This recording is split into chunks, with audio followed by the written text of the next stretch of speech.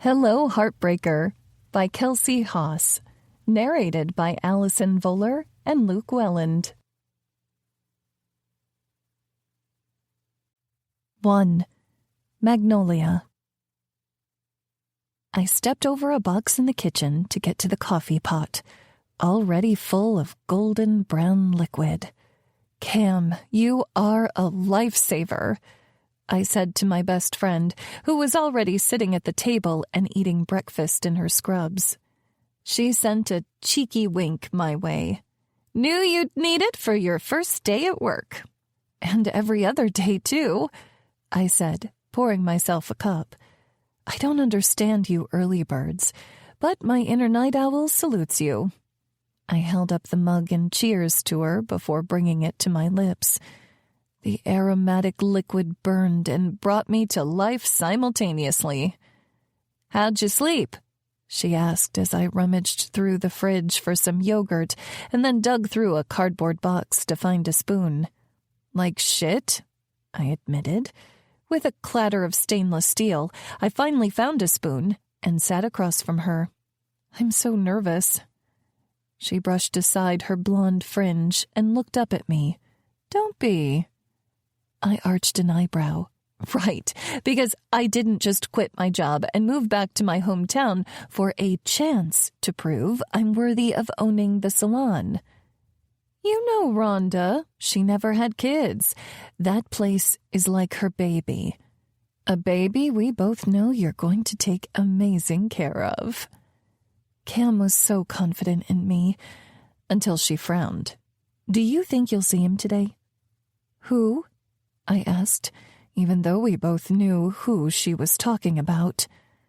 She gave me a look. I let out a sigh and set my spoon in the yogurt container. I'm sure he cuts his own hair, and I have no plans to visit the diner until news of us moving back has died down. I swear, everywhere I go, it's like a family reunion with all my long-lost relatives dying to tell me how happy they are I'm home. And asking why I'm still single. Cam winked. I don't mind the attention. Of course she didn't. She had been the one always getting me out of the house when we moved to Austin after graduation. She made tons of friends in nursing school, while I was more focused on work and tending to my broken heart.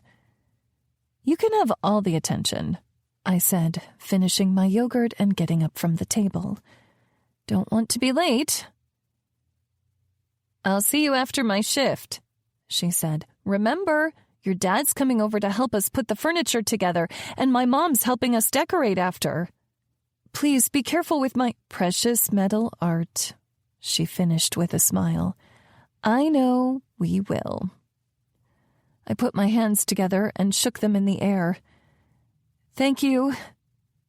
I started walking toward the door, and Cam said, Keys! She lifted a flap of a box near the table and pulled out my keychain with the wire art sunflower. How did they get in there? I asked. She shrugged, tossing them my way. The retirement home is lucky to have you, I said with a grin. Don't I know it? Good luck today. With a wave, I was out the door, driving from our little rental house to Rhonda's, the only salon in Cottonwood Falls. It was a cute brick building on Main Street with painted teal trim and a sign overhead with swirling cursive font. Rhonda's Salon. My heart swelled at the sight. Realizing I could be mere months away from reaching my dream of owning my own salon. After a dozen years working in the city but getting nowhere with my ultimate goal, Rhonda called like an answered prayer. She said she wanted to retire, but she wouldn't be letting go of her salon unless she could pass it to someone she trusted to take care of this town's needs. If I could work there for 6 months and treat her clients well, I could buy it for myself. Make my own stamp on this town. The place that had built me. The place where I'd first fallen in love. And the place where my heart had been so broken. I never thought I'd recover or even want to come back. I could see young me all over this town, cruising Main Street with him, wearing his jersey to football games, getting shakes at the diner for our very first date, holding hands in the movie theater, giving him all of my firsts, all of myself. And I remember the small-town skyline in my rearview mirror as I drove away. I took a breath. I could handle being here. I wasn't the 18-year-old me with her faith shaken and tears in her eyes anymore. I was a grown woman with hopes, dreams, notches in her bedpost, and a future ahead of her. I could own a business, live closer to my dad, enjoy time with my friends, finally reach my dreams. Getting out of my car, I walked to the front door of the salon, just in time to see Rhonda flip the sign from, "Sorry, we're closed," to, "Come in, we're open." She waved at me through the glass, her eyes crinkling with her smile. Her permed brown hair was piled atop her head with a clip, and her lips were painted with bright red lipstick to complement her cheetah print blouse and teal blue glasses frames. She always did have flair. The bell on the door jingled as she opened it and said, "Come here, you." She pulled me into her arms and I grinned, hugging her back and basking in the familiar smell of her perfume. Rhonda was like a second mom to me after my own mom left Dad and me, giving me work at the salon to sweep up hair, stock products, make sure everyone had what they needed. The money had been helpful, but the work gave me a much-needed distraction while it felt like my world was falling apart. "It's so good to see you," I said into her shoulder. "You too." Her smile turned to a scowl as she pulled away. "It's been too long since you've been home. A phone call every month wasn't near enough Maggie time for me." I gave her a guilty shrug, along with a smile. "Guess I'll have to make up for lost time." She put her arm around me, pulling me close. "Good girl. Now, let me show you around." For the next half hour, she showed me how she'd rearranged and updated the shop over the years, made sure I was familiar with the payment system and scheduling software, and then glanced at the windows. "Oh, it looks like your first appointment is here." I followed her gaze, expecting to see an older woman from the community. Instead, I saw him. Rhett Griffin walked down the sidewalk toward the salon in all his 6'2" glory. His jeans hugged his legs like God himself painted them there. His t-shirt wrapped around thick biceps and hung loose around his waist. But best, or possibly worst of all, were his hazel eyes, staring right at me, stealing all the breath from my lungs. "Oh, hell no," I said. Rhonda turned and stared at me like I'd kicked a kitten. "Language, dear. Sorry, it's just, you know our history. Are you sure you don't want to take him?" I asked. With a knowing look, she said, "This is a test, Maggie. Can you take care of every client in this town the way I would? If not, I'm afraid I'm not sure what you're doing here." I gritted my teeth together. This 6-month trial period wasn't going to be a walk in the park. Rhonda was going to make me work for this opportunity. I took a deep breath as he approached the door. "Of course I can take care of him. Scissors would help." Chapter 2. Rhett. If looks could kill, I'd be a pile of ash blowing down the sidewalk. But even with that stink on her face, Magnolia Ray Gibson was beautiful as always. She had her dark brown hair pulled back off her neck, showing earrings shaped like a pair of saguaros. Soft pink lipstick made her lips that much more appealing, and years had curved and shaped her body in a way that had my hands itching to reach out and hold her. Knowing I couldn't, I pushed my way through the door and then kept my hands hooked to my pockets just in case. "Rhonda, Mags, aren't you a sight for sore eyes?" Rhonda fanned her face. "Aren't you a charmer?"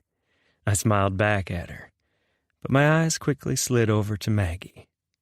The passing years hadn't changed my attraction to her, and just like back then, I felt like a planet spinning around her, just begging for an ounce of sunlight. But seconds passed as I waited for Maggie to say something, acknowledge the fact that we were seeing each other, talking face to face for the first time in years. Instead, she said, "My chair's this way."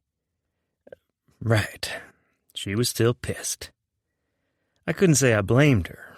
Rhonda gave me a knowing smirk as I followed Mags back to her chair, trying to keep my eyes above the sway of her ass. "Sit," Maggie commanded. "Yes, ma'am," I said, lowering into the chair in front of her. She scoffed but didn't comment, instead getting a cape, flaring it out angrily like she was showing down a bull in Spain, and put it around my neck just a little too tight. "How's that?" she asked, her voice dripping with syrup. "If you want to choke me, you need to buy me dinner first," I replied. Her cheeks heated bright red, and I held back a grin as she loosened the collar. "What do you want me to do?" she asked. "Now that you mention it, I'm thinking you and me at dinner sounds good. I could pick you up after work today." She gave me her signature glare in the mirror, and even though we'd both aged, it was the same Mags I remembered. The one who appeared in my dreams night after night, no matter how much time went by. Fire in her eyes, passion in her heart, and she looked cute as hell all the while. She blinked at me innocently. "I'm sorry, I've never heard of that hairstyle, but then again, I've never been to the state of delusion." I smirked. "Guess you're the professional. Whatever you say is all right with me." "Right." She turned my chair and then pushed on the foot lever, so I slid down abruptly, and within 2 seconds she had the clippers at the back of my head slicing a path through my hair. "Whoa," I said, jerking forward. "Don't you have a guard on that?" She looked innocently at her clippers. "I'm sorry, I thought you said I could do what I wanted." "I didn't want you to scalp me," she shrugged. "Sorry, I guess I figured I would give you whatever cut kept you out of my chair the longest." From the other side of the salon, Rhonda cleared her throat loudly. Maggie's voice was strained as she said, "I'm sorry, sir. I'll do my best to clean up that cut." "Sir?" I asked. I hated to admit the places that word took my mind. She glared at me, and even I knew when to stop, especially when the one doing the glaring had an assortment of sharp and pointy scissors sitting on the counter. I kept my lips pressed together as I watched her work in the mirror. She wore a pink apron tied around the back that only accentuated her curves. When she dipped her head, the curls that hung loose from her hairdo draped along her face, sometimes obscuring my favorite part of her. She had these eyes that were like ocean tides, changing color by the day. Today they were more green than blue because of the olive-toned V-neck t-shirt she wore, and I knew at night they'd turn the color of dark denim. "I can feel you staring at me," she said without looking up. Busted. "Just making sure you don't massacre the rest of my hair." "What's left of it," she muttered. My jaw dropped, and I had to feel my head just to check. "I'm not even close to going bald." "Mm-hmm. Now you're just being cruel." "What?" "I am the professional." She wore a pleased smile. I would have shaken my head at her, but she was too busy working for me to risk it. She did some scissor work along the top of my hair, used the clippers around the swaths she'd already mowed down, and I crossed my fingers in my lap. Just a couple minutes later, she set the scissors down and was spraying me with ice-cold water. "Jeez," I said, "you're worse than Mom on Sunday mornings." "I'll tell her you said that," Mag said, just a hint of warmth to her voice. She and my mom had always gotten on well. "You wouldn't dare." She arched a brow. "Don't test me." I smiled at her in the mirror. Going to let me look at the cut? Cringing, she said, "I think it's best if you don't." I let out a small laugh, breathing a huff of air out of my nose. I'll take your word for it. She reached for the cape, removing it and the small towel from my neck. But then her fingers caught my skin, sending fire down my spine. "What is this from?" Realizing she had touched the surgical scar, I jumped out of the chair like I'd had an ice cube put down my shirt. "Nothing. How much is it?" Her dark eyebrows drew together as she studied me. "It's on the house. First customer is free. Congratulations." I shook my head, reaching into my wallet, and took out a $100 bill, pressing it into her hands. "A tip." "You don't owe me anything," she said uncomfortably. "The back really didn't turn out all that well." I lifted a corner of my lips. "I think I owe you more than that bill could cover." Her mouth moved, but no words came out. And I already knew I'd overstayed my welcome, so I put on my hat to cover up at least part of the haircut and left the salon, waving to Rhonda on my way out. As I walked down the sidewalk, one thing was clear. Mags hadn't forgotten what happened between us, and it was going to take a lot more than a botched haircut and a tip to win her back. 3. Magnolia. I tried to focus on work for the rest of the day, not sure whether I was more upset about seeing Rhett or getting off on such bad footing my first day at the salon. But Rhonda didn't say much about the incident while we worked alongside each other. Her calendar was booked, and I was able to help with walk-ins and take a few extra appointments while she worked. I could see in the way she moved that she was hurting. She took ibuprofen twice in the 10-hour day and walked like her hips or back were aching. At the end of the day, she bent to get something from the cabinet under the register and sucked in a sharp breath. "Let me get that," I said quickly, reaching for a fresh roll of receipt paper. She gave me a grateful smile. "Thank you. I'm not so young as I once was." Still concerned, I asked, "Is it arthritis?" I knew standing on your feet all day was hard on the body.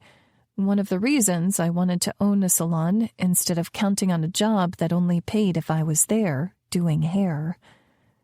With a frown, she said, "My hip's been giving me trouble. My doctor thinks I need a hip replacement, but I haven't been able to take off work or afford the surgery if I'm being honest." My lips parted. "Rhonda, that's awful." She nodded and continued closing up the register. "Some people have a retirement plan. I have this salon. Rayleigh and I have put everything into this place over the years." After a moment, she said, "We all do the best we can.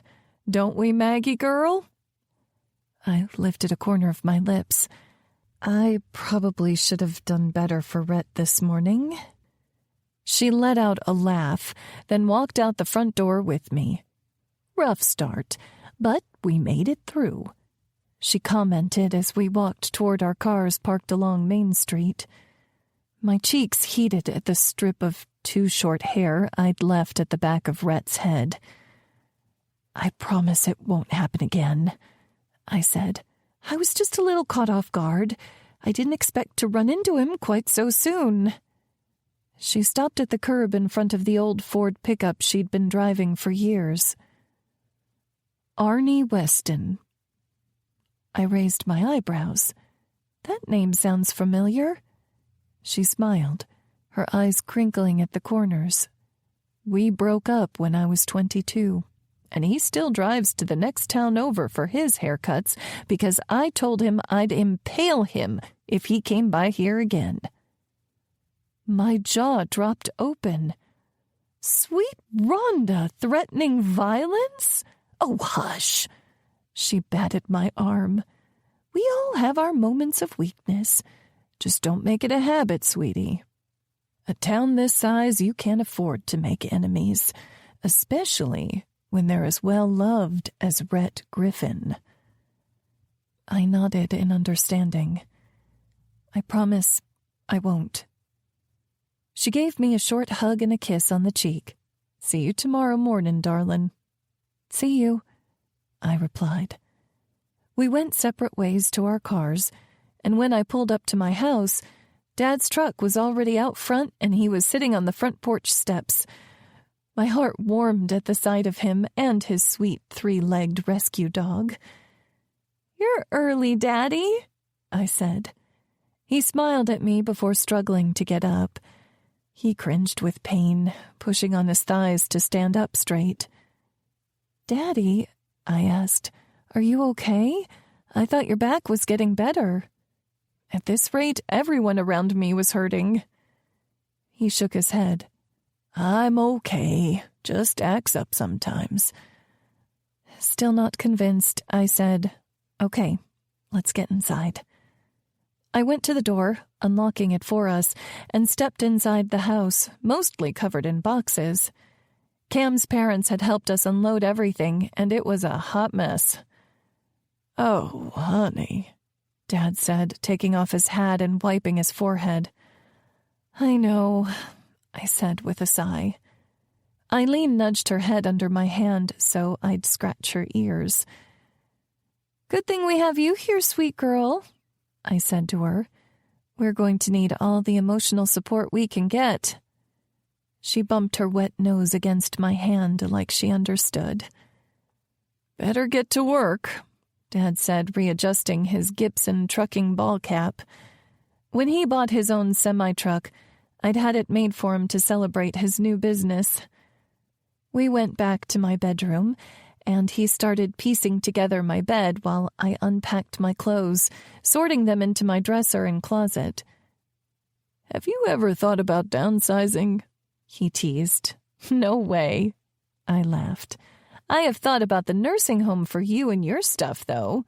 "Hey, now," he said with a chuckle. "I won't say another word about all your junk." "How was work today?" I asked him.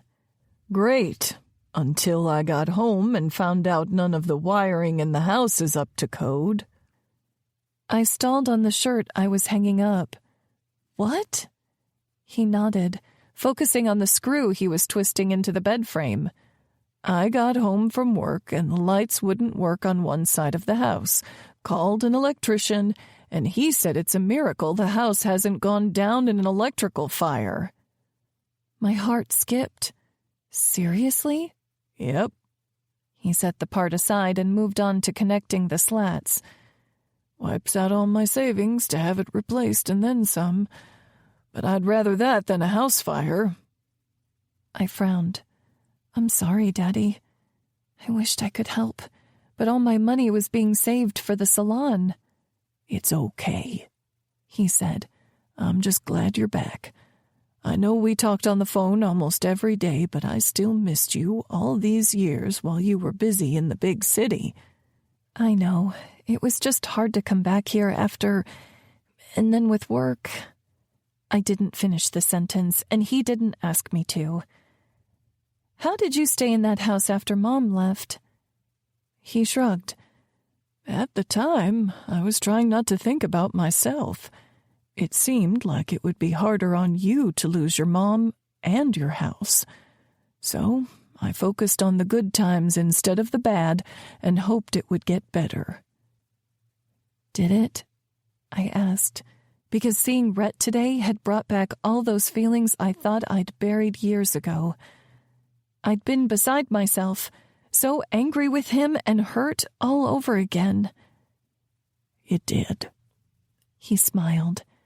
"Sometimes you can't go somewhere new. You have to create new memories right over the top of the old." The front door opened, and Cam called, "Honey, I'm home." Dad and I exchanged a grin.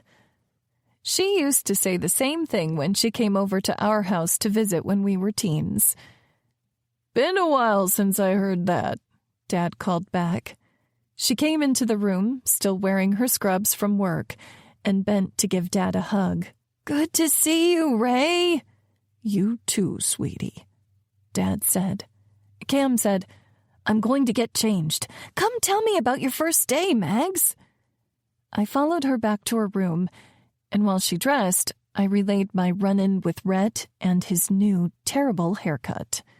She covered her mouth, laughing. Talk about payback. I laughed. I'm just lucky Rhonda didn't fire me on the spot. She could never. So when are you seeing him for dinner? I raised my eyebrows. I'm not going to dinner with him. The last thing we need is the two of us in a room with steak knives. Cam turned, pulling on one of her old volleyball shirts. After 10 years, the fabric was thinning and had holes in some places, but she never stopped wearing it. What? I asked, knowing her silence meant something. I mean... She turned back to me, adjusting the hem of her shirt. It has been 15 years. 14, I corrected. Over a decade. She reached in her closet for the flip-flops she wore around the house and slid them on. It's a small town, and we're going to be here for a while. Don't you think it's time to bury the hatchet? In his back? She snorted. Think about it, okay? If nothing else, it's a free meal. Hasn't anyone ever told you there's no such thing as a free lunch? Laughing, she patted my shoulder. I think you should do it. Besides, what could go wrong? Chapter 4. Rhett. I got in my shower after work, rinsing off the dirt and grime of the day, thinking about seeing Mags for the first time in years. It was great to see her, even if she was pissed at me. I might sound crazy, considering the butchered haircut and all, but being around her just confirmed that I wanted there to be more between us. This was my chance, the one I'd prayed for over the years, to make things right with her. But I couldn't do that if she wouldn't so much as look me in the eye without wanting me to combust. And since I was better at hooking up than relationships, I knew I needed advice from the two most in-love people I knew. After I got dressed in fresh clothes, I texted to make sure it was okay, and then I was on my way to Fletcher and Liv's house. My brother-in-law was my best friend in the world, aside from Cooper, but Coop didn't know my history with Maggie like Liv and Fletcher did. Their big white house appeared at the end of the dirt road, and I pulled into the driveway, getting out and walking around to the backyard where I could hear Maya and Liv laughing together as chains clattered and creaked on the swing set. When I rounded the corner, Maya yelled, "Uncle Rhett!" She rocketed out of the swing and ran up to me, hugging me tight, and I made a show of stumbling back. Watch it, killer! Where did all those muscles come from? Swim lessons, of course. Her dog, Graham, came bounding behind her, and she said, "Heel." He sat at her feet, pink tongue lolling out of his mouth as he looked at me. I scratched his brown and white fur and said, "I know your dad thinks he's a mutt, but I'm pretty sure he's 100% good boys." Maya got to her knees, caramel hair falling off her face as she hugged his furry neck. "Yes, you are a good boys, Graham. Yes, you are." Liv walked up to us. As she tucked her short brown hair behind her ear, her wedding ring caught the light. "Hope you're okay with hot dogs. I've been craving them like crazy lately." I noticed her stomach just starting to show with the pregnancy. I snorted just as Fletcher came out of the house. "Tell your wife to stop talking about her hot dog cravings in front of me." Fletch rolled his dark brown eyes while Liv's cheeks got pink. She hit me. "Grow up." Maya seemed confused, but shrugged. "I'm gonna go swing." "Good idea," Liv said with a smile. "Want a beer, Rhett?" I nodded, going to the seating area near the grill while Fletcher started the food cooking. "Holy hell," he said when my back was to him. "What happened to your hair?" I cringed. "It's not that bad, is it?" "No." I let out a sigh of relief. "Just like my mullet wasn't bad." "Oh, shit," I muttered. From the swing set, Maya sang, "Dad's gonna wash your mouth out with soap." "Bullshit," I said. "It wouldn't work." "We could test it out," Fletcher suggested with a laugh. Liv passed me a beer and said, "My parents tried it on him years ago. I'm pretty sure he burped and farted bubbles all of 4th grade." Maya laughed. but I shuddered at the memory. I didn't come here to be re-traumatized. Fletcher shut the lid on the grill and walked toward us, taking a beer from Liv. What is it? Not that we're not happy to have you, but usually you don't come over on a Monday night. I sipped my beer and set it on the wooden patio table. I saw Magnolia today. Liv nearly choked on her lemonade. Why didn't you say that earlier? Fletcher said, She the one who gave you the haircut? Yep. I popped the pea. Show me, Liv demanded. I turned so she could spot the bald patch at the back of my head, and when I turned back, she was covering her mouth, holding back laughter. Well, now I see whose side you're on, I retorted, taking another drink. She pressed her lips together, but they peeled open with her smile. Sorry, what happened? I went into the salon to see her, and I had to get a haircut because I couldn't just show up. Brave choice, Fletcher said. How did you know she'd be there? I jerked my thumb at Liv. She told me last Wednesday that Mags was coming back to town, so I called Rhonda and made an appointment. That worked out real well, Fletcher deadpanned. I sent him a look, and he looked away to hide his laugh. Liv said, So she gave you a haircut, and then what? I asked her out to eat, and she said no. The two of them exchanged looks. It was annoying seeing my best friend do that with my sister, communicating without words. What? I asked. Liv said, Well, that's it. What the hell else was I supposed to do? She laughed. If you think Mags is going to go out with you just because you surprised her at work after 14 years apart and then asked her to dinner one time, you're off your game. I scrubbed my chin. Maybe she had a point. I could put in a little more effort, show her that I was ready to do things differently this time. Well, you think about that, Fletcher said like there was more to his sentence. I raised my eyebrows. Need help on the grill? Actually, Maya has a question for you. He waved over his daughter. Come ask Uncle Rhett. Suspicious, I pinned Fletcher with a stare. What is this about? Maya came to stand in front of me, her hands clasped in front of her. Liv nodded. Just like we practiced. What? I asked, staring between my sister and her husband. But then I looked at Maya and saw big puppy dog eyes staring back at me. Oh, hell no, I said, getting up from my chair and backing away. No, no, no. No, no, no. She stepped closer, eyes still wide and begging. Uncle Rhett. I continued backing away, but Graham flounced up to me and nudged my leg. Grumbling, I stopped. What is it? She smiled sweetly. Will you coach my Little League team? I stared from her to her parents. Me? With a dozen 10-year-old girls? You gotta be out of your fucking minds. Liv stood beside Maya, her hand on her stepdaughter's shoulder. Look, I'm pregnant and don't need the extra stress. Fletcher is on call during a lot of the games on the schedule, and none of the other parents will do it. Please? It would mean a lot to us, and Maya. I shook my head, kneeling in front of Maya. I'm sorry, sugar, but I would be a terrible coach. Surely there's some other person you can con into it. Maybe Uncle Tyler or Grandpa Jack. She looked down, her bottom lip sticking out. Don't do that to me, I said, my chest physically aching from saying no. I'm not going to fall for it, she sniffed. If we can't find a coach, it'll be canceled. Graham came to stand beside her, nuzzling his head under her hand. She held him, saying, It's okay, maybe I can play softball next year. I glared up at Liv and Fletcher. Fletch shrugged, while Liv tilted her head. Fine, I'll do it, I said. Maya looked up, grinning. I knew those were crocodile tears. On one condition, I added. Anything, Liv answered. It really means a lot. I looked between Maya's parents. I don't know what it is yet, but when I need a favor, I'm calling on y'all. Anytime, anywhere, anything. You've got it, Fletcher answered, shaking my hand. Maya, go get him his jersey. My jersey? I fumbled for words. Shit, you already knew I'd cave. Liv's smile told all as Maya ran inside. When she came back out, she was holding a pink baseball jersey with unicorns pasted across the chest in silver sparkle letters. I held it up, staring in abject horror.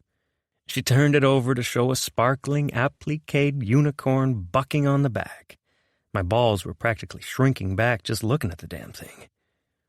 What do you think? Isn't it pretty? Maya asked. I think... Liv pinned me with a stare that made me hold back. I think... Go unicorns! 5. Magnolia. I paced back and forth across our living room Tuesday night while Love Wins played on the TV. Cam sat on the couch, eating popcorn from the bag. This season is so messy, and I love it. I would have laughed, except my life felt even messier than the show. Reality TV just didn't hit the same when you couldn't say you were doing better than the people on the screen. Our house was looking so much better since we'd unpacked most of our things yesterday, and Cam used her day off to clean with her mom. They'd even hung up all my favorite wire art pieces on the wall, but I couldn't get Rhett off my mind. I'd done so well for myself in Austin, rebuilding my life, my heart, piece by piece. At first, it was hard, but then I realized I'd gone a day without thinking about him, and then a month, and I was able to have other relationships. But 10 minutes in a room with him, and thoughts of him were plaguing my mind. I felt stupid, still unable to let him go. Cam sighed. You're thinking about him, aren't you? I nodded and dropped onto the couch across from her. I feel so pathetic. Give me your phone, Cam said. I raised my eyebrows. Why? She wiggled her fingers, and I passed her the device. Within seconds, she held it to her ear. It's ringing. Who are you calling? She gave me a look like I should already know. Holy shit, I said, my heart already beating fast. I didn't think you'd call him. She held the phone out. Better say hello. My mouth fell open. She shook the phone for me to take it. Finally, I did and squeaked out, Hello? Mags? Rhett's voice was rough, but honey at the same time, equal parts hopeful and bashful. Hearing him say my name only brought back memories and stirred feelings in my heart that should be long since gone. Yeah, it's me. You still have the same number. I couldn't change it, he said. Not when I was hoping you'd call. My heart somersaulted in my chest. I shoved the excitement down. This had to be just another one of his lines. I was thinking about that dinner you offered. Yeah? The hope in his voice slayed me. I bit my lip, feeling Cam's eyes on me. Is it still on the table? Definitely. Want to meet at the diner tomorrow night? Oh, shit, I can't tomorrow.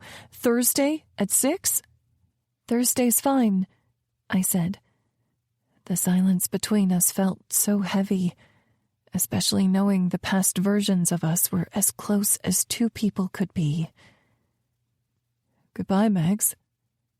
The way he said my name lay heavy on my heart. Bye. I lowered my phone to my side, and Cam munched popcorn, staring up at me. What happened? She asked. I swear you're better than the show. I rolled my eyes at her, then took a deep breath. Rhett and I are having dinner Thursday night. When I tell you she screamed, I covered my ears. Cam, the neighbors are going to call the cops on us. Let them, she cried, jumping out of her chair and setting the popcorn on our thrifted coffee table. Oh my gosh! We have to find you an outfit. Now. Now? I asked, following as she ran to my room. It's not until Thursday. You're going to look so damn good. She went into my closet, digging through the clothes. He's going to rue the day he was born. Because I look good? She paused and thought. Rue the day he let you go? That's it. She continued searching. I sat on my bed, knowing it was hopeless to try and stop her when she got like this. I mean, we were just high school sweethearts. Like 75% of those relationships end in divorce. My stupid heart needs to let him go. That just means 25% of high school sweethearts make it, she said. She came out of the closet, holding up a sundress with a stretchy, ruched top that showed off the girls. This is it. I smiled from her to the dress. Am I making a mistake? Maybe it's better to let sleeping dogs lie. You're two adults going to dinner. It's been so long since everything happened. Maybe it will be nice to get to know the adult version of him so you can let the younger version go. Either you'll see he's exactly the same, or you'll find out he's different and can get to know the new Rhett. She gestured at the sundress. And you'll look damn good doing it. I nodded, taking a deep breath. What about you? Dating prospects aren't exactly amazing here. I know. She flopped back on the bed. I got on a dating app just for the fun of it, and there were like 3 people in a 60-mile radius. I lay back beside her. That sucks. She rolled her head toward me. But I have a plan. I raised my eyebrows. We're going to the rodeo this weekend. You're kidding, I said. You know Rhett rides bulls. She shrugged. Another way for you to prove you're totally fine now. Showing up, looking hot, and flirting with some country boys. And a way for both of us to meet every cute cowboy in the Tri-County area. Win-win. I grinned, holding out my hand. Evil genius. She gave me a high five and held it. Those boys won't know what hit 'em. Rhonda and I sat in the waiting area chairs during an empty appointment slot, drinking coffee from her pride and joy, a teal 1-cup coffee maker with a million different flavor cups to choose from. I'm glad we have some time to chat, Rhonda said as she retrieved her matcha latte. I nodded, sipping my hot coffee doctored with cream and sugar. For such a small town, you keep your schedule pretty full. With a smile, she said, Everyone's got hair. Well, mostly everyone. True, I laughed. I know because I dump half of it out of my bra every night. She chuckled. Raleigh leaves a nozzle attached to the air compressor in the garage so I can blow the hair off after work. My eyes widened. Oh my gosh, that's brilliant! I need to see if my dad has an extra air compressor I could use. She winked. Look at you go. I smiled, taking another sip. So a big part of this salon for me is community outreach, she said, setting her coffee cup on the table. Over the years, I've found my favorite things to support. She held up her fingers, ticking them off. I always sponsor a Little League team in the summer and serve as the assistant coach. It's so cute to see those girls tear it up on the field. I nodded, remembering playing for a team sponsored by Rhonda Salon. I still have my little pink jersey in my memory box. I love that. Rhonda worked her fingers through her hair, adjusting the curls. Some other things we do are care for a few of the flower baskets on Main Street, give pro bono services for foster children in the community, and I'll care for some of our elderly clients in their homes if they can't get out. But I know once you take over, you'll get to decide which projects matter to you and make them your own. Over these next 6 months, I'd like you to find projects around town where you can volunteer and show me that you're invested in this community. I love your heart, Rhonda, I said, reaching out and touching her hand. You've always been so giving. The way you were there for me when I got the stress-induced alopecia after my mom left. My voice broke. Don't mention it, honey, she said. She squeezed my hand. It's what family does. She glanced toward the window. There's our next appointment. For the rest of the day, I focused on work, trying to think of what types of service projects I could do and trying not to worry about my dinner with Rhett tonight. Before I knew it, I was at home, swapping my black clothes for the dress Cam and I picked out. Since she was at work, I sent her a picture of me in my outfit. She usually couldn't text much, but a few minutes later, my phone pinged with her reply. Cam, hot! Fire emoji. I smiled at the phone. Maggie, thank you. Heart emoji. Wish me luck. Fingers crossed emoji. Cam, good luck. 4-leaf clover emoji. I tucked my phone in my purse, slid on a pair of sandals, and then walked out the door to see Red already waiting in his truck. Chapter 6. Rhett. The early evening sun caught all the gold in Mag's hair as she stepped out of the house. A breeze added movement to her dress, making her curves that much more apparent. I had to press my lips together to keep my jaw from dropping. But her lips fell into a frown when she saw me. She walked up to my truck, spinning her finger in a circle so I'd roll down the window. When I obliged, she said, "How do you know where I live?"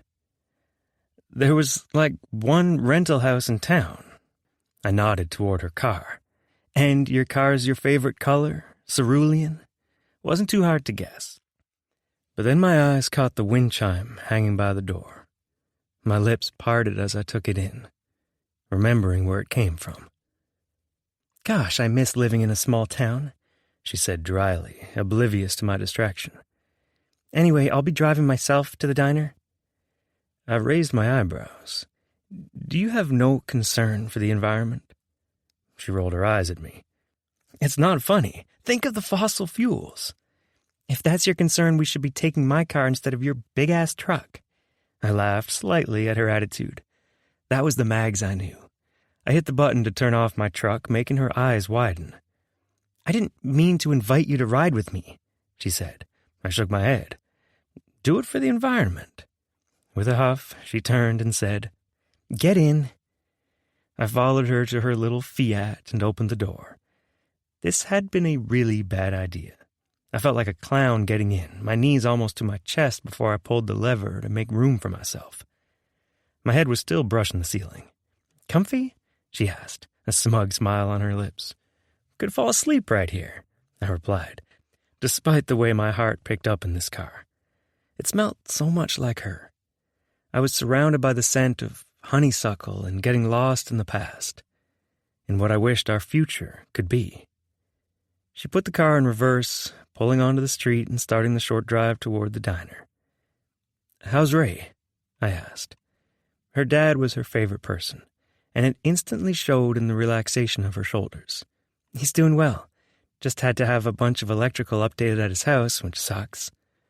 That's the worst," I agreed. "I saw him the other day at the grain elevator, picking up a load. He tries to stay busy ever since he bought his own semi and started working on contract," she said. "I saw a flyer for her services in the gas station," I said. "Sounds better than driving to Rutledge before driving all day for work." Her dad always used to leave so early in the morning to get to work. I knew because I used to be the one picking Mags up for school. Having her in my passenger seat singing along to whatever was on the radio was always the best part of my day.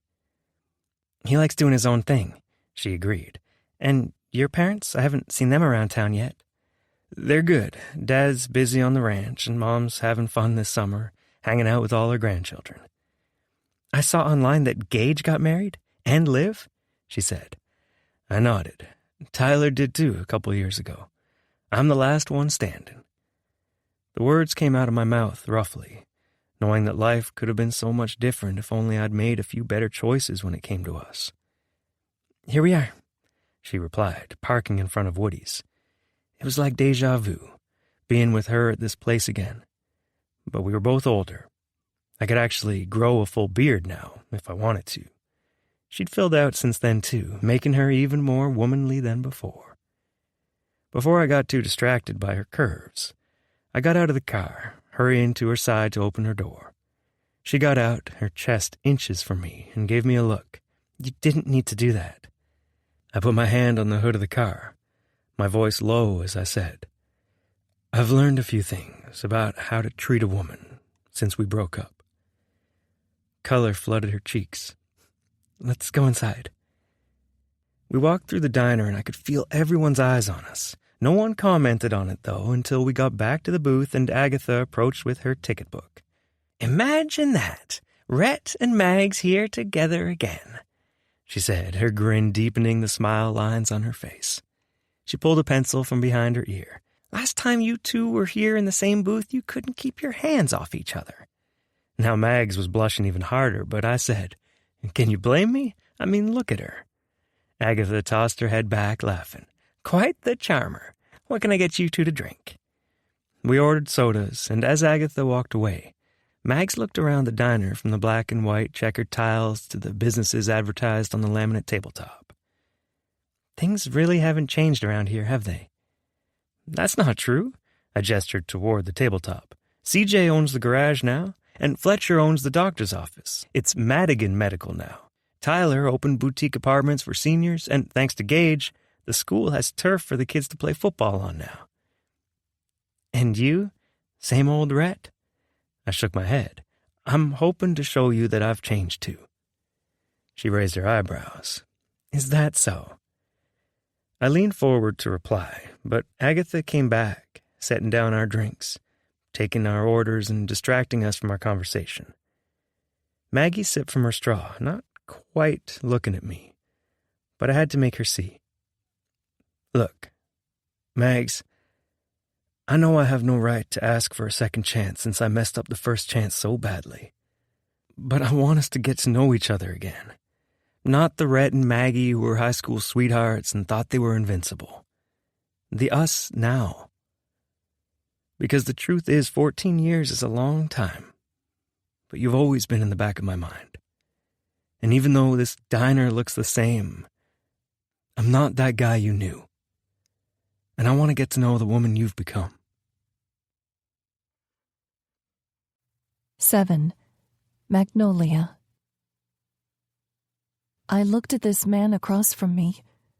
He did look so much like the boy I used to love. Bright hazel eyes, dimples in his cheeks that only showed with the slightest quirk of his lips, strong arms and calloused hands, a smile that could melt gold. But he was different, too. I could see the color of 5 o'clock shadow under his skin. His hair was still full, but his widow's peak was more distinct. And instead of being wiry, he had thick arms and legs with muscles formed from years of hard work. I'd loved Rhett with all my heart back then. What if he had grown out of all the parts that hurt me?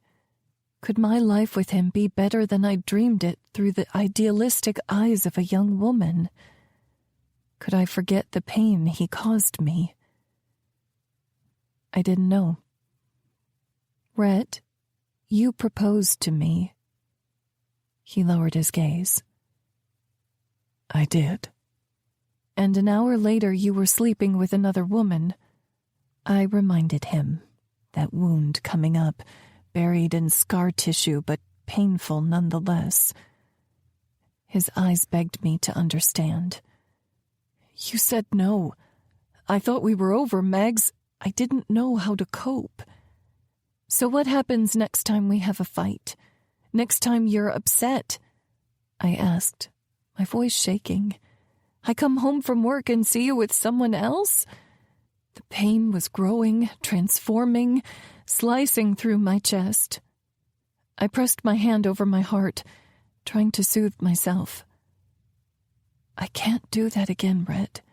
Do you know how bad it hurt, knowing I was going to come back and say yes to you, only to see you'd already moved on just that fast?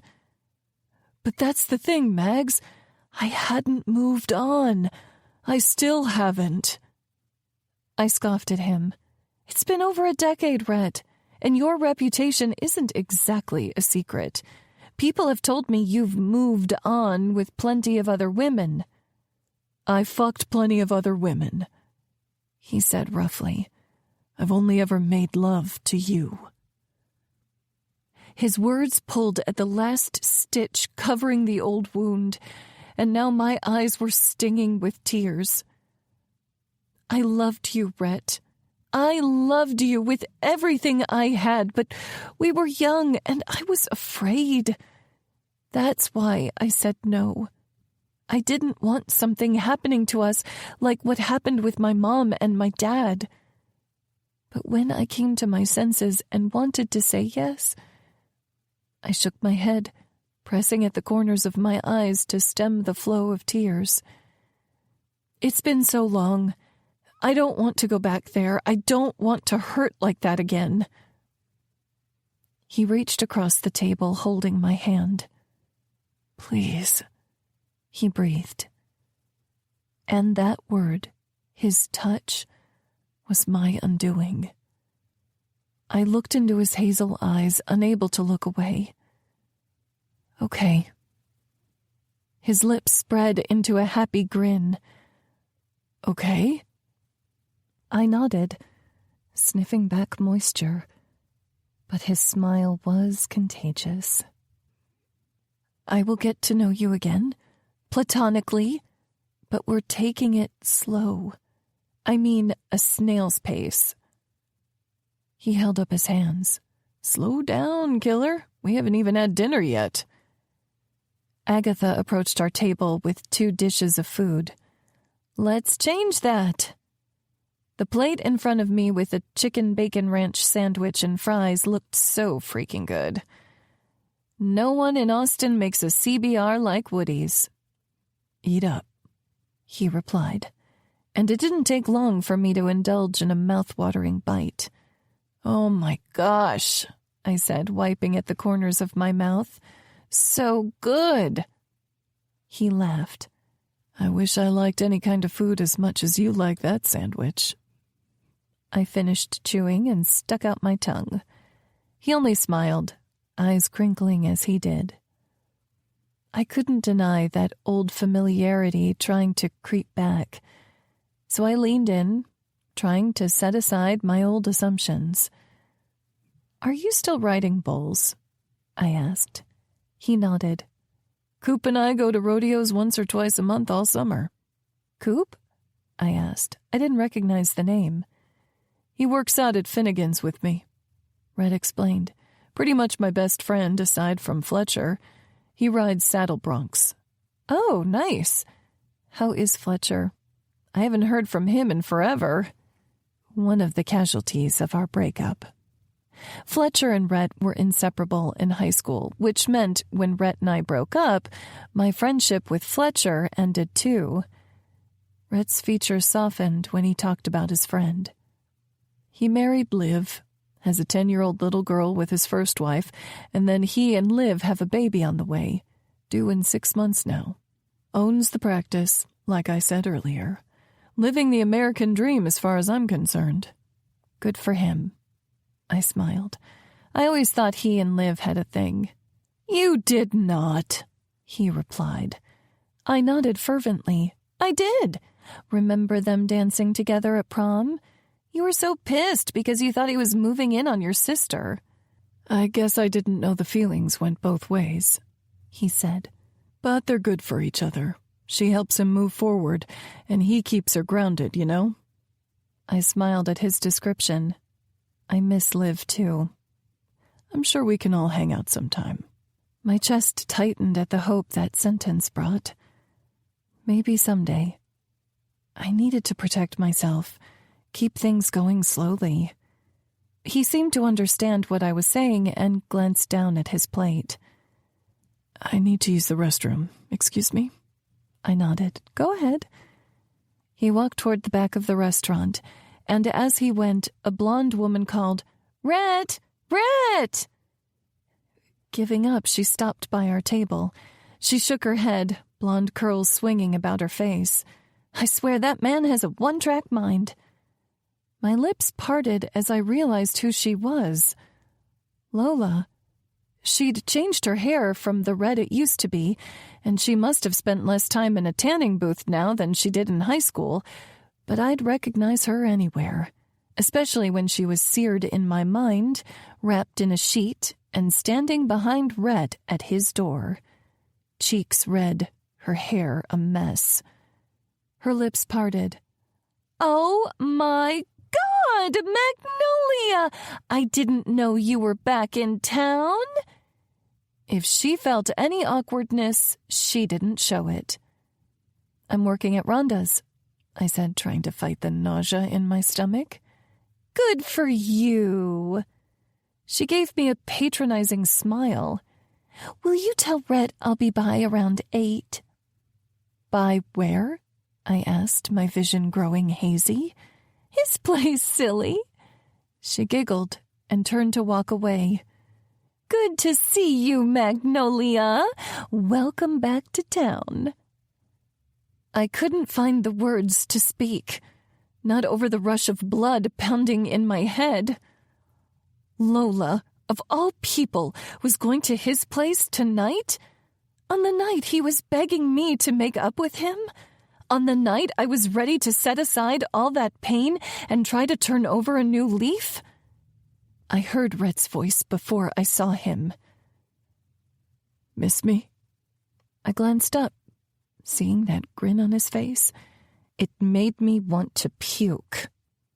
"So, Lola wanted me to pass on the message that she'll be at your place tonight at 8. His lips parted. "Mags, it's not like that. I shook my head at him. "I don't want to hear it." I stood up, grabbing my purse. God, I can't believe I almost got sucked back in. Our relationship is in the past, and that's where we need to leave it. Have a nice life. I turned away from the table, and he moved to follow me. "Mags, let me explain." I turned to face him. "Save your breath. I'm sure Lola will give you a ride to your truck, and probably another one at 8. Chapter 8. Rhett. Liv listened to my sob story as I got all the shit for Little League out of the bed of my truck. She came early to help me sort everything. The Parks and Rec lady had given me bags of softballs, a bundle of bats, the world's oldest catcher's get-up, and a handful of gloves in case any of the girls forgot theirs. It was awful, I finished, having told her all about my disastrous get-to-know-you dinner with Maggie. She cringed, rubbing her stomach as she walked beside me. "Yeah, I don't know how you're coming back from that one." "Liv," I said, frustrated. "A little help might be nice." We rounded the metal bleachers, going through the gap in the chain-link fence by the dugout. Liv questioned. "I mean, I have to know. Why the hell was Lola coming over anyway?" I set the bats in the dugout and continued toward home plate. She had to pick up a piece I made, and that was the only time I could do it because I had that dinner with Mags. "Ah," Liv frowned. "I mean, surely Maggie's cooled down a little since yesterday. Maybe you can explain it to her tonight."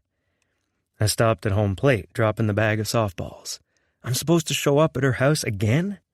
Her eyes widened, and her lips parted. "No one told you?" "Told me what?" I asked, worry settling in my gut. Had she decided to move out of town already? Several yards away, I heard Maggie's voice. "Oh, hell no." Through the chain-link fence, I saw Maggie standing next to Rhonda. My eyebrows drew together as I looked from them to Liv. "What are they doing here?" "Rhonda sponsors the team," Liv said as Maggie and Rhonda drew near. Rhonda added, "And we provide an assistant coach." She put her arm around Maggie's shoulders. "Maggie offered to do it this year." Maggie's face was pale and her lips were pinched into a smile, but that just frustrated me more. I didn't want her to spend time with me because she had to. I wanted her to spend time with me because she was open to giving me an actual chance. "I don't need an assistant coach," I said. "I can handle it on my own." "What?" Liv said at the same time Rhonda replied. "Don't be silly. 12 preteen girls is a lot for 2 people to manage, let alone 1. Maggie will be great help, won't you, dear?" She gave Maggie a pointed look. Mags pinned a fake smile on her lips. "Absolutely." Liv gestured toward the bleachers. There's Fletcher with the snacks. Brilliant. Rhonda rubbed her hands together. Do you want to talk to all the parents and players at the bleachers? I nodded grimly. I knew coaching was a bad idea. I approached the bench, noticing Maggie following as far behind me as she could while we passed through the gap in the fence and stood in front of all the parents and players. Maya ran up to me, jumping into my arms for a hug. Hey, sweet girl, I said, spinning her around. She was why I was here, and I'd do anything for that girl. Time to remember that. Ready to obliterate the competition? I set her down, and she banged her fist into her palm. We're going to crush them. Raising her eyebrows, Liv said, Isn't this supposed to be fun? Maya and I both turned to her, giving each other and then Liv skeptical looks. What's the fun playing if you can't win? Maya asked. I nodded in agreement. I ain't coaching no losing team. Yeah. Maya pumped her fist. I heard my friends chuckle and saw Fletcher walking up with Graham on his leash. No dogs at practice, I told him. Maya went to Graham, putting her arms around his neck. We need a mascot, don't we, Uncle Rhett? That's Coach to you, I said. And no. Mags made a sound. I turned to stare at her. Don't tell me you're already undermining my authority. She seemed way too pleased by that prospect. Only saying a mascot could boost team spirit, and that dog would look awfully cute in a unicorn horn. She glanced toward the stand where Rhonda was now perched, looking like she was already watching a game. Maybe she was. Rhonda gave a thumbs up. Fletcher chuckled.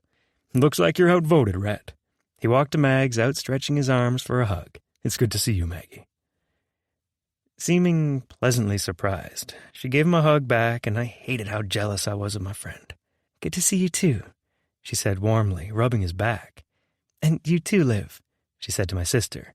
Pregnancy suits you. You're glowing, and I'm having some serious hair envy. Liv smiled, rubbing her stomach instinctively. Pregnancy might suit me, but morning sickness does not. Mags chuckled, and I hated that my sister was the cause of that sound. I wanted to make Maggie laugh. I wanted to make her smile. But now was not that time.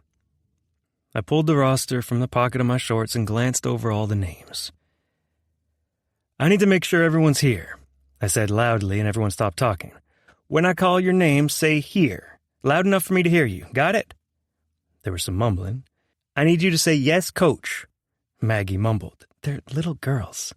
I gave her a look, then faced the bleachers again. When I call your name, say here. Got it? The girls chorused. Yes, coach. Good, I said. Then I held up the paper, reading down the list. In a few minutes, we determined all the girls were, in fact, present. Then I said, Any questions? One of the girls, Dahlia, raised her hand. Yes? I pointed at her. What happened to your hair? From the center row, Rhonda cackled.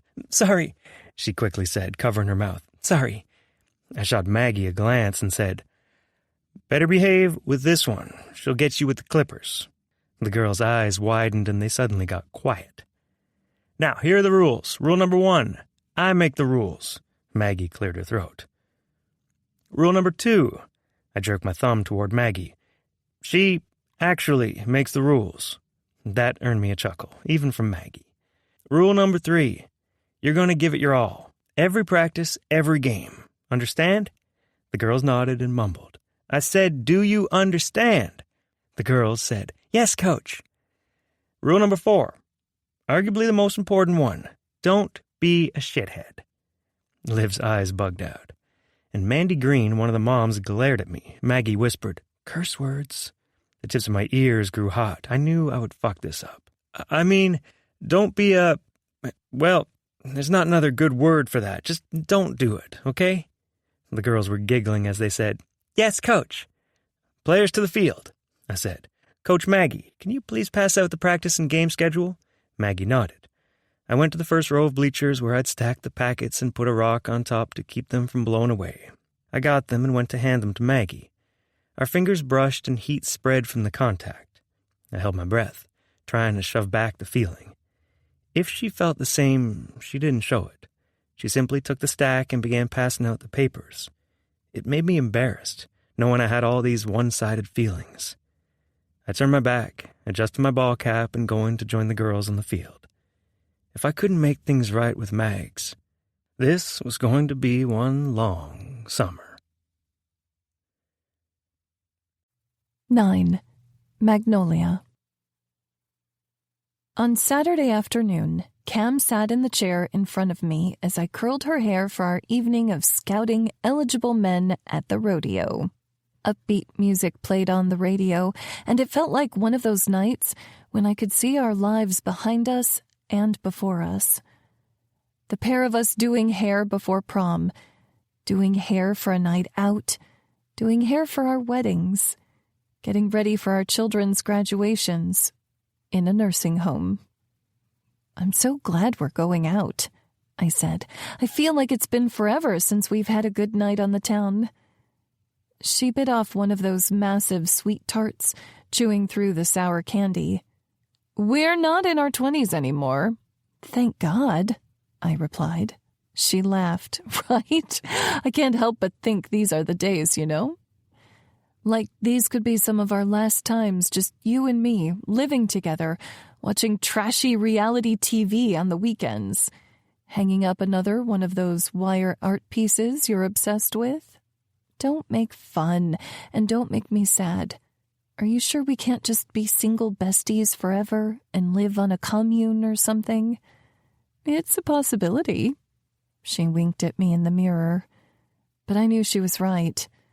She broke up with her last boyfriend in Austin because he didn't want to have children someday like she did, which meant she had a certain kind of future on her mind. And one thing I loved about Cam, she always went after what she wanted, no matter what anyone else thought. "Maybe you'll meet the one tonight," I said. "The one or the one for the weekend. Either way is fine with me," she replied. I smiled. Maybe that's what I need too. A casual hookup to break me into this new dating scene. Rhett's crawled under my skin, and I need to get him off my mind. She shook the sweet tart wrapper to get another disc out. "Or you can bang one out with him." I nearly dropped the curling iron. "Oh, shit." I fumbled with it and pulled it away from her head. "You almost burned me, you bitch," she yelled. I laughed. "You surprised me." I set the curling iron on the table just in case. "With my fabulous idea?" She turned in the chair, resting her forearm on the back and her chin on her forearm. "The guy is like a drug, Cam. 1 second around him and I'm sucked back in, and he's all I can think about. What do you think sex would do to me?" She got a cheeky smile, and I said, "Don't answer that." Letting out a laugh, she replied, "I mean, handling all those balls at practice didn't get you fired up?" I covered my face with my hands. "You're incorrigible. It is my middle name," she replied. "Cameron Incorrigible Childers. Has a nice ring to it." She nodded, turning back in the chair, and I picked up the curling iron, continuing to work my way through her hair. She had the prettiest natural sandy blonde hair with just enough wave to hold a curl. When I finished, she had this cute curly do that went perfectly with her long-sleeve cotton dress. I wore a dress, too, with my cowboy boots and paired it with some silver jewelry. We took a few pictures together, and I smiled at the images, hearing her words echo in my mind. These could be some of our last days together as single girls. The Cottonwood Falls Country Fairgrounds were busier than I'd ever seen them, the grass lot lined with pickups and trailers. Cam and I got out of my car and walked toward the dirt arena, where we could already hear the announcer booming and the crowd cheering. "I forgot how much I loved this," Cam said, her eyes lighting up. There was a feeling of electricity in the air, excitement and community, too. That was the one thing I'd missed most about Cottonwood Falls, knowing, despite all its flaws, you couldn't turn around without seeing someone who you knew would have your back. Cam and I had a friend group I loved in Austin, but it was never quite the same. The smell of food from the concession stand hit my nose and I breathed deeply. I have to get the nachos here. I'm dying for some popcorn, she said. We began walking around the arena toward the white shed where they sold concessions every year at the rodeo. On the way, we ran into our old high school English teacher, one of Cam's dad's co-workers at the conservation office, and a former classmate with her 3 kids. But then I heard his voice. "Didn't think I'd see you here," Rhett said. I turned my gaze toward him, connecting with his darkened eyes shaded by a black cowboy hat. Holy fucking hell. He looked like hot incarnate in a dark green shirt with the top 3 buttons undone and starched dark blue jeans. My mouth went dry as I looked back at him, trying to come up with words, trying to remind myself of reasons why banging it out with him would be an exceptionally terrible idea. I didn't even notice the guy beside him until Cam said, "Hey, Trouble, long time no see. Who's your friend?" "This is Cooper, and Cooper, this is Cameron." Now my eyes landed on Cooper as he shook my friend's hand. He had dark blonde hair that curled under his cowboy hat, a strong build like Rhett's, and warm blue eyes. His hand was so big it nearly enveloped Cam's. "Hi," Cam said, her usual confidence nowhere to be seen. Rhett and I met eyes, sharing a small smile. "Nice to meet you, Cameron," Cooper said, his voice low. "Hello, Josh Turner. What are you doing in Cottonwood Falls?" Over the speakers, the announcer called, "That's it for our barrel racers. Up next, the steer roping." Rhett nudged Cooper, who was still holding my friend's hand. "That's our cue." Cam seemed to come too, giving Cooper a small smile, and then waved goodbye. "Will you be at the bar after?" Cooper asked. "Maybe," Cam replied casually. "Depends on how you do." He chuckled and walked away. After we got out of earshot, I said, "Nice recovery." Cam's eyes were wide as she turned to face me. "I think I blacked out. What the hell just happened?" I chuckled. "I think you just met the one." Cam shook her head as she walked beside me toward the concession stand. "We are definitely going to that bar." 10. Magnolia. Cam and I made our way to the bleachers, sitting about halfway up as people in the arena rode horses and chased down steers with their lassos. I dipped a chip in nacho cheese, savoring the flavor. I swear food in Cottonwood Falls just hits different. Cam laughed. "You're such an easy date.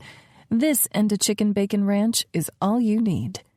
"True," I said with a smile. "It brings back so many memories, being here."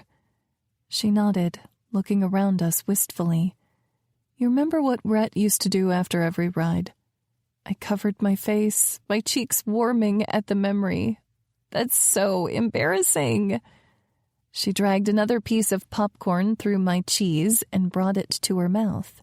"No way. It was adorable, seeing him get off that bull and point to you in the stands, like it was you who gave him the bravery to do it in the first place." My heart warmed, because that was exactly how it felt. And to be acknowledged by him, deemed special by him when so many girls in the area crushed on him, it meant the world to me as a teenage girl with stars in my eyes. Things have changed since then, I reminded myself, reaching for a chip. She nodded. "Have you decided on your service project yet?" I shook my head and wiped a bit of cheese from the corner of my mouth. "I like the idea of free haircuts for foster children, so I'll definitely continue that. But I've been trying to come up with something new, too. Do you have any ideas?" "Actually, there are some ladies at the nursing home who I think you could help. The CNAs clip their nails and help with hygiene, but, it's not the same as being pampered. Oh my gosh, you're so right. Maybe we could do a beauty day every month and paint their toes or curl their hair so they feel pretty. You'd really be making a difference, Cam said. She booped my nose with a piece of popcorn, then popped it in her mouth. Rubbing my nose, I laughed. You're so weird. Back at ya. The announcer came over the radio saying, "Up next, we have our saddle bronc riders. Are you ready to see some guys hit the ground?" Cheering erupted around us, and I laughed, joining in. "Up first is our very own Cooper Lawson. He's a big guy, coming in well over 6 feet, but still smaller than a 2,000-pound horse. Let's give it up for him." Cam cheered loudly, and I smiled over at her. "You've got it bad." "Oh, shush," she said, still clapping with her cheeks gaining color. My eyes turned toward the gate, holding back the horse which Cooper sat atop. Next to him, in the corner, was Rhett among the guys holding the horse and helping Cooper prepare. The countdown timer sounded, and then the gate flew open, the horse instantly bucking into the arena. Cooper held one hand in the air, his other gripping a rope over the horse's shoulders. "Oh my God," Cam whispered as we watched. I totally agreed. I held my breath. The seconds passing, feeling so much longer than usual. The buzzer went off. Cooper still on the horse, and a couple of other guys on horses rode alongside him. One pulled Cooper onto his horse, and the other guy led the bucking bronc out of the arena. Everyone in the crowd went wild, shouting, "Cooper! Cooper! Cooper!" Cam's grin was so big as she cheered and clapped along. We watched the rest of the bronc riding, and then it was time for the bull riding. "Rhett's turn," she said. I nodded. He'd been riding bulls since we were 16 years old. I remembered going to his first rodeo and cheering for him from the stands. So proud that he was my boyfriend. He'd ridden his bull for 8 seconds that night. He said I made him feel invincible. Neither of us knew then that what we had could break. Things were different now. But when the announcer called Rhett's name and I saw him in the chute, on the back of that massive horned animal, my heart still leapt to my throat. I still held my breath as it bucked, him holding on to the back. The seconds seemed to drag by until the buzzer went off, signaling he'd made the entire ride. He flew off, rolling on the ground, and then easily springing to his feet as a rodeo clown sprinted out and distracted the bull.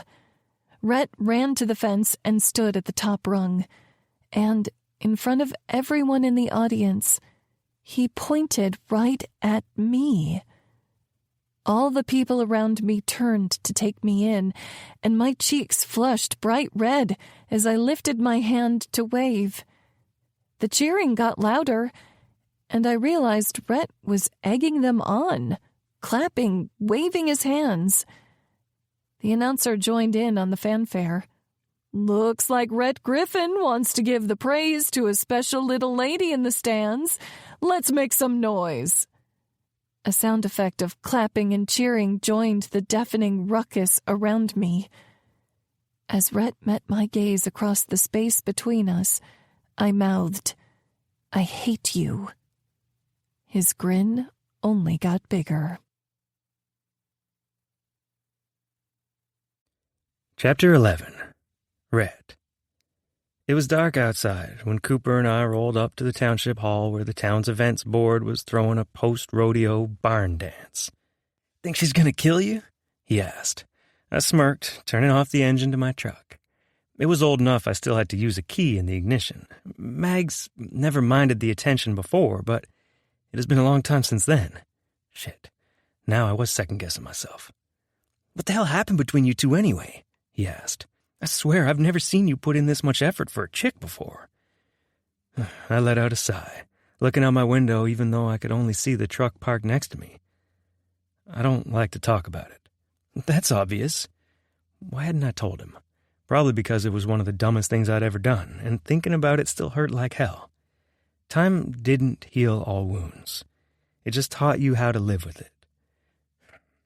I was 20 years old, and Mags had just graduated high school. She was about to go study cosmetology, and I'd just graduated from a diesel mechanic program.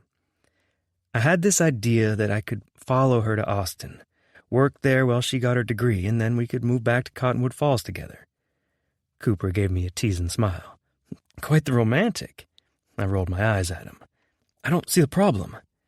The problem is, I thought we could do it all as man and wife. Several couples from the years before us had gotten married straight out of high school, and I thought we could make it too. I proposed, and she wasn't ready. She turned me down. I freaked out.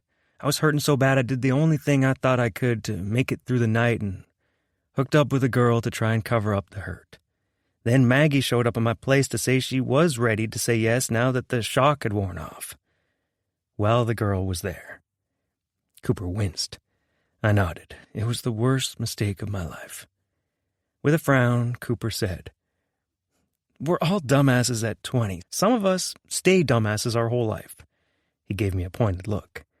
A smile tipped my lips, and I got out of the truck. Then I looked across the hood at my friend, straightening his cowboy hat. Hopefully after tonight she'll give me a chance. We looked both ways, then crossed Main Street to the building with people going in. "Speaking of tonight," he said. "Yeah? Can I borrow your place?" I stopped on the curb. "What the hell? I want to bring Cameron home, and my place is a mess." "Never seemed to stop you before," I said, pinning him with a falsely curious stare. We both knew he liked her, but I kind of liked watching him squirm. He shoved my arm. "She's different, and you know it. You've known her for 2 seconds. How do you know she's special?" He glanced down and then back toward me. "It's a feeling, okay? I just looked in her eyes and..." The tips of his ears were growing redder by the second. "Don't make me say it." "Okay," I chuckled. "And you think my place is clean?" "You're weird about shit like that," he muttered, adjusting his hat again. "Only because my mom could pop by at any moment, and I don't want to catch any grief," I replied. "But yeah, you can take my place, as long as you agree to early feed duty for the next month." "Fuck," he said, looking over his shoulder like he really had to consider it, and I didn't blame him. The cows were not the kind of ladies you wanted to see when you woke up at 4 a.m. "Fine." He stuck his hand out for me to shake. "I'll do it." I shook his hand, grinning. "Let's get in there and seal the deal." We walked up the stairs saying hi to a fourth of the county on the way in and half the guys we knew from rodeos in the surrounding area. When we finally got into the big area set up like a dance floor surrounded by folding tables, Cooper said, "Do you see them?" I scanned the room, seeing a lot of girls, but none of them like Maggie and Cam. "Not yet." "Let's get a drink," he said, nodding toward the cash bar. We made our way over to the setup in the corner of the room, standing in line to wait. When a gal named Mindy came up to me, giving me a tight hug that had her tits pressing against my middle. "Rhett, you did so great out there tonight." I smiled at her, stepping back to put some space between us. No way in hell would Mag see another girl on me tonight. "How you doing, Min?" "I'll do better after a drink and a spin around the dance floor." She batted her wide green eyes at me, and it struck me how different life already was. A month ago, hell, a week ago, I would have spun her around to whatever country song blared through the speakers, taken her home and showed us both a good time. But now, the idea of going home with anyone but Mags, my dick didn't like it. It would feel like fucking my hand. I'd get off, but it wouldn't be anywhere near satisfying. My heart didn't like the idea either. Not that it usually had a lot of say in what I did. "I think I'll take a rain check," I finally told her. "Have fun tonight for me, yeah?"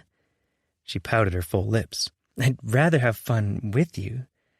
I chuckled. "Give a guy a chance, man." She shook her head, waving her hand at me, and sauntered off.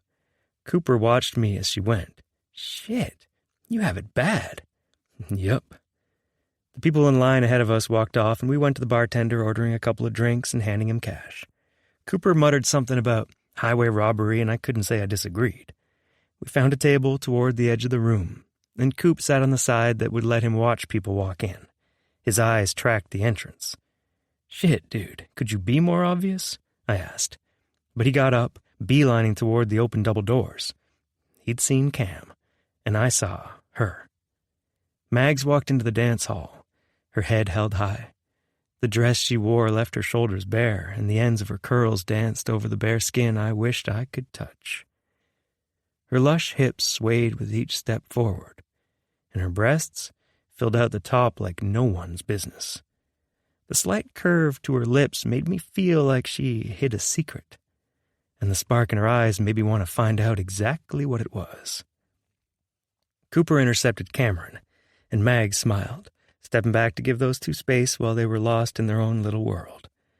She caught me staring at her then, and her lips lifted into a slight smile. Like even though she may have held a grudge against me, her body held a muscle memory of what we used to have. But instead of continuing toward me, she gave me a small wave and changed direction, going to the cash bar in the corner. I decided to follow, because I was done messing around, especially when it came to Mags. I knew what I wanted, and I wasn't giving up until I got it. I met her as she reached the front of the line. "Whatever she wants is on me," I told the bartender, reaching into my back pocket for my wallet. Mags arched an eyebrow. "In that case, I'll have 2 shots of whiskey." The thought of sweet brown liquid burning its way down my throat made me smile. As I passed the bartender the money, I said, "How did you know I was in the mood for a shot?"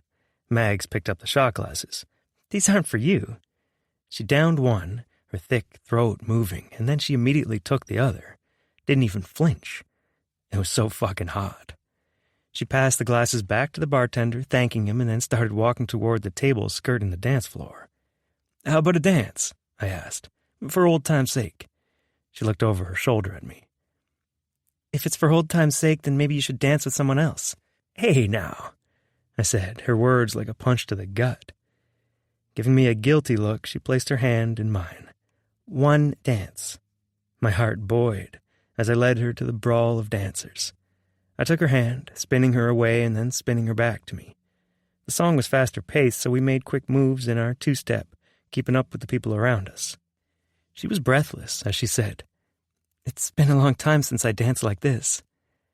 I was just trying to think, with her chest pressed against mine, her hand warm in mine, her blue eyes looking up at me. But I couldn't think.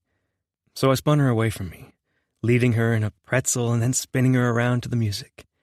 The song was nearing the end, slowing down as I dipped her back, hair falling from her shoulders, nearly brushing the ground. Her eyes were wide as she looked up at me, our faces inches apart. My chest moved with my breath, with emotion.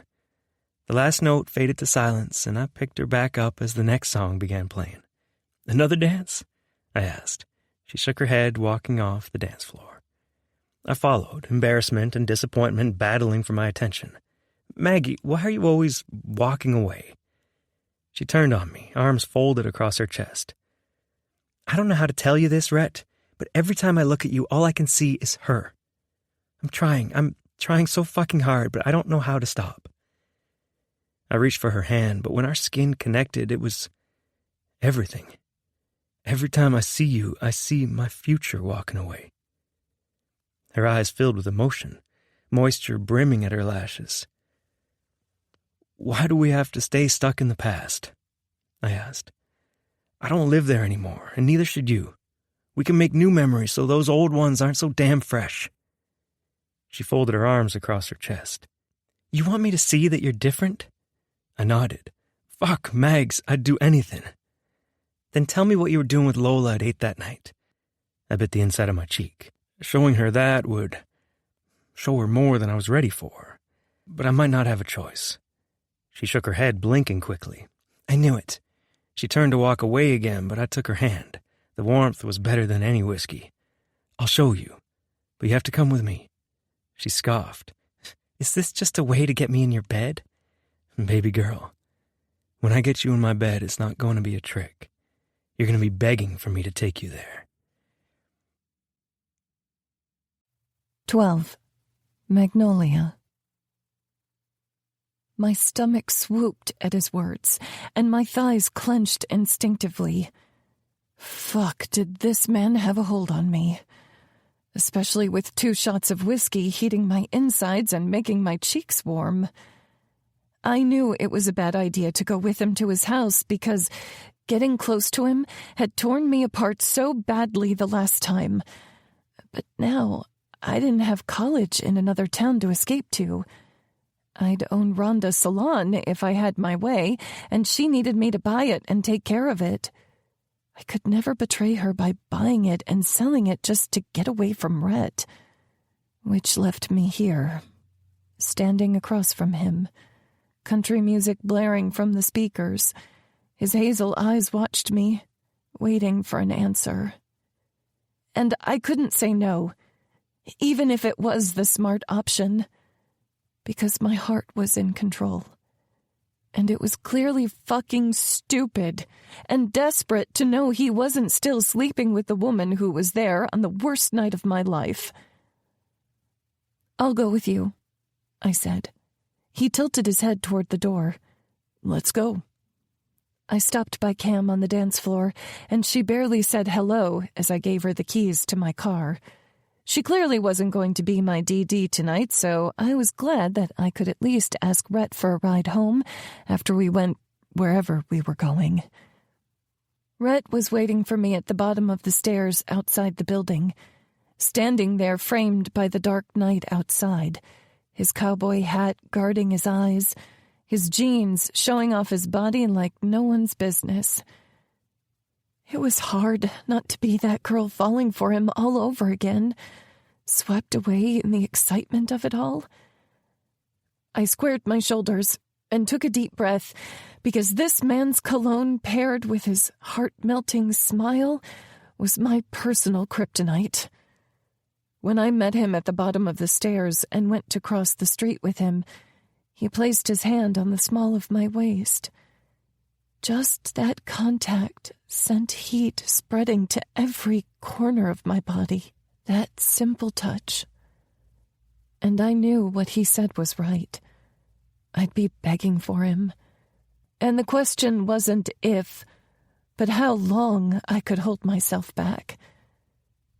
We walked across the street to his pickup, and he held the door open for me. I gave him a look. He arched an eyebrow. "I have to." "Why is that?"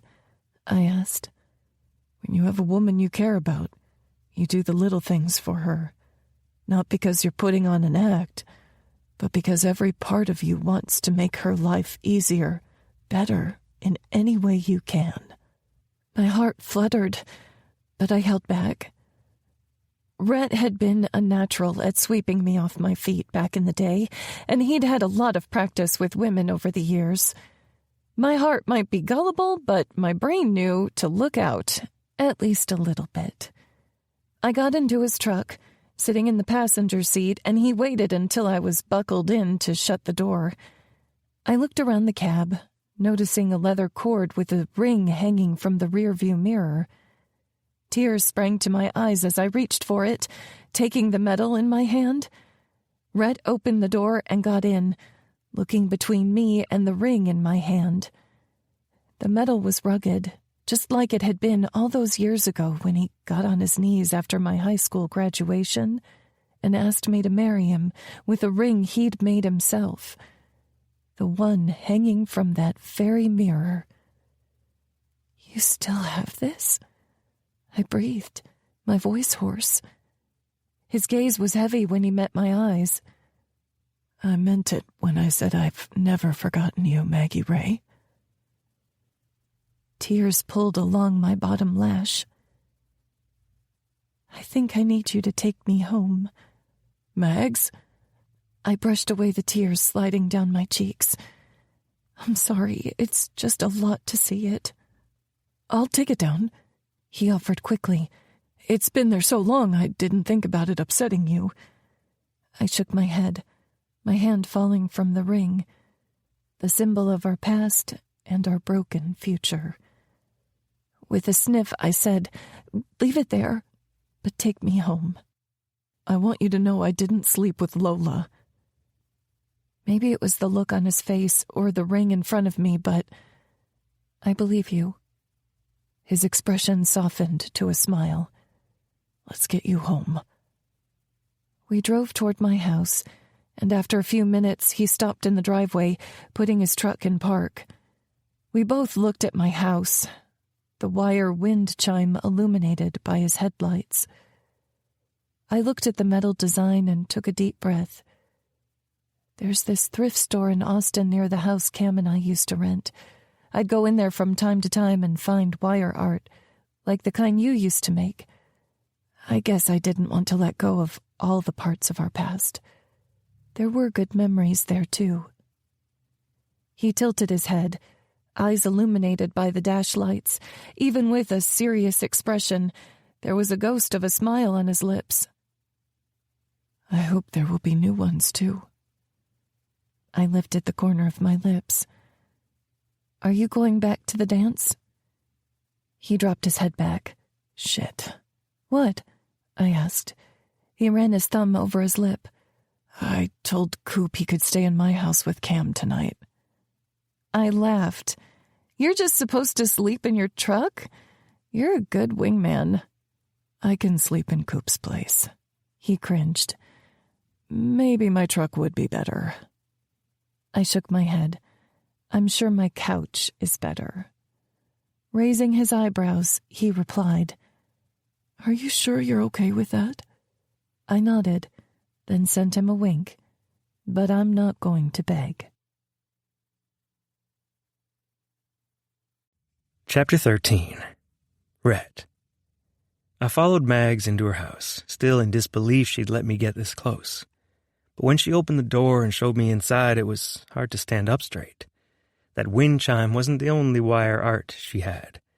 There were twisting wire coffee cups in the kitchen, wire birds on the wall of the living room, a stand in the center of the table with wire flowers sticking up. She wrapped her arms around her middle. It's not much, but it's home. I swallowed to clear the emotion from my throat. It's great, Mags. Seeming to relax, she gave me a short tour, showing me the kitchen, the couch, and the bathroom. Then she took some sheets and a blanket from the end of the hall and told me good night. From the other side of the house, I heard the sink turn on, the splash of water over porcelain. She was getting ready for bed, and I was here, hearing it all. The light switch flipped, and then the bathroom door shut. Her footsteps were soft over the creaking wood floors, and then the bedroom door closed. I spread the sheet out on her couch, slipped out of my boots and jeans so I was in boxers and a t-shirt, and then lay on her couch. I was tall enough I had to bend my knees to fit, but I could smell her perfume in the sheets, the cushions, and I stared up at the ceiling, feeling more at home than I ever did in my own bed. 14. Magnolia. I woke in the morning to the most delicious smell, and then it hit me. Rhett was in my house. He'd slept here all night. In fact, after I did my skincare routine and went to my room to put on my pajamas, I lay in bed, hearing his soft snores coming from the living room. I'd tiptoed down the hallway to see him asleep on the couch, lying on his side, one olive-toned hand up on his pillow near his face. He looked younger in his sleep, and for a moment, I could picture what life would have looked like if I'd said yes right away all those years ago. Figuring out life together, laughing over cooking fails, raising children, and eating dinners with his family on Wednesday nights, and seeing my dad be a grandpa on the weekends. But instead, we were in our early 30s, living separate lives and wondering if, somehow, we could come back together again. I got out of bed, my heart feeling heavy as I got dressed for the day in a pair of shorts and a buttery soft t-shirt. I slipped on a pair of Birkenstocks I'd had for years and then walked out to find Rhett in my kitchen, wearing his jeans from the night before with a white t-shirt that hugged his tanned biceps. His back muscles moved as he bent over the pan sizzling with the food he was cooking. At the sound of my footsteps, he turned his shoulders and head, sending me a smile that made me weak in the knees. There were those phantom memories again, or rather ghosts of what could have been. "Good morning," he said, his voice bright enough to match his smile. "Morning," I replied, shuffling into the kitchen. "What are you making?" He turned just enough so I could see brown balls cooking in oil. "Donuts." "You can make those at home?" I asked, impressed. He nodded. "It's easy. You take some biscuit dough and fry it. I made some glaze, too." He lifted up a bowl and dragged the spoon through the thick white mixture. "We had ingredients for that in our house?" I asked, going to the coffee pot. He already had some brewed. As I poured myself a cup, he said, "I made a quick trip to the store. I got you some flowers. They're on the table." I turned, finding a vase of sunflowers already clipped and setting in water. "You remembered these are my favorite," I breathed, walking my cup to the table and running my fingers over the delicate yellow petals. "How could I forget?" he asked, already back to cooking. My heart was swelling in my chest, conflicted but tired of holding back. I sat at the table, taking a sip of my coffee. The sunflowers in front of me brightened the entire house, even my heart. "I wonder when Cam will be home," I said absent-mindedly. Rhett brought a plate with little round donuts and the container of homemade glaze, setting them beside the flower vase. "Knowing Cooper, it could be a while." I reached for a donut and dipped it in the glaze. When I popped it in my mouth and chewed, I couldn't help letting out a contented sigh. "Oh my gosh, these are so good." Rhett smiled across the table at me. "As good as a chicken bacon ranch?" I smirked. "Don't get ahead of yourself, cowboy." He chuckled, eating a donut too. "What are you up to today?" I shrugged. "I might go hang out at my dad's for a little while. You?" "My parents are having a little anniversary party if you want to come along." I cringed at the idea of being around his entire family. "I'm sure they'd love to have your ex hanging around." He finished chewing his bite and said, "They've always loved you. I swear to God I hear your name come up every Christmas." "Why is that?" I asked. "Because they know that you're the one who got away." He finished up his food and stood up. I looked up at him. "Are you leaving now?" He reached out, brushing some hair behind my ear, and cupped my chin. "I'll see you at practice Tuesday." I nodded. "And for dinner Wednesday night." I was going out on a limb, hoping he'd be okay with another fresh start. He cringed, and my stomach immediately turned. "You don't want to," I said, looking down. God, I felt so stupid. This was just a game, and now that he had me... His hand fell to his side. "Of course I want to, but I always have dinner with my family on Wednesdays," he said. "How about we do something Thursday? I have a spot I'd love to show you." I lifted my lips, nodding. "That sounds good. Unless you're wanting to show me your bedroom." He tossed his head back, laughing. "Sounds like something I'd do, doesn't it?" I shook my head at him. "I'll see you then." After Rhett left, I called my dad to see if he wanted to hang out, but he said he'd picked up a few extra loads to haul. I frowned, wondering how often he worked on Sundays. But since he was busy, I occupied myself in the house, meal prepping for the coming week, sorting through my things, sweeping and mopping. It was late when Cam came home wearing a big plaid button-down shirt like a dress along with her cowboy boots from the night before. Her blonde hair was pulled into a high ponytail, and her cheeks were glowing. "Oh my gosh," I said, taking her in. "Tell me everything." She grinned, coming to sit with me at the table. I went to the fridge, getting out a couple sparkling waters for us, and passed her one. "I'm assuming you need to hydrate," I teased. "You have no idea." I laughed. "Was it good?" "Which time?" The first or the fifth? My jaw dropped open. "You slore," I said. Laughing, she said, "Tell me what happened with Rhett. We saw him leave the dance with you and noticed his truck didn't come back to the ranch all night." I nodded toward the couch. He slept on the couch, made me breakfast, and brought me flowers. She covered her chest with her hands. "That is so sweet. Enough about me. Okay, here goes." She told me they stayed at the dance, spinning on the dance floor until they realized almost everyone was gone. Then Cooper took her to the water tower, and they sat up top, taking in the lights of our small hometown, talking about everything from how they grew up to what they wanted for their futures. She said she'd never met someone who saw life in the same way as her.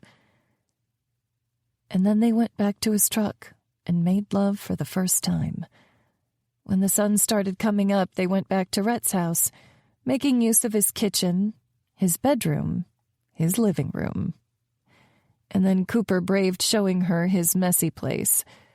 I thought I might be sick when Cam told me about his toilet, but she had so many stars in her eyes, she didn't seem to mind. And to be fair, a toilet could be cleaned. A bad personality was harder to fix. "I think he's the one," Cam said, sighing happily. My eyes stung with emotion. "The one?" She nodded and rested her chin in her hand. "Dad said he saw Mom walking by at college and knew it was her from that second. Maybe it's in my genes to have a knowing in my soul." "I'm so happy for you," I replied with a smile.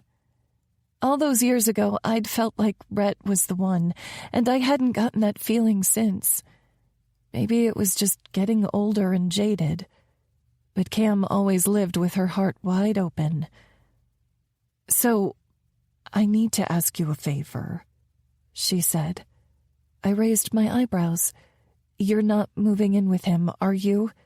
She laughed. "No, but he did ask me to go with him and Rhett to an out-of-town rodeo a few weeks from now, and we don't want Rhett to feel like a third wheel, so I was wondering if I'd come along," I asked. She cringed, nodding. I may have made some progress with Rhett last night, but an entire weekend with him?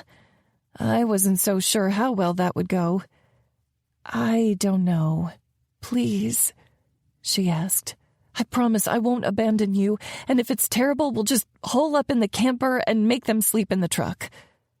"Camper?" I asked. She nodded. Apparently they drive this camper to out-of-town rodeos to save money on hotels when they can't drive back the same night. She chuckled. "But if you're uncomfortable, we can get a hotel too. Please?" She linked her hands together, pleading. "Pretty please. With cherries on top?" I laughed, pushing her prayer hands away. "Fine, I'll go." "Yes! We're going to have a great time. I feel like Cooper and Rhett are so fun together. And this camper sounds like a trip. They call it the..." She trailed off mid-sentence, seeming to decide against it. "What do they call it?" I pressed. She winced. "The stabbin' wagon." What on earth had I gotten myself into? Chapter 15. Rhett. "Hustle! Hustle!" I yelled at the girls as they ran around the bases during practice on Tuesday night. Going around third base, Maya huffed. "Do we have to?" "Extra lap for you, baby girl," I said, grinning. I glanced toward the stands to see Liv shaking her head at me as that dog lay beside her on the bleachers. I only shrugged. "You girls want to win the league championship? We gotta be fast. We gotta be strong." Maya fell to her knees by home base, theatrically saying, "We gotta take a break." All the other girls finishing their laps stopped beside her, laughing despite their red faces. I blew my whistle. I was having way too damn much fun with this thing. "Maya Madigan, I have a deal for you." She peeled herself up from the ground and looked at me. "Anything." "Anything?" She nodded. I smirked. No more running this practice if you can beat me around the bases, I said. Maya put her hands on her hips. You're wearing cowboy boots. And? I said. Mags giggled from where she stood at the water cooler, pulling out waters to pass out. Anything to add, Coach? I asked her. Maggie nodded. Kick his butt, Maya. Maya let out a battle cry, and soon all the girls were shouting, Kick his butt! Kick his butt! I swear to God, some parents were joining in, Miss Rhonda cheering louder than anyone else. Maya wore a smug smirk as she said, Put your money where your mouth is, Uncle Rhett. I laughed, loving her feisty spirit. Let's go. Mags, can you call it? She nodded, and the two of us went to home plate while everyone continued cheering for Maya. She waved her hands, making everyone yell louder. I gave Liv an incredulous look where she sat up front in the stands. This girl was going to rule the world or burn it down one day, and there was no in-between. Liv arched an eyebrow, like I should know exactly where Maya learned to act like this. Mags came up, lifting one hand, then the other. And when she waved her hands down, Maya and I took off around the bases. I usually worked out in my tennis shoes, but my boots were just fine since I worked in them all day long. I let her get a little ahead of me after we rounded first, and the cheers from her teammates got exponentially louder. As we rounded second, I let the lead get wider, but at third base I picked up speed, pumping my arms and getting even with her. She glanced my way, and I met her gaze as we got closer to home. A look of pure determination in her face. She leapt forward, sliding to home base and crossing it with her fingers in a cloud of dust. She got up, cheering, shouting, pumping her fist. I beat you, Uncle Rhett. I hung my head, pretending to be all tore up as her teammates rushed her and picked her up, carrying her and celebrating. Mags came and patted her shoulder. Think you'll survive the defeat, Coach? I sent her a wink. I still got her to run the extra lap, and now the girls are bonding as a team. Far as I'm concerned, I won. She smiled at me, the late evening sun catching in her pretty blue eyes. Have I told you how pretty your smile is? I asked. Not in a long time. I'm changing that, I said. It's very beautiful, and I could tell you about it all night. But I got a little girl to congratulate. Her smile was a little softer, a little warmer. I turned away from Maggie to find the girls letting Maya off their shoulders. I walked up to her, extending my hand for her to shake. She held out her hand, but the second we were about to touch, she pulled her hand back and ran it over her ponytail. All the girls started laughing, and I picked her up and tickled her side, making her laugh. Fine, fine, she yelled. I'll shake your hand. And chuckling, I set her down for a do-over. Good job, Uncle Rhett, she said. I grinned and shook her hand. Good job, Maya. Now everyone head to the dugout, get a drink, and then line up. We're taking turns at bat. For the rest of the practice, Maggie and I traded off pitching and catching while everyone on the team took turns batting. A few of them had been playing since T-ball, but this was the first year for others. It was fun to help them get their swings down, see the pride on their faces when the bat connected with the softball and their teammates cheered for them. At the end of practice, we huddled up and Maya said, Uncle Rhett, a few of the girls and I came up with a team cheer at swimming lessons this week. I raised my eyebrows. Is that so? She nodded proudly. Let's see it. Maya yelled. 1, 2, 3. Everyone on the team pointed a finger from their forehead and held their other hand at their side like a hoof. Then they dragged their feet across the ground and shouted, Unicorn roar! I held back a laugh. I love it. Now you do it, Coach, Maya's friend Tessa said. Oh, I don't think that's necessary, I said. Mags patted my back. Come on, Coach. Gotta lead by example, right? Maya grinned and yelled, 1, 2, 3. I closed my eyes before copying them and yelling, Unicorn roar. Everyone had a laugh as my cheeks and the tips of my ears got hot as hell. I walked over to the parents, several telling me good job on the way. But when I got to Liv, she was still shaking with laughter. You put her up to that, I said. Liv shook her head. Maggie did. She gave Maya a haircut this week. I turned to stare at Maggie by the water cooler, wiggling her fingers in a little wave. I hate you, I mouthed. She put her pointer finger on her forehead like a unicorn horn. I'd get her back for that at our dinner Thursday night. 16. Magnolia. I went in the bathroom at work to freshen up. Rhett was supposed to pick me up from the salon, and I still had no idea where we were going to eat. Not that there were a lot of options to choose from in Cottonwood Falls. Opening my makeup bag, I pulled out a mini deodorant and perfume, spritzing a little all over. When we were younger, he always used to compliment how I smelled. I wondered if he remembered my perfume like I remembered his cologne. Then I touched up my mascara and lipstick and brushed away stray hairs that had gotten on my clothes over the day. Releasing my hair from the claw that held it up made my curls fall around my shoulders.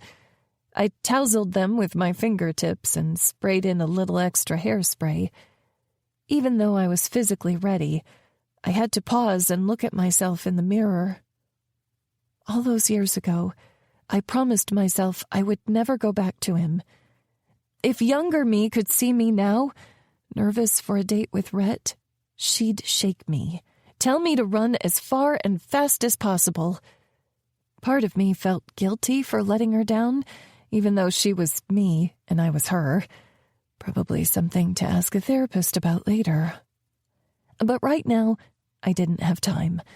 Rhonda had left early for a dentist appointment, so I needed to finish locking up the shop.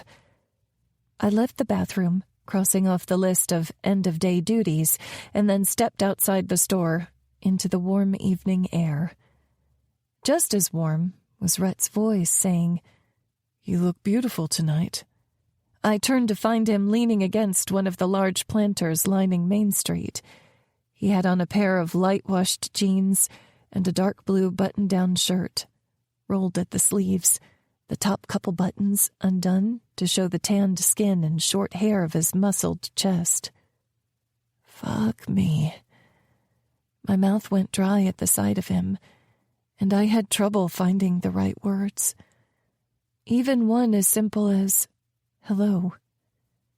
He grinned, getting off the planter and walking toward me with so much swagger it should be outlawed. "Ready for our date?" I wet my lips, finally finding my voice. "Did we say it was a date?" He tilted his head. "You, me, dinner? That math equals date." "I think you need to go back to school," I teased. "They wouldn't take me back," he replied, his heart-melting smile on full display. "Come on, let's get going." I followed him toward his truck parked along Main Street, the diesel engine still running. I remembered him telling me all those years ago that it took more fuel to turn the truck off and on than it did just to let it run a few minutes. It was funny, the memories that Rhett brought with him. He held the door open for me, and I got in. The smell of chicken bacon ranch instantly filled my nostrils and made my mouth water. When he walked around the opposite side, I asked, "I thought we were going out to eat." "We are, just not in the diner, where it'll feel like sitting in a fishbowl." He replied, "Good idea," I said. "But I did get you an appetizer," he said, reaching into the back seat. He leaned forward again with a black velvet bag in his hands. My eyebrows drew together. "The food's in that?" He nodded, passing it to me. The insides felt a little hard in my hand. Maybe pretzels? He watched as I pulled the drawstring open and reached inside, pulling out a little pink magnetic dick. "What is this?" I glared at Rhett. His face was already red with repressed laughter. "It's a bag of dicks for that stupid unicorn roar." I wanted to roll my eyes at him, to tell him he was stupid, but his laughter was so contagious that soon I was laughing too. I held one up, turning it over in my fingers. "How did you get them to make an exact replica of your penis?" "Oh!" He held his hands to his chest like he'd been wounded. "Why would you do me like that?" I giggled, setting the bag of dicks between us. "Does this mean we're even?" "For now." He tipped his hat and then put his hand on my seat while he looked over his shoulder to back out. His fingertips brushed my shoulder, making goosebumps rise on my arm, but he kept his eyes on the road like he barely noticed. I hated how strongly my body reacted to him, how it craved his touch, even after all these years. It was like he was imprinted on my cells and never left. "How was work?" he asked as he drove south on Main Street. I shrugged. It was good. I'll be happy when all the regulars see me because I feel like we have the same conversation about me being back in town about 5 times a day. I'm ready to talk about something else. He chuckled. "You always did like to talk." "You were just as bad." I popped off. "Remember Mrs. Leitner separating you and Fletcher, and then you and James, and then you and Jared?" Pretending to pout, he said, "Don't make fun. My desk was in the corner the rest of the year after that." I laughed at the memory. "You know she retired after she had our class." She taught current events, and that class had all ages in it because one year the administration thought it would reduce bullying between seniors and freshmen. What it actually did was ensure the teachers had to deal with all different levels at once. Can't say I blame her. I glanced over at Rhett. He had a hand resting atop the steering wheel and the other leaning on the center console. I was so distracted by him, I almost didn't notice we were leaving town. I pointed over my shoulder. "You know town is that way, right?" He pretended to be confused. "It is?" I rolled my eyes. "You're not kidnapping me, are you?" He glanced my way, his gaze slowly sliding over my body. "Could you blame me?" My cheeks grew hot. "Where are we going then?" "Just a few more minutes. I want it to be a surprise." The earnestness behind his tone had me looking around at our surroundings. He turned off the blacktop onto a dirt road. In the side mirror, I saw dust billowing behind us, contrasting the green ditches. The sky was big and blue, broken up with white puffy clouds. With all the early summer rains, the pastures were green, dotted every so often with cattle and horses. The tension in my chest automatically eased. "It's beautiful out here." He glanced my way, more gravity in his gaze than usual. "It really is." Something about the way he said it made me glance at my hands in my lap. The vehicle slowed, and I looked back up, seeing we were crossing through an open gate. Rhett guided the pickup over a trail worn in the ground from years of travel. When we crested the hill, a soft gasp escaped my lips. We must have been at the highest elevation in the county. From here, I could see our little hometown of Cottonwood Falls, a stream passing by with dozens of old established trees lining the water, every little homestead for miles. "This is amazing," I said. "How did you find this?" He was looking out the windshield, too, hazel eyes more green than brown at the moment. "My grandpa owns this land. He bought it as an investment several years back, and he's been renting it out for cattle to graze. I'm saving to buy it from him so I can build a house right there." He pointed at a spot not too far from where we were parked.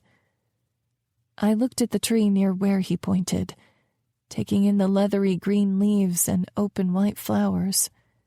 "Is that—" "A magnolia," he said, meeting my gaze.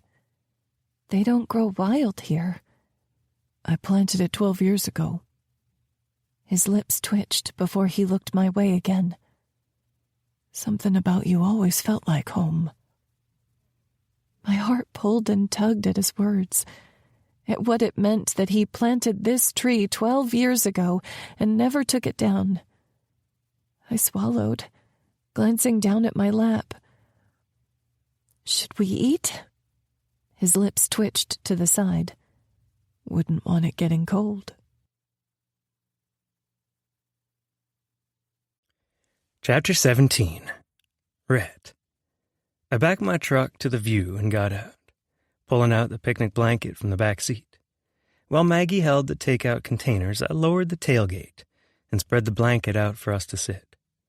Then she popped open one of the containers as I set my favorite playlist to play on my phone and pushed it back on the truck bed. I leaned on one side of the back while she rested her back against the other, sitting cross-legged. Something about having her here, in this place that held all my wishes for the future.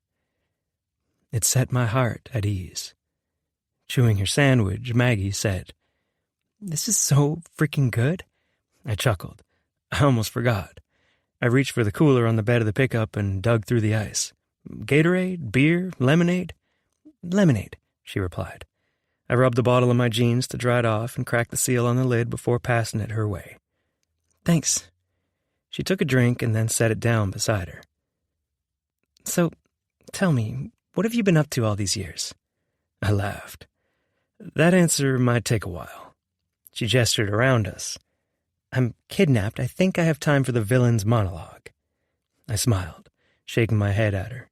I loved her sense of humor. Lord knew she'd need it to be with me. After,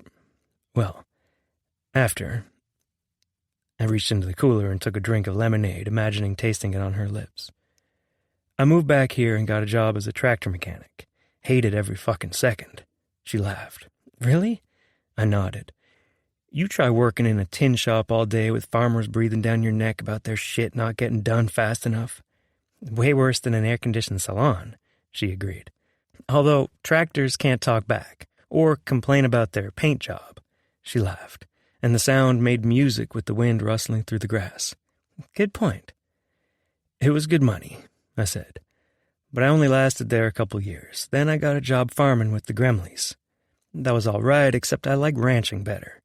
So after a few years, when the Finnegans needed a hired hand on their ranch, I jumped on the opportunity. I still have to farm sometimes, but mostly it's working with cattle. Been there for almost 9 years now." She smiled. "You left out the part where you coach your niece's softball team." I waved my hands in the air, shutting down that idea. "This is a one-time thing," I said. "I'm shit with little kids. You know, Tessa's mom told me she started calling her little brother shithead after the first practice. I only said it once." She giggled. "Tessa's mom asked me to talk with you, too." I shook my head. "I know I shouldn't cuss so much, but not a lot of words feel as good as fuck does." Her cheeks warmed, and suddenly I realized what I said. Fuck happened to be my favorite word and the activity I most wanted to do with Maggie. But I had to keep it in my pants if I wanted a chance with her. I needed to prove I was different than I used to be. Anyway, I'd rather just hang out with my nieces and nephews at Wednesday night dinners or family vacations, and not fuck up in front of their friends, too. "And the rodeos?" she asked. "Ever thought about bull riding professionally?" "Fuck no," I laughed. "I know I act all tough, but I think I'd miss Cottonwood Falls too much." She smiled, glancing around as she chewed on a French fry. "There really is no place like home." When she looked back my way, she said, "You never did tell me about that scar on your neck." "Story for another day," I said, picking up my sandwich to eat. "I've been talking about myself too long. What about you? I'm surprised no one's married you up." Even if it would have hurt me like hell, I knew she was a girl worth holding on to. She smiled slightly. "I've come close a couple times." "Yeah?" She nodded. "I didn't date for a while after..." She caught herself. "After I left home. I just focused on work and hanging out with friends. Cam was in a sorority in school, so there was always lots of girls in and out of our house." I stopped myself from making the joke I wanted to, but Mags caught me anyway. Impressive self-control. I tipped my hat. Not all heroes wear capes. She laughed. "I got a lot of certifications while I was working, and that kept me pretty busy." "What kind?" I asked. She glanced up like she was thinking, and it was so damn cute. "I learned how to do afro-textured hair, became a licensed hair braider, got my esthetician license, trained in massage and bodywork, got a certification on working with children. I think that's it." "Wait, back up. Bodywork?" I wagged my eyebrows. She threw a French fry at me. I caught it, laughing, and ate it. "That's impressive, Mags. You always were determined." She smiled, pride clear in her eyes. "It's made me a better stylist, even if I don't use all the certifications all the time." "That's awesome," I said. "How'd you have time to almost get married with all that?" She shook her head at me. "I dated a few guys. One proposed, and I said yes. But he didn't really take my career seriously. He wanted me to quit when we got married, or at least when we had kids, so he could keep working full-time. I knew I'd never be able to own a salon when my partner and his family acted like my job was a distraction or a hobby. I ended up breaking things off before we ever set a date. I hated that for Mags, but also, I feel like an asshole," I admitted. "Why's that?" "Because I'm happy you're here, that it didn't work out with him."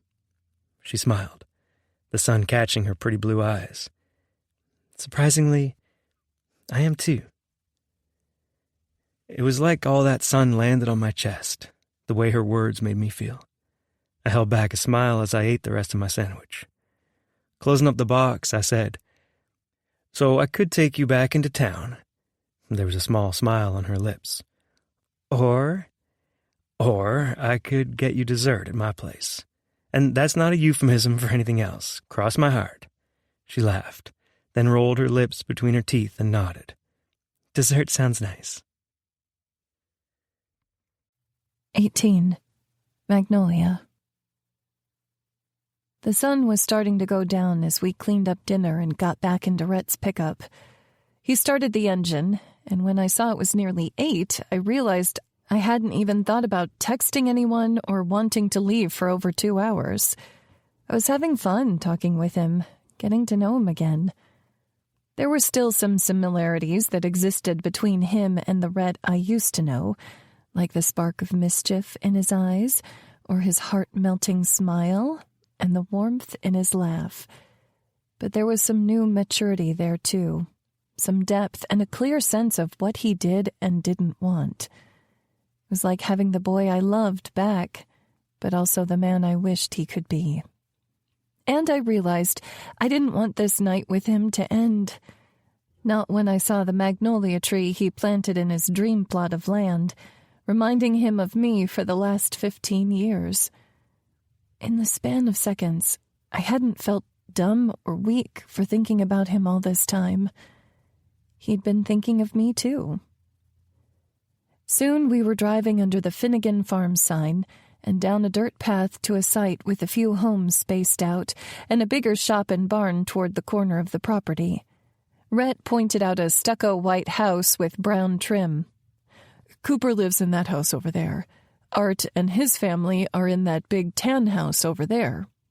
He pulled in front of a small white clapboard house with a short-cut lawn and a bed of sunflowers out front. "And this is mine." I took in the house, my heart tugging at the sight. 1,000,000 different lifetimes ran before my eyes, one where this would have been the house we shared, both of us working toward our dreams. "It's cute," I said. "Cute?" he echoed, getting out of the truck. When he came to get my door, I said, "What? What's wrong with cute?" "Nothing, when you're describing a baby bird or one of those regular-sized things made into a really tiny version. But a grown man's house?" I laughed, following him down the weathered sidewalk. "My apologies. This house sure is swole." "Swole?" he laughed. "What does that mean?" I raised my eyebrows. "It means buff, ripped, tough." "That's the best you could do." "It's the first masculine thing that came to mind." I laughed, not adding that his muscular shoulders may have influenced me. He chuckled, going to the front door and pulling it open. I was still getting used to being back in Cottonwood Falls, where no one ever locked anything. The thought made me smile, like his door was always open, even to me. We got inside and I looked around, poorly veiling my curiosity. The front area was similarly laid out to mine, with a living room and a kitchen that had a little ledge between the cooktop and the dining area. His furniture didn't look new, but it was clean and free of rips or tears. A hand-crocheted Afghan he used to keep in his bedroom now rested over the sofa. There weren't many decorations on the walls, but a copy of Van Gogh's Sunflowers hung in the dining area. "It's not much," he said softly. "I've been saving most of my money for the land." Then it struck me.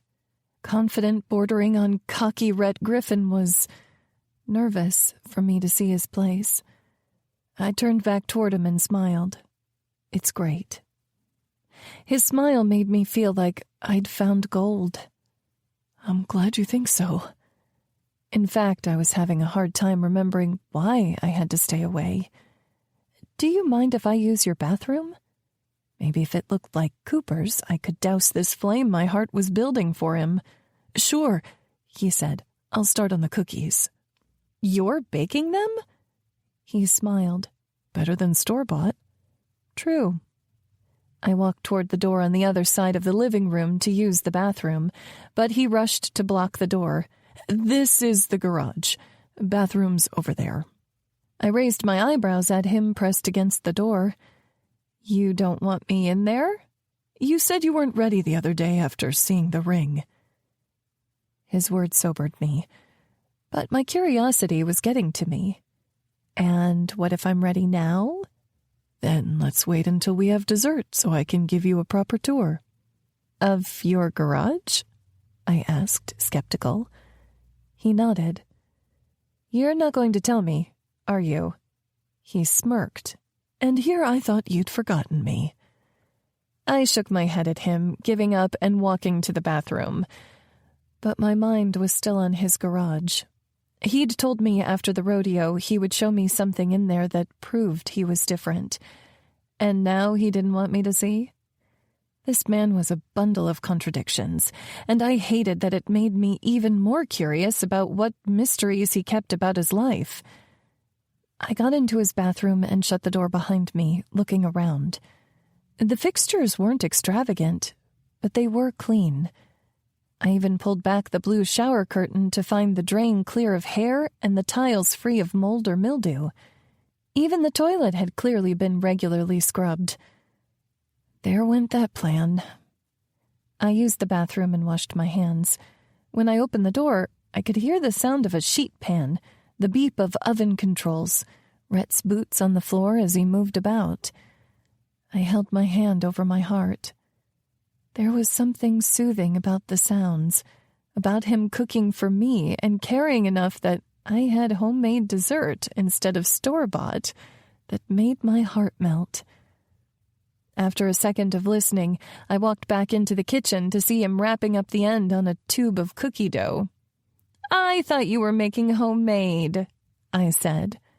"I am," he replied, putting the dough back in his refrigerator. I raised my eyebrows. "Here I thought you were in here cracking eggs and measuring flour."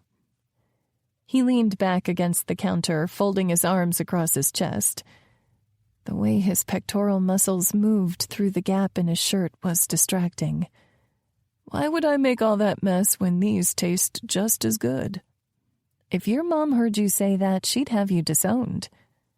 He cocked an eyebrow. "It'll be our secret." I laughed, noticing how easy it was to laugh when I was around him. I was starting to let down my guard. Something that excited and scared me at the same time. He reached into his cupboard, pulling down mismatched coffee mugs. One had clearly been painted and designed by one of his nieces or nephews, and the other had our high school mascot on the front. "Do you still drink milk? I know it's trendy to cut dairy nowadays." "Nowadays? How old are you?" I teased. He rolled his eyes at me. "I don't have any almond, soy, whatever bullshit milk. Seems wrong to me. You can't milk a nut." Maybe he was wearing off on me, because my mind instantly went to the gutter. "You sure about that?" His lips curled into a salacious smile. "We could test it out if you want." My pulse quickened at the images forming in my mind. "Dairy is fine."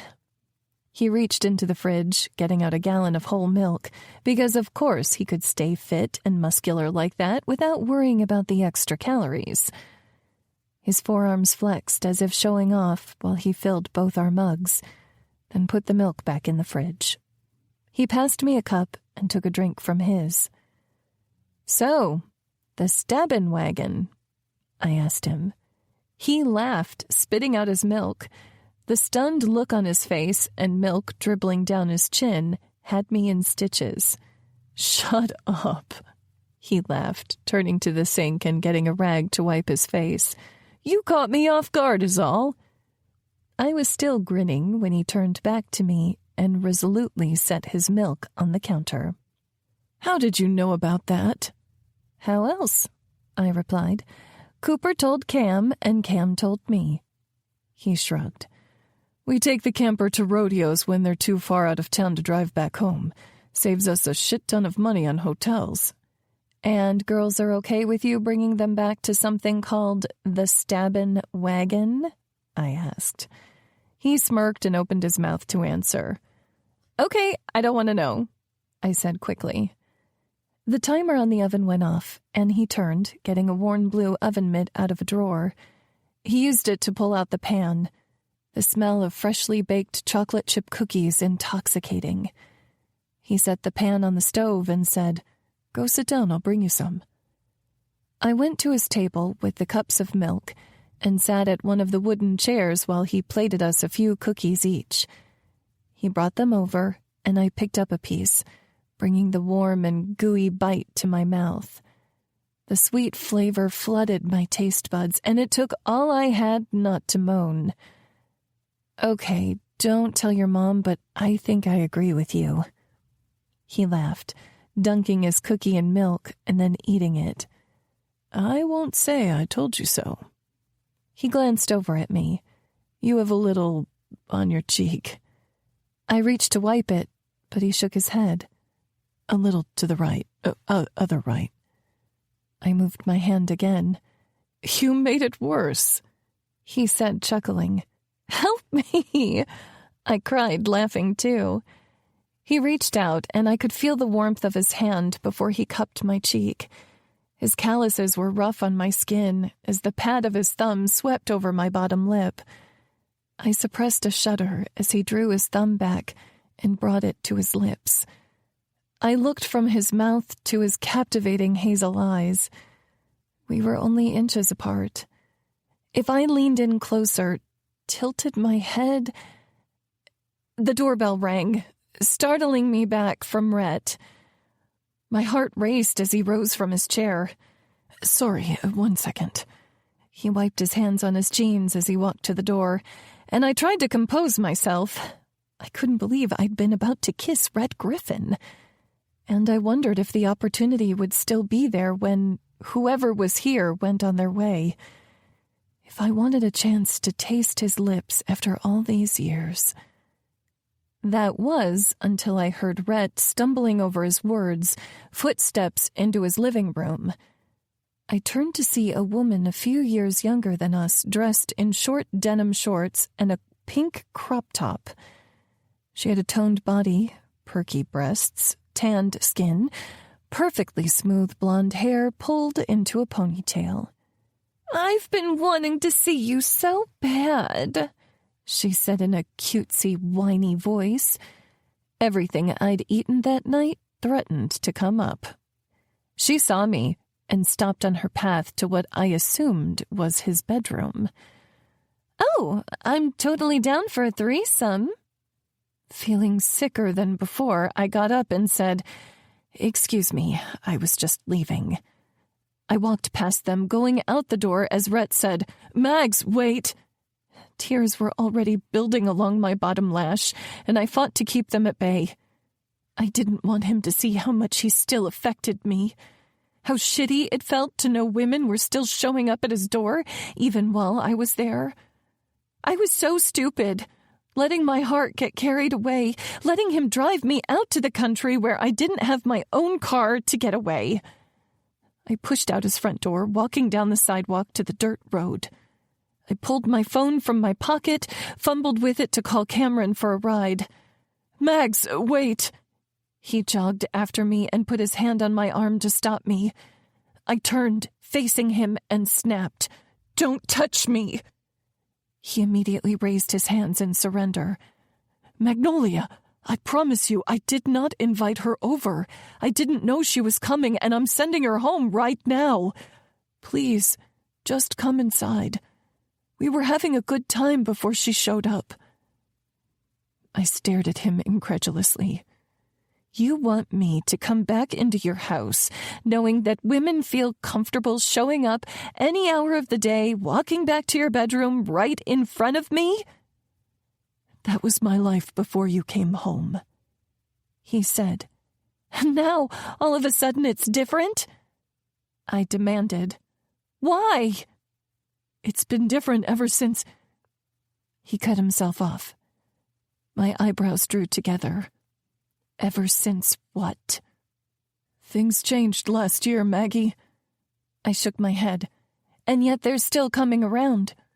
I gestured toward the house, where the woman stood awkwardly on the porch. His eyes darkened. "Damn it, Maggie, you weren't even in town for over a decade. I was dead to you. Was I supposed to live like a fucking monk, hoping you'd come around someday? You wrote me off just like you wrote off this town the second we broke up." The tears were really falling now, and I wiped them away, acutely aware of the girl getting in her car and pulling away. She moved out of town last year and must have come back for a visit, assuming things were the same old, same old. I shook my head and wrapped my arms around myself. I felt so small, so pathetic. "Please," he said. "How am I supposed to know someone else isn't going to show up the second I leave, or text you for a booty call, or call you to set up another date?" He stepped away, wringing his hands together. "You know what?" He pulled his phone out of his pocket and threw it to the ground. The heel of his boot stomped against the screen, shattering it to pieces. Then he picked it up and bent it with his hands, fracturing it further. "I'm done with the past. I'm getting a new number, and the only people who will know it are you and my family and maybe Cooper." I let out a tearful laugh. "Maybe Cooper? I love him, but man, he's a mess." I shook my head at Rhett. "I can't believe you did that." He reached out, gently taking my shoulders in his hands. "This means something to me, Maggie. You and me." This time, I didn't fight as he pulled me closer to him and held me to his chest. Because maybe it meant something to me, too. I didn't trust him fully, not yet. But I could feel the walls around my heart crumbling, brick by brick, that he took away. Chapter 19. Red. So I might have fucked up by tearing up my phone without telling anyone. I went into Cottonwood Falls to get a new phone from the store, but they were out of the smart kind. I didn't want a dumb one, so then I had to drive half an hour to Rutledge and sit around in the store while I waited for them to let me spend my money there. I missed a whole fucking day of work to get a new phone number. And then I realized that I didn't remember anyone's numbers because I'd always saved them in my phone, which was too beat up to transfer any information over. So I showed up to the softball game Friday night in my pink jersey and a pair of jeans and boots. I was one of the first ones there, but I saw my sister, Fletch, and Maya were there too. "I tried to call you," Liv said. "You never told the parents whether you wanted grape or apple juice for after the game." I handed Liv my new phone. She looked from me to my device. "What's this?" "My new phone. Can you add the family's numbers? And figure out what the hell my number is and send it to people? But you can leave me out of the team group chat. I don't give a shit what flavor of juice pouches they bring for after the game." Liv stifled a chuckle. "Sure thing, coach." "Fletcher," I said, "help me unload the truck. Maya, you start warming up." "No one's here yet," she said. "You and Graham are."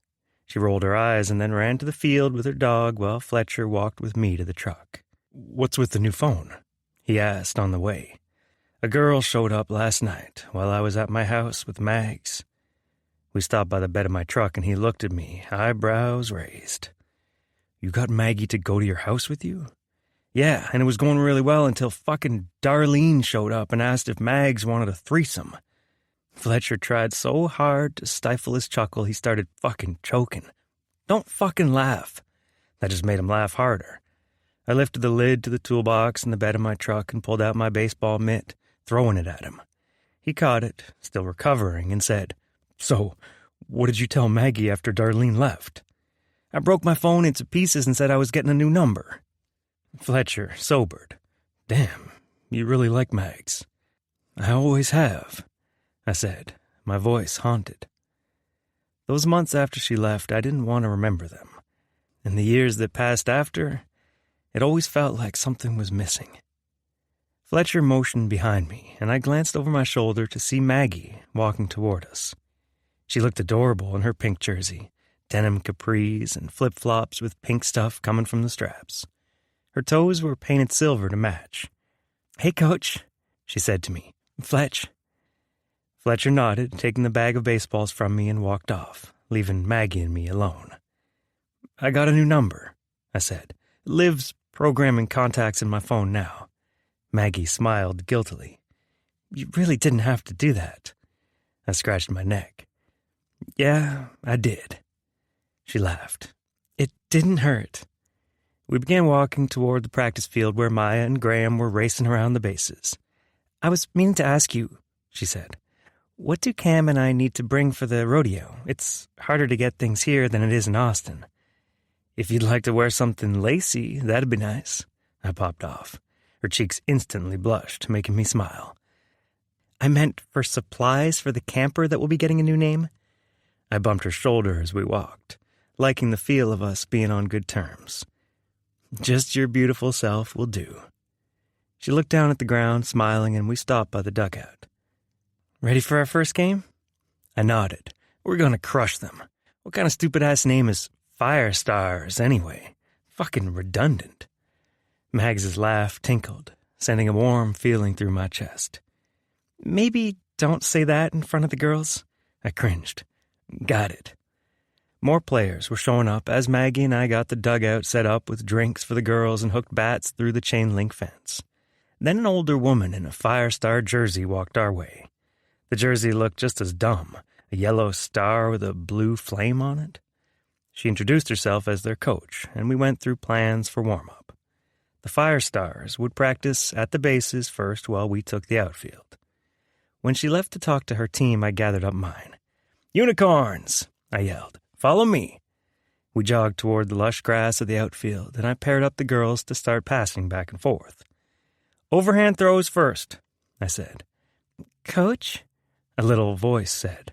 I turned to see Esther, one of the younger girls on the team. She had light brown hair pulled into a high ponytail with a pink bow the size of her head. "Yeah?" I asked. "I don't have a partner." She looked sad, like she was about to cry. "That's no big deal. I'll pass with you," I said quickly. But she instantly burst into tears. I looked around to find Maggie, but she was helping a couple of the girls with their form. Shit.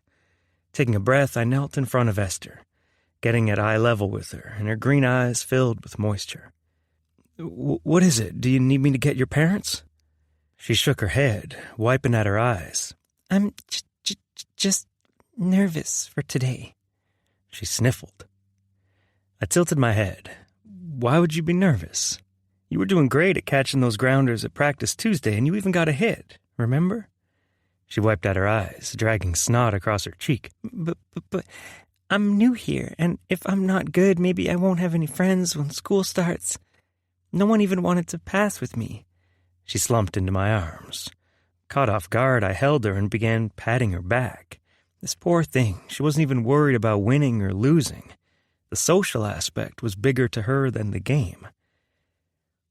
"Esther, I need you to take a deep breath," I said. She pulled back, sniffling, and nodded.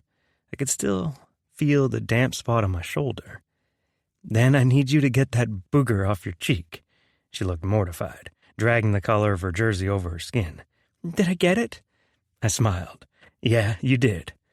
Her lips wobbled. I put my hands on her shoulders, making sure she heard me. "Baby girl, it's hard being in a new town and making new friends, but worrying about whether people like you or not isn't helping. her face scrunched up. But I'm worried.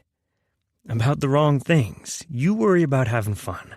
You worry about being Esther. And friends, they'll come along because you're a great person and fun to be around. Not because you made a good throw or caught a ball, okay? She nodded, wiping the last of the moisture from her eyes. Okay? I repeated. Yes, Coach, she said. A whistle blew from the infield, and I looked over to see the Fire Stars coach waving that it was time to trade.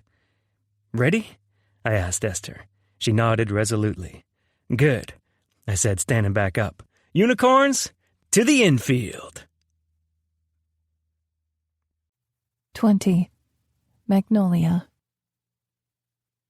The stadium lights were off, and the parking lot was mostly empty while Rhett and I finished packing up all the gear from the game, making sure things were locked down. The scoreboard still read 5-4, the Unicorns' first win. Esther scored the run that broke the tie, and when all the girls picked her up on their shoulders, I thought I was going to cry happy tears. I walked alongside Rhett to his pickup, and he loaded the bag of balls into the truck bed. But then I realized it was time to go home, and I really didn't want to leave. First game, Rhett said, coming around to my side of the pickup. He leaned up against the white exterior. It was dark out here, with just a lone streetlight illuminating the parking lot. Few moths danced in the light, but nothing like the light that danced in his eyes. First win, I said with a smile. You did great with the girls tonight. He rubbed his arm. Esther was worried before the game. I hope I helped. Are you kidding? I asked. She was grinning ear to ear after that run. What did you say to her? He leaned back against the truck bed, arms folded over his chest. Maybe something about... But he mumbled the last words, his cheeks turning red. What? I asked. I didn't catch that. His cheeks were redder as he said, I told her to have fun, and it didn't matter how she played or if we won or lost. His shyness made it hard not to smile. Look at you and that sneaky big ol' heart. I swore he was blushing as he said, She was crying. What was I supposed to do? You have a heart, you have a heart, I sang, teasing him. Oh, shut it, he said. You're the softy. You said good job to everyone, even after Maya tripped running to home base because she was yelling at her damn dog to make sure he saw her score a point. I laughed. Hey, that was objectively adorable. Uh-huh. He smiled over at me, his eyes meeting mine. There was something charged between us, something warm, exciting, familiar, but also terrifying. Have you ever heard of twin flames? He asked. I raised my eyebrows, surprised by the change of subject. I think I might have read it on a horoscope website or something. His lips twitched into half a smile. Some people believe a twin flame is a soul split into two bodies. These people will be so closely tied, they always find each other. Like soulmates? I asked. He shook his head. Soulmates are people who agree to meet in this lifetime, if you believe that.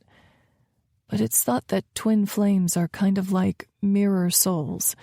They show each other what's good about the other, but also what they have to work on. My breath caught as I listened to his words, deeper than we'd really gone since I'd moved back home. And others have talked about twin flames in stories. You know, Emily Bronte said, he's more myself than I am. Whatever souls are made of, his and mine are the same. I searched his eyes, wondering what that meant about us. A relationship that had hurt me to the core, but I still couldn't manage to stay away. Sometimes, he swallowed, sometimes I wonder if that's what we are. If you showed me what I was missing so I could get better. And I hate that mistake I made, but I know I've become a better man because of the lesson it forced me to learn. My lips parted. I couldn't find the words, only overwhelming feelings that came flooding through me at the memories, at the possibilities. I'm more patient with people, he continued. I don't react so quickly, even if I do get hot-headed from time to time. I've learned to laugh through pain. Patience. God, have I learned patience. And most of all, I learned what it means to love someone and hope the best for them, even if it means you can't live happily ever after with them like you wanted to. He reached out and cupped my cheek. And this time, I didn't just stand still. I lifted my chin, looking into his eyes. I'm afraid to fall for you. You don't need to be afraid. My voice felt thick. Why is that? Because I fell first, and I've been waiting 15 years, hoping I could catch you.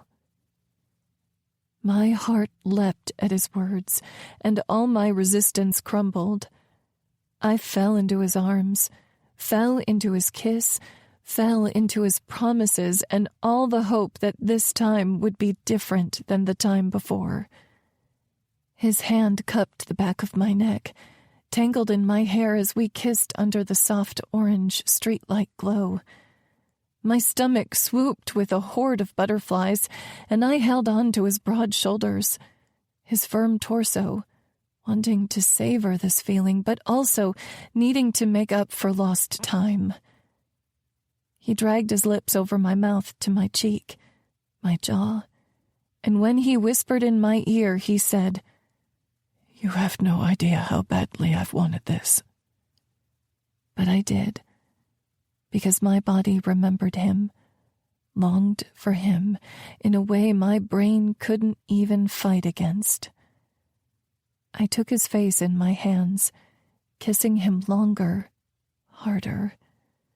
My back pressed against his truck bed, and his large hands cupped my ass, sending a rush of desire through me. I could feel his erection through his jeans, pressing against me, matching everything I was feeling. I wanted him in every sense of the word. So I decided to take what I wanted, to stop letting logic and hurt stand in the way of something that could be better than I ever dreamed. I reached for his cock, rubbing my palm against it through his jeans, and he moaned against my lips. I captured his lips with my own, desperate for more of him, when I heard the crackle of a speaker. When I looked over, a cop car was driving by. My eyes widened with fear. Could you get in trouble for making out in public, even if you were fully clothed? I'd always played it safe, never getting carried away like I was right now. The voice said, "Get a room." Rhett had a wry grin. Fucking Knox. Knox? I asked. Knox Madigan? That's the one. Rhett lifted his middle finger, flipping off the cop car. As it got closer, I saw Knox's grin and his middle finger pointed right back. We watched the taillights disappear down the road, and I shook my head, still breathless. Didn't he get suspended like every other week in high school? Rhett shrugged. Guess he turned it around. He looked at me, cupping my face with his hand. Nerves sputtered through my body at his touch, realizing what I'd been about to do, how carried away my heart had gotten. He won't tell anyone, will he? His features fell, and he dropped his hand as well. He won't tell a soul. Guilt swirled in my stomach. I didn't mean to say I regret it or anything. He gave a quick shake of his head. We should get you home. Chapter 21. Rhett. I couldn't stop thinking about that kiss with Mags as I drove to the rodeo in Rutledge with Cooper, Fletcher, and my brother Tyler in the truck. Usually, Fletcher and Tyler couldn't come along with us with work and family, but today was a special day. I just wished it felt that way. Tyler was sitting in the back seat with me, and he nudged my leg with his boot. "What's going on with you? I'm 36 with a hickey on my neck, and you haven't made a joke once." In the front seat, Fletcher said, "If not a joke, then at least a congratulations for keeping things hot with the wife after a few years together." He held up his fist from the front seat, and Tyler bumped it. Cooper nodded in agreement as he drove down the highway. "You've been pissy all morning, Rhett." "Feeling like I was in a fishbowl," I said. "What the hell? Why are y'all keeping tabs on me?" Tyler gave me a side eye. "Quit skirting the question." I let out a sigh. "I kissed Maggie last night. The pickup got so loud with their cheers I had to cover my damn ears." Tyler roughed my shoulder. "Dude, that's awesome. Why aren't we doing shots or something?" Cooper tilted his blonde hair toward the steering wheel. "Probably 'cause we're driving?" "You know what I mean," Tyler said. "You've been pining after her ever since she left." I slouched down in my seat, covering my face with my ball cap. "I'm probably pissy because Fletcher's cop brother drove by in his cruiser and told us to get a room. And the first thing Maggie said was, 'Do you think he'll tell anyone?' Their grunts and moans were enough to tell me they got it. I don't want to be her dirty secret," I said. "I want her to like me in public and in private, if you know what I mean." Tyler smirked. "And he's back." Fletcher looked over his shoulder at us. "You gotta give her some time. You've been thinking about your relationship for years. She might need a while to get used to the idea." I frowned. "I hate it when you make sense." Cooper said, "It seems like if it's just you and her, things go okay. Other people keep fucking it up." "True," I said. Fletcher tilted his head. "Well, that's easy enough, right? Just go somewhere no one will find you." Tyler chuckled. "That sounds creepy as hell." I reached over and shoved him. "But Fletch has a point. Maybe I'll take her fishing." All the guys gave me looks. "What?" I asked. Cooper said, "All the chicks I've dated talk too much for fishing." I waggled my eyebrows. "If I have it my way, we won't be doing much talking." Tyler's cheeks tinted pink to match the red hickey poking out from his collar. "Look at that," I said. "Your blush matches your love bite." Tyler flipped me off, and Fletcher said, "And he's back. The only thing you need to do is prank Knox to get even." After the rodeo, the guys and I went out for drinks and dinner instead of going to a bar. Cooper was adamant that he not fuck things up with Cameron, even this early in their relationship, and the other two were married. Sitting there with them, eating overpriced steak, felt like entering a new era of my life. And to be honest, I was tired. I was tired of bringing different girls home just to have an empty bed the next night. I was tired of working day after day and still not being where I wanted. I was ready for the next step, and I needed to remind myself to be patient, while I hoped Mags would be ready someday too. I drove on the way back home as Cooper sat in the passenger seat texting Cam while Fletcher, Tyler, and I talked about the Little League team. Tyler had some ideas for drills I could run with them, and Fletcher filled me in on how to talk to little girls without having their parents want to wring my neck after. The highlights? Quit saying fuck so fucking much. But when everyone was dropped off and I was back at my house, Maggie was still on my mind. I took a shower, trying to wash away the emptiness I felt without her.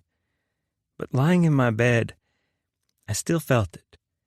I let out a sigh and picked up my phone. There were only a few text messages between us about the softball team.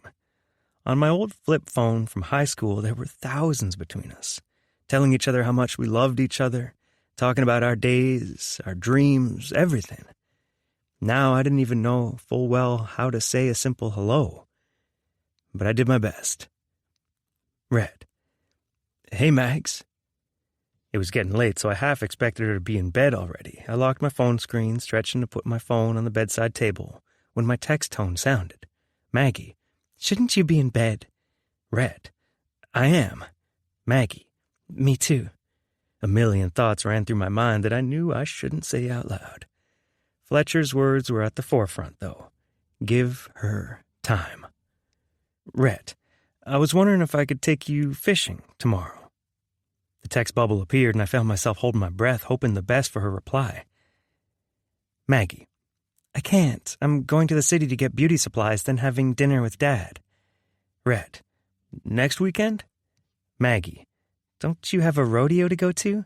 Rhett, on Saturday. I'm free all day Sunday. Maggie, I have dinner with my dad again on Sunday. We agreed we'd do dinners at 5 every week. Rhett, you copying me? Maggie, gah, more than your family can have dinner together. Rhett, just teasing. I'll pick you up at 10. I'll have sunscreen and food and fishing gear. We'll be back in time for you to see your dad. Maggie, will you have chairs? Rhett, does that mean you're in? Maggie, only if I don't have to sit on the ground and hope a snake doesn't bite me. I smiled, ran my hands over my mouth because I should not be this excited about fishing in the middle of a hot summer day. Rhett, I'll bring chairs. Maggie, then I'll be there. Maggie, you know that means you're spending every weekend for the rest of the month with me, right? Might get tired of me. Rhett, I could never get tired of you. Maggie, good night, Rhett. Rhett, good night, baby girl. I scanned the texts again, almost in disbelief that they were real. My mind raced, wondering what we could talk about, what we would do. My mind couldn't get over the feeling of Maggie's hand touching my cock, even through my jeans. Fucking Knox. Fletcher was right. I needed to prank his brother. I picked up my phone and called Fletcher. Get your ass out of bed. Chapter 22. Knox. The dispatcher scanned the cameras outside the station. She glanced over at me across the desk where I was doing paperwork. It looks like there's an animal outside. Can you go scare it off? I glanced up, trying to get a read on the screen. A raccoon or something? She looked at the camera again. I couldn't quite tell. Maybe a big white dog? I rolled my eyes toward the ceiling. Even though the city had leash laws, a lot of people acted like we didn't and let their dogs run around. I'll check it out. I pushed up from the desk and walked down the hall toward the front entrance to the station. When I turned the corner, with the front double doors in view, I saw them opening. My eyebrows drew together. Cottonwood Falls was usually quiet at night, and no one came here, hardly at all. But then no one walked in. I heard a snorting sound and the scrabble of hooves on tile. What in the world? Then I glanced down, seeing a small white pig running down the hallway. What the hell? I looked back toward the door, seeing nothing except for the top half of a phone sticking up in the window. Holy hell, someone was filming this? I walked to the door, ready to have a come-to-Jesus moment with these teenagers. They had to have something better to do with their time. But when I got there, the phone disappeared, the youths running away. I pushed the door open, hurrying outside, hearing a crack of a branch from the bushes to the right. Tilting my head, I turned off the sidewalk and pushed the branches aside, expecting to find a couple of young idiots. Instead, I found some older idiots. What the hell are you two doing here? Rhett and Fletcher glanced at each other, still crouched down behind the bush, and burst out laughing. Fletcher stood up, extending his hand to Rhett, and said, "We had to get you back for cock-blocking the other day." I raised my eyebrows, then remembered driving by Rhett and Maggie making out. I let out a laugh. I'm glad I didn't show up a few minutes later and catch some public indecency. The tips of Rhett's ears went red, making me laugh. "So I'm guessing this pig is yours?" I arched a brow. Rhett nodded. "Give me your phone." "What?" Rhett asked. I put on a straight face, holding back laughter. "Officer's orders." Rhett reached into his pocket, grumbling. "You know, you used to be fun." "Oh, I still am." I took his phone. Turning on the camera, I pointed it at him and Fletcher, putting on an announcer's voice. "Now, these two bad boys are going into the station to catch a pig on the loose." Fletcher groaned. "I'm a doctor." I zoomed the camera in on his face. "How do you feel, Cottonwood Falls, about your local medical practitioner now?" Fletcher pushed the camera away as I laughed. "Night's not getting any younger, boys." Rhett shook his head and Fletcher said, I told you a greased pig was a bad idea. My mouth fell open. You greased it? Fletcher cringed. Seemed like a good prank at the time. I nodded toward the door.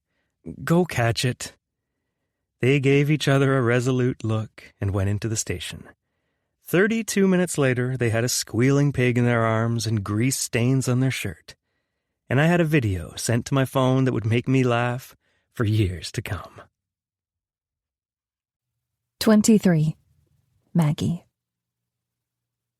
On Sunday afternoon, I wrapped foil around the pan of cheesy potatoes I prepped for dinner with Dad. He offered to cook everything, but it felt good to use my kitchen, since I'd been so busy with work. I'd mainly been picking up to-go orders from the diner on my way home. I put the potatoes in the fridge for later. From the living room, Cam said, "I'm heading out." I glanced over my shoulder, seeing her in an adorable blue dress. "You look amazing." She fluffed out the A-line skirt. "Cooper said blue's his favorite color. Is it pathetic I picked that color for him?" I shook my head, smiling. "That's adorable. Have fun at the movies." "Thanks, girl. Tell Daddy G and Eileen that I said hi." "Will do. I'll walk out with you." We both went outside and saw Cooper's freshly washed truck waiting behind Cameron's in the driveway. Cam let out a happy little sigh, and I smiled over at her. It was like watching a romance movie slowly unfold. We gave each other a wave, and then went our separate ways. Dad's house was about a mile away, so I loaded the pan of potatoes in the passenger seat of my car and made the short drive. When I got there, I could already smell smoke from the grill out back.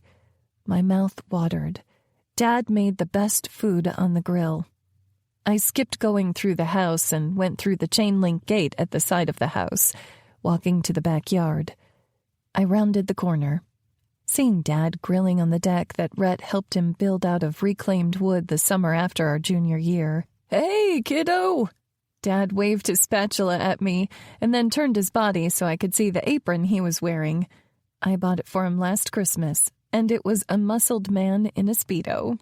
"You're wearing it," I said, laughing. "Easier than working out," he retorted as I walked up the steps to the deck. "Between the apron and the hat, you've bought most of my outfit today." He tipped his Gibson trucking hat. I giggled. "I do have great taste." Eileen came jogging up to me, her paws tapping against the wood. "Hold on, girlie," I said, setting my pan down on the patio table. Then I bent, scratching her behind her ears just like she liked. "Who's a good girl?" "It's you." Dad said, "Gonna spoil her." More than the man who is about to make her a separate plate tonight with cut-up bits of steak? His cheeks heated slightly as he set the spatula down and then closed the lid on the grill.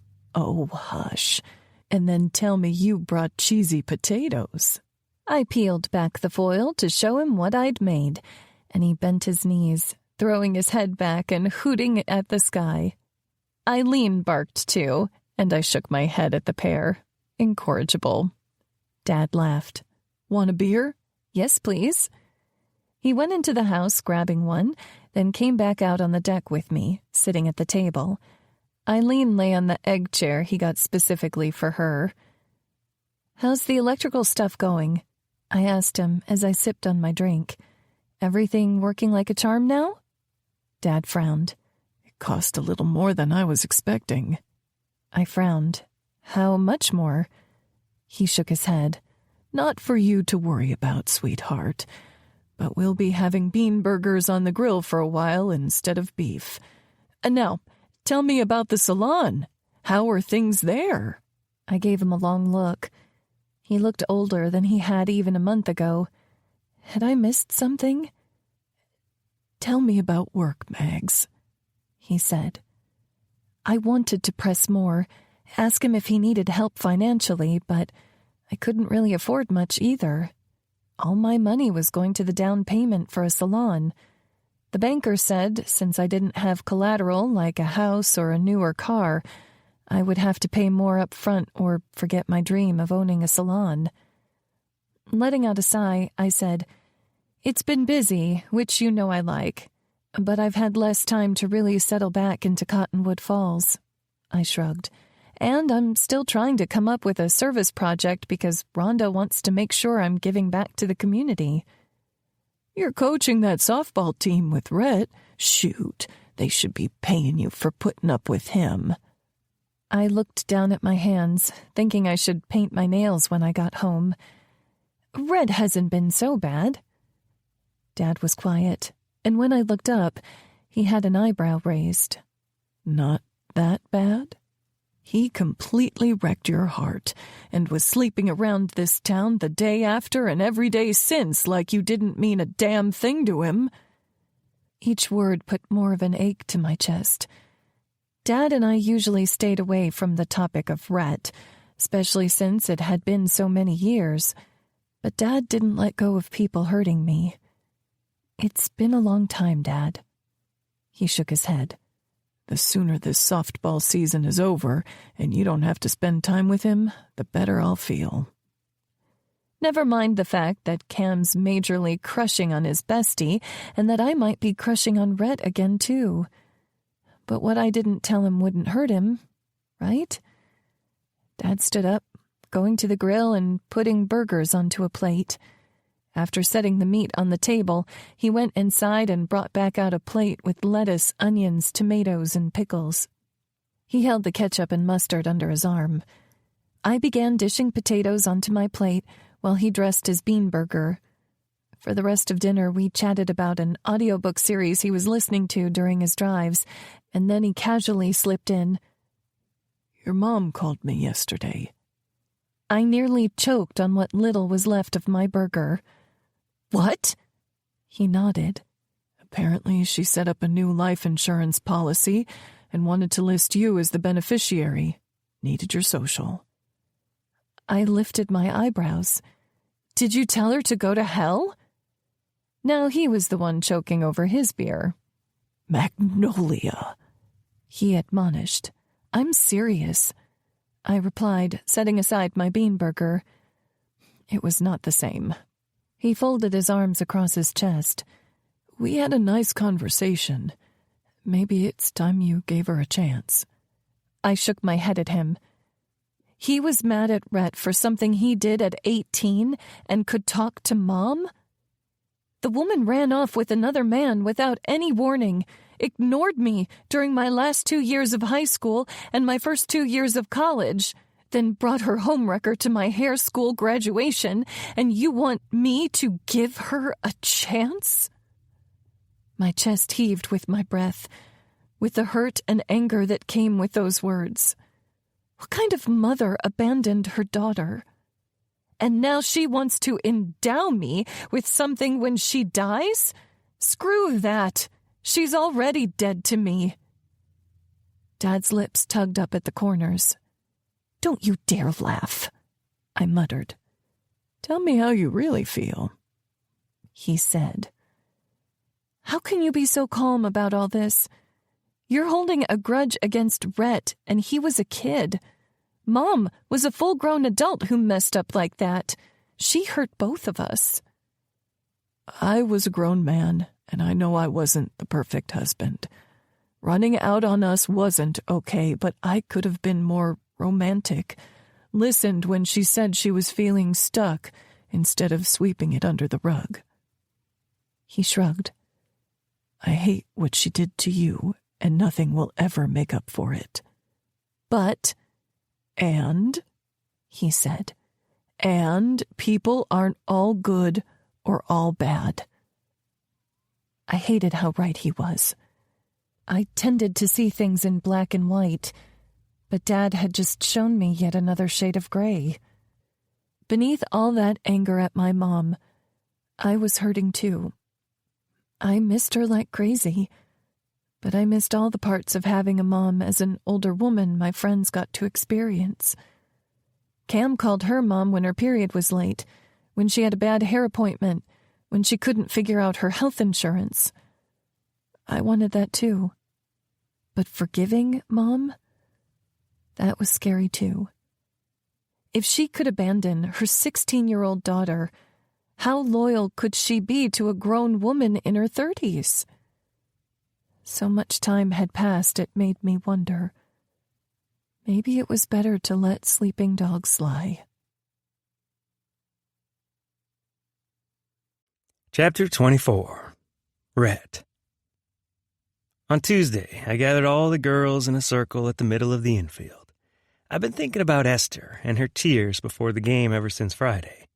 She was so worried about making friends, but sports had been where I'd cemented some of my best friendships in junior high and high school. Why couldn't that be the case for the girls in Little League, too? I held the large yellow softball in my glove and said, "We had a good game last week. You all played well individually, but I want to see us grow as a team, too. So this week, we're doing a little something to build team spirit." The girls all glanced around, and Maggie gave me a curious look, since I'd changed practice plans last minute. But she said, "Okay, Coach, what do we do?" "We're going to practice getting grounders. I'll roll the ball to someone, and I have to tell that person one thing they did well at the last game." I dropped the ball from my glove to my right hand and rolled it to Esther. She lowered to the ground, capturing the ball in her glove. When she stood back up, I said, "Great hit at the end of the game, Esther. We might have to start calling you Powerhouse." Maggie clapped, and all the girls followed after, while Esther smiled bashfully. She rolled the ball to Guinevere next and said, "You were so fast chasing after balls in the outfield, Gwenny." We all cheered again and continued that process until everyone had gotten a compliment. I said, "Good job, team. Next, I want to get to know you all better. When I roll the ball to you, tell me one thing you're looking forward to about the school year." Over the next 15 minutes, I learned that Tessa was excited to talk with everyone at lunchtime. Mindy missed the big school library. Shayna couldn't wait to play on the bigger playground, and Maya wanted to do more science experiments. She'd heard that this year they'd get to dissect frogs, just like her dad. After that, we went through and said one thing we were worried about for the next game, and then one area we wanted to improve on. In front of my eyes, these little girls were becoming more than players. They were becoming my team. Little people with hopes and desires and worries. I hoped they could all see each other that way too. We didn't have much time left in practice, so I had them spread out around the field and I practiced hitting pop flies to them. I noticed them encouraging each other more when they caught the ball and even when they missed it. I had a proud smile on my face as they jogged back toward the dugout for their parents to take them home. I gave them high fives on the way, saying, "Atta girl, great practice, good job." Maggie was the last one back, giving me a smile that said she saw too much. She bumped my arm with hers. "Good practice, Coach." My cheeks felt hot under her compliment. I was trying to do right by these girls. But I was better at being the fun, playful uncle, not the guy digging deeper and encouraging growth. I hoped I'd do okay. We walked together to pack up the gear while the girls parted ways with their parents, and when we were done, I looked up to see Liv was still hanging out on the bleachers with Maya. "You know," I called to her, "for someone who is so desperate to find a coach for the team, you sure are at a lot of practices." Liv gestured at her pregnant belly. "You want a pregnant woman to coach softball?" "Seems a pregnant woman would have plenty of experience with balls," I retorted. Under her breath, Maggie said, "You did not just say that." Liv's mouth fell open, and Maya looked confused. "Are you talking about testicles?" she asked. Oh, God, that backfired. "Forget it," I said quickly. "Ponies, rainbows, unicorns." Maya made a face, and Liv laughed at me. "We're going to get a late dinner from Woody's. You want to come?" "Sure," I said at the same time Maggie said, "That sounds fun." Suddenly I realized maybe Liv meant the invite to go to Maggie. Maybe Maggie had wanted to catch up with Liv without the pressure of having me around. I can eat at home," I offered. Maggie looked over at me, the bag of extra gloves hanging over her shoulder. "Why would you do that?" Liv nodded. "Come along." With a smile, I said, "I'll meet you all there." Maya bounced up and down. "Can Graham and I ride with you?" "If it's okay with Livy," I said. She glanced toward my sister, who nodded. Maya and Graham ran ahead to the pickup while I walked behind. "What's that sparkle in your hair?" I asked as we got into the pickup. She swirled her ponytail over her shoulder and said, "Fairy hair. Livy put it in for me." I held it in my fingers, looking at the shiny plastic strands. "Makes me wish I had enough hair to do that with." She giggled. "You'd look silly." Then she got a thoughtful look. "Maggie would look good with it, though. Don't you think she's pretty? I love her nails." I'd noticed, too, the pink paint on her nails with silver sparkles to match our jerseys. "Mags is awful pretty," I agreed. "Just like Livy, just like you." She folded her arms across her chest. "This boy at the pool told me I'm too skinny." "Fuck her," I muttered. She gave me a look. "Oh, shit." Her eyes widened. "Damn. Uncle Rhett. Don't tell your parents." She laughed. "They already know you cuss, Uncle Rhett." "True," I said as I drove down Main Street. "Anyway, where's this kid? I'll beat up his dad." "Not him?" she asked. "Can't hit a kid, but I'll teach his daddy a lesson on how to raise a young man. You listen to me, Maya girl. You are perfect the way you are, and anyone who can't see that needs a pair of glasses. Got it?" She didn't seem too convinced. "You know how Livy and Mags have bigger bodies, but Tessa's mom is skinny?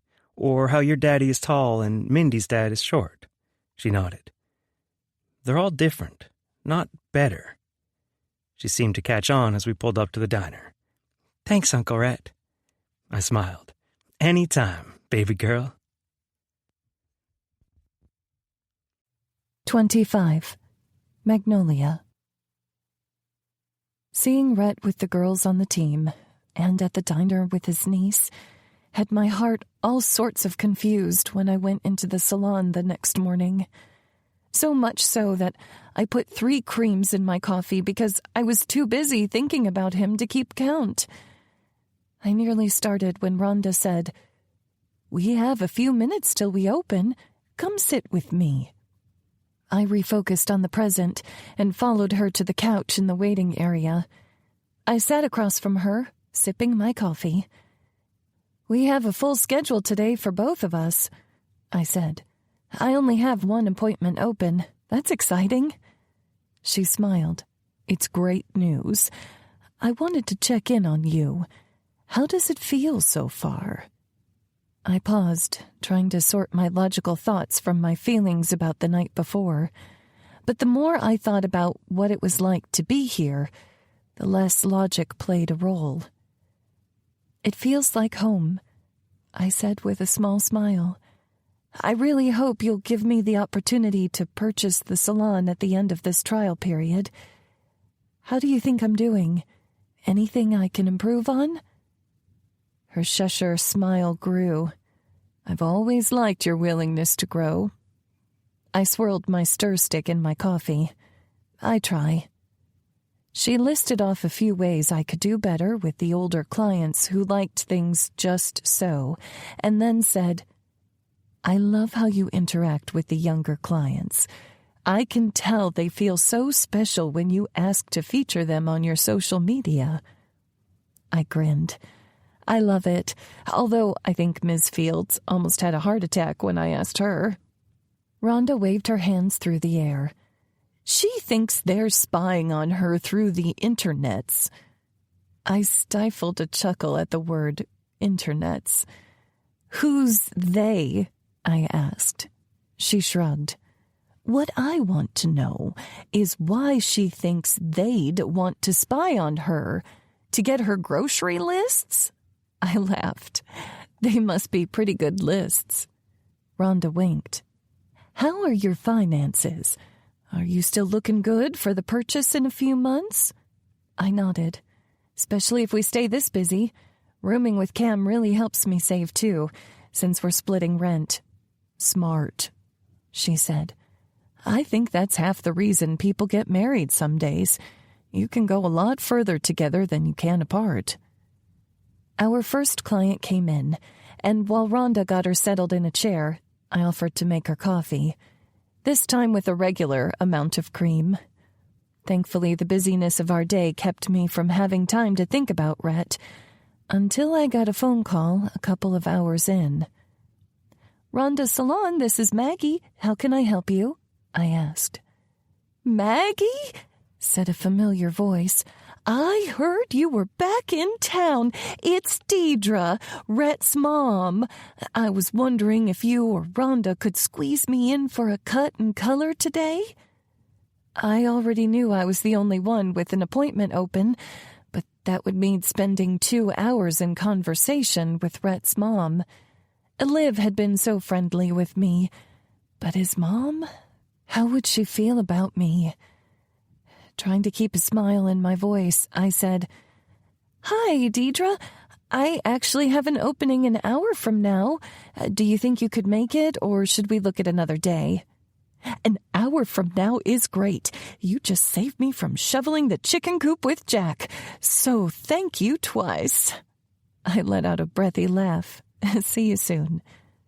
I hung up the phone, and after my current client was gone, I took a bathroom break, locking myself in the ladies and calling Rhett. He had to have some information to help me prepare myself for what kind of appointment this would be. Unfortunately, he didn't answer. Shit. I definitely couldn't hide out in the bathroom forever, and like I said to Rhonda earlier, every penny counts. So I held my head up high and walked back into the salon, taking my next client and trying to stop this worried feeling swirling in my stomach. Deidre took the appointment with me. She wouldn't do that if she hated me. But the nerves kicked up when I saw Deidre walking down the sidewalk to the salon. She had her hair clipped atop her head and wore sunglasses I'm pretty sure she'd worn 15 years ago. When she came in, Rhonda and her client greeted her, but then she lowered her glasses and said, "Magnolia Gibson, all grown up." She smiled wide and walked to me with outstretched arms. Shell-shocked, I stepped into her hug, letting her embrace me. Her perfume still smelled like the vanilla she used to wear, and her hug was warm as ever. It had been so long since my own mom hugged me that emotion rose in my chest at the feeling of a mother's hug. This woman had been like a second mom when Rhett and I were together, and I realized that when I left this town, I'd left her too. I sniffled back tears. Deidre pulled back. "Honey, are you crying?" I wiped at my eyes. "I'm sorry. I just realized how much I missed you all these years." She smiled, letting out a soft laugh. "I missed you too, but I follow you on the gram. That's what my students call it. You've made quite the life for yourself, Maggie Ray." Shock dried my tears. "You follow me online?" She smiled. "Always have. You're like another daughter to me, no matter how far you go." "You made my whole day, Deidre," I said over the lump in my throat. "Now, come sit in my chair. Let's get your hair done." I set her up, pulling a cape around her, then went to mix the color she liked. When I came back, I said, "Catch me up. What's changed in 15 years?" She smiled. "Oh, honey, you'd never guess." She filled me in on her family, giving all the details that Rhett had left out, like the fact that Tyler got fired from his job for getting oral sex on the clock. Thank goodness Rhonda was in the restroom and finished with her client when that part came up. Then married the girl who got him fired, and that's who ran the senior apartments in town with him. How Deidre knew all that and could say it without blushing, I had no idea. Then she talked about Gage and his business, how he was doing more consulting with small business owners now to help them build their companies, while Griffin Industries ran under a new CEO who was apparently crushing it at her job. Then she said she and Jack were redoing the kids' bedrooms at the house now that they had grandkids who stayed the night sometimes over the weekends and summers. They loved sharing Maya with Fletcher's dad, Grayson. "If only we could get Grayson set up with someone," she said. "I know he loved his wife dearly, but a widower all by himself in the middle of the country sure sounds lonely to me." I smiled at Deidre, who wholeheartedly wanted everyone to have their happily ever after. "And how about you, my dear?" she asked. "Is there someone special in your life?"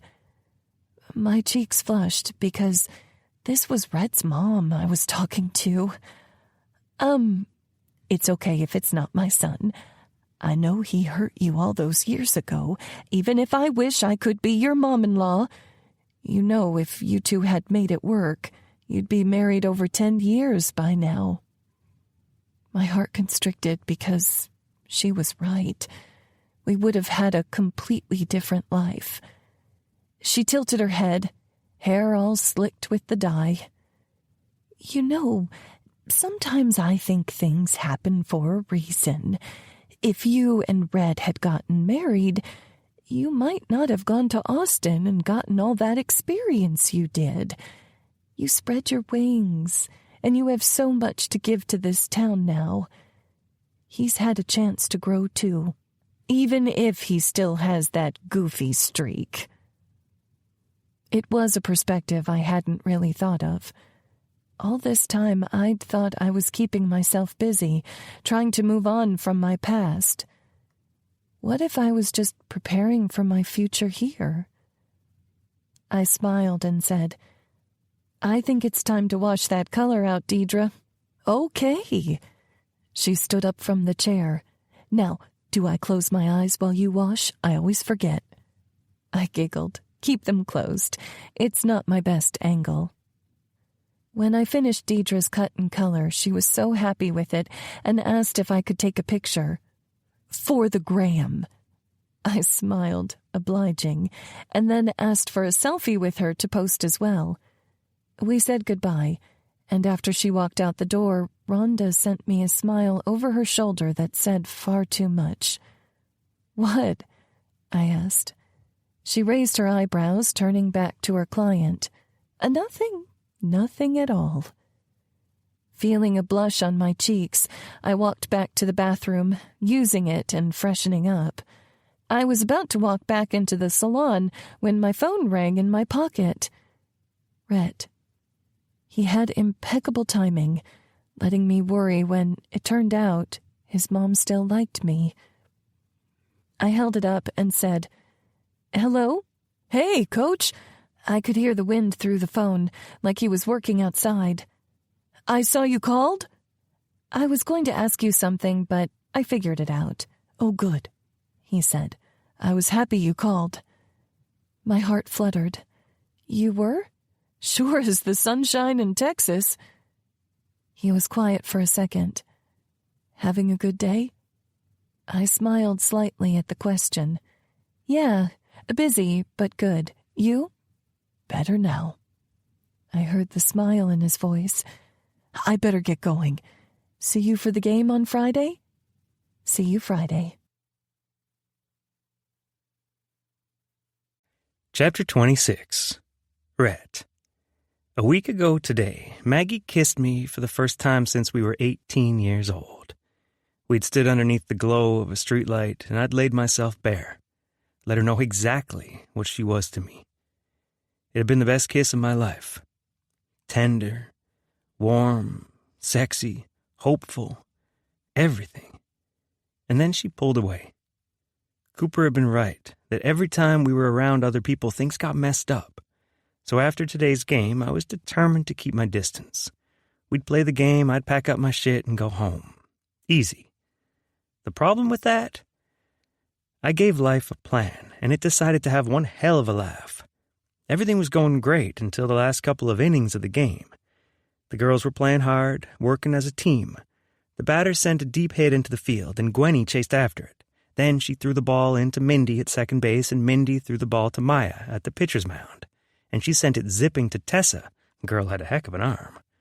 Tessa had taken off her catcher's mask to see the play, and when the ball got to her, it tipped her glove and hit her square in the nose. She let out a cry and started spurting blood all over like a fucking fountain. Mags instantly sprinted to Tessa while I pulled the little first aid kit out of my gear bag. And when I went running up to her, I could see Mag's pale pink lacy thong rising above her denim shorts. And yeah, I know I'm a fucking loser for getting a semi while a little girl was crying with a bloody nose. But I'm a red-blooded male. When I see underwear like that peeking out over an ass like that, everything kind of fades away. But I shook it off, helping her get Tessa cleaned up and walked off the field so her mom could take care of her. And even though there was a whole inning after that, the image of Mags's fragile, lacy thong sliding between her luscious ass cheeks, it was in the back of my mind. I couldn't get it out of my head. Either head. So as soon as the game was over, I hightailed it, packing up as much as I could and making up some lame excuse about needing to check on something at the ranch. After years of getting a woman's touch any time the need came up, I was shit at waiting, shit at being patient, shit at thinking about anything other than how it would feel to have Mags's lacy thong fall apart under my fingertips. I celebrated with her and the rest of the team, loaded up my truck, and made sure I got the hell out of Dodge before I could fuck anything up. On the drive home, I rolled the windows down, letting the evening air rush over my face and clear my thoughts. At least, I tried. This hard-on was not going away. I got into the house and went back to my bedroom, already taking off my pants when a text sounded on my phone. I glanced at the screen, seeing Maggie's name, her picture connected to the account from social media. The photo was of her in a pair of ripped-up denim shorts and a bright red halter top. Sunglasses perched atop her head. Holy fuck, it wasn't fair. Maggie. Hey, are you okay? You got out of here really fast. She had no fucking idea.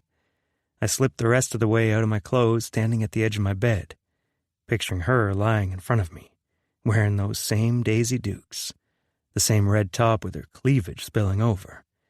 Red. I'll be better soon. I grabbed some lotion, spilling it in my hand and then gliding it over my rock-hard cock. If she were in my bed, she'd be licking those juicy red lips, wanting a taste of me. Maggie, you were great with the girls tonight. I typed back a message in my phone. Red. I don't want to talk about the girls. I rolled my head back, picturing her in my bed, head in the pillows, brown hair contrasting my white pillowcases. Maggie, what do you want to talk about then? I tossed my phone down, thinking my response instead of texting it. You? I want to talk about how good you would look on my bed, how I'd taste your pussy, lick and suck and blow until you were fucking screaming.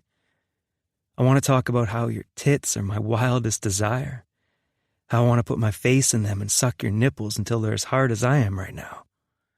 I pump myself harder, faster. I want to talk about how it would feel when I finally plunged into your hot, wet sex, quivering for me. How you'd cry out my name and dig your pretty pink nails into my back as I fucked you like no man ever has or ever will again. I want to talk about how I'd spill my whole fucking load into you, claiming you, once and for all, as mine, only mine, and how you'd shake underneath me, taking every fucking drop. I grunted with satisfaction, thick ropes of cum spilling into my hand, and then I rubbed it over my stomach, still looking at that picture of her. With my clean hand, I texted back.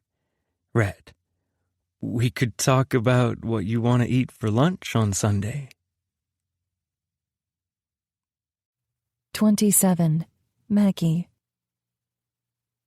I cannot believe your dad did that, I said to Cam as I swiped mascara through my lashes. Where did he even find a pool of Jell-O anyway? The night of the softball game, Cooper went to her house to meet her parents, and then she worked all day Saturday, so this was the first chance she had to fill me in on all the details it would have taken too long to share over text, which was worth it, because I was in stitches over the impromptu Jell-O wrestling between Cam's dad and Cooper. I guess he was at the store when they were going to throw out a bunch of expired boxes. He took them home, and the rest is history. She shook her head with a laugh. My mom was so unimpressed. That made me laugh even harder. Her mom was so put together, the thought of Jell-O wrestling anywhere near her house was as strange as snow falling in the middle of July. Cam leaned back against the wall. Honestly, I think Dad's going to like him better than me if they spend too much more time together. I tossed my head back, laughing. There's no way Coop could replace Daddy's little girl. Fair, she agreed. Her older brother lived on the East Coast, so she had seen the most of her parents. Even when we lived 5 hours away in Austin, they were always there for her. Even when she had an ingrown toenail removed, they came to town. I put down my mascara and started with my lip liner. Seems like you're putting in a lot of effort for fishing. She did finger quotes. My cheeks warmed. Just because I'm hanging out with fishes doesn't mean I need to look like one. I'm sure it has nothing to do with the guy who's taking you. Butterflies swirled in my stomach. I knew I shouldn't like him, and I was trying to keep myself safe, but I was having a hard time reminding myself of all the reasons I should stay away. I know I should leave the past in the past, but I can't stop thinking about him. She pointed her finger excitedly in the air. I knew it! That twin flames thing? Genius! How could you hold back after that? I glanced at her. But it sounds so much like a line. Like he's too good, you know? I capped my lip liner and started with lipstick, waiting for her to reply. Waiting for her wisdom because Lord knew I needed it. So, I was reading this post online. You mean you saw it on TikTok? I said. She blushed. Okay, so I heard this person on TikTok, and they said that if you believe it's too good to be true, it might be because you think you don't deserve something that good. The air left my lungs for a second. That was way too close to the truth. Why wouldn't I deserve it? She shrugged. I mean, think about it. You were dating Percy, and he didn't take your job seriously. Then, before that, it was Jeremy who was always trying to get you to drink green juice so you could lose weight. She made a gagging face. And then there was Hansel. His name was Ansel. And he was constantly bitching about your social media. I frowned. It's like these guys are great except for one part of them, she said, twirling the ends of her hair and eyeing the split ends. Maybe there's a reason for that. But that's a relationship, right? Nothing's 100% perfect. And yet, she said, Rhett's gone above and beyond, and you're expecting him to have all the same flaws as he did before. It's almost like you're not getting over the past anymore, but worrying what he'll do in the future to hurt you again. My throat felt tight. What if... She held out her hands. Just humor me. What if there was someone who could meet your needs, who wasn't perfect, but who was good in all the ways that counted? And what if it took him 15 years to become the version of himself that deserved you? How would you act then? Fear gripped my chest, and I swallowed. I probably wouldn't be as scared as I am now. She smiled. You know, fear is just excitement's ugly cousin. I laughed. You need to write fortune cookies. Who says I don't already? She winked. A knock sounded on the door, and she got a smile like the Cheshire cat. Destiny's knocking. And here I thought it was Rhett. I shook my head at her and then kissed her forehead. He may be my twin flame, but you'll always be my soulmate. She smiled. Back at you, bugaboo. I gave myself one last glance in the mirror, admiring the way I looked in my favorite distressed denim shorts and a black tank with a bow that drew the eye to the girls. I paired it with a paisley red headband and some casual sneakers. giving myself that effortless look that actually did take effort. "You look good," Cam said, slapping my butt. "Go get him." I pretended to be a horse, whinnying and galloping out of the bathroom. I still had a smile on my face as I opened the door to see Rhett Griffin waiting for me. He looked so good in his faded blue jeans and his cut-off white shirt that showed the sides of his muscled chest. Don't even get me started on his strong, broad shoulders with veins that... My mind was getting carried away, and judging by the way his gaze dipped over my body, his was too. He cleared his throat. "You look good, Mags." "Could say the same for you, Coach." He smiled, stepping back for me to exit the house. "Today, it's just Rhett." I smiled and followed him out to his truck, thinking to myself that he was never just Rhett. Not to me. As I walked to the passenger side, I noticed a cooler and a couple of fishing poles in the truck bed, along with the tackle box. "Looks like you've got everything we'll need," I said, "but I don't see any chairs." He held the door open for me, a coy smile on his lips. "Just you wait." I got in the truck and buckled up as he shut the door. My eyes wandered over him while he walked around the front of the truck.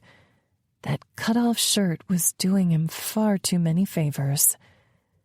I glanced down at my lap when he got in so he couldn't see I'd been staring. "Thanks for coming out with me," he said as we drove off. I smiled. "How was the rodeo yesterday?" "I won a nice little purse." I raised my eyebrows. "They give out purses to men for winning?" He laughed, the sound warm. "No, a purse is what we call the prize money." "That makes a lot more sense," I said with a chuckle. I forgot about that. I was beginning to relax, and it looked like he was too. One arm on the steering wheel, no tension in his broad shoulders. "What do you do with your winnings? Shopping spree?" He shook his head. "Tuck it away for Grandpa's land. There's a reason I'm not driving a new truck or have any new furniture in my house. I have goals, and sometimes it takes sacrifice to reach them." My lips parted because I felt what Rhett was saying to my core. I related to him. I get that. Saving for the salon hasn't been easy, especially since I can't take as many appointments here. Not enough work for 2 full-time stylists in town. He nodded. "I think it's cool that you bet on yourself." My cheeks warmed. It's been different, moving back home when all of our classmates have their own houses and families. In Austin, so many people room together because cost of living is high. But here, I can tell some people from our class look down on me because I haven't accomplished more yet. "Fuck the haters," he said. "No one has to live your life but you. As long as you're good with it, that's all that matters." I smiled, the action instinctive, natural. You make it sound so easy. It doesn't have to be hard. I was quiet, thinking as he turned off the blacktop and went down a dirt road. Why did I make it so hard for myself? "Have I been to this pond before?" I asked. "Nope. We dug it out a few years ago to help water cattle and let them cool off in the summer. But we've been resting this grass, so the pond's all fresh and full of fish now." "Nice," I said. "Do you remember that time we went fishing before senior year, and you got that leech on your—" He shuddered. "I'd rather not remember it." I laughed. "I'm traumatized, okay?" he said, half laughing with me. "You're traumatized? You made me pull it off. I was 17. He laughed. "Serves you right for suggesting we skinny dip." I wasn't ruining my first Victoria's Secret. I laughed too, but my throat closed up as we crested the hill and the pond came into view. "Did you—" He drove into the pasture through the open gate and took us closer to the pond where he'd set the couch from his living room by the water, Afghan and all. There were even end tables on both sides of the couch and a red cooler nearby. "You said you required seating." I let out a laugh. "I meant camping chairs or something. You didn't have to do this." Only the best for Maggie Ray. There was no helping my smile as he parked the truck. "Go pull up a chair," he said. "I'll bring you the fishing pole. I know you're not touching worms with those pretty nails." Chapter 28. Rhett. I'd haul the contents of my whole damn house into a pasture if it made Maggie smile and laugh this way. Her laugh was so contagious, carefree. The one time my overthinking girl truly let go. Well, she went to sit on my couch, skin dusted with early morning sunshine. I baited up a fishing pole for her. This pond had been stocked with catfish, so we'd catch aplenty. Maybe I could talk her into coming over to my place tomorrow for dinner so I could make her some of what we caught. Once I had both poles baited, I grabbed a couple of beers for us out of the cooler and brought them over to her. She was standing on the edge of the water, her toes dipping into the dark brown sand. From here, I could see the way her denim shorts hugged her ass, and it added a whole new element to the images I had in my head 2 nights ago. The images I knew would cross my mind tonight. "Damn, you're looking good," I told her. She turned toward me, her cheeks blushing, and took her beer and then her pole. "Thank you." She took a drink from her beer. "I have to admit I was a little worried about what you'd think of me when I came home. I'm bigger than I was in high school." My eyebrows drew together. Was she being serious right now?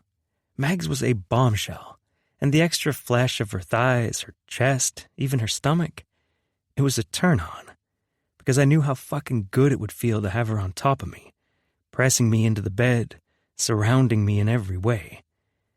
"Why would you be worried about that?" I asked. She set her beer down, then focused on casting for a minute. Her fingers slowly spun the reel, making sure it caught. "You clearly haven't tried online dating as size 24. I raised my eyebrows. "People say shit?" With a sigh, she backed up and sat on the couch, careful not to get her damp feet on the upholstery. "Some guys are really into bigger girls. It's like they have a fetish or a bucket list item to check off. Sleep with a fat chick." She rolled her eyes like what she told me wasn't making me see red. "Other guys will date you, fuck you, never introduce you to anyone in their life, keep you as their dirty little secret like it's embarrassing to date a bigger girl." I swore I was getting tunnel vision from all this anger. The worst are the guys who say they're okay with your size, but when they see you naked for the first time, she blinked quickly. They act like they didn't know you were fat under all your clothes. My voice scraped out of my throat as I said, "I had no idea, Mags. I'm sorry." She shrugged, looking down and fiddling with her reel. "I've thought about losing weight, tried some diets, but in the end, I'm a big girl. Even if I lost 50, 100 pounds, I would still be a big girl." She lifted her chin. "I figured if a guy wasn't okay with me, a relationship shouldn't move forward, because odds are, if I have a daughter, she'll be my size too. I wouldn't want her to be raised by a dad who wasn't supportive of women at every size." "Wow," I breathed. I couldn't believe she'd had to worry about that, had to feel like someone might not like her or her future children because she had some extra pounds on the scale. "Maggie, I don't want you to think I'm blowing smoke up your ass, but those guys, they're a bunch of fucking dumbasses if they think you're anything but drop-dead fucking gorgeous." The laugh that passed through her lips warmed my heart. "You didn't have to say that, but I mean it." She glanced toward me, a hint of skepticism in her gaze. We were getting rid of that real fucking fast. "You know what I did Friday night?" I asked. She looked at me, her eyes wide, curious. "What?" I held her gaze, knowing there was a chance she'd think I was a fucking creep, but she had to know there was no part of me that didn't like every part of her. "I got away from that game as fast as I could, because when you were bent over helping Tessa, I got a view of that lacy thong you wore under your shorts. And I went fucking feral. I know you want to take things slow, so I got out of there before I could mess anything up. And when I got home, you texted me. Your picture came up, and I stared at it as I fucked myself raw, thinking of tasting you, being inside you, making you scream my name as you came on my cock. Her full lips parted, her cheeks full of color. You don't have to say anything back, and if you want me to take you home, I get it. But I need you to know, Mags, you're sexy as fuck. Every inch of you. Her tongue darted out, wetting her lips in the most tantalizing way. You really did that? She asked. I gestured down at my crotch, at the erection growing against my jeans. I'm like a horny fucking teenager around you, Mags. Holding back is taking all of my willpower. Her voice was so soft it almost disappeared in the wind. Then why are you holding back? Is that an invitation? I asked, my own voice raw. Her chin lifted. Don't make me beg. My lips curled into a smirk, but it didn't last long because I was shoving my fishing pole aside, taking hers out of her hands and crossing the couch to kiss her like I'd been dying to from the moment I saw her at the salon her first day home. I tried to hold back all the crushing force I wanted to use on her, but her kiss was frantic as she gripped my shirt in her fists and worked her pillowy soft lips against mine. I wrapped my hand around the back of her neck and gripped her hip with my other hand. I slid my tongue along the seam of her lips, and she let out a little whimper. Fuck, I was hard, feeling her body against mine, her skin hot and sweaty under the summer sun. I slid my hand down, cupping her ass and pulling her closer to me so she could feel my length through my jeans. Rhett, she moaned against my lips. I dipped my head down, kissing, biting, licking her throat, her collarbone. I shoved her tank top aside, taking a nipple into my mouth, and sucking until she moaned and gathered my hair in her fists. I pulled down the other side of her top, giving me access to her luscious, salty tits, and she gasped out, Are you sure you want to do this here? Why the fuck not? I hummed against her breast. What if someone sees? Then they'll know just how much you turned me on, exactly as you are. I continued playing with her taut nipples, loving the taste of her, the way she held onto my hair, my shoulders, how she moaned and shivered under my touch. I brought her back to the couch, laying her down and then fiddling with the buttons of her shorts, her luscious, glistening tits spilling out of her askew top, nipples hard and pink in the sunlight, in contrast to her creamy, pale skin. The button finally came undone, and I grinned down at her. What? She asked. I've been wanting to do this. I lowered my mouth to her stomach, kissing her apron belly and working down to her pubic bone. I took the panties in my teeth and pulled, feeling the fabric come apart. Rhett, she cried. You wanted me to show you what I imagined. Now, shut the fuck up and let me make you feel good. Her head rolled back as I pulled her shorts down the rest of the way. Her pretty pussy was full and waxed aside from a patch of short hair and a landing strip, pointing to everything I wanted. I drew my finger along her seam, then slid my fingers between the folds, feeling a rush of moisture. You're so fucking wet for me. Those panties were ruined before I touched them. She moaned. You have no idea what you're doing walking around in a shirt like that. It's not fair. My chest got all puffed up, knowing my girl was turned on by me too. My fingers still between her folds. I dipped two deeper into her pussy, loving the quiver I felt around me. Is this fair? She let out a whimper.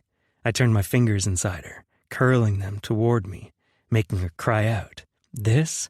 Rhett, she panted, my favorite fucking sound. I lowered myself over her, spreading her folds with my fingers, loving the sunlight hitting the barest part of her. I blew softly over her clit, making her whine. This? Her head rolled back. Look at me, I ordered. Her eyes met mine, heavy, hot, glazed with desire. I want to see exactly how beautiful you are when I make you come. Her pretty blue eyes widened, and I smiled at her like a wolf would at Red Riding Hood before lowering my face to her hot sex and working my tongue over her clit. She reached down, holding my hair tight in her hands. "That's it. Hold on, baby girl," I hummed against her clit. She moaned, and I looked up to make sure she was watching. Her eyes were solidly on mine. Good girl. A guttural sound fell from her lips. She liked to be praised. That would be easy to do. I dipped 2 fingers in her, and then 3 as I ate her juicy pussy, working her from every angle, one hand reaching up to tweak her nipples, one inside her, and my tongue tasting my sweet Maggie Ray. "Fuck, Rhett." Her cries became incoherent, closer together. I felt her building around my fingertips and kept going, knowing I was giving my girl exactly what she wanted. She screamed out in the middle of the countryside, her walls crashing around my fingers, taking me wave after wave.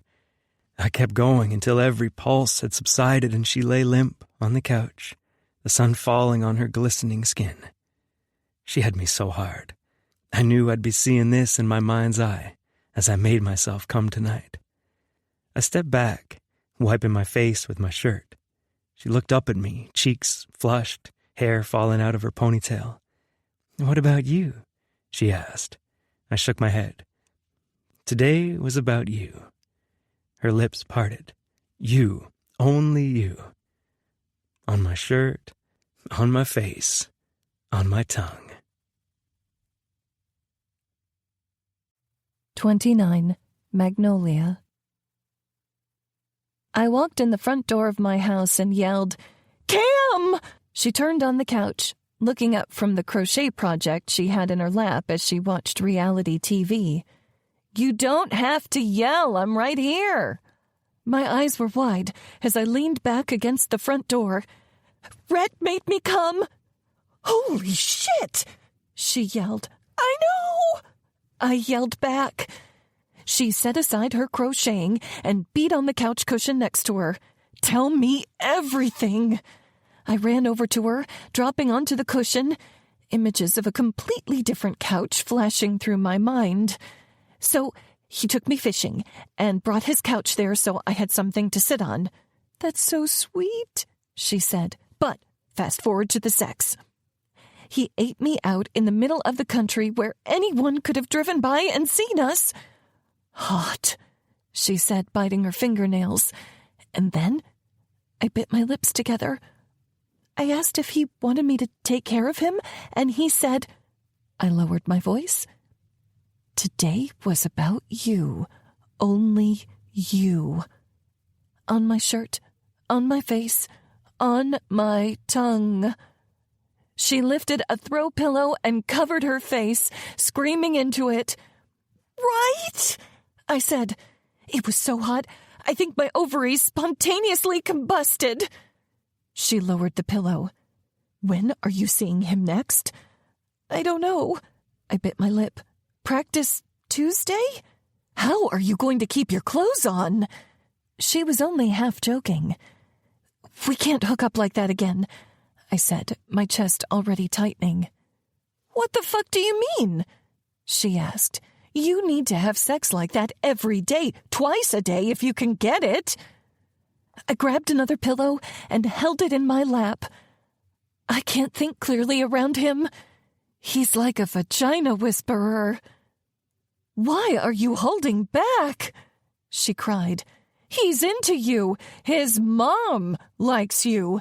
You clearly like him. Don't even try to say you don't." I had to bite back a smile, but it quickly turned into a frown. "You should have seen my dad last Sunday when I mentioned I was coaching with Rhett. He about lost it and said the sooner I get away from him, the better." "You know your dad," she said. "He's just worried about you." I bit my lip. I don't want him to be disappointed in me. He did everything for me after Mom left, and then he helped me pick up the pieces after Rhett. He'll be so upset when I tell him about me and Rhett. If there is a me and Rhett. She tilted her head. "Oh, hon, it's still so new. You don't need to worry about telling your dad until you figure out what it is, right? I nodded slowly. That's true. She tossed her pillow at me. Stop looking so worried. Rhett just made you come in public. You should still be in your post-orgasm glow. I laughed. I definitely am. Grinning, she said, That makes two of us. I raised my eyebrows. Today? He left half an hour ago. She winked. I already disinfected the table, if you were wondering. I shook my head at her. Look at us. Two girls in their 30s having the best sex of their lives. We should have a show. Sex and the Country. She laughed. I'd watch it. Me too. I pushed myself up from the couch. Now I need to go have dinner with my dad and hope he can't tell what I was doing earlier. Cam laughed. Good luck. I'm covering for a night shift tonight, so I won't be here. I went and hugged her shoulders. Thanks for being my bestie for the resty. She smiled up at me. Thank you for adding to the spank bank. Cam! I cried. She laughed, pointing at me. Oh my gosh, you should have seen your face. My cheeks were still blushing. Okay, goodbye. Wait, she said. I forgot to tell you. Shelley's batch party. We're both invited, along with 40 of her closest friends. I laughed. Shelley was always a good time, but she had a million friends from her time in the sorority with Cam. But she was the kind of person who knew and remembered and loved everyone, too. So I wanted to be there for her. When is it? Next weekend. I frowned. Weren't we supposed to go to the rodeo with Cooper and Rhett? Now I was actually looking forward to it. She said, I already talked to Cooper, and there's another rodeo the weekend after. We're going to that one. I smiled. Sounds good. Do we need to book a hotel? Shaking her head, Cam said, Apparently, Shelley's dad booked some kind of mega house for us all. Totally paid for. Nice, I said. Okay, now I really do have to go. I went to change, and I was out the door getting in my car when Dad called. Hey, sorry, I'm running behind. Should be there in a few, I said. Actually, I was wondering if I could call in a rain check. What do you mean? I asked. Everything okay? It's great, but wheat harvest just started, and the Fernandezes asked if I'd be willing to help haul grain on the weekends. Apparently their custom cutters had a truck breakdown, and it's slowing them down quite a bit. Plus, I could really use the extra cash. I frowned. Dad, is everything okay? I mean, financially. I'm working on it. He snapped. My head jerked back by the force of his words. Dad never talked to me like that. I'm sorry. I'm just stressed. Sad I'm missing you tonight. The tightness in my chest eased. I could come keep you company. We'll be working late till midnight or later, probably. Plus, Eileen might be jealous if you take her seat at shotgun. You and that dog, I said with a small smile. Are you sure you want to work that late? Don't you worry about me, hun. Part of being an adult is paying bills, yeah? Okay. Let me know if you change your mind. I can bring you some food. No worries, he said. I turned my car back off and walked inside. When I opened the door, I heard Cam call, You're early! I'm in here! Drawing my eyebrows together, I turned the corner to see her in the kitchen, wearing nothing but our oven mitts and holding an empty glass pan. Oh my God! I yelled, covering my eyes. You said he left! She dropped the pie pan, and it shattered to a million pieces on the tile. You're supposed to be at your dad's. I peeked at her through my fingers, seeing her trying to cover up with the mitts. Come on, we cook with those. Well, I was going to wash them when Cooper and I were done. I shook my head, saying, I'll give you two the house. I turned to walk out of the kitchen, finding Cooper looking from me to Cam to the glass on the floor. He must have come in when I was leaving. He got a thoughtful look and shrugged. I can dig it. Chapter 30. Rhett. When I pulled up to practice Tuesday, my sister and niece were already there. Sitting on the tailgate of their truck, Liv insisted on calling Bernice. She named everything, from the bunny that crossed their yard every morning to the freckle on her right shoulder. I got out and walked over to them. Why the hell are you two here so early? Maya had a big old grin on her face. We wanted to have cupcakes with you before practice. My eyebrow quirked at her giggle. Why do I feel like you poisoned them? She laughed. Don't be silly. I studied Liv, who was smiling in a slightly less ornery way. You pee in them? Fletch told me you're using the bathroom all the time lately. Her jaw dropped open. He told you that? I think when you were on a bathroom break. She sent me a glare. Just have a cupcake with your baby sister and your niece, will you? I had a craving and I can't eat this whole box, but I don't have enough to share with the entire team. I mean, twist my arm, I said, reaching for one of the vanilla cupcakes with white frosting and pink and blue sprinkles. I was midway into a bite when I realized they were watching me. What?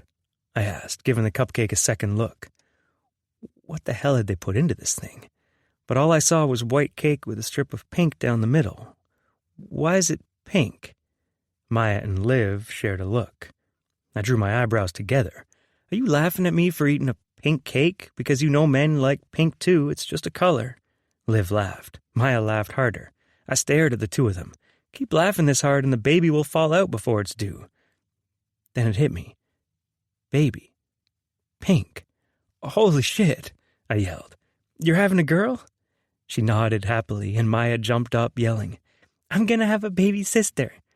I picked up my niece, spinning her around and grinning at the great news. Congratulations. I set Maya down and hugged my sister close. Fletcher had confided in me that she'd struggled with endometriosis, and they didn't know if they'd be able to have a child at all. Knowing they'd have a little girl made it that much more real. Rhett, are you crying? Liv asked. No, I just have something in my eye, like a sprinkle from the damn cupcake. She and Maya laughed. Have you told Fletcher? I asked. Liv gave me a look. You think I'd tell you before my husband?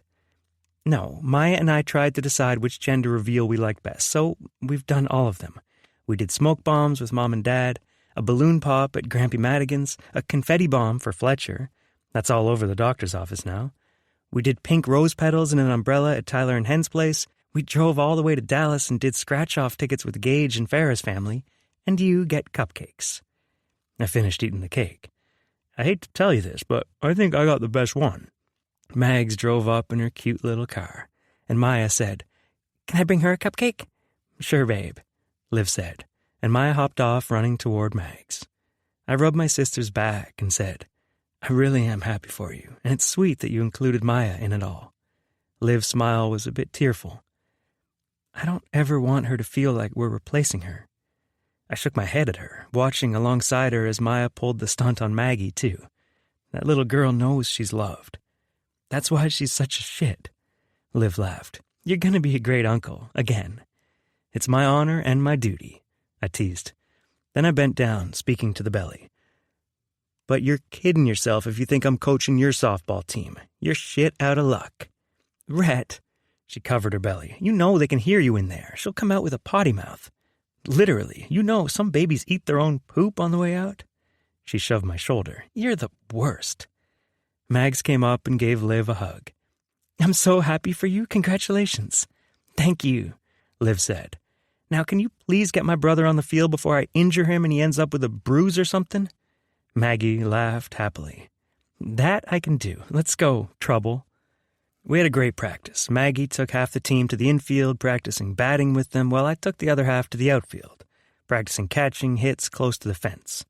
Not a lot of girls hit it that far in the last couple games, but it was good for them to practice maintaining focus while being aware of their surroundings. At the end of the practice, I called the girls into a huddle. They all looked up at me, waiting for me to talk. I'm proud of you girls. I said. We've got just a few games left. It's a short season, but you've come so far. Esther, you're a hitting machine. She blushed, toeing the dirt. Maya, you're not allowed a softball when we're at home because that arm is a rocket. She dropped her mouth. I already have tons of tennis balls for Graham. Mindy, you're catching flies like a frog out there. She stuck out her tongue and said, Ribbit? I chuckled and congratulated a few more girls on their skills. Be good for your parents and come to the game Friday ready to play hard. I stuck my hand in the middle, but Mag said, Actually, Coach, I think you should lead the unicorn roar. My cheeks flushed hard as a muscle in my jaw ticked. What a great idea. Fingers up. All the girls put their fingers up from their foreheads. I dragged my toe through the dirt at the pitcher's mound and yelled, Unicorn roar! And when the girls started jogging back to the dugout, I spoke low in Maggie's ear. You're gonna pay for that. I saw her breath catch in her chest before she whispered, I'll be looking forward to it. 31. Magnolia. My heart was still racing, my skin feeling hot as we said goodbye to all the players and parents and loaded up the gear into Rhett's truck. The way Rhett's gaze had shifted after what I said earlier had me ready for whatever he wanted to do to me. And let's be real, I couldn't get our country tryst out of my mind. Rhett may have admitted pleasuring himself to a photo of me, but I'd been getting off to the memory of him since it happened. I knew what had happened was only the beginning, and I had my hands in the air ready to scream along to this wild roller coaster ride. But when we finished putting all the gear in his truck bed, he didn't make a move. Disappointed, I said, I'll see you next week at practice. I'm sad I won't make the game. His gaze was heavy as he looked across the truck bed at me. Get in. I raised my eyebrows. In? Get in the truck. His voice had a hint of danger, another of desire. My lips parted in stunned silence. Don't make me ask again. He growled. Why? I asked, my voice all breathy. Because bad girls need to be punished. Now get in the fucking truck, Mags. My heart sped as I walked to the passenger door, knowing I'd follow whatever direction he gave me if it led to me feeling as good as I had on Sunday. When I got in, and he joined me, he hummed, Good girl. Fuck. At this rate, I'd soak through my panties and my shorts and ruin the upholstery. Where are we going?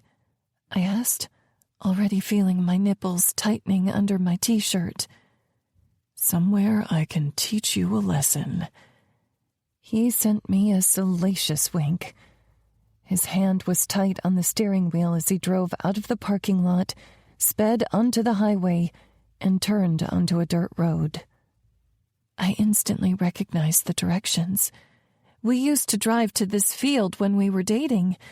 They always had it baled into big round hay bales we could hide behind when we needed a private place to make out or hook up.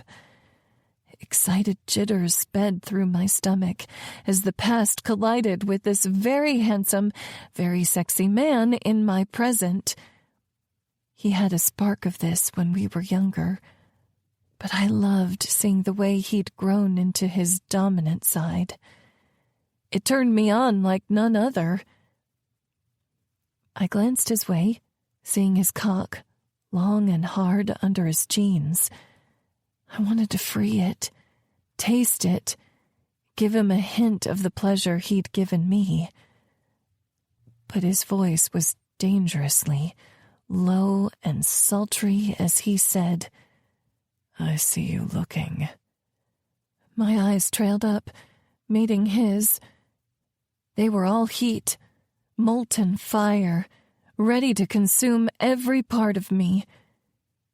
He pulled into the field and parked behind a hay bale. The truck turned off, leaving us in complete darkness. Get that pretty ass out. My heart stuttered. Now! I unbuckled, acutely aware of the heat growing between my legs, the part of me that needed to be filled by him. Goosebumps rose on my arms as I waited for Rhett. Even the summer night air felt cool compared to the heat of my skin. His truck door opened, and he got out, boots crunching over dried grass. "Hands on the bale," he said. I moved over the ground, crossing the space as his eyes tracked me. A game of cat and mouse we both would win. I pressed my hands against the hay bale, the baled grass coarse under my palms. Good girl. A shiver went down my spine, and I parted my legs for him. His chuckle was low, salacious. "You want me, don't you?" My answer rasped out of me. "Yes." He walked over to me. "Bad girls have to learn their lesson before they get what they want." I dropped my head, desperate to move on to the part where he fucked me raw and eased this ache inside of me. What do I need to do? He came behind me, speaking in my ear. "I'm going to pull your shorts down and ream that pretty ass of yours." I shuddered with desire. Wordlessly, he reached his fingers into the waistband of my shorts and pulled them down around my ankles, leaving me bare to the night air. It was so dark in the middle of the country. No houses or cars for miles. The only light came from the moon and stars above, casting a glow on my pale skin. He ran his palm over the swell of my ass. "Such a beautiful body," he whispered, almost to himself. Then his fingertips moved to the crevice between my legs, dipping down to my dripping sex. He let out a moan, sliding his fingers inside once, but then removed them, making me whine. I wanted more. "No pouting. You earned this." "Punish me," I begged. I didn't want sweet, patient sex with him. I wanted to ache, to burn, to take everything we'd both been holding back for years. He leaned forward, lips near my ear. "What do you want me to do?" "Spank me," I uttered, the words slipping out of my mouth before I had a chance to be embarrassed by them. Who even was I? This woman getting it on in the open air, the woman asking unapologetically for what she wanted. I liked the version of me brought out by Rhett, and I especially liked the way he made me feel. He slid his hand over my ass cheek and then pulled it away and brought it back down over my flesh. The most delicious mix of pleasure and pain spreading through me. "Fuck," I whispered. He brought his hand back again, slamming it down over the crack. And then a third time. "You're so fucking bad." In some part of me, I knew I should not like this so much, but my blood was racing, and his touch just brought more attention to the area that wanted him desperately. He lowered himself to his knees, bringing his lips to my ass, kissing the spots he'd made tender. He slid his tongue over the seam, making me shudder. "Spread your legs," he said. I shifted my feet, barely able to feel my legs at all, with every nerve ending in my sex begging me to pay attention, begging to be satisfied. "Good girl," he said.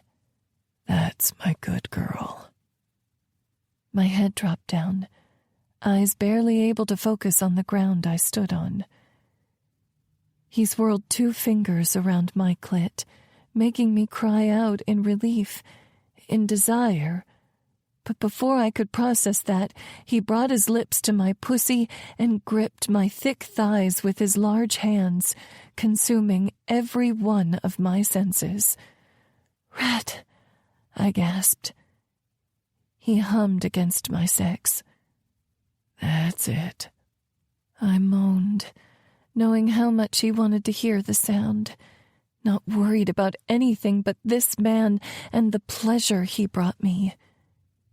He continued his pursuit, bringing me closer and closer to the top, to the point where everything disappeared.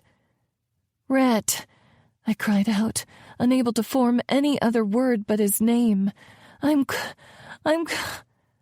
Waves of pleasure racked through my body, and he continued until they faded away, leaving me spent and sensitive to even the cool night breeze. I held on to the hay bale as he stood behind me, convinced it was the only thing holding me up. He gently guided my legs, helping me back into my underwear and shorts, and then he took my arms, spinning me into his embrace, and kissed my forehead. "Holy shit," I whispered into his chest. "I know, baby," he said against my forehead. I looked up at him, and he took my lips in his, claiming me with his kiss. Soft, patient, and tantalizing all the same. When we broke apart, my lips as raw as the rest of me, I said, "I want to make you feel good." He smirked down at me. "I haven't heard you begging yet." My lips parted, but before I could speak, he said, "Let's get you home." Chapter 32. Rhett.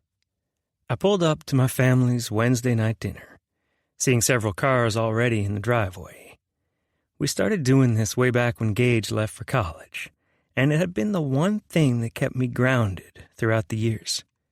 I grabbed the bouquet of sunflowers I picked from the patch in front of my house and walked down the sidewalk to the front door. There was already chaos around as my nieces and nephews played cornhole in the backyard while Dad was at the grill, working on a set of burgers and hot dogs. There were way too many people for us to have steak every week like we used to. The front door was already opened when I reached it, and my mom pulled me into a hug. "Good to see you, hon." I smiled back at her and held out the flowers. "These are for you." She looked at them, smiling. "You are such a sweetheart." "It's what you get for planting them and sneaking over to water," I teased her. She blushed. "Just because you're grown doesn't mean you're still not my baby." From behind Mom, Tyler coughed. "Suck up." Mom turned, bopping his shoulder. "Oh, shush." My oldest brother, Gage, was farther back in the house, sitting at the dining room table with a bottle of beer. "Don't listen to him. He brought over fresh-baked cookies for Mom." The tips of Tyler's ears went red. "Yeah, well, you bought Mom and Dad a damn cruise. Gotta earn my inheritance somehow." I laughed. "If we're talking inheritance, I better step up my game. Mom, you sure do look lovely. Did you get your hair done?" Mom shook her head at me, turning to walk in the kitchen to put her flowers in a mason jar. "In fact, I had a lovely time at Rhonda's salon. Maggie did a fabulous job of my hair, didn't she?" Tyler and I followed her back, sitting at the table. Mom finished filling the jar with water and turned to us. "She's so beautiful, Red. It's just too bad you two had a fallen out all those years ago. Maybe now that she's back in town..." There was. The comments about me being single, me needing to settle down. I'd heard them often throughout the years. But they were getting more and more frequent lately. I glanced over my shoulder, not wanting to say too much to get Mom's hopes up. But out the patio door I saw Gray and Agatha talking with my dad. "What's Agatha doing here?" I asked. It was normal for Fletcher's dad, Gray, to join us for dinners, but Agatha hadn't been over before. We were friendly when she waited on us at the restaurant, but never more than that. Mom folded her hands under her chin. "Doesn't it look like she's having a good time with Gray?" Gage spoke up. "Mom's trying her hand at matchmaking again." I groaned. "Ma, you can't play Cupid." "Why on earth not?" she asked. "They're good people. They deserve to be happy." "First of all, because you can't run around in a diaper. We'd have you locked up. She rolled her eyes at me, setting the flowers on the table. Secondly, they're adults. If they wanted to get together, they would. Plus, Gray's a good 10 years, 15, older than she is. Mom shrugged. Age doesn't matter so much when you get older.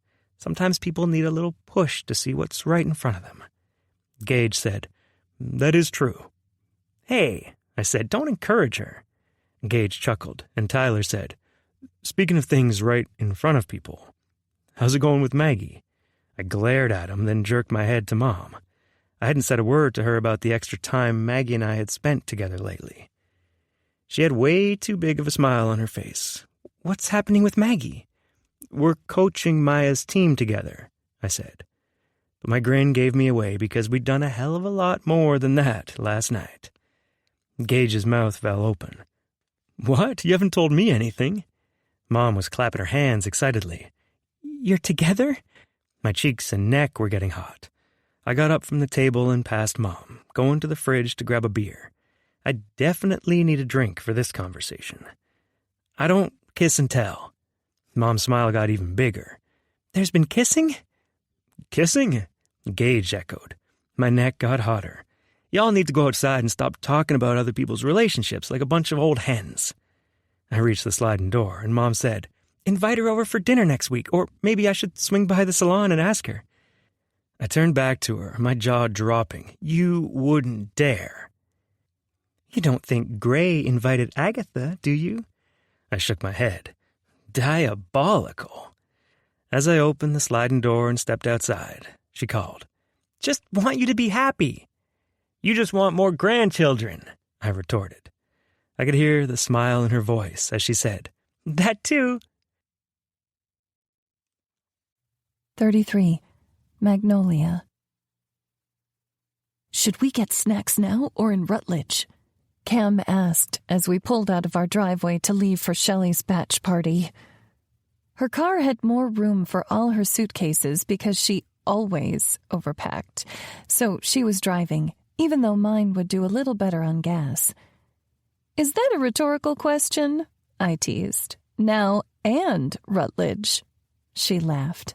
"I knew there was a reason you're my best friend." I settled back into my seat and got out my phone. I know this sounds silly, but I'm going to miss the girls tonight. Cam sent me a knowing look. "The girls or the man who made you scream in the middle of a pasture? Twice?"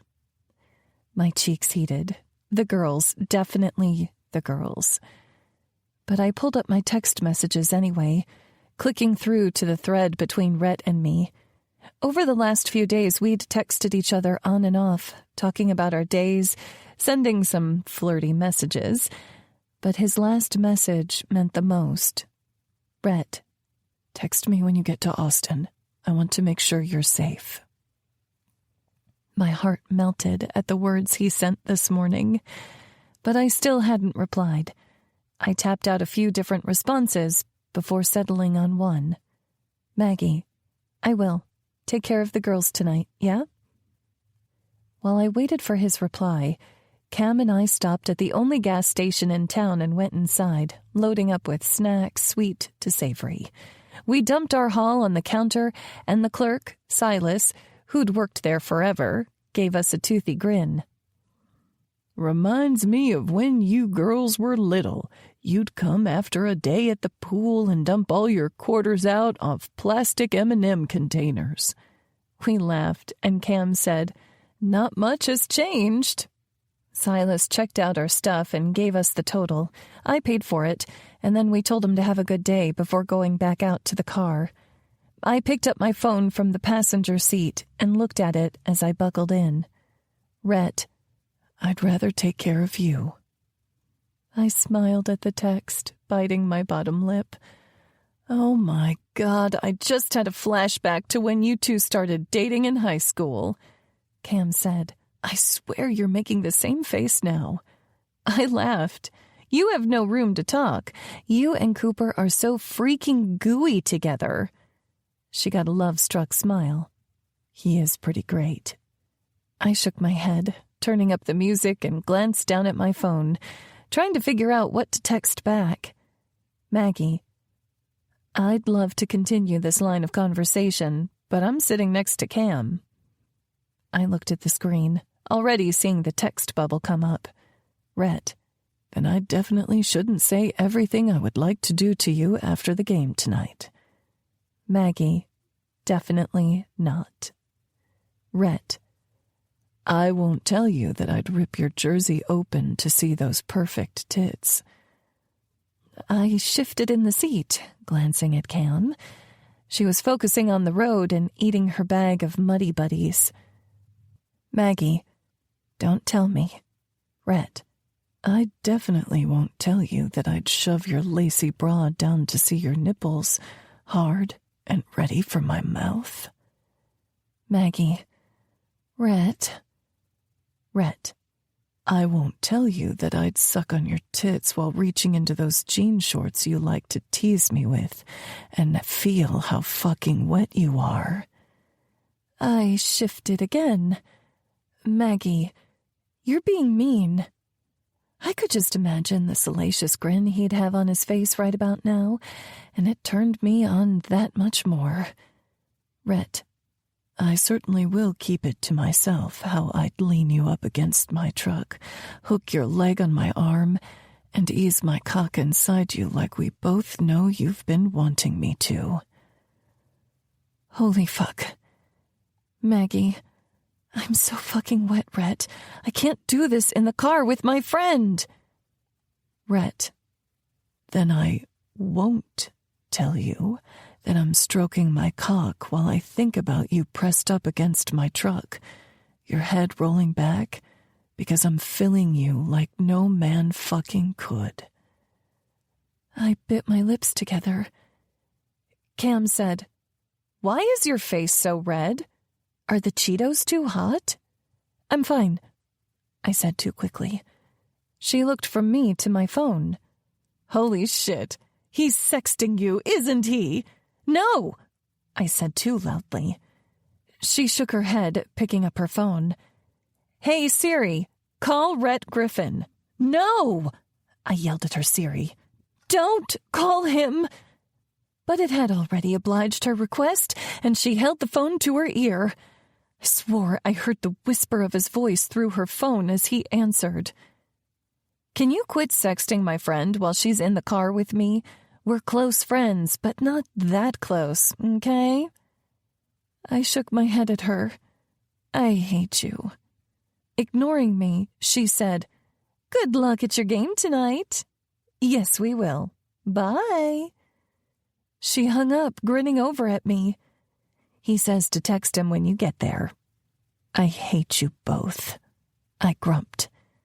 A new text came through my phone. Rhett, you need to work on your poker face.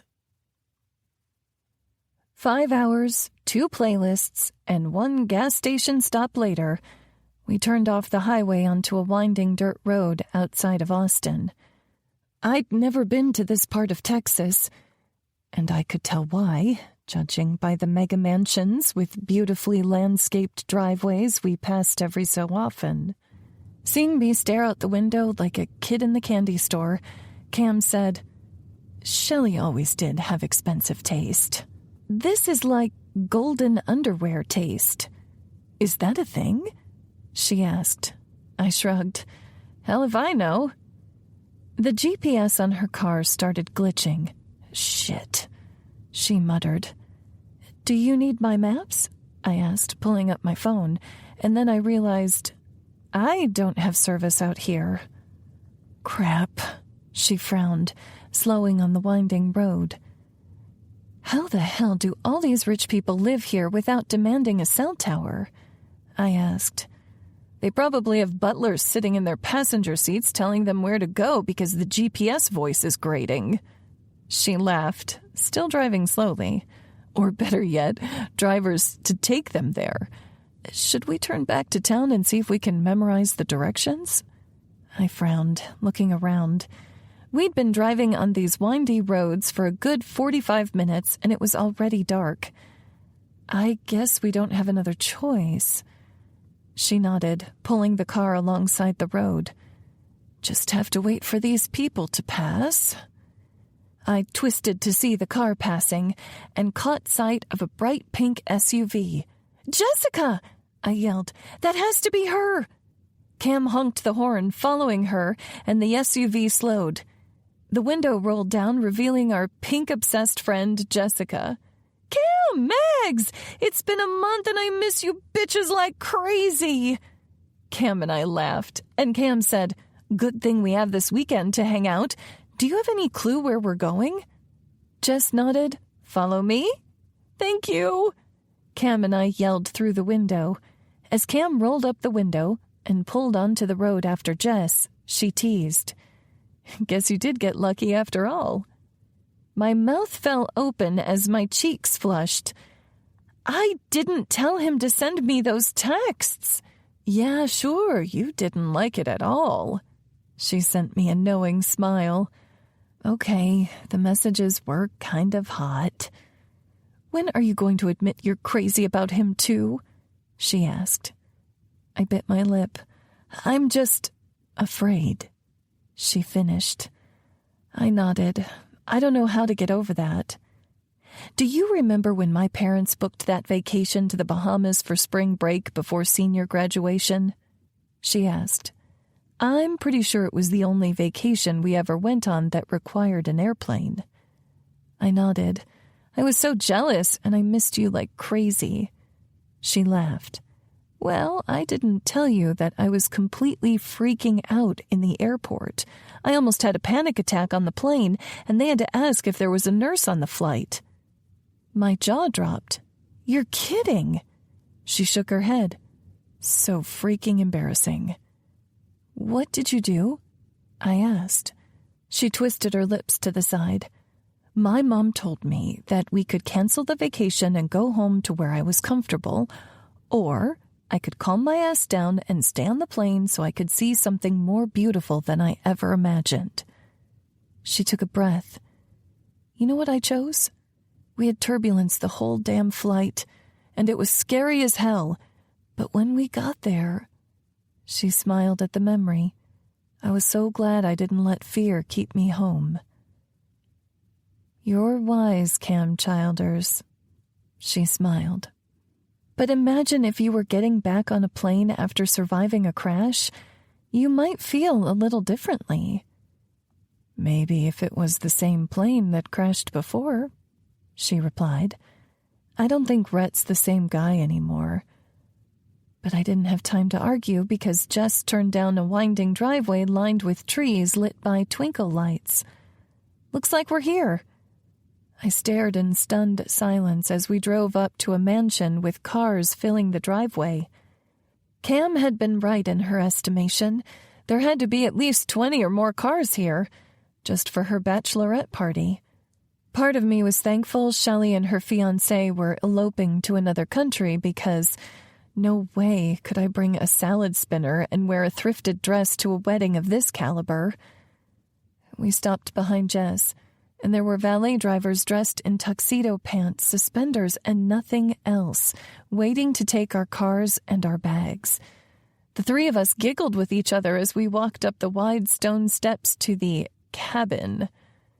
The front area was like a massive great room that had been decked out like a bachelorette party store exploded on the place. There was pink gauze along the walls, a penis-shaped balloon arch, and even a giant cutout of a naked professional football player holding a helmet over his privates. "Oh my God," Cam whispered. "We know him." My eyes widened as I took a closer look. "That's Ford Madigan." On the other side of Cam, Jess said, "You know him?" Cam said, "He was in 8th grade when we were seniors." I swore there were stars in Jess's eyes. "Can you please introduce me?" Cam and I exchanged a glance. "What?" Jess asked. "Cottonwood Falls is pretty protective of their own," I explained. "He would have to be okay with it." Before Jess could reply, a woman yelled, "If it ain't my country bumpkins!" Cam laughed at the blonde walking toward us. She had on a lacy white dress. a pink sash that said bride, and a silver tiara atop her head. "Shelley, there's no service here, and you're calling us bumpkins?" "I'm just joking," she said, hugging Cam and then me. "I've missed you too. Are you sure you can't move back to Austin?" "Not with Cam in love," I teased. Cam rolled her eyes at me but couldn't hide her smile. "Oh my God," Shelley said. "We need the story. Everyone, sit down. It's story time." Shelley began dragging Cam toward the pink beanbag chairs spread about the room, and Jess hooked her arm through mine. "Isn't it good to be back?" She laughed. "You know it," I smiled. I liked being back in Cottonwood Falls, but I missed this too. I'd made so many friends in Austin. I needed to do better about staying in touch, even when life got busy. "Tell me about you," I said to her. "How is your job going?" As we got settled in, Jess told me about rising through the ranks at her pharmaceutical sales company. It sounded like she was in line for a major promotion. "That's amazing," I said. "I'm so happy for you." She grinned. "And how's the salon? I love seeing all your posts online." My heart warmed just thinking about the salon. I was really worried after leaving Austin that Cottonwood Falls would feel smaller than it did before, but I think that time away made me appreciate it more. I told her about all the sweet clients who came in and wished me well, and even a little about Rhett. "He sounds hot," Jess said. "He is." A wave of squeals sounded through the room, and Shelley yelled, "Who booked me a sexy cowboy stripper?" I looked to the door, an amused smile on my face until I saw who walked in. Rhett freaking Griffin. 34. Magnolia. Rhett and I connected glances, and he opened his mouth to say something, but Shelley yelled, "Don't be shy, cowboy. You've got $100 tip waiting for you. But take the shirt off. Show us those abs." I saw the moment the realization hit Rhett. If he danced with this girl, he could make $100 and probably recoup whatever money he spent driving here for some harebrained reason. Then I saw him decide against it, giving a slight shake of his head. Shelley clapped her hands together, chanting, "Dance, dance, dance." I looked to Cameron to see if she was as horrified as I was, only to find that she was chanting along.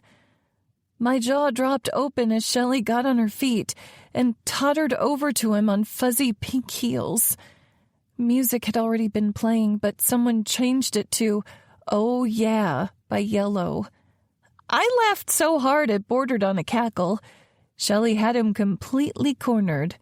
So he did what any guy would do. He began unbuttoning his pink, sparkly jersey. I put my face in my hands, laughing at the ridiculousness of the situation. Once he had the jersey off, he spun it over his head in a few quick loops and then sent it flying through the air to me. I caught it, and Jess and the other girls around me cheered.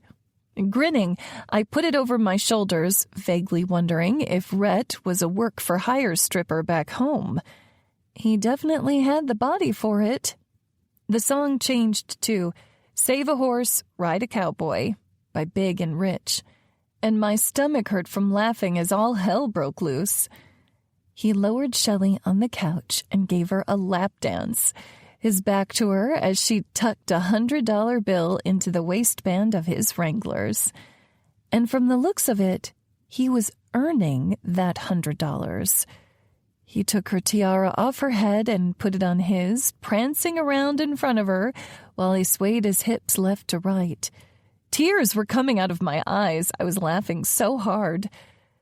Why wasn't I filming this? I got out my phone, sliding over to the camera just in time to see him twerking while all the girls screamed and cheered. His brothers would never let him live this down. But then the front door opened and 2 guys walked in wearing police uniforms. The music paused, and everyone looked at them curiously.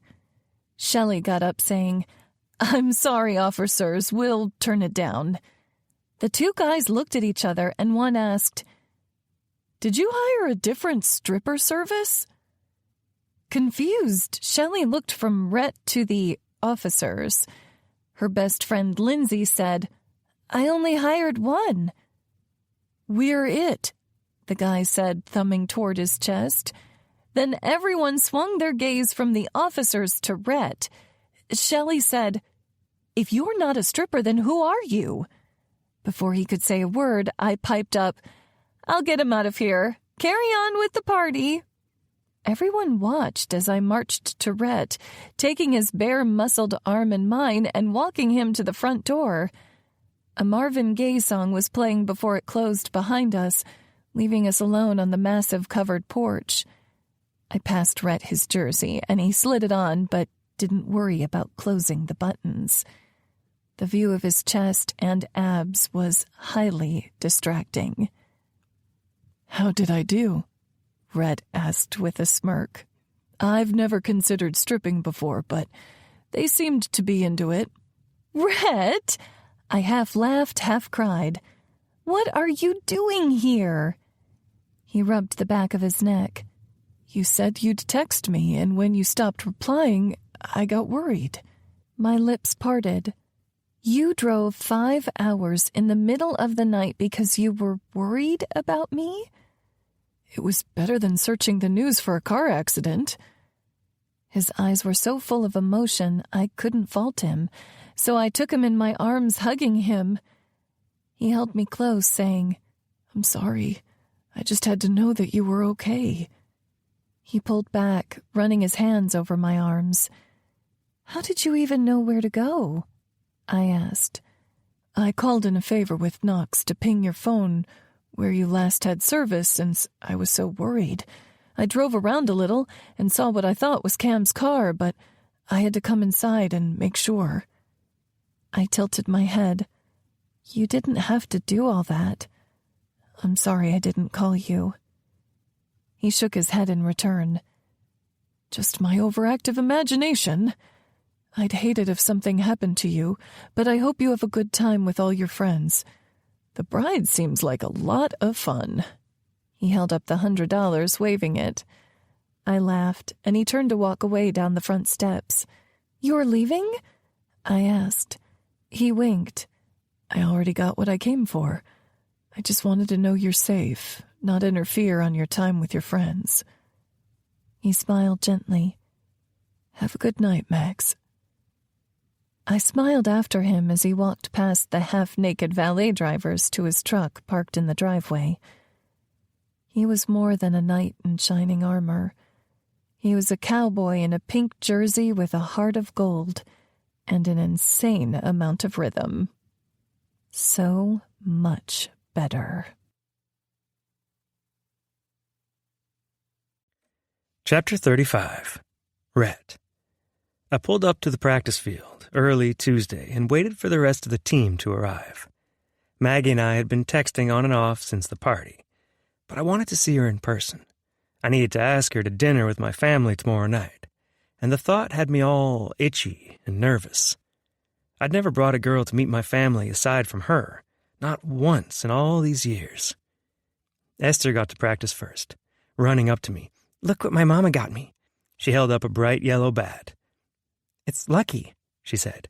"This should help me hit a lot of balls at our next game." I grinned. "That's a cool bat, Esther. We'll practice batting today so you can use it." She jumped up and down happily, then looked over my shoulder. "Maya, look at my bat." I followed her gaze to see my niece approaching while my sister sat on the bottom row of the bleachers, holding Graham's leash. That dog was as much a part of the family as I was. A few other girls arrived, and I had them go out to the field to start stretching. And then I saw her. Maggie.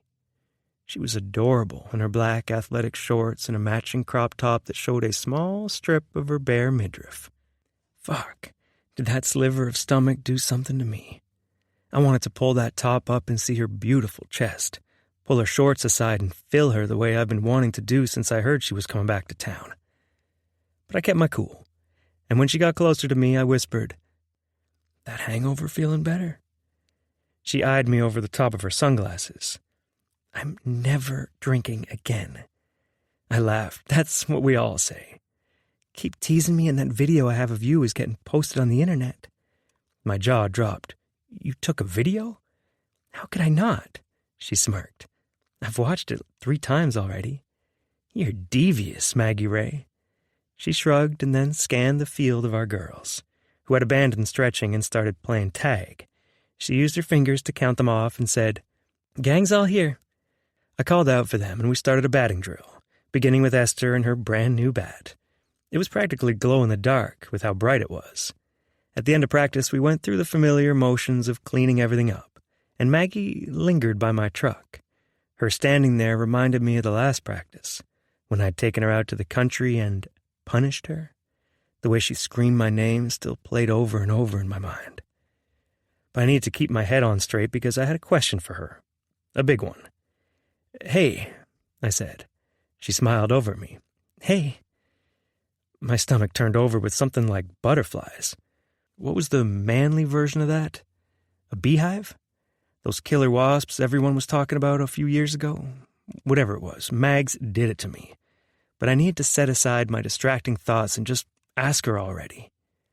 "Mags, I was wondering if you'd come to my family's farm for Wednesday night dinner tomorrow.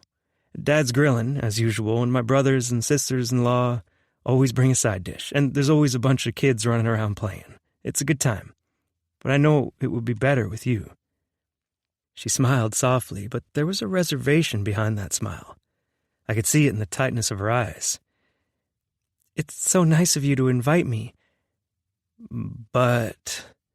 She rubbed her arm. "But would it send your family the wrong message?" "What do you mean?" I asked.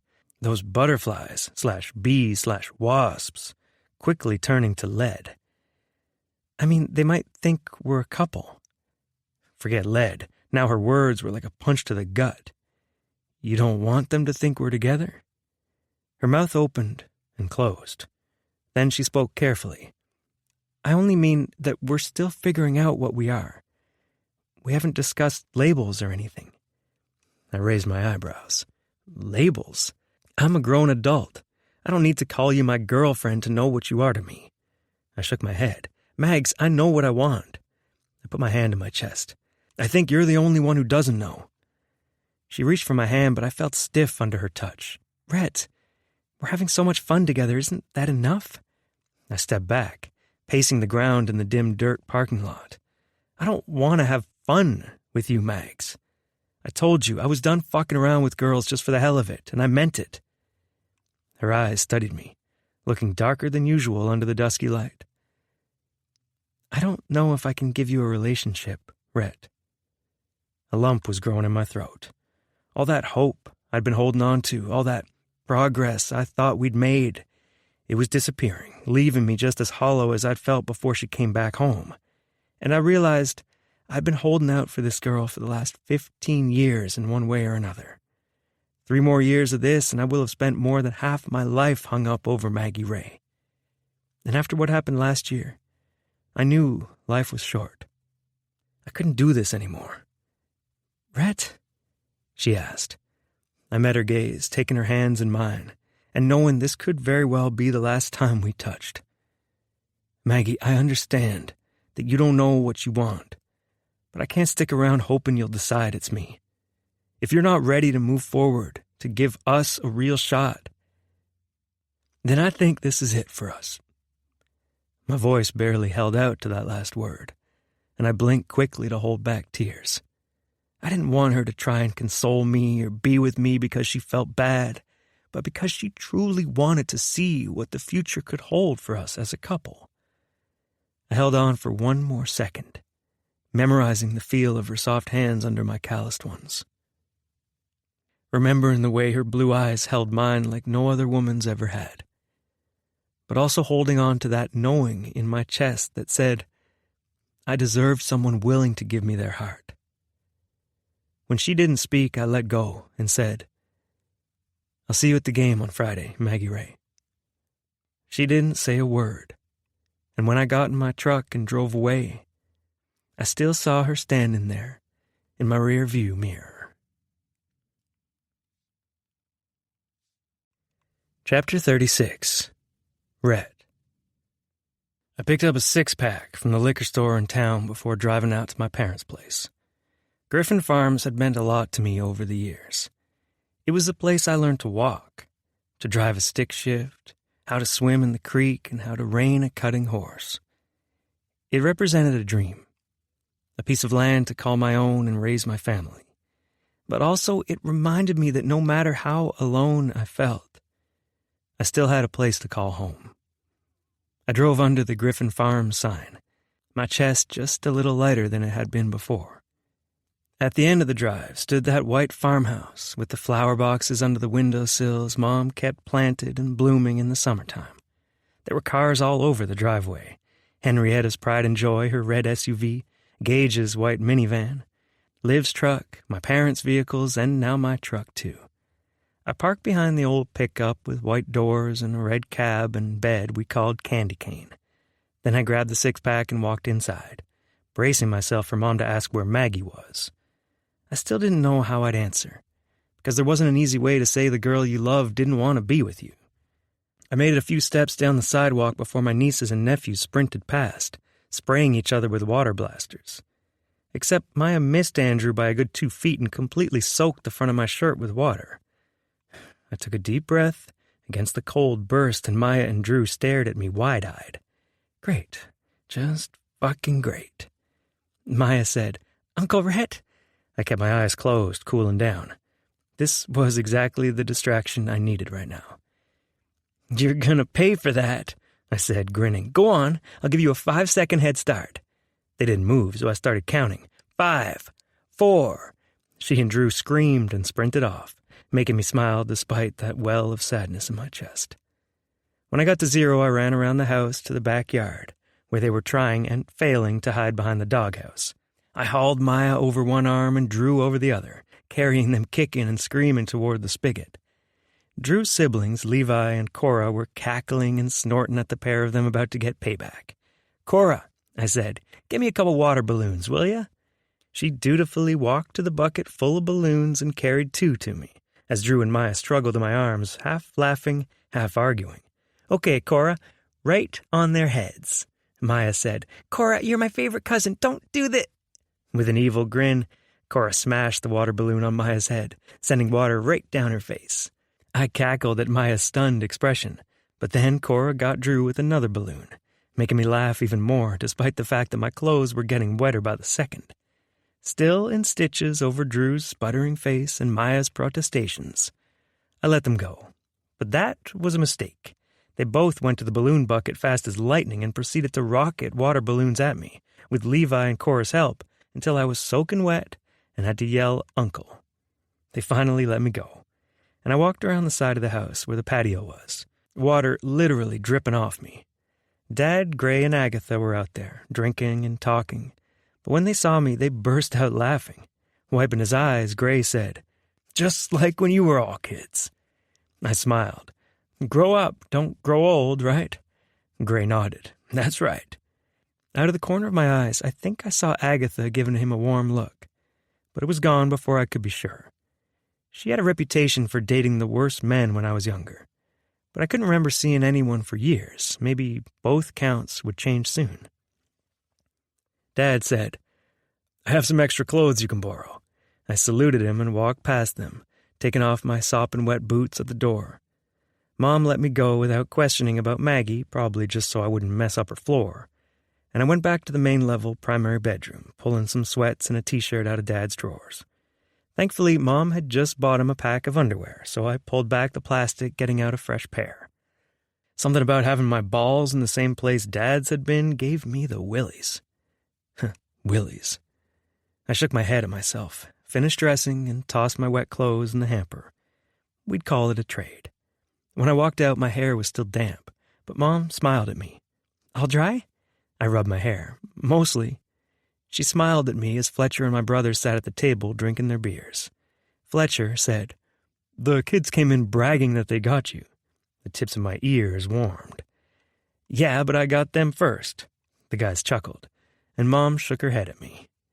She reached into the fridge for a beer and handed it to me. Maggie couldn't make it?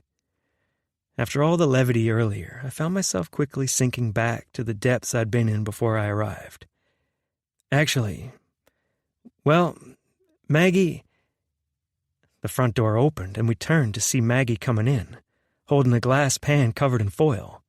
She smiled nervously and said, "Sorry I'm late, Deidre. I had to finish making a side for tonight." I took her in while Mom fussed over her and the pan. Maggie was here, which meant we had a chance. 37. Magnolia. I could feel Rhett's gaze on me as his mom took my pan of cheesy potatoes. My heart was in my throat, and my stomach was full of butterflies, because we both knew what this meant. I was going all in on what could be the start of happily ever after, or really big disaster. But I was stronger now than when we first broke up. I knew I could survive heartbreak, forge a life for myself, even date and love other men. Still, there was a part of me that knew what Rhett said was true. In some unexplainable way, we were linked to each other. While his mom brought my pan of food to the back patio table, Fletcher leaned back and said, "Well, well, well. Shut up," Rhett muttered, coming to me and putting his arm around my waist.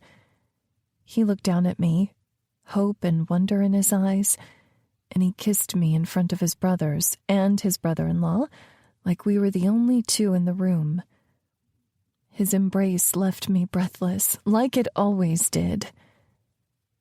"Want to get out of here?" he asked low. I laughed. "I just got here." Tyler, Gage, and Fletcher were already hooting and hollering. Their noise had the screen door sliding open and Rhett's sister Liv coming inside, followed by two other women. "Oh my gosh," Liv said. "Mom said you came, but I couldn't believe it." My cheeks felt hot as Rhett's grip on my waist tightened slightly. "Yeah," Rhett said. "We were just leaving." "Oh, hell no," Liv said. "She's coming with us." I raised my eyebrows, wondering who would win in this standoff. Rhett said, "Like hell she is." Fletcher cut in. "Come on, Rhett. You get to see her all the time. This is new to the rest of us." Rhett glared at his friend. "Traitor. Marry my sister and all of a sudden you're on her side." I laughed at the pair. "It's okay, Rhett. I'm happy to go with Liv." Liv stuck out her tongue, then came and looped her hand through my arm, marching me away from Rhett. "Where are you taking her?" Rhett asked. "None of ya," Liv teased. I giggled, just like old times. Liv nodded happily as she walked me to the stairs, the other two women following. When we reached the top of the stairs, it was like déjà vu. I used to sneak up here with Rhett when his parents weren't home to make out. But this time, Liv steered me toward her room, and once the four of us were inside, she shut the door. And maybe I regretted telling Rhett it was okay. But I knew, if I was with Rhett, I was with his family too. It had been that way back when we first dated, and I knew that much hadn't changed. Liv clapped her hands together happily. "I knew you were together. I definitely saw sparks between you two at practice." My cheeks heated as I glanced toward these other women I didn't know. "Oh," Liv said, "this is Tyler's wife, Henrietta." She gestured toward a beautiful black woman with natural hair that almost brushed her shoulders. "You can call me Hen," she said with a smile. And then Liv gestured at a white woman with dark brown hair and a heart-shaped face. She looked so familiar. Had we gone to school together? "This is Gage's wife, Farah." "I knew I recognized you," I said. "I saw that press conference they had when you two first started dating." I cringed. You handled all the media well. I think I would have melted into the floor. Farah batted her hand through the air. All water under the bridge now. The real news item of the moment is Rhett bringing a woman to dinner. Hen nodded.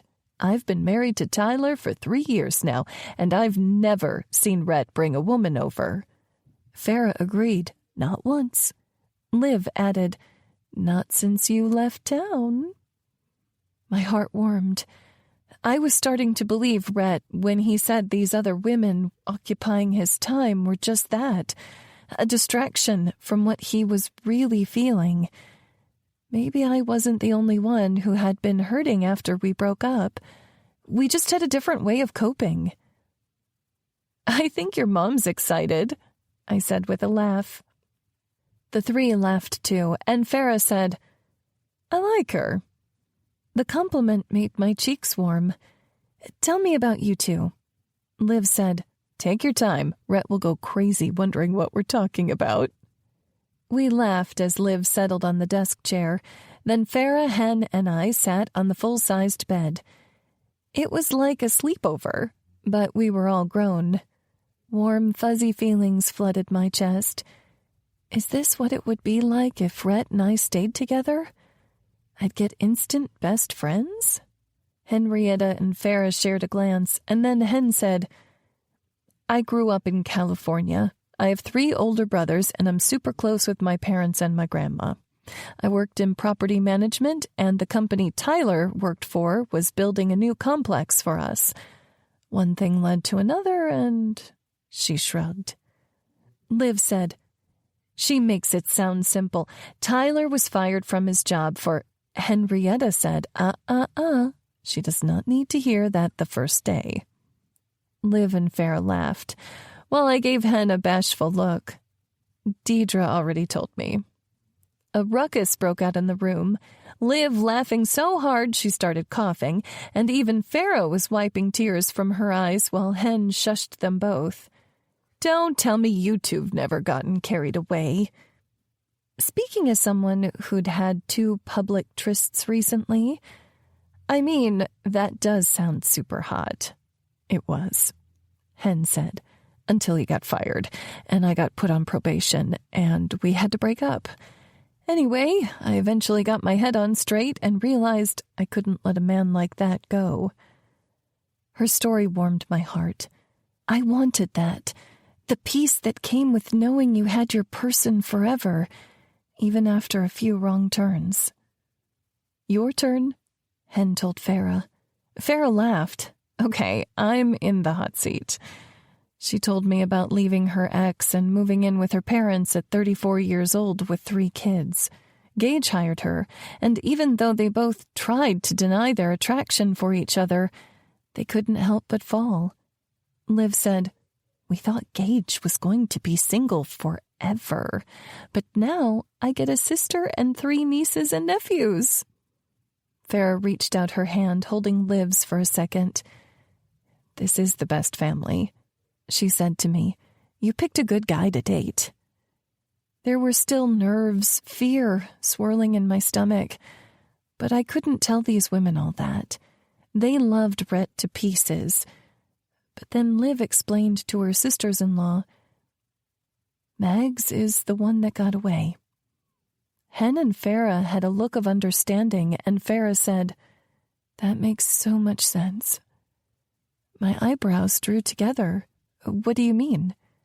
Farah and Liv exchanged a look, and Liv nodded, like she was giving Farah permission to go on.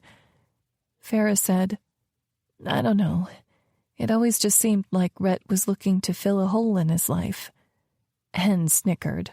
Oh my God, Liv said, laughing. You're as bad as the boys.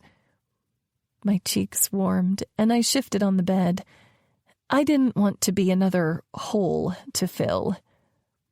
Noticing my change in mood, Liv said, Megs, I've known Rhett the longest out of everyone in this room, and I can tell you that he wasn't the same after you left. It was like there was this sadness underneath all the jokes and that smile he always has. And now, I asked. Liv shrugged with a small smile of her own.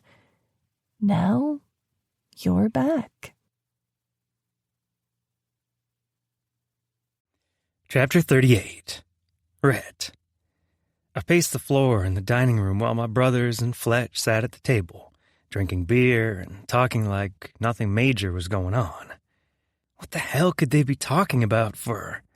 I glanced at the clock on the wall. Half an hour? Gage glanced up at me, totally unbothered. They've been up there half an hour? 24 minutes, but still. Tyler laughed. Dude, it's girl talk. Takes forever. I swear, Hen's on the phone hours a week with her friends from back home.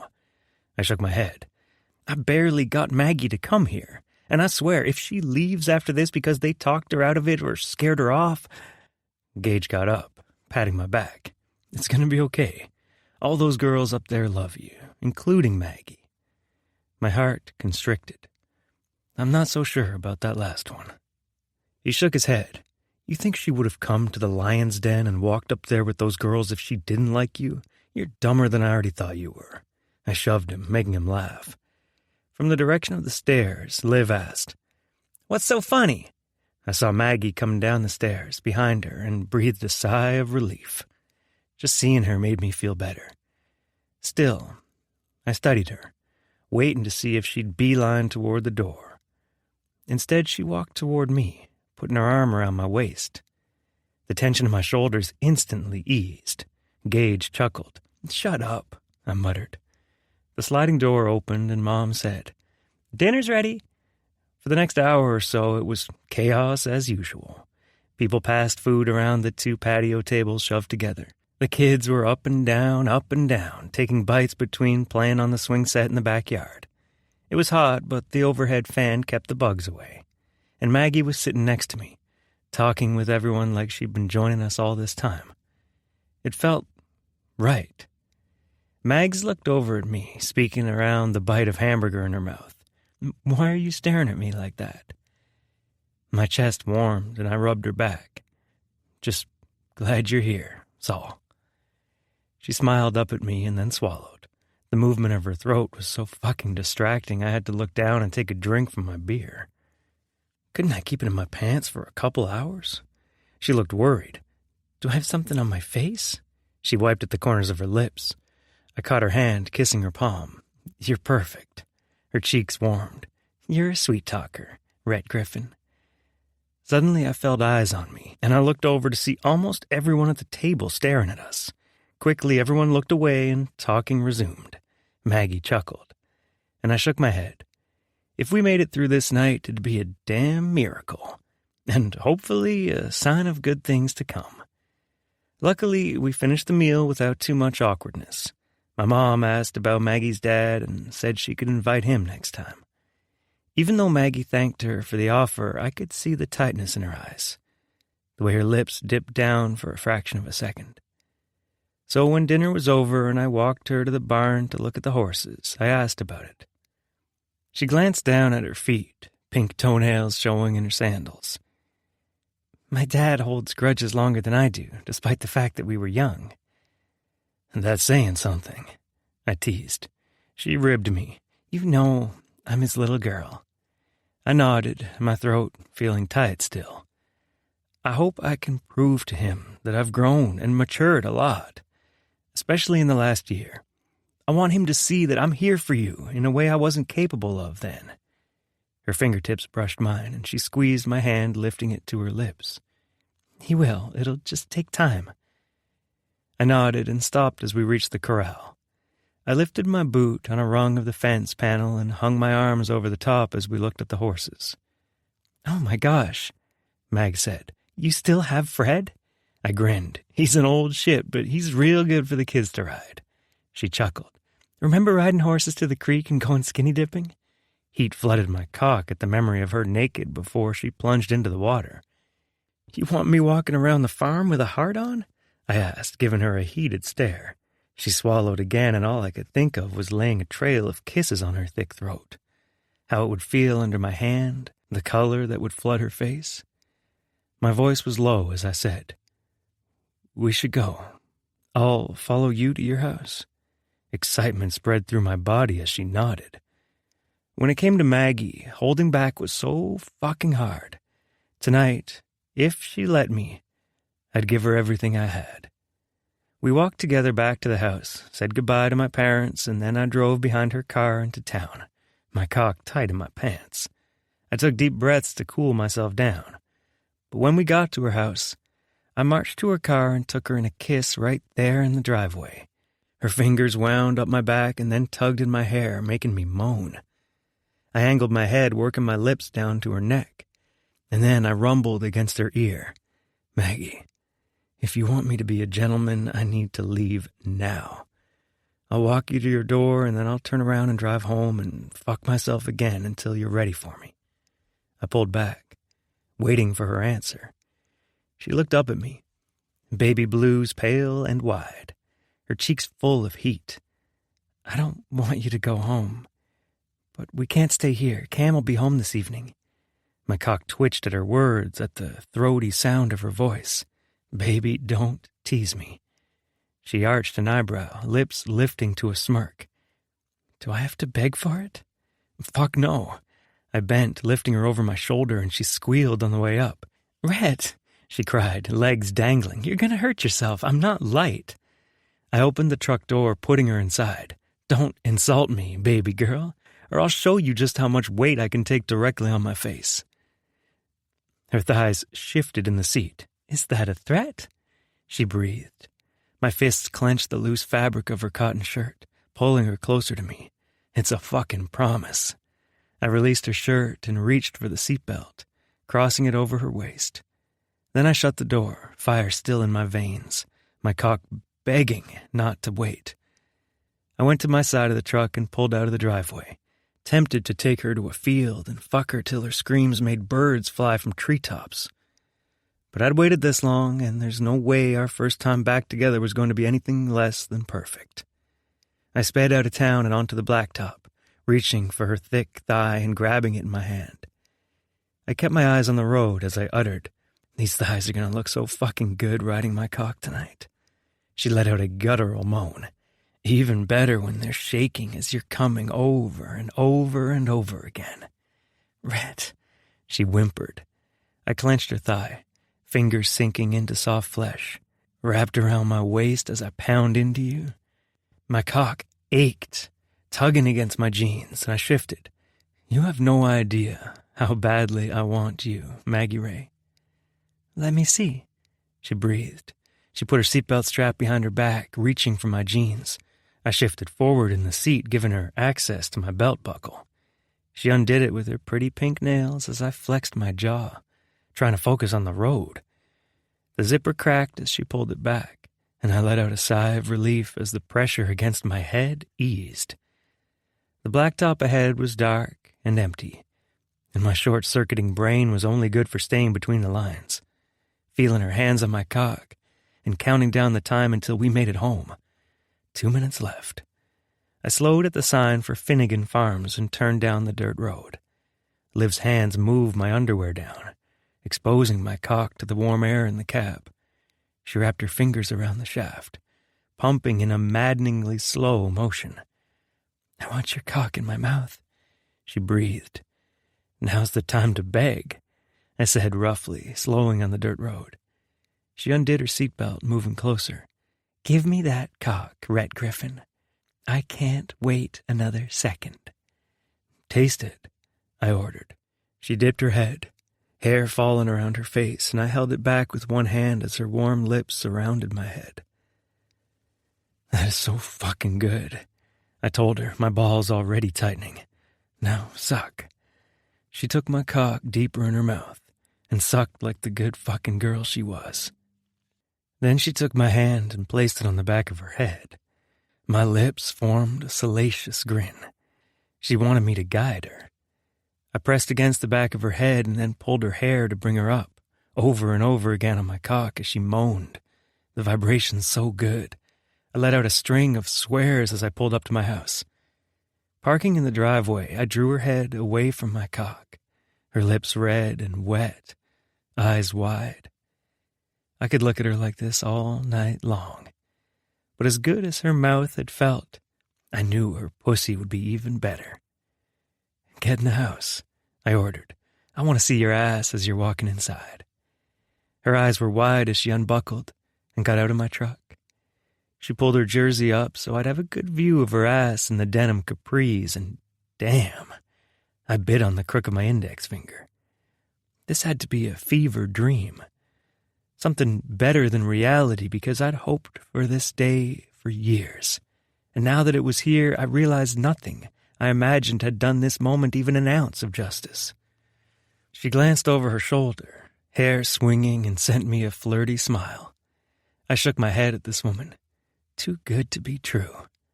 I got out of my truck and followed her through the door. She was already walking down the hall past the bathroom. "Bedroom's on the right," I said. She opened the door and turned on the light. Looking around, I was glad I made my bed this morning. My room was pretty bare, decorated simply with clean sheets and a thin quilt on the bed. I couldn't wait to see her naked in my sheets. It would be an image I'd never forget. "Let me get a condom," I said, going to my dresser. "I was tested a month ago, and I'm clean." I got a rubber from the drawer and turned back to her to see her arms wrapped around her middle. Her eyebrows drew together as I set the condom down and looked her over. "What's wrong?" She blinked quickly, eyes shining. "I'm sorry, I just..." Her lips trembled and she covered her face. My gut sank. And I went to her, putting my arm around her. "Don't apologize, Mags. We don't have to do this if you don't want to or you're not ready. I can take you home right now. We can sit on the couch and eat cookie dough with our clothes on, whatever you want." She uncovered her face, looking up. "I'm sorry, it's just... I came in here and I can't stop seeing that girl walking into your house like she'd done it 1,000,000 times before. And I don't want to be just another girl you've had in your bed." Suddenly my past collided with my present. All these years I'd been fucking girls, looking for a good time and trying to get Maggie out of my system, but now it was reckoning time. So I did the only thing I could do. I told her the truth. "I'm going to be honest with you, Mags." I gestured at my bed. "I've fucked a lot of women over the years. Sometimes when I was feeling lonely, sometimes because I was bored, and sometimes just because it was what I was used to. But I mean it when I say I want to make love to you. Will you do that?" she asked. "Do what?" "Make love to me tonight." 39. Magnolia.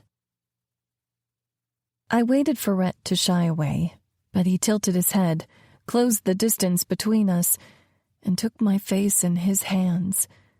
He lowered his lips to mine, kissing me so gently that tears were already forming in my eyes. I wrapped my arms around his waist, holding onto him as he kissed me slowly, softly, and we got used to the taste and feel of each other all over again. He drew his lips along my cheeks, my jaw, my forehead, his hands never straying farther than the small of my back or my waist. When I felt comfortable, I reached up, unbuttoning his shirt. The realization of what we were about to do made me smile against his lips. "What?" he asked. I looked up at him, speaking what I knew to be true. "You are a good man, Rhett Griffin." His gaze softened, and he watched me remove his shirt before peeling off his white undershirt. I led him back to the bed, letting him sink into the sheets before straddling him, kissing him, letting my hair become a veil that hid us from the rest of the world. His hands teased the waistband of my pants before going to my back, and this time I knew he was waiting for me to make the next move. I leaned back, straddling his waist, his cock hard through his jeans, and took off my shirt, revealing the lacy bra I'd worn. His eyes were hungry on my chest, spilling from the cups, and knowing how much he wanted me gave me the courage to unhook my bra to show him all of who I was. The large stomach lined with stretch marks, my breasts, one larger than the other, large areolas puckered with desire, and nipples pebbled from only his kisses. He looked up at me, as if I were the most beautiful thing he'd ever seen. "Max," he whispered. My lips trembled, because maybe he was right about us being twin flames. It felt like being reunited.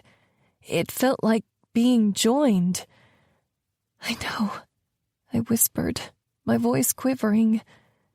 He took me down to him, kissing me slow, one hand holding my ass, the other teasing my nipples between his thumb and finger. I could feel my panties getting soaked, my sex tightening, begging for him to fill me in the way only he could.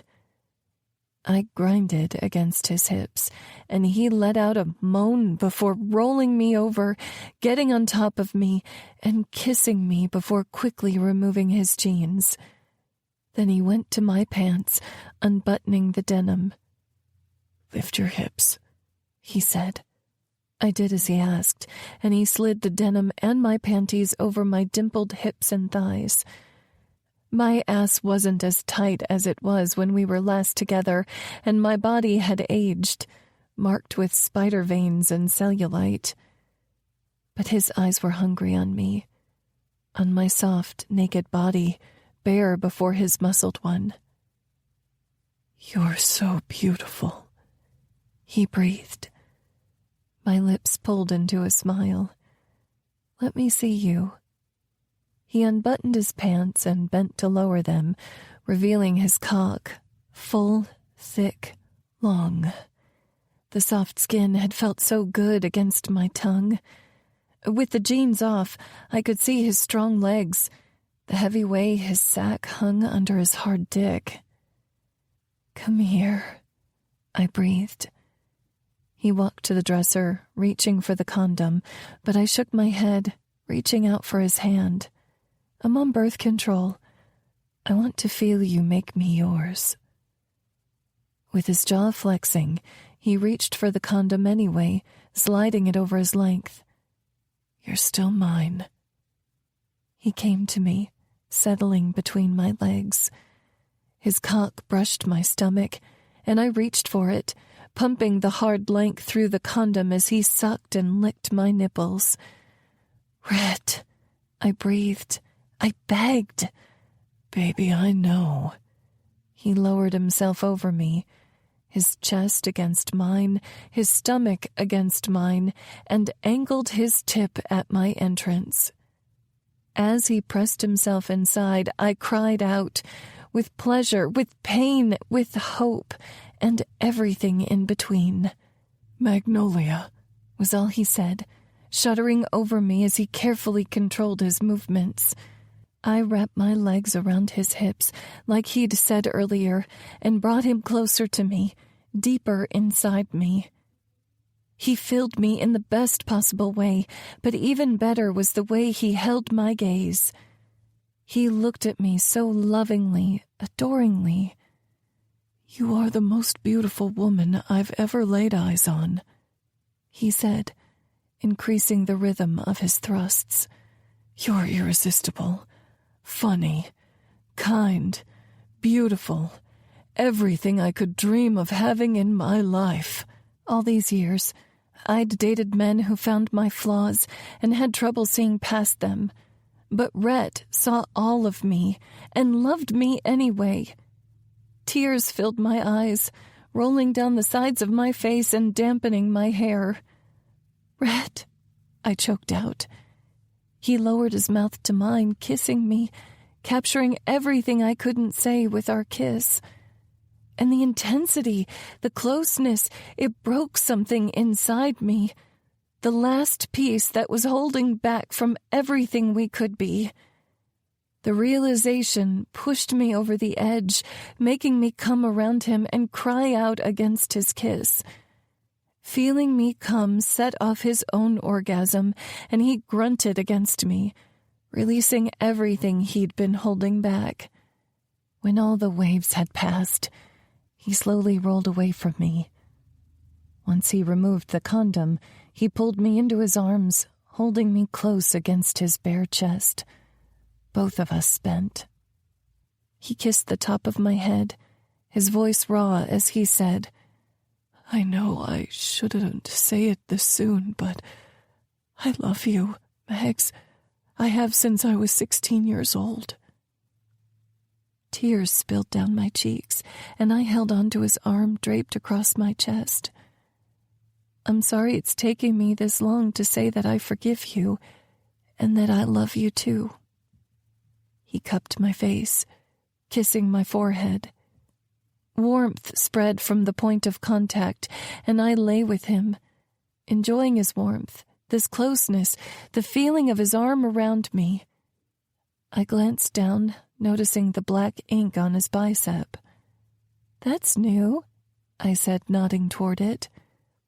He lifted his arm as if to check where I was looking. When he spotted the windmill tattooed in black, he said, "My siblings and I got that a couple years after I graduated. Gage and Dad had a big falling out, and Liv had this idea that we could get a sibling tattoo to remind him that we'd always be there for him." I ran my fingertips over the ink. "The windmill from your family's ranch?" "You know how windmills are always spinning in the wind?" he asked. I nodded. "No matter how much they move, they're always there. Just like families, always there for each other." I lifted my lips in a smile. "That's sweet of you." "I can be sweet sometimes," he said. I blew out a small laugh. "What was that?" he asked, mischief in his eyes. "Nothing," I said quickly. He tickled my side. "Is that so?" Giggling, I squirmed to escape him and rolled to his other side. He stopped tickling me, but I got a view of the surgical scars on his back, one on his shoulder, another on his neck, and one farther down his side. It felt hard to get air. "Red, what are these scars from?" Chapter 40. Rhett. My shoulders tensed. "What is it?" she asked, moving to sit in front of me. She held the blanket over her chest and looked at me with wide, worried blue eyes. I hated the fear I saw there, because just moments ago everything had been the definition of perfection. I reached out to hold her hand, console her. "You don't need to worry about me." She tilted her head with a frown. "Tell me." My jaw clenched. I didn't want to relive the memory, but to have a future with someone, you needed to understand their past, too. A year ago, we found a spot on my back. When Fletcher sent it in for testing, it came back cancerous. She covered her mouth with her hand. "Cancer?" Running my thumb over the back of her hand, I said, "We were able to remove it all with surgery, and since then I've had regular appointments to check for more. Some of the scars heal different than others." Her chest heaved with deep breaths. "That's so scary."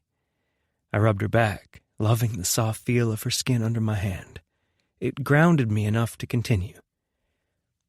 Because I knew if Darlene hadn't seen the spot when we were last together, I never would have mentioned it to Fletcher. Who knew how differently things might have gone if diagnosis was later? If I'm being honest, it was the wake-up call I needed. I knew I had to finally make something of my life, because we're not promised tomorrow. She reached out, hugging me, and we held each other for moments. It was the healing touch I didn't know I needed. "Thank you," I breathed. I felt her smile against my shoulder. Emotion rose in my throat as I said, "We need to celebrate." "Celebrate?" I nodded. How do cookies sound? She smiled at me. Sounds amazing. I made us cookies from the dough I kept in the freezer, and we ate cookies and milk in bed before falling asleep. Some younger, dumber version of me might have considered this lame. But I'd never been happier in my life. I waited until she fell asleep and got my phone from the nightstand, texting Fletcher. Rhett. It happened. Fletcher. Who is this? I grunted at the phone. Rhett. Who the fuck do you think it is? Fletcher. You're sounding a little murdery. Rhett. You're sounding like a bitch. Fletcher. Rhett. Fletcher. You got with Mags? Rhett. Multiple times. For her, of course. Winky face. Fletcher. TMI, TMI, TMI. Rhett. Nothing should be TMI for a doctor. Fletcher. I'm off the clock, and I'm happy for you. Fletcher. So when are you putting a ring on it? Rhett. We just slept together. Fletcher. You asked me the same thing when I got with your sister. At least I'm not asking in front of Maggie. I could feel his pointed stare even through the phone. Rhett. I messed up once before, asking her when she wasn't ready. I can't mess it up again. Fletcher. You're both older now, and I can guarantee she's wiser. Rhett. Ha ha ha. Middle finger emoji. Fletcher. Love you too. When we got up in the morning, I woke up to find Mags already in the kitchen, cooking in her underwear and my oversized t-shirt. Liv got it for me because she said it was on trend. I had never worn it because it looked dumb on me, but damn. I leaned against the wall, biting my bottom lip. Fuck, do you look good. She glanced over her shoulder at me, smiling. She'd washed off all her makeup and pulled her hair off her neck into a ponytail. It was all natural. The rawest, best version of her. I haven't even brushed my teeth. You could borrow my toothbrush, I offered. She winced. Gross. Babe, you had my cock in your mouth last night. She arched a brow. You're right. Maybe I shouldn't do that again, for sanitary reasons. Fuck, no. I went to her, pulling her away from the stove and kissing her deeply. But this time the doorbell interrupted our kiss. She looked at me, half exasperated, half threatening. I swear to God, if that's another girl at your door, I'll just make a no soliciting sign, I teased, grabbing a pen from the junk drawer and writing on the magnetic notepad on the fridge. No fucking allowed. Brackets, unless you're Maggie, then fucking is encouraged. She rolled her eyes at me and continued cooking. Just get rid of them fast, will you? Sure thing. I went to my door and pulled it open, ready to tell whoever it was that I already had a woman in my bed and I wasn't letting her go anytime soon. But then I saw who was standing there. From behind me, Maggie said, Dad? 41. Magnolia. With my dad standing in Rhett's doorway, I was suddenly very aware that I was only dressed in Rhett's shirt. I tugged at the hem and asked him, What are you doing here? Rhett cleared his throat. You're welcome to come in, Mr. Gibson. My dad's face was pale as he stood frozen in the doorway. Magnolia, can you get dressed, please? I nodded, quickly going to Rhett's bedroom and pulling on my capris. I went ahead and changed back into my top from the night before and found Rhett and my dad standing awkwardly on the front porch. Rhett's skin was paler than normal, and my dad's jaw was tight. What's going on? I asked. They both looked down. Shit, what had they said to each other? Dad cleared his throat. My mechanic can't get my truck in until next Thursday, and I can't afford to sit out that long. I knew Rhett was trained in diesel mechanics and wanted to see if he'd do me a favor by fixing my rig. I looked from Dad to Rhett. Can you do that, Rhett? I asked. He nodded. Course I can, but he doesn't want me to do it anymore. I tilted my head at my father. Dad, of course you can have Rhett work on your truck. I was having trouble asking him before I knew you were in the sack together. Dad folded his arms over his chest, bringing his chin down and then back up. He scrubbed his hand over his scruff and shook his head. Shit, Mags. I thought you were smarter than this. My stomach sank. Dad? He shook his head. You might not remember, but I do. You were a little girl, 18 years old, lying on my couch for an entire summer, crying your heart out, broken because of him. He chapped his finger toward Rhett. Rhett's jaw muscles ticked, but he didn't say a word. Shame and anger swirled in my gut. I knew I'd have to talk to my dad about this eventually, but I hadn't prepared for it to happen today, and now I wasn't just defending Rhett to him. I was defending myself. I gritted my teeth, squared my shoulders. "Kid?" I said. "What?" Dad asked. "You said I was a little girl, a kid back then. Well, Rhett was too." Rhett glanced over at me, and the gratitude in his hazel eyes nearly made me melt. Dad just seemed more frustrated. "You may have been out of Cottonwood Falls for over a decade, Maggie, but I haven't.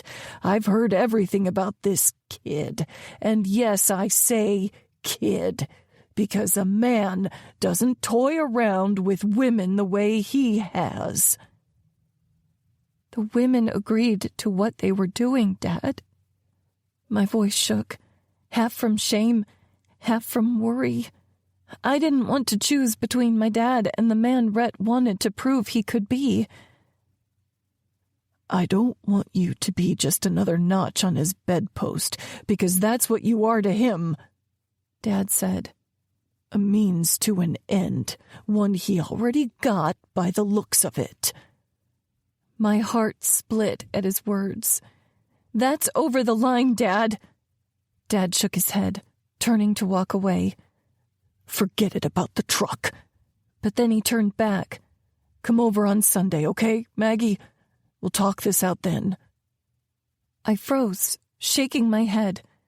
"I'm busy this weekend." Dad looked between Rhett and me. "Mags, I expected more from you." He started walking off, but I was so angry I had to follow him the few steps to his pickup. "Dad, wait!" I called. He stopped and looked at me, a questioning look on his face.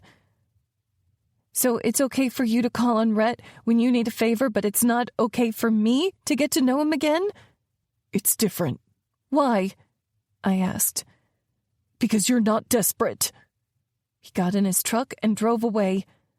But I stayed where I was, feeling torn between these two men as tears brimmed in my eyes. Rhett came to me, putting his arms around my shoulders, but I felt stiff under his touch. "I'm sorry," I said, wiping at my eyes. "It's a lot to get used to," Rhett said gently. "What did he say to you before I came out?"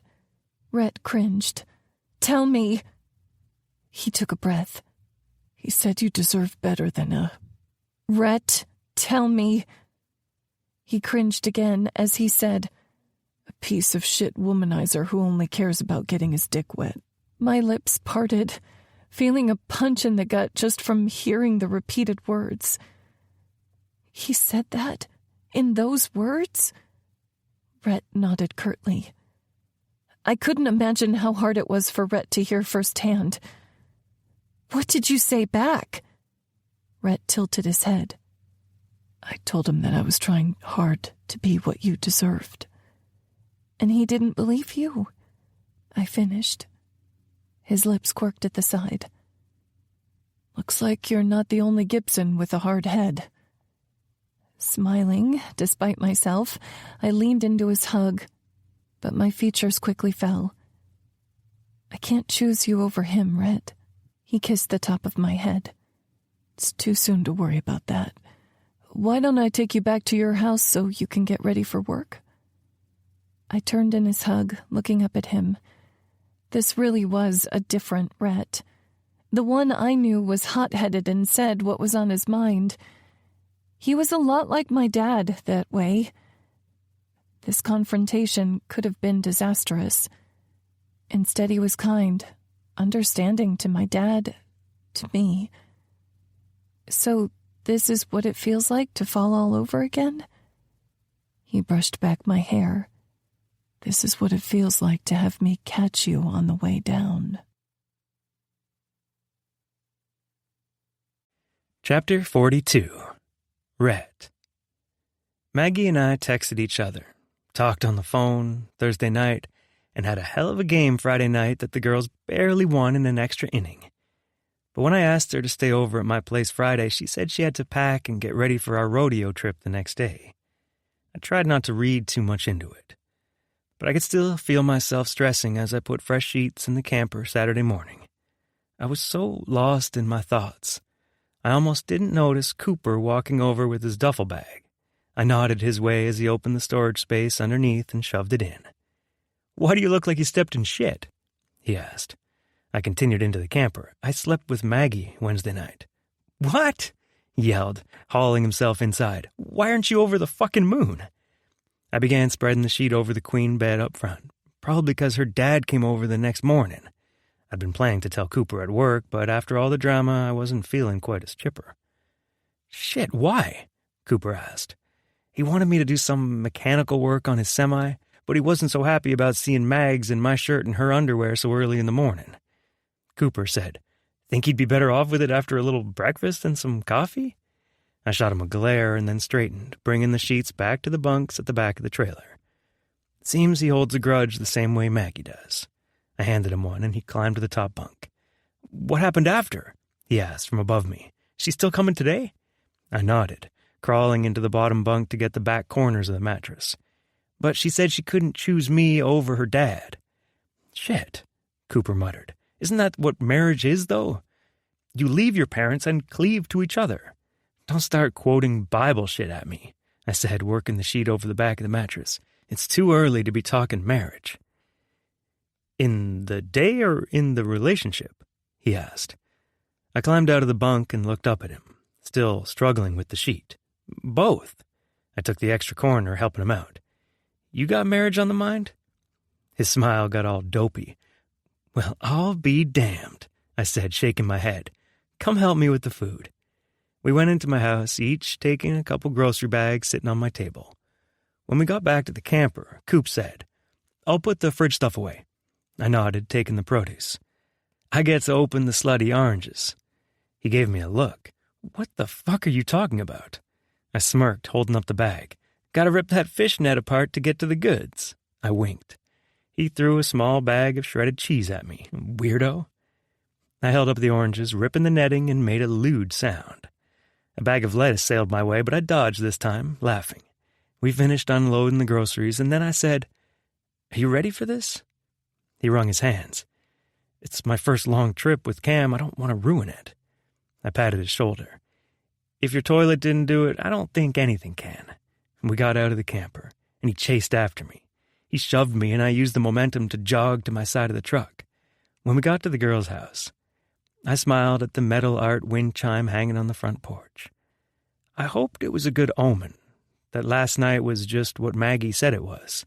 Time for her to pack and not time for her to decide against being with me. "You've got it bad," Cooper muttered. "Okay, pot." I got out of the truck and walked up the front steps, Cooper just a few feet behind me. When I knocked on the front door, Mags pulled it back, a single duffel bag over her shoulder, visible through the screen door. "You pack light," I commented, holding the door open for her. From behind Maggie, Cam said, "That's because she gets all her extra shit from me." She came into view with 2 large rolling suitcases, each strapped with a smaller bag. "Holy hell, woman," Cooper muttered behind me. "You know we're just leaving for a weekend, right? And it's already Saturday." Cam glared at him. "I come with a lot of baggage, okay?" Maggie only had an echo of a smile as she stepped down the front stairs. "Good thing we have strong men to carry them for us." Cam walked behind Mags, carrying her phone. She slid a pair of big, dark sunglasses over her eyes. "Chop chop, boys." Cooper and I exchanged a glance. He was still grinning like a puppy in love. We carried the bags back to the trailer and put them inside before joining Cam and Mags in the truck. Maggie sat up in the front passenger seat, leaving Cooper room to sit in the back with Cam. The instant he got in, he pulled Cam into a long, heated kiss. I stared across the cab at Mags. You know that was a mistake, right? She held up her off-brand AirPod case. I thought ahead. What the hell am I supposed to do? I asked. She held up another pair, still in the store wrapping. Have I mentioned you're amazing? I asked. She grinned, leaning across the cab to give me a quick kiss. Then she set up the headphones for me, connecting them to my phone and playing a station for me from my music streaming account. We drove the next few hours in mostly silence, sharing a few smiles when her arm snuck across the cab to hold my hand. She was mine, at least for the moment. Traffic got thicker the closer we got to Dallas, and I had to let go of her hand to keep both of mine on the wheel. She took out her headphones, too, using her phone to navigate for us since my truck wasn't new enough to have a Bluetooth screen. Eventually, we reached the campground, and I found a place with hookups to park for the night. Coop and I set up the camper with water and electricity while the girls checked out the trailer and got their things situated. When we were all done, we stood outside the trailer, and Mag said, "What happens now? Do we go to the rodeo grounds to check in?" Actually, I glanced at my phone where I'd gotten a text. Gage, Farrah, and my nieces and nephews are coming to the rodeo. They weren't going to be able to, but Levi's ball game got canceled. Do you mind sitting with them? Her eyebrows rose. You want me to spend time with your family twice in 1 week, without your supervision? I saw how you were sweating on Wednesday. I promise they love you a hell of a lot more than your dad loves me. She laughed, and Cam hugged Cooper a little closer. Grinning, Maggie said, "You know, it's not every day you get to sit at a rodeo with a celebrity. Gage will probably have paparazzi all over." I rolled my eyes. He'll try to be incognito with his damn roper's hat, like no one can tell it's him. "It's sweet he wants to support you," she said, walking with us toward the pickup. I held her door open for her while Cooper and Cam got in on the other side. "The windmill on my arm means something," I said. She looked up at me from where she sat. "I wish my mom—" She blinked quickly, shaking her head. From the back seat, Cam said, "Are you okay?" We both remembered how hard it had been for Maggie when her mom left town. Maggie blocked her mom's number. She was so angry and hurt. As far as I knew, they never got back in touch. I cupped Maggie's face and kissed her forehead. "I'm here for you." "Me too," Cam said from the back seat. She smiled, looking ahead. "Let's go see Gage and Farrah. I have years of information for them to fill me in on that we didn't get to cover at your family dinner." "I'm gonna regret this," I muttered, shutting her door and walking around to my side of the truck. 43. Magnolia. We pulled up to the rodeo grounds and parked near the registration building. When we got out, we waited by the building for his family. I thought I would find Rhett's billionaire brother stepping out of a Lamborghini or something equally flashy and expensive. Instead, when Rhett pointed them out, we saw them climbing out of a plain white minivan. So that was their vehicle at the farm Wednesday night. The youngest girl, Cora, screamed, "Uncle Rhett!" and came sprinting up to him. Rhett didn't wait for her to reach him, instead jogging toward them, picking her up and spinning her in a circle. "Princess Cora." He knelt in front of her. "So good to see your majesty." She giggled, pushing his shoulder. "I'm just Cora now." I glanced up, seeing Gage and Farrah grinning at me, and then back at their children interacting with Rhett. Andrew, their middle child, followed behind Cora, and Rhett said, "Drew, you're getting so fucking big. I swear you grew since a few days ago. Is it the green beans?" "Language," Cora said. Drew rolled his eyes, smiling. "Uh-huh. I definitely don't feed them to our dog." Farrah laughed, shoving him slightly. Standing beside Gage and his wife was their oldest, who chuckled. Rhett grinned at him, sticking out his hand for Levi to shake. Then Rhett turned to me and lowered his voice to a whisper. So everyone's on board. We're calling Gage Schmage Schmiffen in public. Gage took off his sunglasses and rolled his eyes at his brother. Then he said to me, It's good to see you again. We didn't get to talk much with my family grilling you and Rhett hogging you. I chuckled. Gage and I had never been close since he was already out of the house when Rhett and I started dating. But I always felt like he was my big brother too all those years ago. I never got to tell you that you have a beautiful family, Gage. The way he grinned at the kids and his wife, I could feel how much he loved them. I'm lucky, he said. Farah reached out to hug me too. Then she said, Are these your friends?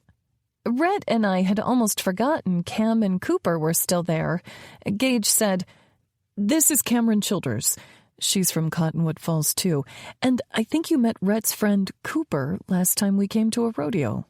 Right, Farah said. Gosh, I'm bad with faces. Cooper chuckled. I probably was covered in dirt the last time you saw me, no worries. Rhett said, We better go check in. We'll catch up with y'all when it's over. We agreed and started walking toward the stands. This rodeo was a lot bigger than the one in Cottonwood Falls. On the way, Farah and the kids decided to get snacks, and Gage caught up with Cam and me. She told him all about nursing at the retirement home, and he told us what his life had been like since he'd stepped down as CEO at his business. It sounded like he had more of an advising role now, instead of being quite so hands-on. What about you, Maggie? Gage asked as we found a good chunk of open seats a few rows back from the arena. I told him about my trial period at Rhonda's and wanting to buy the salon. That's amazing, he said, his smile genuine. If you ever want some business consulting, please reach out. I've been doing more to help small women or minority-owned businesses lately. My eyebrows rose. Seriously? It wasn't every day a literal billionaire offered to advise you. I'm not sure I can afford your consulting fee, Gage. He tossed his head back, laughing. Dealing with my brother is payment enough. He seems happier than I've seen him in a long time. My heart warmed. Even after the rough morning we had Thursday, it made me glad to know I was somehow making Rhett's life better. He'd certainly shaken mine up since I'd moved home. Farah and the kids reached us then, carrying arms full of nachos and popcorn, and passed them around for everyone. Cam leaned in my ear and whispered, Sounds like it's more than Rhett that's happy you're home. I hugged her side, then let out a heavy sigh. Why can't everything be good at once? I said, so only she could hear. It was like the pieces were starting to come together with Rhett, yet my dad was disappointed in me. It put a storm cloud over every good thing happening now. Farah slid into the bleachers on the other side of Gage, and we started chatting about interior design. She was so friendly. I swore we talked all the way through the barrel racing and the steer roping before the bronc riding started. She gave me her number too, so we could start texting back and forth. I was both happy and scared to be entwined in Rhett's world, because I knew how good it was to be with him, and how heartbreaking it was when it was all over. The announcer came over the speakers saying, Up next to ride broncs is Cooper Lawson of Cottonwood Falls. You have to love these small-town rodeo guys. They've got the heart and the skill. I glanced over at Cam to see tears falling down her cheeks. Are you crying? I asked. She had a napkin wadded up in her hands, holding it tight at her chest. I'm just nervous. I don't want him to get hurt. I tried not to laugh. Is your period starting soon? She always got weepy when it was her time of month. Her eyes glanced toward the ceiling like she was doing mental math. Maybe that's it. I don't know why I'm so damn surprised every time. I could see Levi's cheeks getting red on her other side, and Farah giggled. You are definitely not alone. Gage got an app to track mine. Aw, I laughed. That's kind of cute. I need to know when to have chocolate and flowers ready, Gage teased, bumping her shoulder. The buzzer sounded, and the gates flew open, and we watched as Cooper clung to the back of a bucking bronc. Breathe, I urged Cam. She only bit her lip. Before we knew what was happening, Cooper lost his grip and went flying through the air. He tucked and rolled at the landing and popped up, taking a few limping steps before catching his stride and jogging to the edge of the arena, while a couple people on horses caught his bucking bronc. The announcer said, "Not quite 8 seconds, but a good ride from Lawson." Our little section of fans cheered loudly, and Levi put his fingers in his mouth, whistling loudly. That is so cool, I said, turning to where he sat in the row behind us. Can you teach me? For the next several moments, he showed me how to do it, and I got a lot of slobber on my fingers while making absolutely no progress toward a whistle. Everyone was in stitches as I wiped my hands on my jeans. Then they called Rhett's name over the speakers. I pulled my fingers to my mouth, trying again to whistle, and a sharp sound pealed through the audience. I'm pretty sure Rhett's family was cheering as much for my successful whistle as they were for him. I was smiling as the gates flew open and my man flew out on the back of that bull. I held my breath, just like Cam had, saying a quick prayer that he'd be okay and come out of it with a good ride. The seconds slowly ticked by as Rhett was jerked along the back of the bull with long, sharp horns. And then the buzzer went off, and Rhett let go, falling off the bull. A rodeo clown distracted the animal while Rhett jogged to the edge of the arena, pointing right at me, and then shaping his fingers into a heart. "Aw," Cora said. "He loves us." Farah rubbed her daughter's arm. "He sure does." Gage and Farah stayed for a few more rides, but when Cora started yawning, they told us goodbye so they could get her in bed. As they walked away, I asked Cam, "Want to come to the bathroom with me?" She nodded, and we went to the crowded bathroom on the other side of the arena. We each took a stall, and I sat down on the toilet. The door opened and closed, and one woman said, "Did you see Rhett? He looks so fucking good riding a bull." Another woman said, "You should have seen how good he looked riding me last year." She cackled deviously, and the other girl joined in. "Are you meeting up again tonight?" the first woman's friend asked. I tried to text him, and it didn't go through. I'm going to find him after. He's always worth the wait. In the stall next to me, Cam cleared her throat. "Rhett's taken." The women were quiet for a moment. Finally, the first one said, "What?" "He's dating my friend," Cam said through the stall. The second woman laughed. "Sure he is." Cam piped up. "He is." "Did he make it official?" the first woman asked. "Of course he did," Cam said. "Tell them, Maggie." My mouth went dry. Now was not the time to be having this conversation, but I finished my business and left the stall, trying to put on my big girl pants. I was not the kind of person to be arguing with another woman in a bathroom. But when I came out of the stall, there they were. 2 women a few years younger than me, thin, wearing jeans and cute shiny belt buckles and tight shirts that showed off their assets. They were conventionally beautiful, not like me, and I had to remind myself that Rhett chose me. "We're together," I said. The first woman, white with blonde hair and dark brown eyes, looked me over. "Sure you are." Her obvious disbelief rubbed me the wrong way. "He said he loves me," I told them, "so I don't think he'll be hooking up with either of you tonight." Cam came out of the bathroom just as the blonde and her red-headed friend started laughing. My cheeks heated, and I couldn't find words, but Cam said, "What the hell are you laughing about?" The girls exchanged a look, and the one with red hair tilted her head at me. "I'm sorry, honey. He says that to everyone he sleeps with."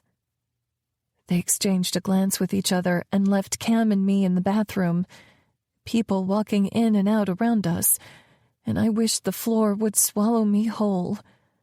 I was so freaking humiliated. "Mags?" Cam said gently. I shook my head, going to the sink to wash my hands.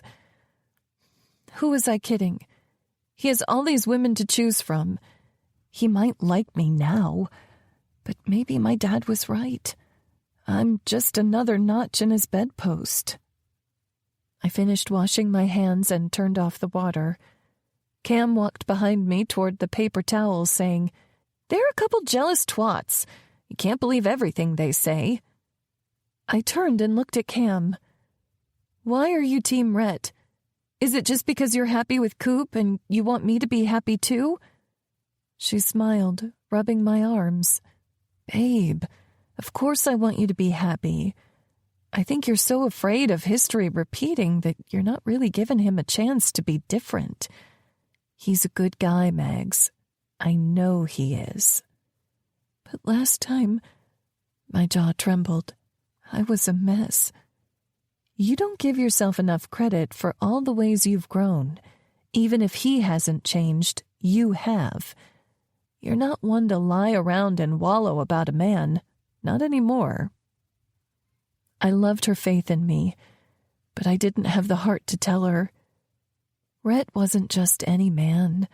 For better, for worse, he was the man who could bring me to higher highs and lower lows than I'd ever known. 44. Magnolia. Cam and I left the bathroom, and she called Cooper to see where he and Rhett were. We agreed to meet at the pickup, and when we got there, Rhett held up a thick envelope. "What's that?" I asked. "My purse." Cam held up the crossbody bag I'd paired with her outfit. "This is a purse. That's an envelope."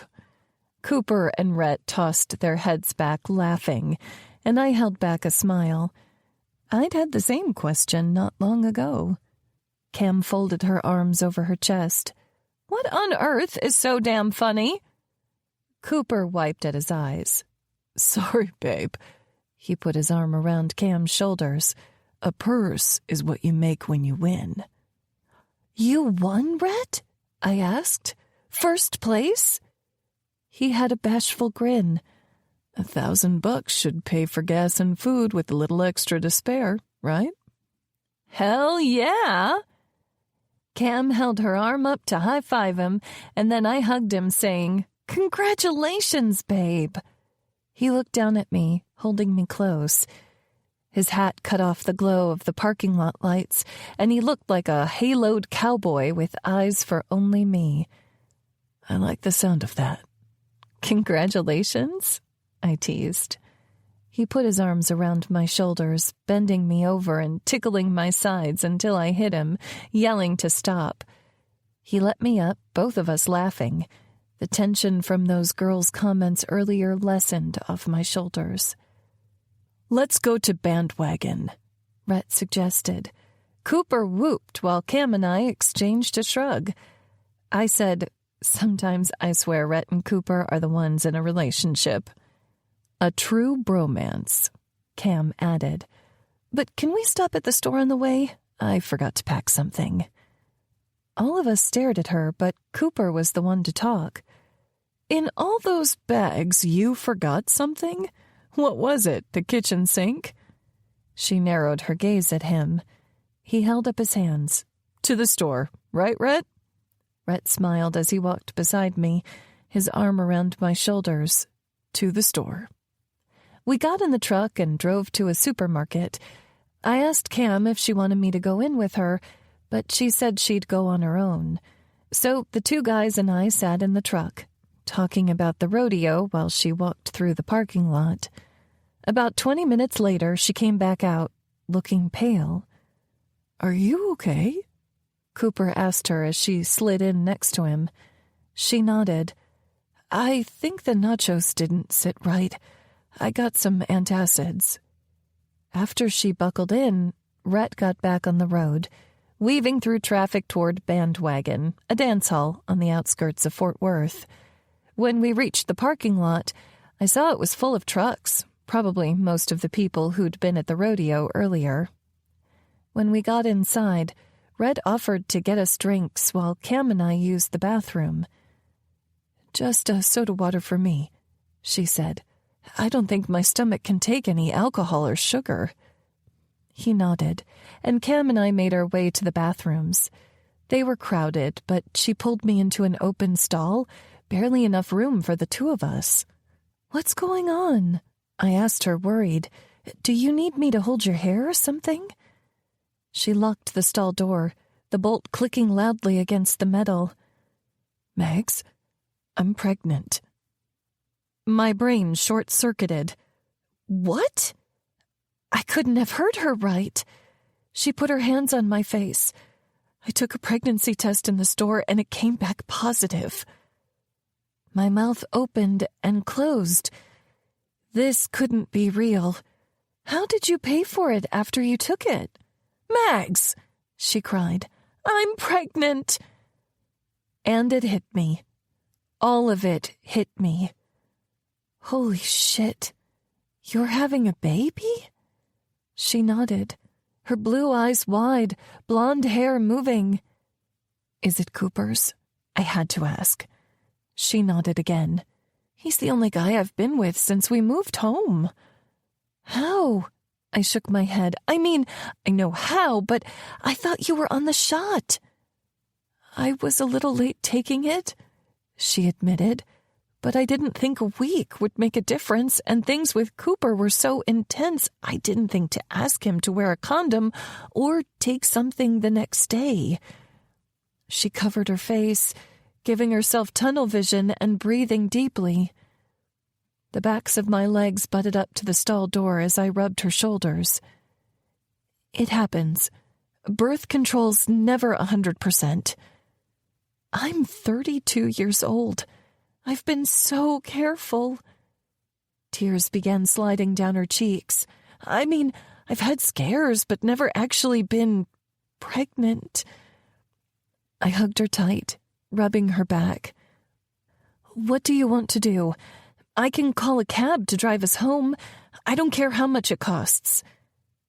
She held on to me and spoke into my shoulder. I'm so scared, and I know this sounds crazy, but I'm also kind of happy about it, too. You are? I pulled back, taking her in. She nodded, wiping her eyes. I've always wanted to be a mom, and you know how it is when you get to be in your 30s. You feel your clock ticking. Now I don't have to wait anymore. I definitely understood that part. But Cooper, are you sure about raising a child with him? She smiled slightly. You know how they say, when you know, you know? I felt it. With him. My lips parted. You did? She nodded. Dirty toilet and all. He's my person. Who knows? My grandparents only knew each other a week before getting married, and they were together over 50 years. Maybe insta-love is in my blood. I wiped at her tears with my thumbs. If you're happy, I'm happy. Even if I was also nervous for her, too. A child was a life-changing responsibility. She grinned, nodding. I'm happy. My heart soaring for her, I yelled in the bathroom, I'm going to be an aunt! Women in the stalls around us cheered, and Cam laughed happily. Now I just need to tell Cooper. I nodded. Do you need me to do it with you? She shook her head. It's him and me now. She opened the stall, smiling bashfully at the people around us, and walked out of the bathroom. As I stepped behind her, I couldn't help but feel like she was moving forward, and I tried to remember that didn't mean I was getting left behind. 45. Cameron. I walked into the crowded bar, looking around for my person. He was over 6 feet tall, so it usually wasn't hard to spot him and his sandy blonde hair in a crowd. Except now I was extra aware of what I carried with me. I knew I wouldn't be able to feel the baby for weeks to come, but I sensed its presence as I looked for Cooper. I found him near Red, still waiting in line at the bar. When I found him, I slipped my hand through his and said, "Come with me?" Coop nodded, then turned back to Red. "You're good to get the drinks?" He patted his pocket where he kept his purse and nodded. It was different, seeing Rhett through Cooper's eyes and Maggie's eyes. Cooper thought Rhett was the best friend in the world, always there for him when his back was against the wall. Maggie knew him as the guy who promised her forever and then broke her heart. And I was getting to know him too, as a good man and a good friend. But I couldn't think about it now, with Cooper's large calloused hand enveloping mine. I led him past the dance floor and out to the back patio. There were still people out here, but not as many as inside. We found a private corner, and he smiled down at me. "If you wanted to get me to yourself, we could just go out to the truck," he hummed, leaning down and grazing his lips, his teeth over my neck. My body shivered with desire, and a part of me wanted to take him up on the offer, make love until the responsibilities of our future faded away. But I couldn't hold on to this secret any longer. "Cooper," I said as he continued dropping kisses along my neck, my jaw. "Yeah?" he asked against my cheek. I reached up, tangling my fingers in his hair and then palming his cheek so he could see me. I searched his pale green eyes, hoping like hell he was the man I thought he was. "I need to tell you something," I said, "and I'm not sure how you're going to react." He tensed under my hands and studied my face. "What is it?" I rolled my lips between my teeth, knowing the words were simple, but the aftermath was anything but. "I'm pregnant," I breathed. His eyes widened, much like Maggie's had. I continued, unable to stop the spill of words because I didn't want him to be disappointed. I didn't want him to leave me. "I know it's a lot, but I want to keep this baby. I want to raise it with you and have a crazy, passionate, fast, fun life full of sex and laughter and happiness and everything in between. And if you don't want that, I understand. I'll raise this baby on my own, but I really—" He covered my mouth with one hand, holding the nape of my neck with the other as he studied me, a small smile playing along his lips. "Will you shut up for a sec?" I let out a small laugh through my nose.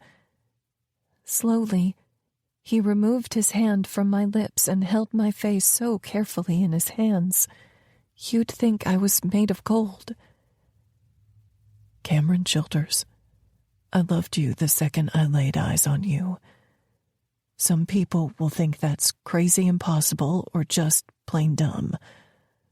But you know what I say?" I looked up at him. His lips quirked. "I say that's none of their goddamned business." I smiled up at him. "You love me?" He nodded. "And I love the hell out of our baby. You just try to raise it without me. You'll get so fucking annoyed by me sitting on your porch and offering to change diapers and mix bottles and shit." Despite the tears falling down my cheeks, I was grinning like a fool. He kissed me hard, and then pulled back, taking me in, his eyes shining with joy. "I'm going to marry the shit out of you." I let out a tearful laugh. "Are you proposing?" Shit, right. He got down on one knee in front of me and looked up, a crooked grin on his lips. Cameron, can I please marry the shit out of you? I laughed, happier than I knew I could feel. Yes, Cooper Lawson, you can marry the shit out of me. 46. Magnolia. I found Rhett still waiting in line at the bar. Cooper and Cam nowhere to be seen. But he wasn't alone. That girl from the bathroom earlier with her long red hair and thick eyelash extensions was with him, her hand touching his arm. He didn't shy away. Instead, standing his ground, he held up his hand, showing a ring on his finger. My eyebrows drew together. What the hell was going on? The girl seemed to pout, but Rhett only shrugged. Then he caught sight of me and waved me over. As I got closer, he said to the girl, "That's my wife." With a sneer, she looked me over, saying, "I don't see no ring on her finger." Rhett shrugged. "We're getting it resized. But the point is, I'm very happily taken." She let out a huff and turned to walk away while I stared at Rhett. I reached for his hand, holding it up to see the wire ring, so similar to the one he made me all those years ago. "What is this?" I demanded. "A wedding ring." "No shit, why are you wearing it?" I asked. He hugged me, hooking his hands behind my waist. "I wanted everyone to know I'm yours."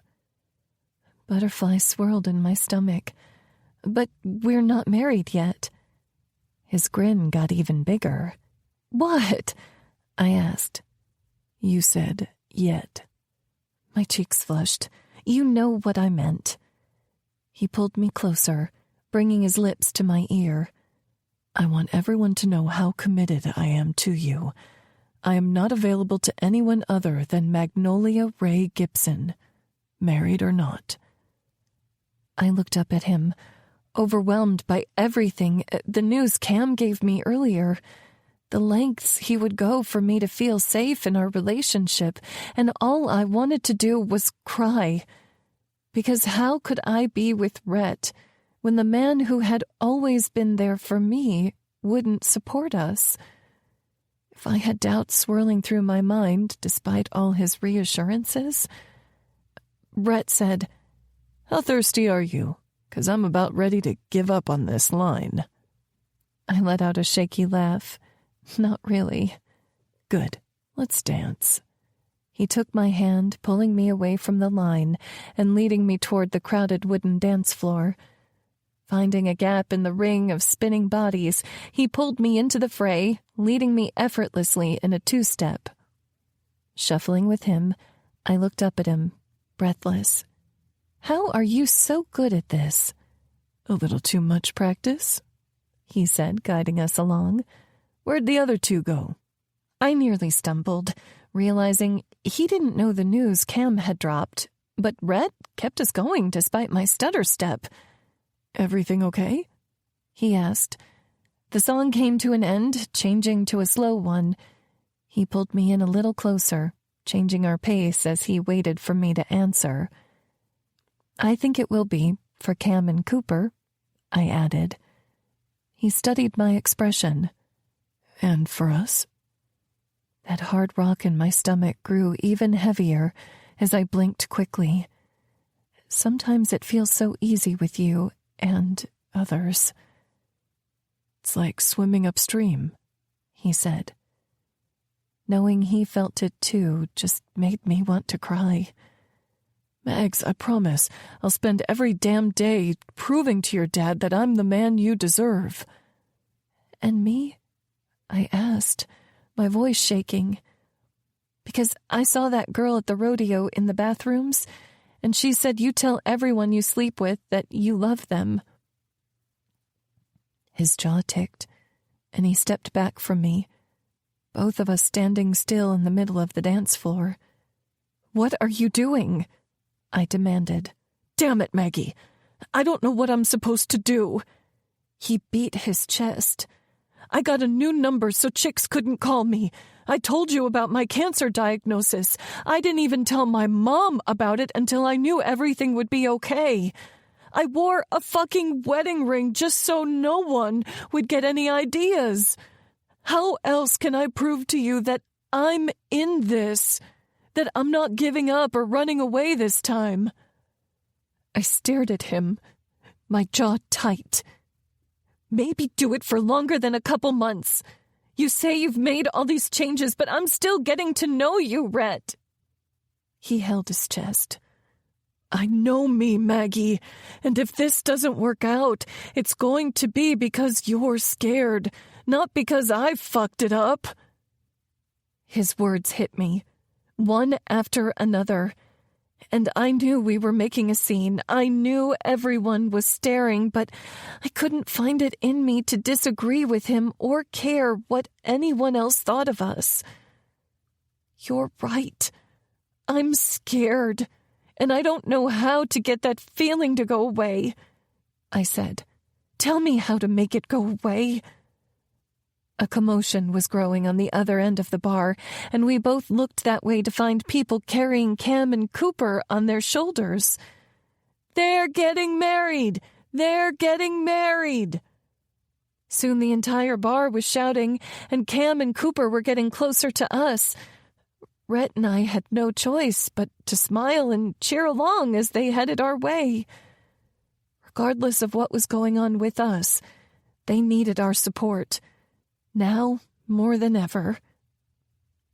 When we got back to the camper, Cameron and Cooper took the queen bed, and Rhett and I opted for the bunks. But instead of climbing to the top one, Rhett crawled in next to me, spooning me from behind. He brushed my hair over my shoulders and placed a kiss softly on the back of my neck. And I cried. Because after all these years, I had a chance to live the kind of life I wanted with Rhett, without all that heartbreak. And he was right about what he said tonight. I was more afraid than I'd ever been. As Cam's breathing slowed and Cooper's soft snores filled the trailer, I turned in Rhett's arms to face him. In the dim light coming through the blinds, I could see his deep hazel eyes open.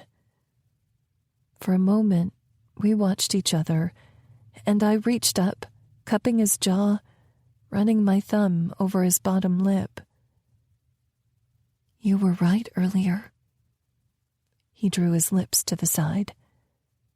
It's not always fun being right. Beg to differ. He smiled slightly. I leaned in and kissed him. Give me time to get used to the idea of us. He rested his forehead against mine. Guess it's not fair of me to think you've been dreaming of me for 15 years, too. I looked up at him. Some things are too good to risk dreaming about. Why's that? Because when you find out reality doesn't match, it just breaks your heart that much more. Chapter 47. Rhett. The girls lay in the back seat, both of them slouched against the doors and sleeping as we drove back to Cottonwood Falls, Sunday afternoon. The night before had worn out all of us, even Cooper, judging by the way he was slumped in the passenger seat, dark sunglasses over his eyes. I'm gonna be a dad, he muttered, half to himself. Scared? I asked. Shitless. I'd be worried about you if you weren't, I replied. He smiled slightly. Guess I haven't asked you yet. Will you be my best man? Sure. When are you getting married? Cooper shrugged. Hell if I know. I chuckled. So Cam's deciding? She gets whatever she wants. Happy wife, happy life, I said. He smiled to himself. Hell of a happy life. I glanced over at him, a warm feeling spreading through my chest. I knew a lot of people in our small town would have opinions, but Cooper had been with a lot of women in the few years I'd known him. I could tell there was something different between him and Cameron from the first time they met. I'm happy for you, Coop. He glanced toward our girls, sleeping in the back seat. I'm happy for you, too. I couldn't find it in myself to smile all the way. My throat felt tight, and I swallowed down the lump of emotion. Thanks, man. I'm going to try and sleep off the rest of this hangover, Cooper said. Go for it. He put in his earbuds and tipped his hat down to cover his face, leaving me the only one awake in the truck. As I drove the rest of the way home, I listened to music and tried to think how I could be patient with Mags, no matter how hard it felt. When you knew who you wanted to spend the rest of your life with, it was hard waiting for them to decide they wanted the same. Harder yet, knowing they might not come to that conclusion. We pulled up to the girls' house, and I said, Up and at 'em, everyone. They began shifting awake as I put the truck in park alongside the curb. I got out and held the back door open for Mags. She smiled sleepily up at me and yawned. Stop, I said. What? She asked, rubbing her eyes. You're like a damn kitten, way too cute. She purred at me. Cam laughed. You two are so cute I want to throw up. I think that's the morning sickness, Mags tossed back. Shh, Cam and Cooper said loudly at the same time. Maggie and I looked at them in confusion, and Cooper explained. We haven't said shit to our parents yet. You know, the walls have eyes here. True, I said with a shrug. We got all of Maggie and Cam's things from the truck, and while Cooper helped Cam carry her multiple bags back to her bedroom, Maggie and I stood in the living room across from each other. See you at practice on Tuesday? She said. I smiled. Yeah, and dinner at my family's house on Wednesday? Her lips parted. Are you sure? I nodded. They'll be excited to see you again. I took her in a hug, linking my hands behind her round backside. She tilted her chin back, giving me a chance to kiss her plush lips. You know, I said against her lips, you could just come home with me. Laughing, she said, I have work tomorrow. Then I'll see you next Tuesday, I replied. She gave me a confused look. And this Tuesday, right? Yeah, but see you this Tuesday doesn't spell cunt when you write it out. She rolled her eyes at me, shoving my shoulder. Get out of here. I chuckled, leaning in to give her one long, heated kiss. Because I never knew which one would be my last, so I was going to savor every single one. When we broke apart, her cheeks were flushed and my breaths came hard. I wanted to take her right now, because one night with her would never be enough. But I knew we both had things to think about. Coop, I called. You ready? No, he yelled back from Cam's room. I'm leaving. Cam yelled, I'll give him a ride. Mags and I shared a smile. Things are changing, aren't they? She asked. They always do. I meant to go back to my place. I did. But I found myself parked in front of Maggie's childhood home instead. I knew the way there like the back of my hand, having spent most of my junior and senior year there when we were dating, watching movies with her and her dad, helping her dad with projects out in the backyard, doing life together. Now I was nothing but an unwelcome stranger on his doorstep. But I knew Maggie meant it when she said she couldn't choose between us. I would make sure it didn't come to that. I got out of my truck and walked up the sidewalk to the faded yellow front door. I pressed the bell and held my hat in my hands, hoping like hell he wouldn't slam the door in my face. When the door drew back and he saw me, he rocked back on his heels like he'd seen something repulsive. His smooth-shaven lip curled. Shit, what are you doing here? I frowned. Gabe, can't we talk, man to man? He lifted his Gibson trucking hat and ran his hand through thinning salt and pepper hair. Like we did when you promised me you'd never break my daughter's heart? I held out my hands. I know, I fucked up. But I'm not giving up on your daughter. And I don't want her to have to choose between you and me. She'll choose you, but she'll hate you for it. Gabe grimaced, his blue eyes so much like Mags's, seeming heavy. Fine, we'll go out back and talk. I nodded, my chest feeling heavy, like I'd won some kind of easy victory at the first line of battle. but knowing the hardest part was yet to come. I walked into his house, and seeing it all took me back to the time when Mags and I dated. The same couch in the living room where we spent hours watching movies, sneaking kisses when her dad wasn't in the room. Her bedroom where we had sex the first time. Her dad was at work, and we both called into school, pretending to be our parents and saying we were sick. We'd spent the entire day in her bed, exploring each other's bodies, trying to make each other feel good with no clue what we were doing. Gabe opened the back door, and we stepped onto the deck I'd helped him build during my senior year of school. "Looks like the deck's still holding up," I said. He grunted. I took him in, his round face, his assessing gaze, and realized something. Losing Maggie hadn't just been losing her. This man in front of me had been like a second father to me, someone I looked up to and tried to please. Now he was a stranger who hated some version of me that no longer existed. He sat down on one of the chairs at an etched glass table, and I sat across from him. "You wanted to talk," he said. "So talk." I glanced across the table at him, noticing the similarities between him and his daughter, the blue eyes, the round face, angular nose. But there were differences, too. The ruddiness in his cheeks from years in the sun, the rounded shape of his stomach, his gray eyebrows. I knew Maggie always wanted an explanation, but with him it was best to cut straight to the point. "Gabe, I want to say I'm sorry for what happened back then. I know I apologized to Maggie, but I should have apologized to you, too. I let you down when I broke my word to you." Gabe's expression softened. "You were like the son I never had.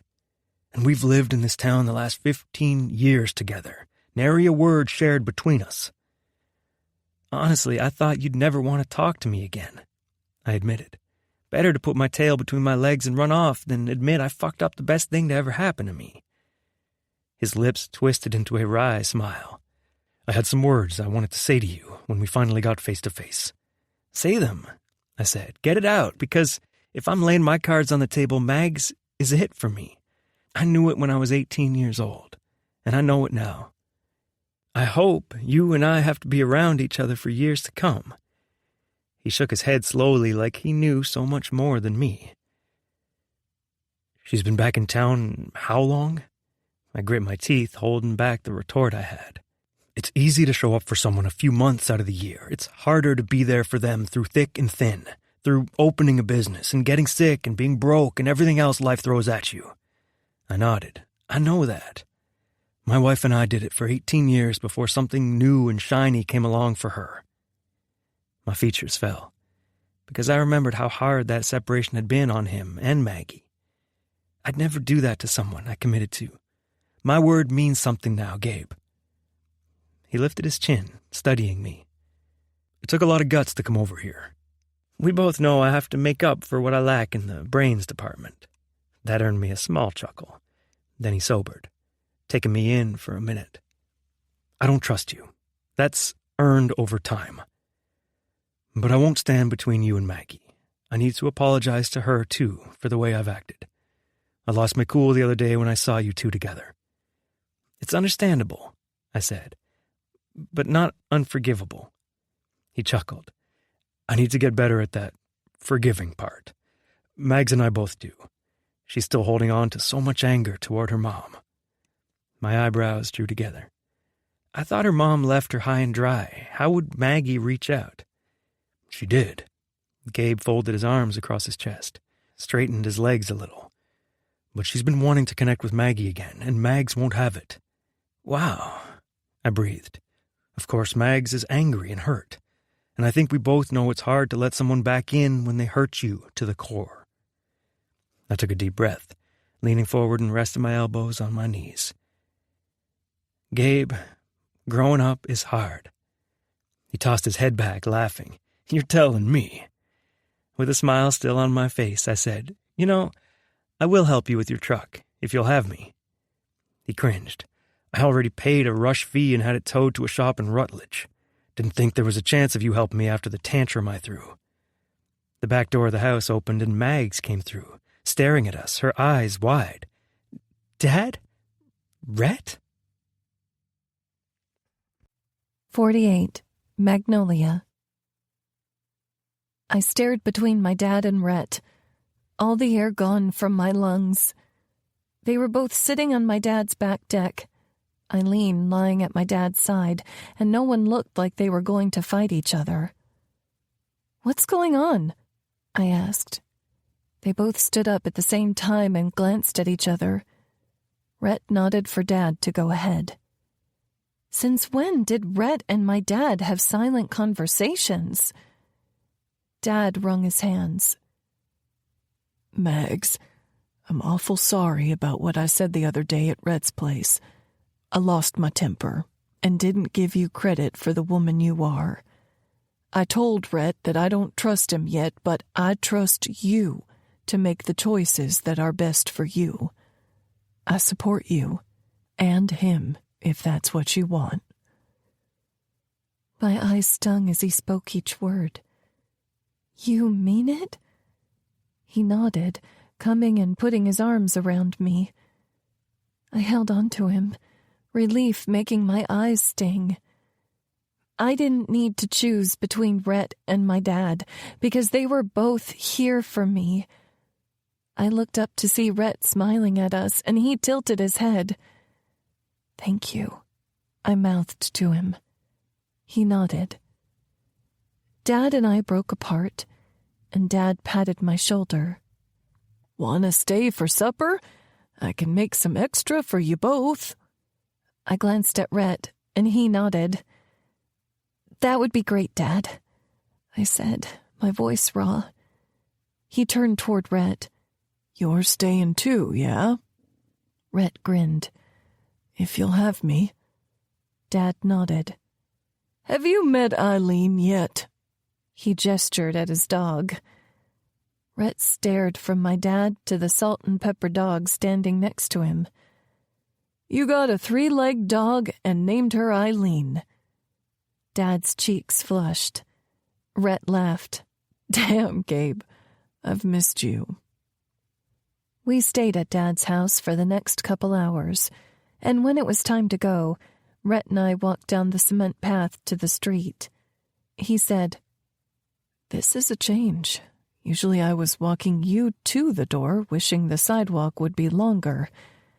Guess I'm still wishing it was longer, 'cause I really don't want to go home without you." I twined my fingers through his. "Who says you have to?" He gave me a hopeful smile. "Really?" We stopped at the end of the sidewalk, and I glanced down before facing him again. "I should have just told you I couldn't go home with you because I wanted to make things right with my dad." "We must be on the same wavelength, because after I left your place, I found myself driving here." He reached up, brushing my hair back and holding my face in his hands. My throat felt tight with emotion. "You have no idea how much it meant to me to see you two together at dinner, laughing, joking. It felt like a fresh start for all of us." He pulled me in, hugging me close. "That's all I've wanted." I looked up at him and rested my chin on his chest. "Let's go to your place." He smiled. "I think that's a hell of a plan." When I got to the salon the next morning, Rhonda had a cup of coffee waiting for me, which was good, because I got barely any sleep the night before. She smiled at me and said, "How was your weekend?" "It was..." I let out an unintentional happy sigh. "Really good." Rhonda laughed. "It's been a whirlwind of a summer, hasn't it, dear?" I nodded in agreement. "I can't believe the Unicorn's last game is Friday," I said as I took a spot on the mustard-yellow couch. Rhonda sat across from me, smiling. "This is the first year that the Unicorns even stand a chance at winning the Little League Championship." "No way. Really?" "You and Rhett make quite the team." She gave me a coy smile that had me blushing. "But I don't want you to get distracted from what brought you home. It's important to me that I see you giving this salon your full attention." I nodded quickly. Absolutely, Rhonda. I don't want to let you down. So, then you have a plan for your service project? Yes. I took a sip of my coffee. Actually, my friend Cam came up with the idea. She thought it would be good to have a monthly spa day for the residents in the retirement home. I could dedicate a whole weekend once a month to do nails, toes, maybe hair if we have the time for it. Rhonda twisted her lips to the side, nodding along as she listened. By the time I finished, she had a full-fledged grin. That's an amazing idea, and that way you'll be doing my hair forever. She winked. I let out a laugh. You'll be fabulous, always. We'll both make sure of that. How about you take a month off after Little League and then solidify your schedule at the retirement home? We can announce the program in the paper. I think that will mean a lot to the people of this community. She paused, taking me in. I'm proud of you, Magnolia. My heart melted. You mean it? She nodded and extended her arms for me. I set my coffee cup down, holding her close, wishing I could have a relationship like this with my mom. But so much time had passed, I doubted it was even possible. Our first client came a few minutes later, and Rhonda and I got back into the flow of welcoming people to the salon, cutting and coloring hair and cleaning up between appointments. When I had someone cancel last minute, I took my phone outside to call Cameron. It was still hot in the way only early August could be, but I walked slowly, just enjoying the cute main street with its flags on the light poles and big flower pots kept up by the master gardeners. After a few rings, she answered, Hey, girl, hey, can't talk too long. No worries. I just wanted to tell you that Rhonda loved the idea of a salon day at the retirement community. No way! She sounded genuinely excited for me. That's awesome! Thank you so much for your idea. It really helped a lot. Do you think you could do me another favor and put me in touch with the director there so we can handle logistics? Absolutely, she said. While I have you, can you come over to my parents' house tonight? We want to talk plans for the wedding, and you're my maid of honor, of course. I grinned. Do you know how long I've been waiting for this moment? She laughed. You won't have to wait much longer. 49. Magnolia. I finished closing up the salon and then drove to the Childers' house on the outskirts of town. Cameron's parents were well off, her dad working in a cush government position. Her mom stayed home and took homemaking to the next level. The outside of their massive white house had stunning flower beds, cute little ceramic decorations, and even the numbers by their door were fancy, modern and lit at night. Cam and I had spent so many hours together here that it almost felt like a second home to me, and I hoped I could make my own place look just as gorgeous someday. Her mom was the one who encouraged me to start thrifting, because she always said home is more than the place where you lay your head at night. It's the place that sets the tone for your life. Back then, I was longing for something that felt like the happiness I used to have with Rhett. I'd found so many beautiful wire art pieces at the thrift store near mine and Cam's Austin apartment, along with junky items we could upcycle and use. I opened my car door, hearing a truck rumbling down the driveway. Turning to see who it was, I caught sight of Rhett grinning at me through the windshield. He stopped a few feet behind my car and parked. Hey, beautiful, he said as he got out of the truck and coming to give me a kiss. I grinned up at him. What are you doing here? Guess the whole wedding party had to be here to plan for the big day. He wrapped his arm around my waist, walking beside me to the house. Been a while since I've been here. I nodded, trying to think back to the last time I was here with him. A week before you proposed, we had a going-away barbecue with our friends.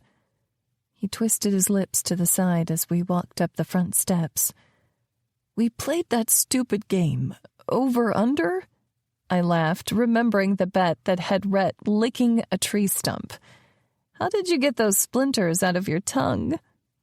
He shook his head at me as he reached for the doorbell. Now I know why I forgot. The door swung open, and the older version of Cameron smiled at us, wearing a stunning outfit, a full face of makeup, and her blonde hair piled atop her head and held there with a clip. Great to see you two! Come on in. As we stepped inside, Rhett said, Your home is as beautiful as I remembered, Mrs. Childers. Oh, honey, call me Dina. Short for dinosaur? He teased. She laughed. I haven't heard that one in a while. Can y'all take your shoes off? I was already slipping out of my sneakers, but Rhett had to pause to take off his boots. Something about seeing him with his white socks, slightly loose around his toes, was so stinking cute. What? He whispered to me as we followed Dina to the kitchen. I shook my head. Nothing. He was about to ask more, but we both were taken aback by the amount of people and things spread around the table. There were notebooks, piles of cardstock, pens, and a buffet of snack food. Cameron and Cooper stood up when they saw us, but her dad and two older people, I assumed were Cooper's parents, stayed sitting at the table. Surprise! Cam said. We're getting married in 2 weeks. My eyes nearly bugged out of my head as Rhett said, 2 weeks? Cooper nodded, and Cam said, We talked about waiting, but I've always wanted to have a backyard summer wedding, and Cooper's parents really want us to be married before the baby comes, so this is what we landed on. Cooper put his arm around Cam's waist.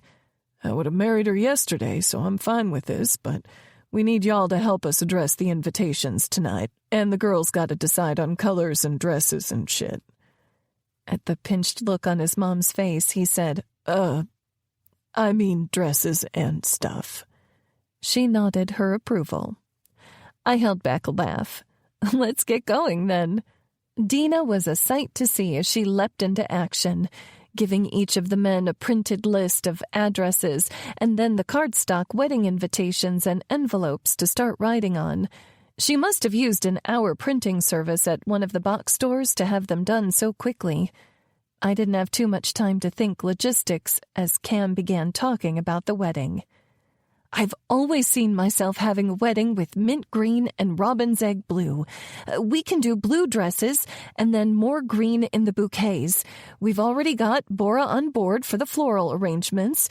Coop's uncle is catering. He does barbecue competitions all over the state. Mags, are you okay with doing my hair? Of course, I said, my voice coming out softly. I can't believe how much you all got done already. I ran my fingers over an invitation on the table and read the words, We cordially invite you to the wedding of Cooper Lawson and Cameron Childers. Gifts may be mailed to... I looked back up at Cam. Are you sure you don't want the gifts to be mailed to our place? It'll be easier for you to go through them there. Oh, honey, Dina chuckled. Cooper's place is Cameron's place after the wedding. I raised my eyebrows, and Cam looked down at the table. Cooper's mom glanced between us with a worried look, but Dina said, Mags, you know Cameron is moving in with Cooper, right? Mom, Cameron whispered, shifting in her seat. I felt like I'd taken a gut punch. Of course, I said quickly, knowing that made logical sense. It's just been a long day at work. Cameron's shoulders seemed to relax, but I couldn't help the tightness in my chest. Cam was moving out in 2 weeks? I hadn't thought it would be this soon. I felt guilty for wondering if she'd still help with rent. I mean, she had a whole human to take care of, growing inside her, but I hadn't budgeted for living on my own this soon. Maybe I could pick up waitressing shifts at the diner if they needed someone extra, or find a way to sell something to clients at the salon. But that felt bad, too. I wasn't the owner yet. Dina was looking at her phone, saying, Magnolia, I'm texting you a link to dresses in the pretty blue color Cam wants. Can you pick one and order it? My stomach sank further. A dress, a gift, a bachelorette party. I was happy for Cam to find the love of her life and start a family, but I wasn't sure I could afford for my best friend to get married. Chapter 50. Rhett. After wedding planning, Mags offered for me to stay over at her place for what would be the first time since the rodeo when I slept on the couch. But this time when we got back to the empty house, we walked back to her bedroom. She sat on the bed, rolling her head in slow circles. "Long day?" I asked her as I slipped out of my boots. With a long sigh, she said, "Lots to think about." "What do you mean?" I asked, sitting behind her, massaging her shoulders. "I'm going to sound like a bitch if I say it out loud." I laughed. "That means you have to say it out loud." She glanced over her shoulder at me, then looked ahead, fiddling with the edge of the quilt on her bed. "I wasn't ready for Cam to move out. Financially, I mean. We have another few months on our lease, and I wasn't planning to cover an extra $500 a month." My stomach sank for her. Luckily, accommodations were included with my job, so I didn't have that stressor on my plate. I could see how much it was weighing on Mags. "You don't think Cam will pay her half? How can I ask her to pay if she's not living here and she has a baby on the way? It doesn't feel right." She let out a sigh. "Maybe I can find another roommate just for a little while." Good thing she couldn't see me because I cringed. Cottonwood Falls wasn't really a big town. "Why don't I help you with rent?" She turned toward me, making my hand slide down her arms. "I can't let you do that, Rhett. You're saving for your land." I cupped her face in my hand. "Baby girl, when will you learn that I want to take care of you?" She leaned into my hand, and my chest warmed like she had a direct connection to my heart. "I love you for that, but I think this is one I need to figure out on my own. I need to talk things out with Cam." "Okay," I said, not quite sure how that would go. "Okay?" She smiled at me. I laughed. "Okay, but you know what might help you relax?" She tilted her head in question. "A warm bath, come on." I got up, taking her hand, and led her to the bathroom. I sat on the edge of the tub, turning on the water and letting it run over my fingers until it was hot. I plugged the bottom so it would begin filling. You know what's crazy? Chick bathrooms have so much shit. There had to be at least 8 bottles of stuff in the shower. Mags laughed.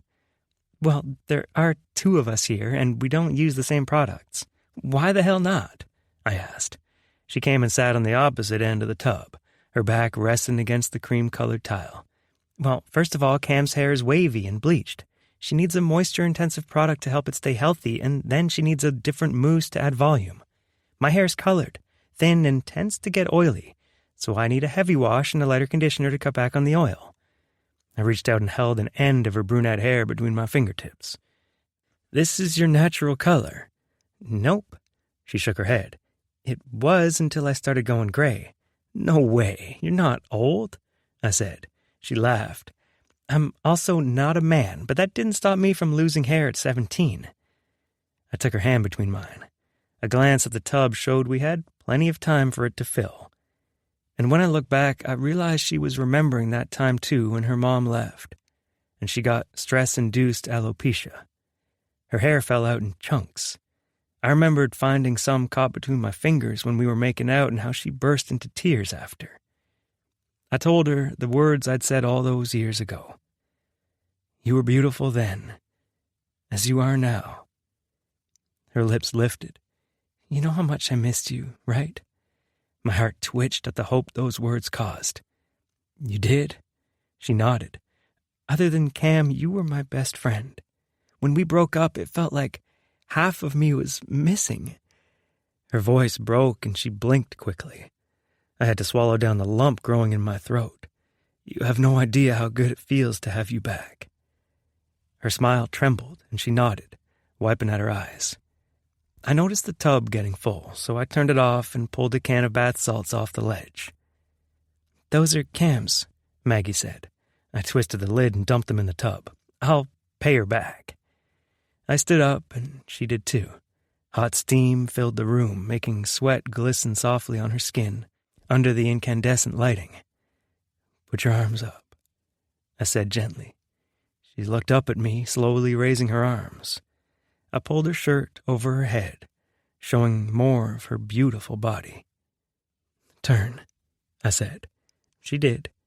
My fingers made quick work of her bra, freeing her breasts. She turned back toward me, but instead of taking off her pants, she put her arms around me and hugged me close. I ran my calloused hands over her bare back, higher until my fingers brushed her long hair, and lower until I grazed the denim at her waist. She looked up, resting her chin on my chest, so beautiful with her shoulders bare, and glanced at my lips. Knowing what she wanted, I bent to kiss her. The brush of my lips over hers was as natural as it was exciting, healing as it was rending. It was a reminder of all I had and all I had to lose. When our kiss ended, I brushed the tip of my nose over hers. "Enjoy your bath, Mags." I turned to leave the restroom, but she caught my hand. "Stay and talk to me?" I smiled, kissing her again. I'd love nothing more. 51. Magnolia. I woke up in the morning, feeling Brett's strong arms around my waist. His nose was against my back, and his knees curled in around me like he didn't want to miss a part of me, even in his sleep. The warmth that flooded my chest was something I never wanted to live without, and I realized I loved him. I loved him with all that I had. But instead of fear, there was something else there. Excitement, contentedness, wonder at this feeling of knowing all the parts of someone, good and bad, of being incredibly hurt, but also wonderfully loved by the same person, knowing they had that power to cherish or destroy, and giving it to them anyway. I rolled over in his arms, wanting to see him. He smiled slightly, his full lips curving up, but his eyes were still closed as he said, "Good morning, beautiful." I smiled at him, that feeling of love welling over me and making me want to cry. When I didn't reply right away, he opened his eyes, taking me in. "What's wrong?" My voice broke. "I love you." His brow creased. "And you're crying?" "It's not wrong. I was just lying here, realizing how good it felt to wake up next to you. And it hit me. I love you. Not the boy you were, not the man I hoped you could be. Just you." Tears slid down my cheeks. "I'm sorry for how I've treated you." "Baby girl." He wiped my tears away and brushed my hair back. "I didn't think you'd be crying when you told me you loved me." I let out a laugh, which just had me crying a little more. He smiled with me, eyes crinkling at the corners. "I know it was hard for you to see the new me, but I'm so glad you did." And I did see him. This man with beautiful hazel eyes that always had a smile behind them, even when his lips were even. This man with a heart that loved everyone and was brave enough to show everyone, unapologetically, his raw, unpolished self. This man who was a great friend to anyone he met, an incredible brother to his siblings, an uncle who always gave his nieces and nephews a chance to have fun and be themselves too. A man who saw past my anger to the woman I was and the woman I could be. "You're amazing," I breathed. He smiled, then nuzzled closer, bringing his lips to mine. I ran my fingertips over the back of his head, feeling the hair that was still slightly uneven, and a smile touched my lips. "What?" he asked. I opened my eyes, a guilty smile on my face. "I think it's time I fixed your hair." He laughed, the sound so full and contagious I laughed along with him, my belly aching and my lungs fighting for air.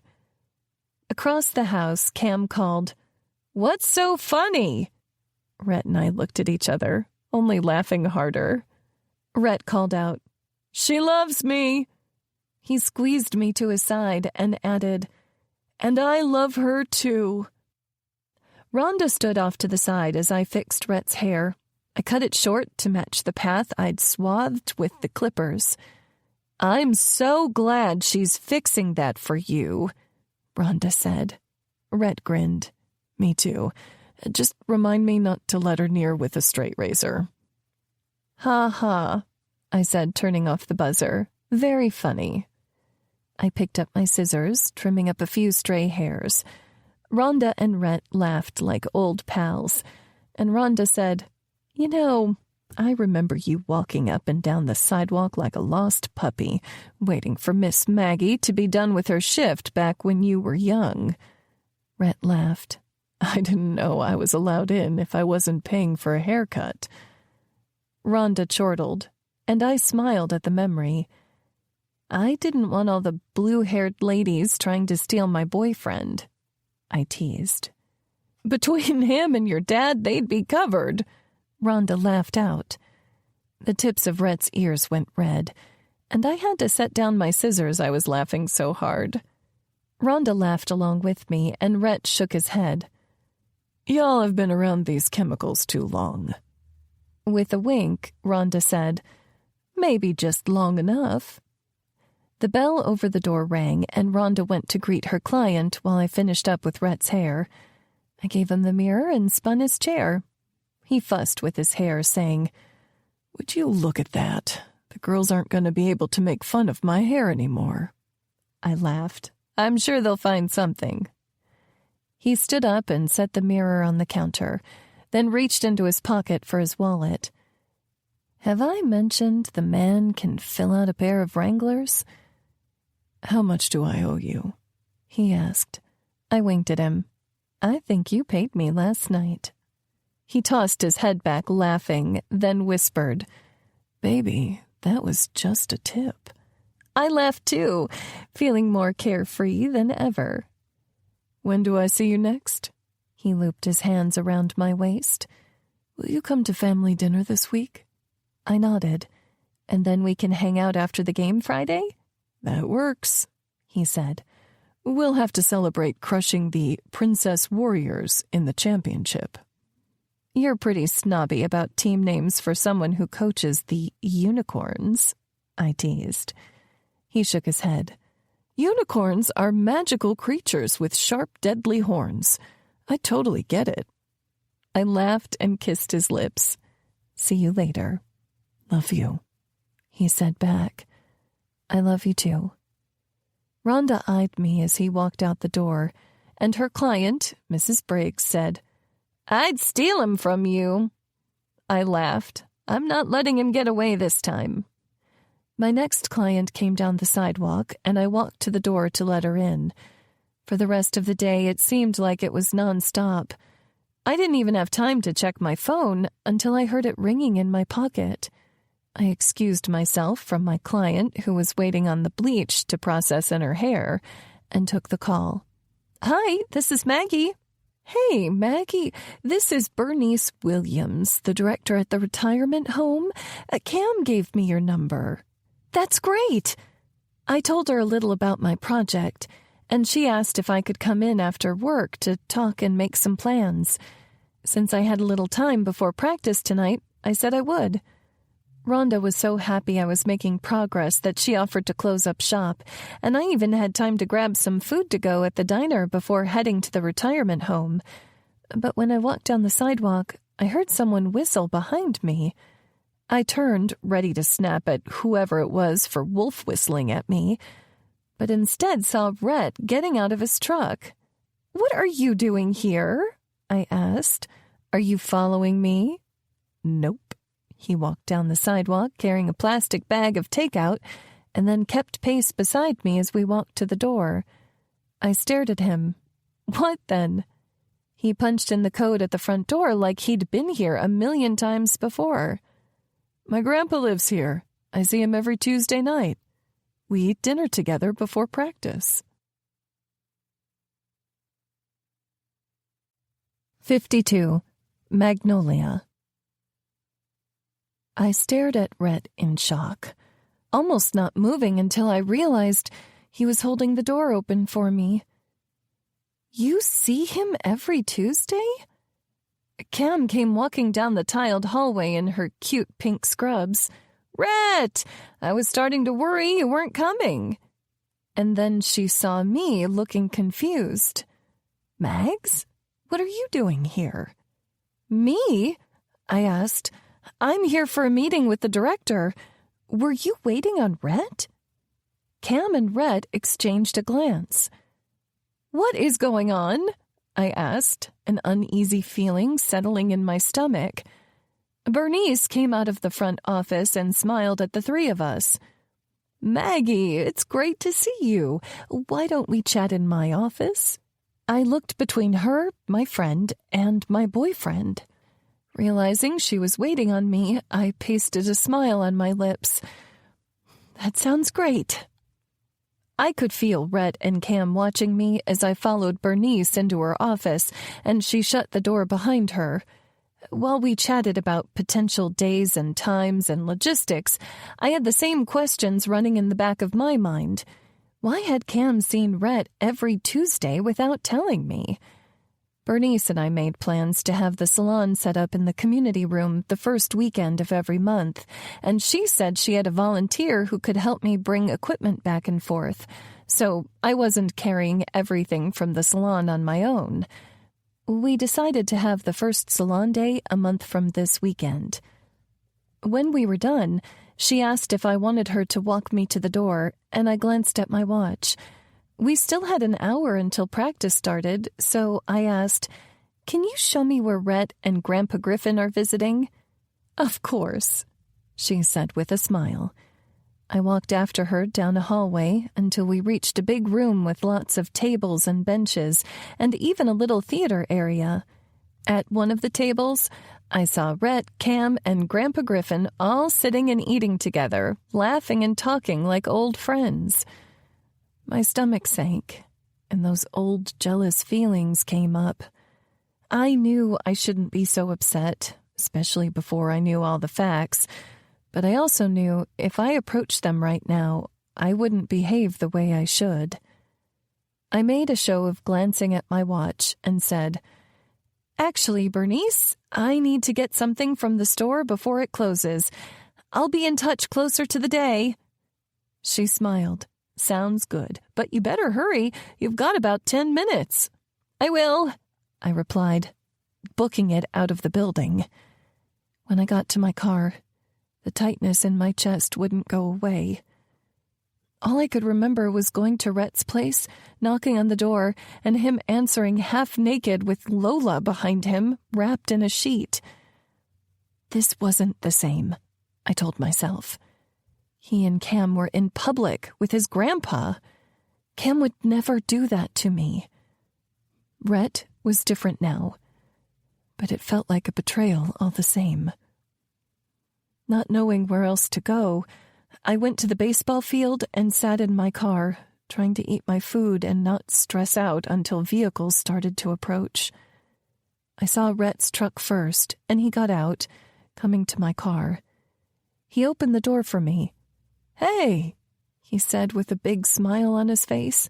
I steeled myself, tried to ease that hot, hard feeling in my chest. Hey, I got out of the car. Can we talk about earlier? He seemed confused. What about earlier? I mean, you clearly have a standing date with your grandpa and my best friend that no one told me about. Why? I can't just let my grandpa sit by himself in a nursing home, he said. It's important for family to visit. I narrowed my gaze. He rubbed his arm. I don't know. It didn't feel like something to brag about. Now my brows furrowed. What do you mean? I didn't want brownie points from you for visiting my grandpa. I tilted my head and opened my mouth to argue. Don't even try and say I'm wrong, he said. You loved my grandpa. If you knew I was doing what I should be doing, not even going above and beyond, you would have melted like an ice cream cone in July. I didn't want to win you back that way. I wanted to earn your love for how I treat you. My heart was melting like that ice cream cone, though. You could have told me. I was going to tell you next week. He's been on my ass to bring you in for a visit. I laughed, feeling relieved, but I still didn't understand. Why didn't Cam tell me? We tell each other everything. I asked her not to, he said simply. But it wasn't that simple. Since when did Cam keep secrets for Rhett? Since when did she keep secrets from me? Suddenly that tight ball in my chest was back and getting bigger. She was already getting married. Now she was keeping things from me. I felt like I was losing my best friend, the one person who had been there for me no matter what, even when my dad was reeling from the divorce, even when I'd been devastated from losing Rhett. Through all the years. Liv's truck pulled into the parking lot, and Maya waved at me through the windshield. I placed a smile on my lips and waved back. I never considered myself much of a kid person, never having younger siblings or working around lots of little kids, but hanging out with Maya and the rest of the team had been a highlight of the summer. The engine quieted and the doors opened. Maya's dog jumping down first, and then Maya followed.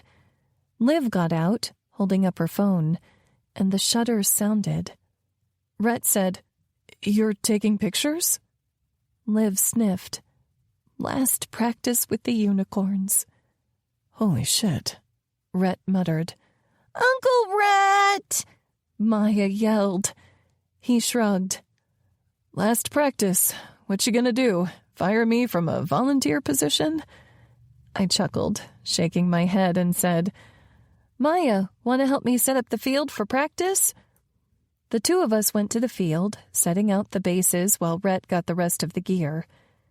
As the summer sun warmed my back and the soft breeze blew around us, I knew this was one of those moments I should cherish.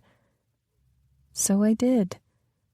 I focused on practice, playing with the girls, making the most of the dwindling moments of our time together. And after practice, when Rhett asked if I wanted to go home with him, I shook my head. I need to talk with Cam tonight. 53. Magnolia. Taking deep breaths, I pulled out of the gravel lot, preparing myself for an honest conversation with Cam. Neither of us did great with conflict or confrontation, but I knew it needed to happen for the sake of our friendship, for my peace of mind moving forward. But just a few minutes from my house, my phone started ringing, a call from our landlord. I swiped the phone, figuring he was changing the mowing schedule or something. Hey, Peter, what's up? I asked. I could hear the TV going in the background before he replied. Hey, Megs, I heard the news about Cameron and Cooper's baby on the way. Can you tell her congratulations for me? Of course, but I can give you her number if you'd rather call her. I know she'd love to hear from you. I pulled to a stop in the driveway, parking next to Cam's car. I have her number. I actually wanted to call you because you're the main leaseholder. I raised my eyebrows. Oh? My son is moving back to town, and with Cameron moving out, we figured you would need to find something smaller, and we want to give the house to our son and his wife to live in. Technically, in your lease, it says either one of us needs to give a month notice to terminate the agreement. So I suppose this is that month. Each word was like a punch to the gut. Oh, wow. Things are changing all around, he said. We'll sure miss renting to you two. You both made the place look so great from the outside, and you're always paying rent on time. If you need a reference on another place, let me know, okay? Sure thing, I replied, barely keeping my voice from breaking. I gotta get inside. Of course. Have a good night, Maggie, he said, and the line went silent. I slowly lowered the phone in a complete daze. My best friend was moving out, and a month from now, I wouldn't have a place to live. How would I have time to find a new place while working a job and getting ready for a wedding? How would I afford a deposit, first and last month's rent, while waiting for the deposit to come back on this place and being the maid of honor Cameron deserved? My face contorted with emotion. This fucking sucked. Tears slid down my cheeks, and I wiped at them. But more just kept coming until my shoulders were shaking with the force of it. I was 32 years old, single with nowhere to live, so far from being the independent woman I should be by now. I watched the front door of the house open and Cam come outside in her nightgown, looking at me through my windshield. I hurriedly wiped my face, trying to hide just how devastated I was. But she came to the driver's side of the car and opened the door. Are you okay, hun? I'm fine, I said, but my voice cracked. She looked down at me. Let me get in. We'll talk. After closing my door, she walked around to the passenger side and got in. What's going on, Mags? I held up my phone.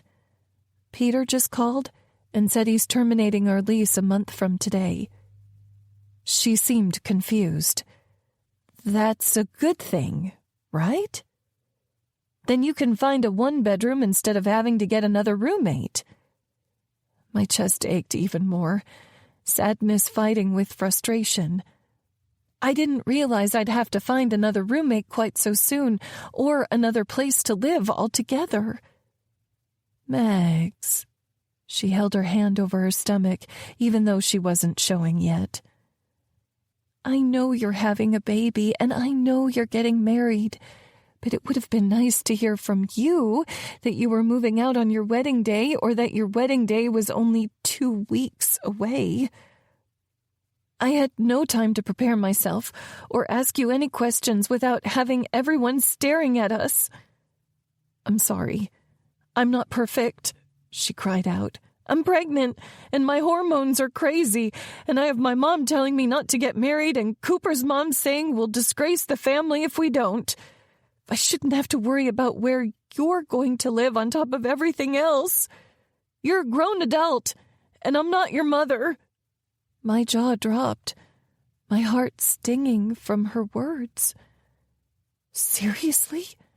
I'm not asking for you to mother me.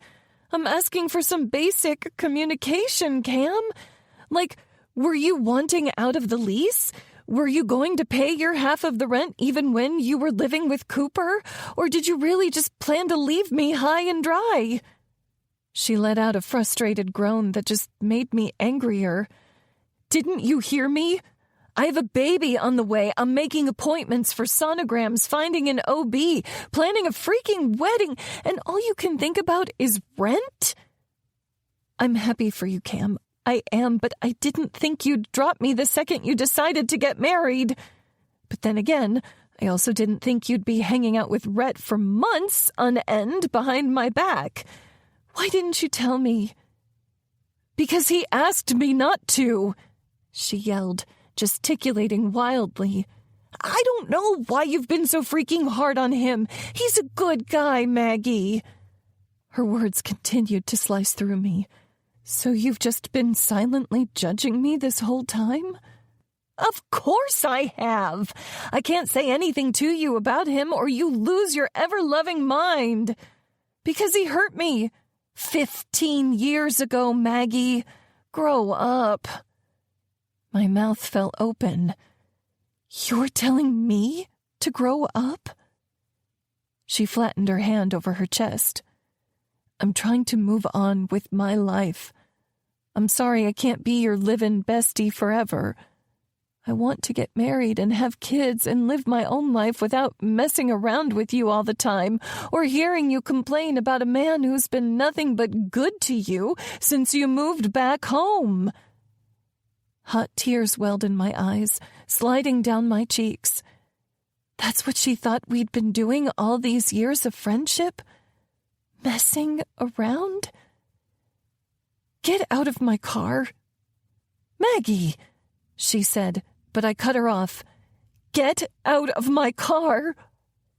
She let out an angry groan and left, slamming the door behind her. Her pink nightgown swished behind her as she walked away. I was still crying as I whipped out of the driveway, refusing to stay in the house with her tonight. I drove half the speed limit, but I made it to Rhett's place, my skin raw and stinging from all the saltwater tears. I had to look like a mess as I walked up to his door, where the paper he'd made was still taped up. No fucking around, unless you're Maggie, then fucking is encouraged. For some strange reason, I started crying more as I knocked on his door. A few moments later, he opened it, shirtless and wearing sweat slung low on his waist. As he took me in, confusion registered on his face. What's going on? I fell into his arms, saying, I need you.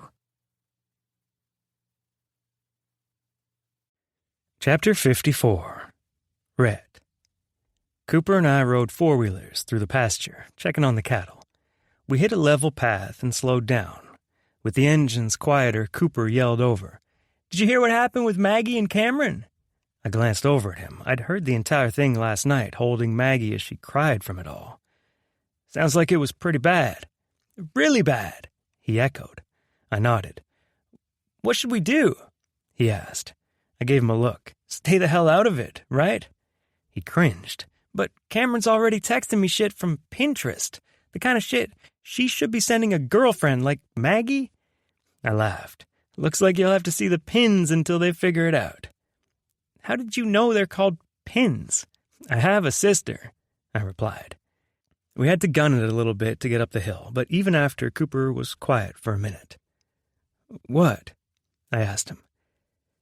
"How do you know I'm thinking something? 'Cause the only time you're quiet is when you're thinking something bad. Otherwise, it all comes out your mouth."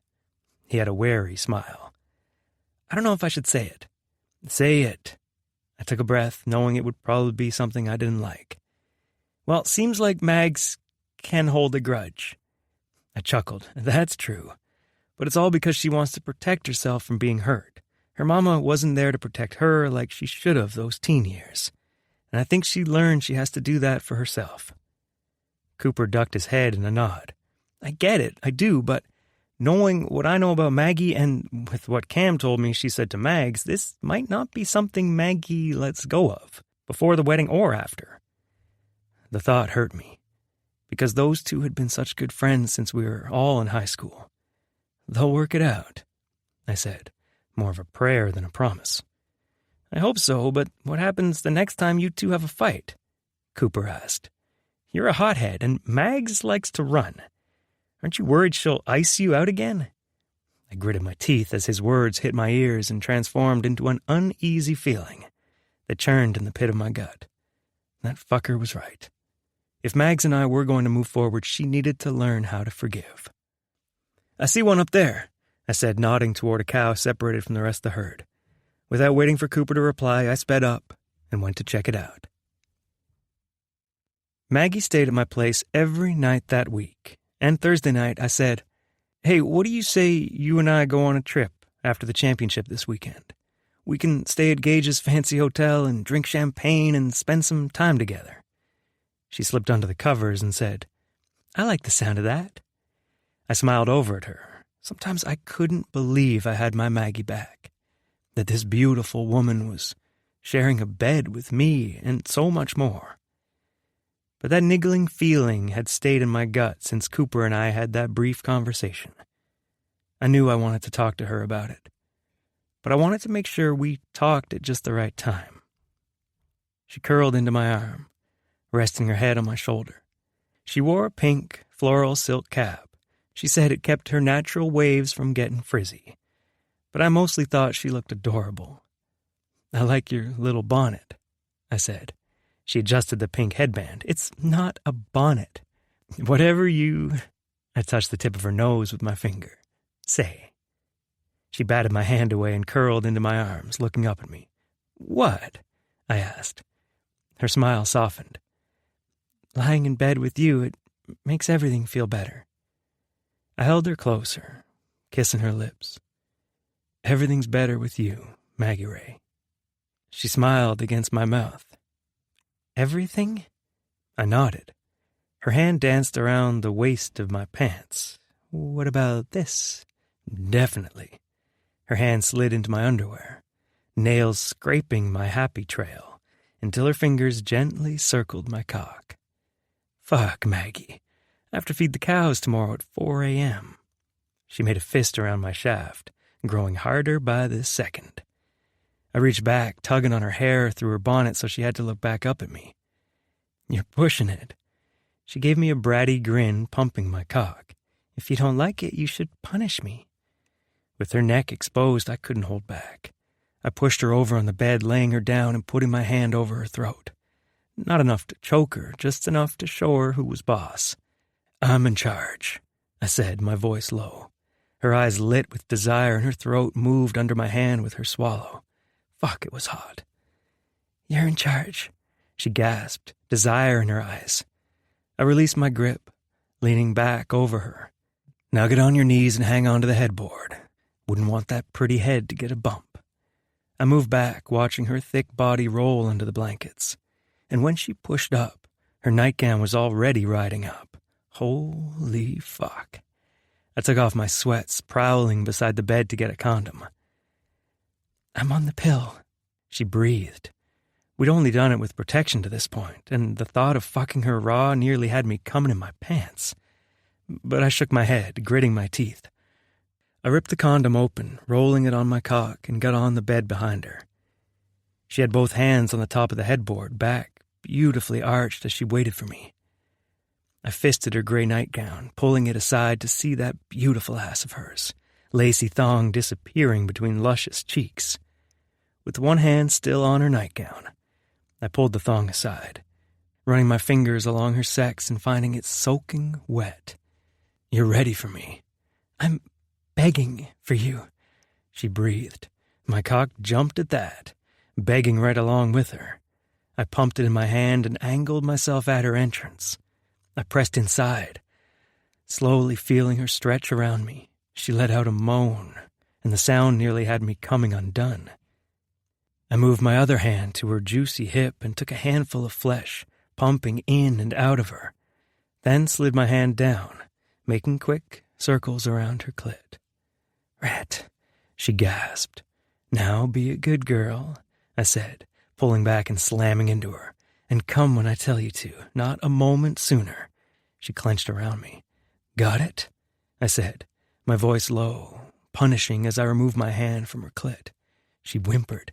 "Say it," I ordered. "Yes." "Yes, what?" I squeezed her ass harder. She let out a cry. "Yes, sir." "Good girl." She clenched ever harder. Fuck.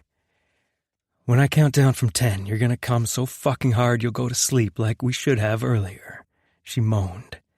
10. I ran my hand across her ass and spanked it, leaving her skin bright red under my touch. Her hands tightened on the headboard. 9. I slowed myself, doing deliberate circles inside her as I tweaked her taut nipples. Her head fell back, the cap sliding from her waves. 8. I wrapped one hand around her hair, fucking her, riding her ass rippling from each slap of my thighs against her. "Rat," she begged. "Patience, babe." "Yes, sir," she breathed. 7. I pounded into her, over and over again, slowly making my way down to 3. "Turn over," I ordered. Now, I want to see your face when I make you come." She turned, spreading her legs for me. I bracketed her face with my hands and adjusted my hips, guiding my cock to her hole.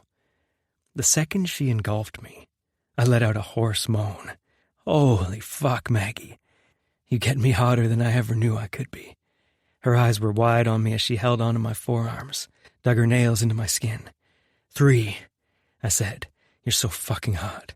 Your tits bouncing in that nightgown, your mouth open like you want me to fill every fucking part of you." Her lips parted farther. 2, your thick legs wrapped around my waist, pulling me into you, I uttered. Your hot, wet pussy fucking quivering, begging for me to spill everything I have into you. And your voice, ready to cry out my name when I say... She bit down on her bottom lip. 1. She shuddered around me, her eyes crinkling in pain, in pleasure, her luscious lips echoing out a cry that matched my hot grunts. As I came, harder than I ever had, her pussy clenching and milking me for seconds that turned into minutes. As the last of the waves faded, her head rolled back into the pillow. I slowly slid out of her and rolled to the side, removing my condom. Once I cleaned myself up, I went to the bathroom and got her a warm washcloth and another dry one. I brought them both back to her, and she smiled up at me. "I'm never going to get over how sweet it is that you do that." I grinned, adjusting the sheets and blankets to lie down. "All for you, Maggie Ray." She tossed the rags to the hamper, along with her underwear, and then curled in next to me. I was such a fucking horndog for how hyper-aware I was of her lack of panties. But my cock was beyond dead. Give me 20 minutes and that could be a different story. Mags curled in my arms and aimed her blue eyes up at me. "Can I ask you something?" I nodded. "Why do you always wear a condom? Most men are so eager to take it off." The thought of other men inside her almost had me going fucking feral. But I took a few deep breaths to cool down. "I'm not most men." She lifted a corner of her lips. "I know that." But then she waited, quiet. I knew she deserved this explanation too. To me, having kids, bringing a life into the world is a really big deal. It's not something I'm ever going to risk, even if the pill's 99% accurate. I'm going to put the condom on and wear it every time until I know that person is the one I'm ready to have a family with. Her eyes fluttered down and back up at me. "I know it's too soon." She nestled deeper into my arms, her eyes closing sleepily. "But I think this feels perfect." I kissed her forehead and told her good night, because I couldn't completely agree. 55. Magnolia. Go, Esther! I yelled from the dugout. It was our last inning, and all the bases were loaded. We were down by 3, with 2 outs, and if she could hit a triple, we had a chance at tying or even winning the game. Her little shoulders moved with her breaths as she stepped up to the plate with her bright yellow bat. Beside me, Rhett said, "I'm so damn proud of that girl." I looked up at him for just a second. "Tell me about it." The pitch went over the plate, and the umpire yelled, "Strike 1." Rhett swore under his breath. "You can do this, Esther." I watched her square up to the plate again as I waited for his answer. "At the beginning of the season, that little girl was in tears before the game even started. Now, she's up to bat. All these girls on the bench are cheering for her, depending on her for the win or loss of the game. And that fucking tiger is taking deep breaths and staring down that pitcher, making her her bitch." I let out a laugh. That is pretty amazing. Another pitch sailed toward Esther, and she swung with all her might, barely tipping it. "Strike 2." the umpire called. I pressed my hand to my chest. Gosh, I can't take the suspense. "Go, Esther!" Behind me, The girls joined me in cheering, "Go, Esther! Go, Esther! Go, Esther!" The entire crowd joined us, her name echoing around the field. The ball sailed toward the plate, and Esther swung and missed. The girls on the other team instantly started screaming and cheering, while my heart broke for Esther. She looked around at her teammates, her bottom lip quivering. But instead of waiting for her to come to the dugout, all her teammates were running out to her, hugging her, telling her good job, asking us coaches about what snacks were coming next. I felt tears rolling down my cheeks for these girls because they'd gotten so much more than a summer playing softball. They'd made friendships that would last years to come.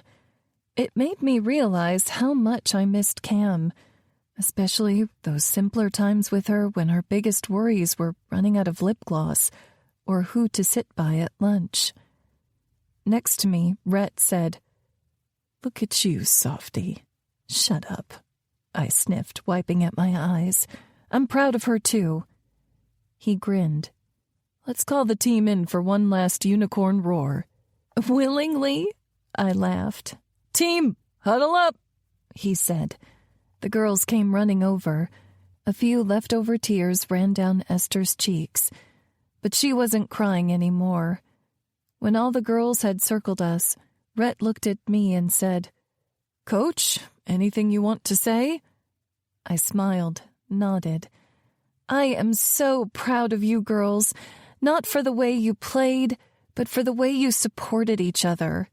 This is a small town, Cottonwood Falls, and these girls are likely going to be the ones you walk through life with. Middle school, high school, sports, dances, maybe even college. I hope you always lift each other up like you did tonight." "Amen," Rhett said. "I'm so fucking proud of you girls." Their mouths fell open, and some of the girls giggled while others whispered amongst themselves. "Oh, hell, it's the last game. I can let a cuss word loose," he said. "But don't let fancy words make you miss the main point. I'm proud of you, of how you played, of how you improved, and of how much fun you had. Now, don't drink too many juice boxes tonight, you hear?" They giggled and echoed out a chorus of, "Yes, Coach." "One last unicorn roar?" he said. They all nodded. 3, 2, 1. Everyone stuck a finger to their forehead, pawed the ground, and yelled, "Unicorn roar!" But no one was louder or smiling bigger than Red Griffin.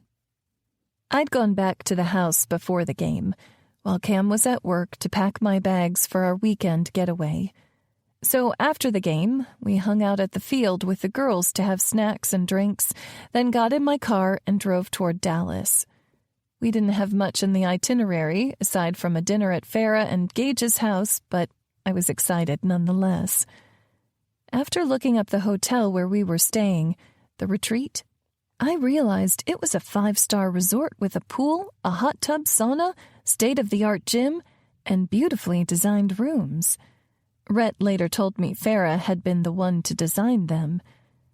We held hands in the car as he drove and just reflected on the season. Some of the moms had posted photos online that included us, and my favorite was one where Rhett and I were doing the unicorn roar with the girls before the last game.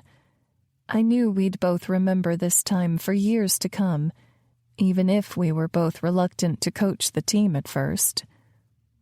The drive seemed to fly by, and before I knew it, we were pulling up to the cutest hotel. Check-in was super easy, and then we were up in the penthouse suite, which looked even more amazing than it did on the website. Oh my gosh! Rhett, have you seen this bathtub? I cried from around the corner of the bathroom. It was like it had been hand-carved out of marble. He stepped behind me and got a cheeky grin. "We'll have to try it out later."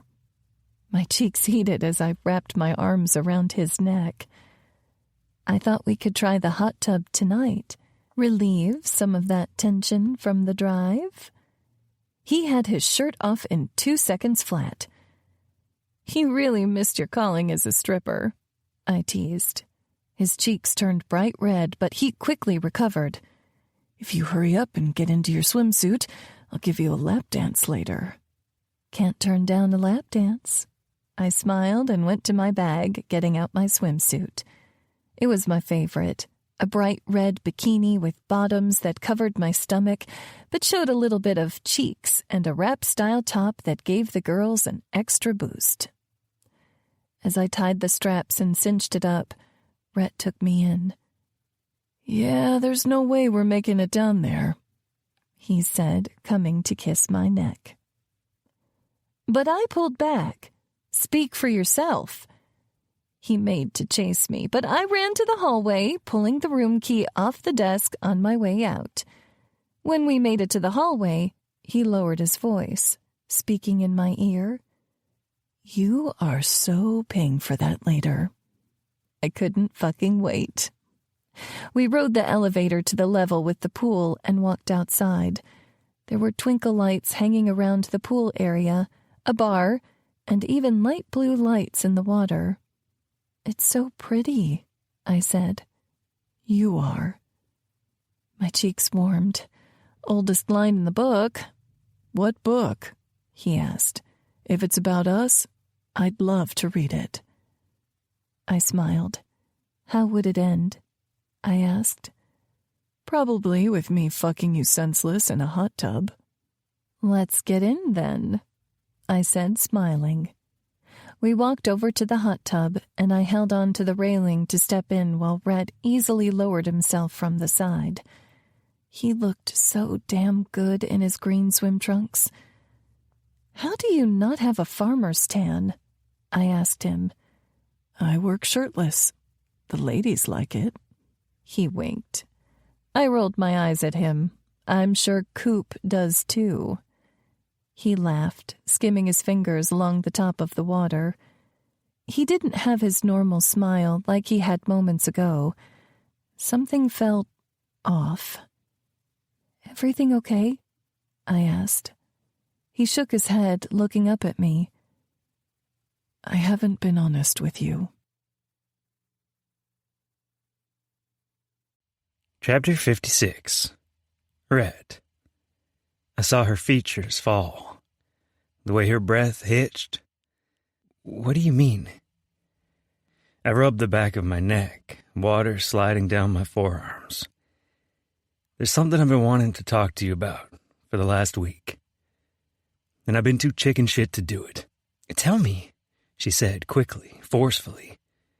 I knew she had to be imagining a million different things, each new one worse than the last. So I hurried to get it out. "I got in touch with your mom."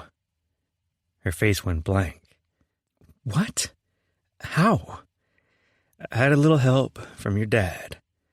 At the hurt, confused look in her eyes, I wrung my hands under the water. "I think I've been clear with my intentions, Mags. I'm in this for the long haul. That means dating. It means marriage, when we're both ready. And if you're up for it, I'd love some babies running around that look just like you." Her eyes studied mine, guarded. "But when I think about our life, there's one thing that has me worried." I admitted, the words harder and harder to say out loud. "What do you mean?" she asked. "I mean, Maggie, a relationship takes a lot of forgiveness. I'm not perfect. I'm gonna mess up, and from what I've seen, you throw these walls up around you the second someone hurts your feelings." She opened her mouth to speak, but I hurried to get out what I needed to say. "I'm not saying you need to sing Kumbaya with your mom around a campfire, or even send her a card on her birthday. But this hurt, this pain, this anger you've been holding for her, it makes me nervous, especially when your dad told me she's trying to reach out to you. And what happened with Cameron? You've been at my house all week, not a call or a text sent to her." Mags' eyes welled with tears, and it felt like hell to see her crying. "What Cameron said to me was awful," I said. "I agree. You need to tell her you won't accept that nonsense anymore. But she's your friend. She's been your best friend for years. She's scared shitless with a baby on the way, and she's worried she'll mess it all up. Sometimes stress makes people say stupid, hurtful things. Maggie raised her eyebrows. Cam told you that? She didn't have to, I said. That's how I'd feel with a baby on the way. And I think it would show a lot of maturity on your part if you were there for her, even when she wasn't lovable. Sometimes the most unlovable people are the ones who need us the most. Maggie wiped at a stray tear, but the water from her hands just dampened her face. It's been years without talking to my mom. I don't even know who she is anymore. Then now might be a good time to give her a chance to show you who she's become, I said. And what if Cam really does hate me? Maggie continued. She's been thinking all those things about me behind my back. I tilted my head. Come on. Tell me you haven't thought a time or two that she and Coop are batshit crazy for doing what they're doing. Her cheeks warmed. Exactly. But you didn't tell her that because you're a good friend. Just like she's a good friend to you by keeping it to herself until now. Maggie nodded, looking down at the water. When she looked up, she asked, What did you talk to my mom about? I lifted a corner of my lips. I asked if she'd like to meet us for lunch while we're in Dallas, at a place that doesn't have steak knives or hair trimmers. Maggie let out a hoarse laugh. That was probably a good call. So you'll go?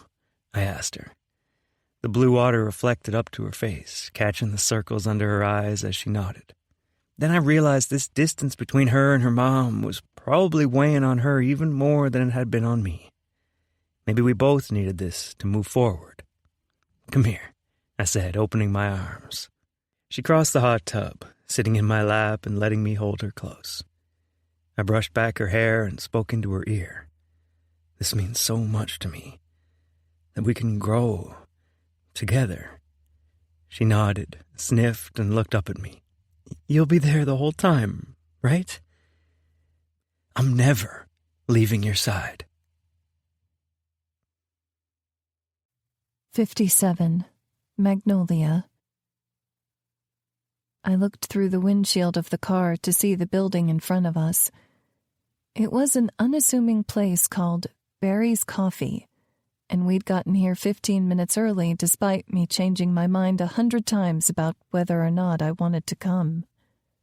Rhett squeezed my hand and said, I'm here for you, no matter how this goes. The tension in my chest eased, if only slightly. I want to show you that I'm willing to work on being more forgiving, I said. Isn't that the point of twin flames? We show each other opportunities for growth? He smiled, kissed my forehead. That's the point of us, twin flames or not. I leaned into his kiss and took a few deep breaths. Let's go order and sit down. As we walked inside, my legs felt shaky, and part of me worried that she'd no-show, while another hoped she would.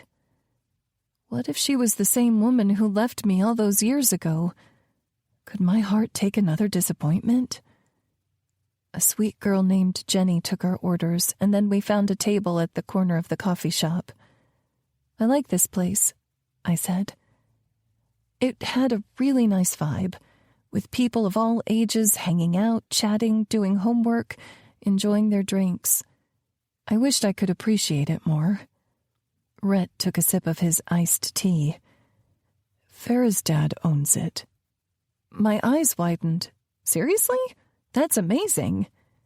He nodded. I feel like this is the kind of business you'll have when you own the salon. Everyone will feel right at home. My heart warmed at those words, at his belief in me.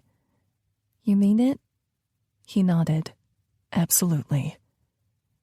The bell over the door chimed, and I looked over, seeing my mom. She was visibly older, with extra lines on her face and streaks of gray through her brown hair. But it was her, and this time she was alone. Breathe, Rhett reminded me. I sucked in a gasp, but it didn't seem to do anything. My eyes were already on the verge of watering, and my throat felt tight. Mom scanned the coffee shop, and I felt it the second our eyes connected. Rhett rose, and I stood by him as we watched her walk our way. She wore a summery yellow dress with flowy sleeves, and her lips lifted into a tentative smile. When she reached us, she held one arm in her hand, half crossing her chest.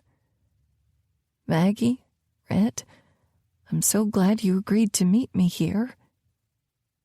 I always imagined what I would say to my mom if I saw her again, what it would feel like, how she would act.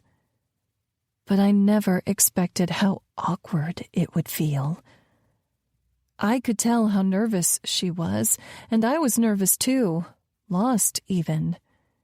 What did you say to a stranger who birthed you? Rhett spoke first. "Would you like me to get you something to drink, Hazel?"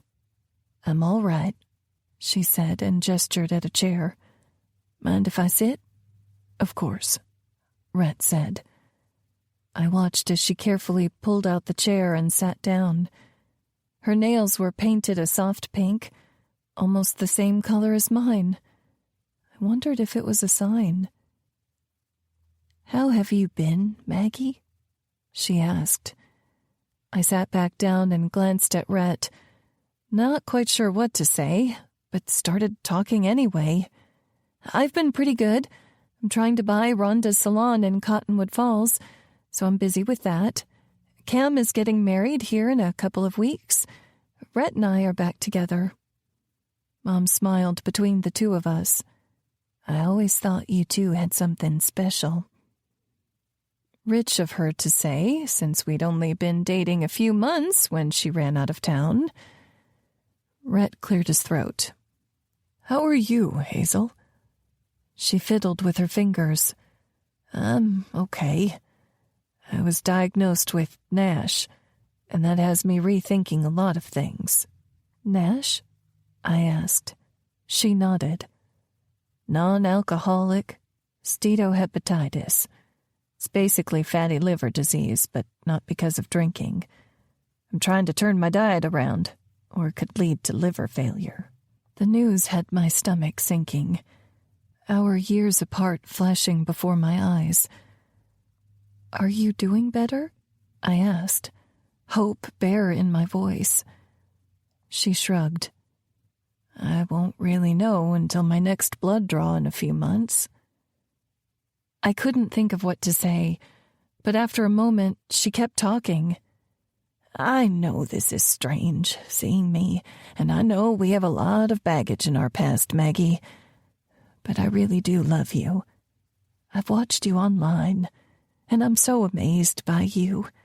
The way you help people, how good you are at what you do. I know I left you when you really needed me, but I want to be here now, if you'll let me." My throat was tight, and a mix of anger and hurt swirled in my gut. "Now you want to be here? I was 16 years old when you left. You were there one day and gone the next. Didn't even look back for your daughter or even make a call. I had to go to my senior prom without you. All the other girls had their moms there, helping them get ready, taking pictures, and you were nowhere to be found. Not because I lost you, but because you chose to leave me. What kind of mother does that to her daughter?" I demanded, letting all the words pour out of me. Rhett squeezed my knee, giving me the support I needed to keep going. "Why? Why, Mom? I know things weren't perfect with Dad, but what about me? You made me think I wasn't worth sticking around for." She looked down at her lap. "Why, damn it?" I repeated. "No reason would be good enough." She met my gaze again. "But I want you to know, I didn't leave because of you." I hit 40 and realized that I was living in the same town where I was born. I married the first man I ever really dated. I failed at having more than one child. I didn't have a degree or any professional skills. I was overweight, broke, and had nothing to show for all the life that I lived. I felt dead inside. I honestly thought you'd be better off without having a mom around whose only accomplishment was keeping you alive. My heartstrings ached with each word she said, because so many of those words echoed the fears I had for myself. I got online just to talk to people my age, she continued, to see if I could find someone who understood what I was going through, and I met this man. I gritted my teeth. He was kind, told me I was pretty, said I could be more than what I was. He promised me a life with him that was everything I was missing in Cottonwood Falls. I think it was my last-ditch effort to hang on to life when it felt like it was slipping through my fingers. But he was so jealous and possessive, he didn't want me calling back to the house to check on you. My eyebrows drew together. What? I'd never heard this before. She nodded. I tried, a couple times. When he found out, he made me change my number, and when that didn't work, he took my phone. She took a shuddering breath. He got abusive with me. The only way I could go to your hair school graduation was for him to come with me. When I showed up with him, I felt even more worthless than I did before because I had such a good thing with you and your dad, and I just didn't appreciate it like I should have. Hazel. Rhett reached out, holding my mom's hand, this lifeline between us both. I left him right after your college graduation, with the help of an organization here in town, and I decided if you could make something of yourself, I could too. I went to cosmetology school and followed in your footsteps because you, Magnolia Ray Gibson, are the only thing I've ever gotten right. I covered my mouth with my hand. You did? She nodded, pulling out her phone. I don't have a big social media following like you, but I've been documenting the journey. She swiped to an Instagram account and showed me row after row of hair and nails she'd done for women and men alike. Tears fell down my cheeks as Rhett said, "That's amazing." I nodded in agreement, trying to stem the flow of tears. "I'm proud of you." Mom's smile wavered, and she sucked in a deep breath. She opened her mouth to speak, but was overcome by emotion. That's all I ever wanted to hear. My chest ached with guilt, with happiness, because my mom had been just as lonely, just as lost as I was, and just like she wasn't there for me, I hadn't been there for her either. I made a commitment to myself, to Rhett, to work on forgiveness while still holding boundaries to keep myself safe. And I made another promise out loud. Mom, is it okay if we get to know each other again? Tears rolled down her face as she nodded. I'd love that. We got up from our chairs, hugging each other long and hard. It felt like we were both finally home. Chapter 58. Rhett. We spent hours at the coffee shop, talking and laughing and catching up. We all said goodbye in the parking lot and made plans to visit again soon. Hazel hugged me goodbye, whispering in my ear, "Thank you, thank you, thank you." I smiled, hugging her a little extra tight. This had been good for all of us. I hadn't been sure how this meeting would go, but Mags had gone above and beyond any expectation. She'd shown me that she was ready to grow and learn to forgive. In the process, She'd rekindled a relationship I could tell she missed like crazy. We waved goodbye, and when we got in the car, I looked over at Maggie. She seemed a little shell-shocked. "How you holding up?" I asked. She sniffed, wiping at her eyes. "I'm happy, but I have so many regrets." I lifted a corner of my lips. None of us are perfect. We all have to fuck up before we find the right way. The trick is to use those mistakes as lessons instead of reasons to beat ourselves up. Her hand twined with mine, and she held the back of my hand to her lips. "I don't know what I'd do without you, Rhett Griffin. Probably have a lot less sex," I quipped. She giggled. "Maybe. I'd smile a lot less, too." That warmed my heart. "I'm here, Maggie Ray, and I'm not going anywhere." She squeezed my hand a little tighter. "Do you mind if we have a little rest and I clean up before we go to Gage and Farrah's place?" "Of course." I backed her out of the parking spot and we drove back downtown to the retreat. She napped while I checked out the weight room. Then we showered and changed before driving to Gage and Farrah's place in Denton. Mags looked beautiful in the passenger seat, wearing a flowy olive shirt with ripped black jeans that did her ass so many favors they should be on the payroll. "What?" she asked as she caught me looking. I smirked. "Just thinking about how fine you look." She reached out, running her hand over my thigh. "It's not fair when you just wake up looking like that." I chuckled. Growing up, sharing a bathroom with Liv, I have to say I'm happy to be a guy. We slowed as I pulled into the driveway behind Gage's Tesla. "There's the expensive car," Maggie said almost to herself. "What?" She unbuckled. "The other day I saw them pull up in a minivan and I thought, no way. Gage has to be driving a fancy car." I laughed. "He loves that thing." "It's pretty," she agreed. "I think he keeps the minivan just to prove to Farrah that he's down to earth." She laughed, and we got out of the car. I held her hand as we walked up the driveway to the light brick house. It wasn't huge, but big enough for all of them. Way less assuming than the fancy downtown condo Gage used to call home. "I love this yellow door," Mags commented as I rang the doorbell. "We can paint my door yellow if you want." She turned to me smiling as the door swung open, and Cora grinned up at us. "You're here!" "Hi, Cora Bug," I said. She scrunched her nose. "Bug?" "Well, you said you're not a princess," I retorted. Putting her hands on her hips, she said, "Well, I ain't a bug either." Farrah came behind her daughter, laughing. "Let them in, Cora. You're letting out all the cool air." Cora got out of the way and Maggie chuckled, stepping in ahead of me.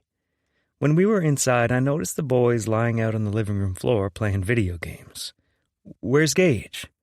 "Grilling out back," Farrah said. "Just like your daddy, always on that grill." I laughed. "He had to wait until we grew up and moved out to have a turn at the grill. Dad would never let us touch his." Mag smiled. "Farrah, your house is gorgeous." "Thank you," Farrah replied. "You want a tour?" "We just had some of Drew's newer art framed for decoration." Maggie nodded, and I excused myself to go out back and talk to Gage. When I stepped on the back porch, he glanced over at me. "Hey, Rhett." I stared at him in shock. "You call this a grill? Looks more like a rocket ship." Gage smirked. "I am still a billionaire, you know." "So what does this thing do?"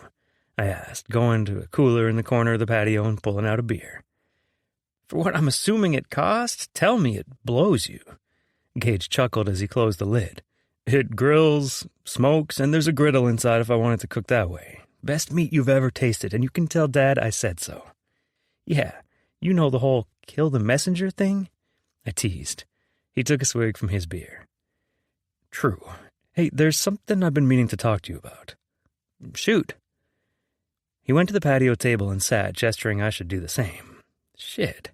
It's good news," he replied, looking up at me. I sat down, waiting. He folded his hands atop the table. "I checked the investments I made for your brokerage account, and one of the businesses you invested in blew up." My lips parted. "Blew up how? Like with a bomb?" His smile was growing by the second. "I mean, You have enough money for a down payment on that plot of land, maybe even a little extra to start putting in the water and electric infrastructure. My jaw was hanging on the floor at this point. You're shitting me. Gage shook his head. But that wasn't supposed to happen for another 8 years.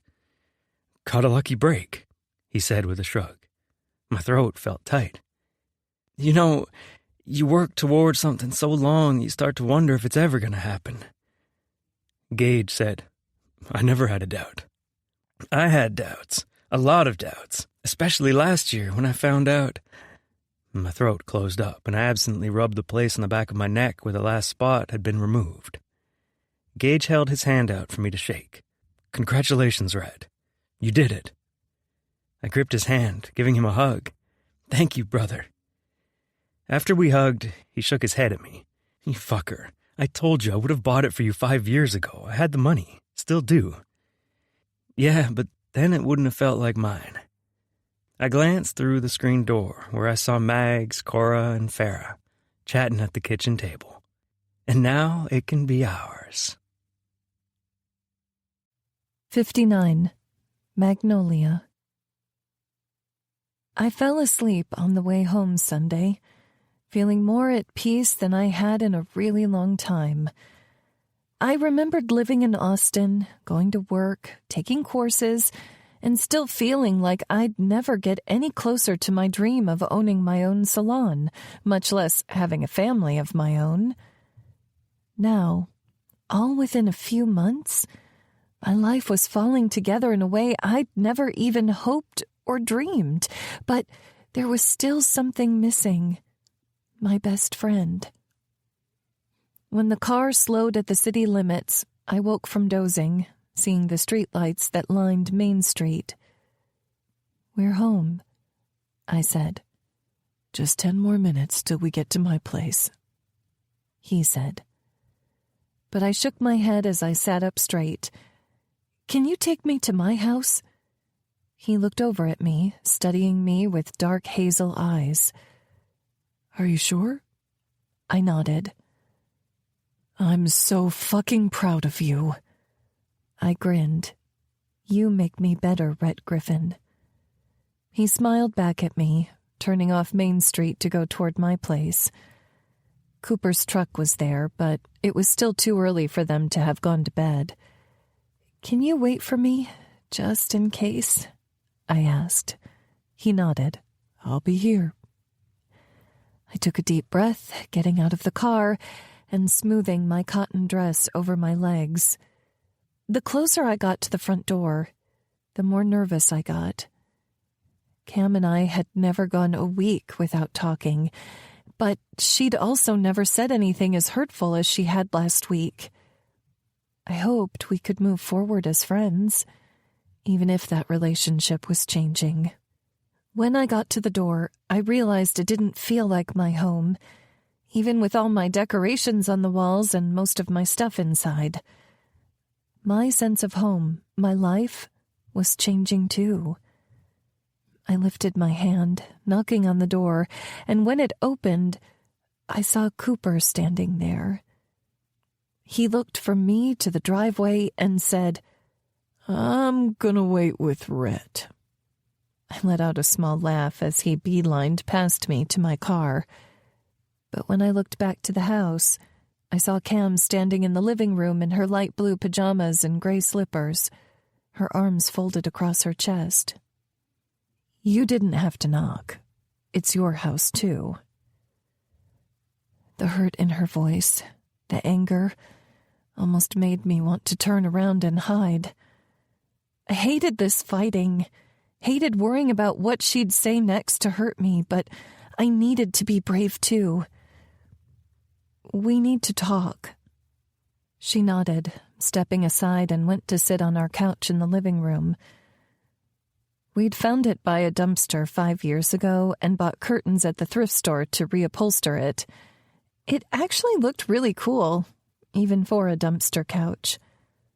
We'd done so much life together, built a home together, but now this was the space I knew would take us forward or backward. Cam looked at me. You wanted to talk?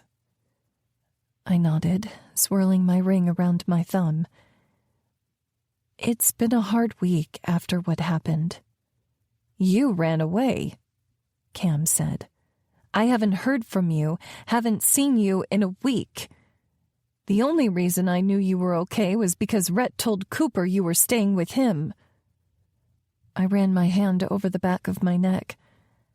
I've learned I have a problem with running away from the people who hurt me, and I'm trying to work on it. But I need you to know, Cam, you did hurt me. A lot. Her expression softened. Don't you know how awful I feel about it, too? We were supposed to live in this house for 6 months while I dated around, fell in love. It wasn't supposed to be like this. Tears rolled down her cheeks, and she wiped them away. Feel like shit for letting you down. I know you don't have money to handle the rent alone or wait on the deposit. So I talked to my parents, and they said they would cover it on your new place until we got the deposit back. Relief swept over me as I realized how much stress that financial burden had placed on me. I think I heard about needing to buy the stuff for the wedding and needing to pay the lease, and something snapped. I've been working toward this dream of owning a salon for so long that I'm afraid of it slipping away from me at the last moment. That would never happen. If anyone's going to put in the work and find a way to make it happen, it's you. I studied her expression because sometimes I didn't have that much faith in myself. You mean it? She nodded. Look at you and all you've done. Maybe part of me feels left behind because you still have all these opportunities ahead of you, and my life is changing so much. I'm going to be a mom and a wife. I have 2 whole people to consider now. Cam, I shook my head. I've been feeling left behind because you're getting the man and the family like you always dreamed. I don't ever want to lose you. The dam broke at those words, at the hurt and worry I'd been feeling. You're not just my friend. You're my family. She crossed the couch, hugging me and crying too. I don't want to lose you either. We held on to each other, crying. I'm sorry about what I said about Red. I don't know what I'd do in your position, but I'm so happy you're giving him a chance. He loves you so much. My heart warmed as she pulled back. I love him too. He got me to talk to my mom this weekend. Cam's jaw dropped. What? Tell me everything. As we sat on the couch, I told her all about seeing my mom and catching up with her. That's amazing, Cam said. Maybe she could work at your salon one day. Lord knows we need a good nail person around here. The wheels in my head were turning, but soon got interrupted by a knock on the door. Red and Cooper were looking at us through the screen door like a couple of lost puppies. Cooper yelled, "We wanted to make sure you 2 didn't kill each other." Red held up a plastic bag and a drink tray. "And we brought food." Cam giggled. Looks like it's not just us 2 in the family anymore. I smiled, hugging her close. No, but it's even better. Chapter 60. Red. Cooper and I were getting dressed in the guest bedroom of Cameron's parents' house, and he kept fiddling with his tie. "Let me get it," I said, going to adjust it. "Thanks." He took a breath and straightened his suit jacket. "I haven't worn a tie since high school, and I'm pretty sure it had a zipper." I chuckled. "There's a first and last for everything, right?" Coop nodded. "Better be my first and last wedding."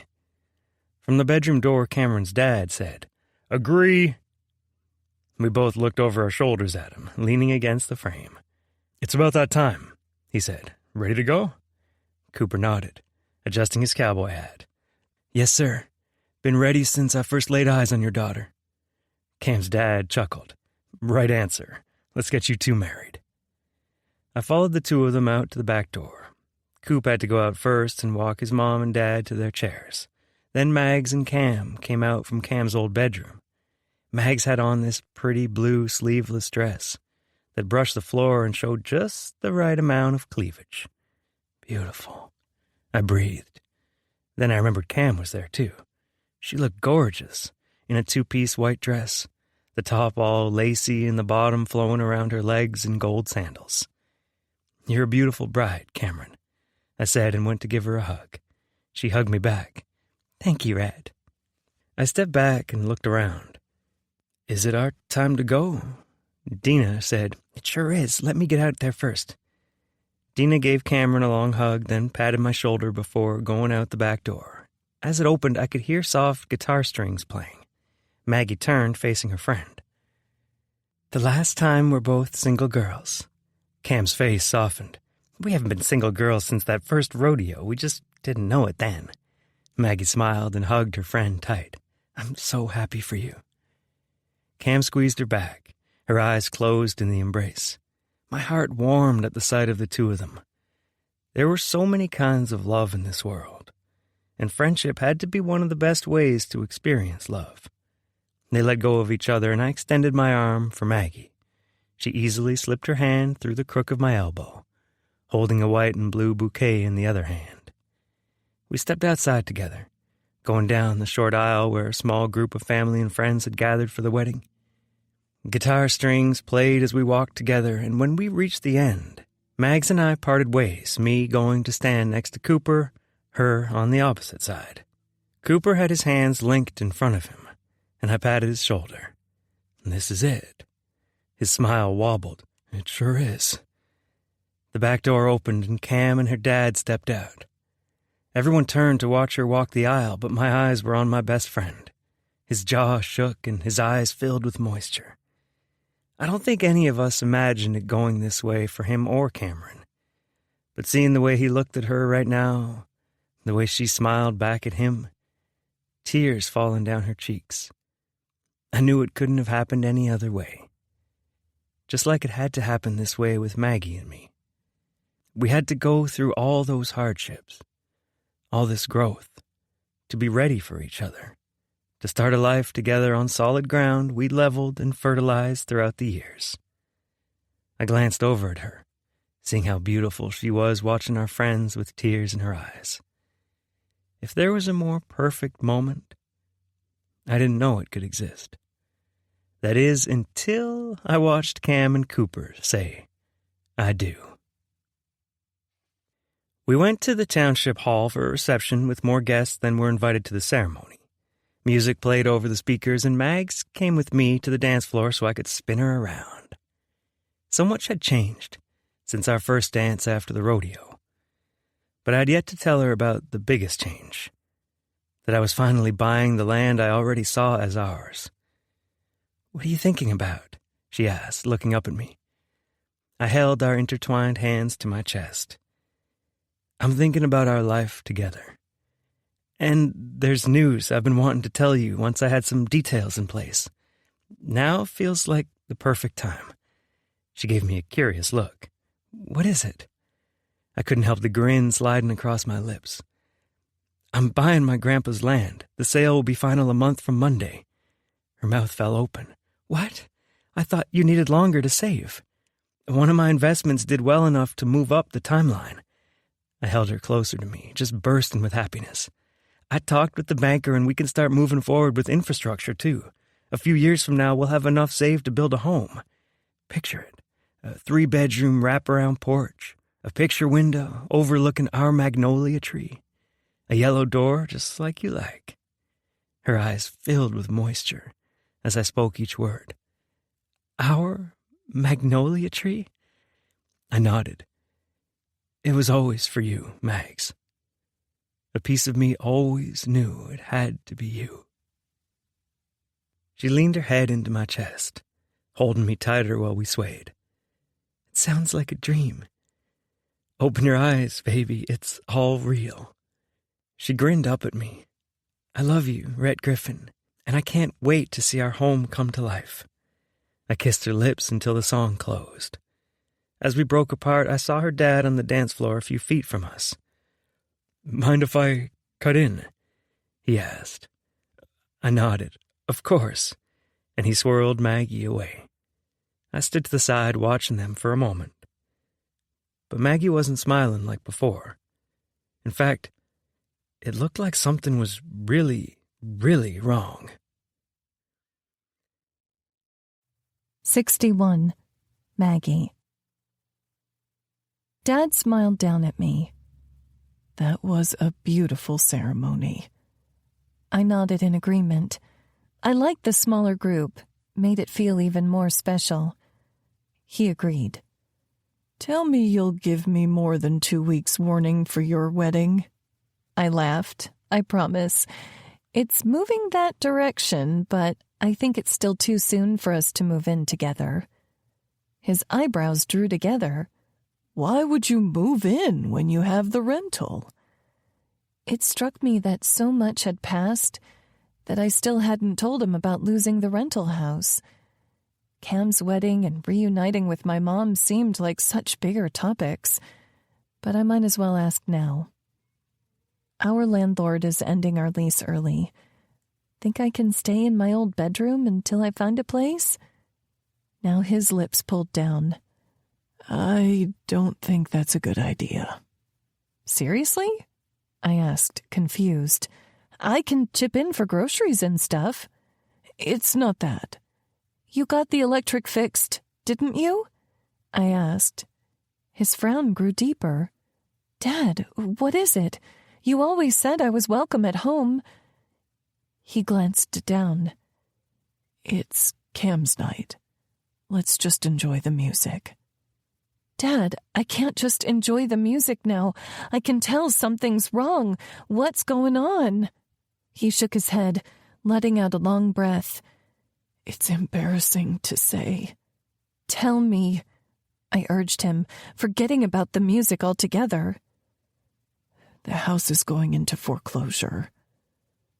I covered my mouth, stepping back from him. Foreclosure? How? He looked around, whispering, "Can we go outside to talk?" "Please," I said, needing an explanation and needing it now. I followed him outside to the front steps and around the side of the building, feeling everyone watching us on the way. But this couldn't wait until tomorrow.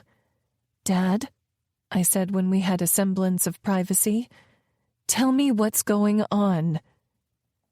He shook his head, and I could feel the tightness in his voice as he spoke. I lost one of my biggest contracts a couple months before you came home. I had to use up what little savings I had to keep the lights on while I looked for other options.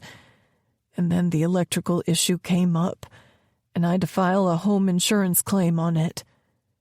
I have a high deductible plan, so I had to miss a couple mortgage payments to cover it. And then the truck broke down, and I've had to pay that because insurance only covers collisions, and I've been out of work while it's getting fixed. I've been hurting, but I didn't want you to worry about it. Concern filled each of my veins as I took in my dad, looking so much older than I'd ever noticed. "But can't you miss a mortgage payment or two?" I've missed 6. The bank technically only had to give me 4, but since I've been good this long, they let it slide. But I'm out of options, Max. I either lose the house or sell my truck, and with it being in the shop, I don't think I could sell it soon enough to make a difference. Then there's the issue of me getting another job since I've been out of work, and they had to find another trucker. I could feel the ache, the worry gutting him from the inside out. He must have felt all alone, dealing with this while putting on a brave face for me. "Why didn't you say anything?" He ran his hand through thinning hair. I didn't want to tell my daughter that her old man's a failure. It was just that much of a reminder that even though I loved and looked up to my dad, he was still human. Things could come up and take you off the path you thought you were on in just a few months' time. How much do you owe to get out of foreclosure? His brows furrowed. Maggie, don't you dare put your life on hold for me. I'm a grown man. I can figure it out. I can't let you be homeless, Dad, I said, my voice breaking. What other kind of job are you going to get with your back the way it is? Where would you rent? Worst case scenario, I'll sleep in my truck. Dad replied. Please, don't worry about me. Frustration bubbled up in my chest. Don't worry about you? Dad, if you would have set your pride aside for a second, you could have told me, and we would have worked out a plan months ago. But instead you kept it to yourself, and your house, the home I grew up in, is going to be taken away. Mags, don't, I said, tears falling down my cheeks, because I knew what it would take to fix this, and it meant giving up everything I'd worked so hard for, putting my dreams on hold to keep a roof over my father's head. How much do you owe to get out of foreclosure? I repeated. He looked to the ground. Dad! His chest heaved as he looked up at me, and he uttered, $10,000, give or take. My mouth fell open. Are you kidding me? He shook his head. It's what I owe plus fees. I stepped back, my hand to my chest. I knew what it would take to help him, what I'd have to give up. Dad gave me life. He raised me. He'd been there for me and supported me through hair school. And now it was my turn to help him, no matter how much it hurt. From the sidewalk, I heard Rhett call, Mags? Dad and I both looked his way, and I wiped at my face. Yeah? We're about to see Cam and Coop off. You ready? I nodded and turned to follow Rhett. Dad held onto my wrist. Mags, don't hate me. I shook my head at him. I love you, Dad, to the ends of the earth. But it still hurt like hell. When I reached Rhett, he put his arm around me and kissed the top of my head. Everything okay? My throat felt tight as I said, I'm not completely sure. We walked to the steps of the township hall where Dina was passing out sparklers. We each lit them up and cheered as Cam and Cooper walked under the sparks to the pickup, waiting for them along the street. Our friends from Austin had all gone in together to book Cam and Cooper a weekend stay at a cabin outside of Austin as their wedding gift. Selfishly, I wished she would hang around Cottonwood Falls a little longer, leave for her honeymoon next weekend, so we could talk this out. But I think this was part of us both growing up. Her husband, her family had to come before me. And I needed to learn to stand on my own 2 feet and make decisions with or without her. Chapter 62. Red. After the wedding, Mags and I drove back to her place, and I could tell something was off. What did you talk about with your dad? I asked as we undressed and changed into pajamas. Maggie slipped a nightgown over her head. I told him I'd need to stay in my old bedroom for a while.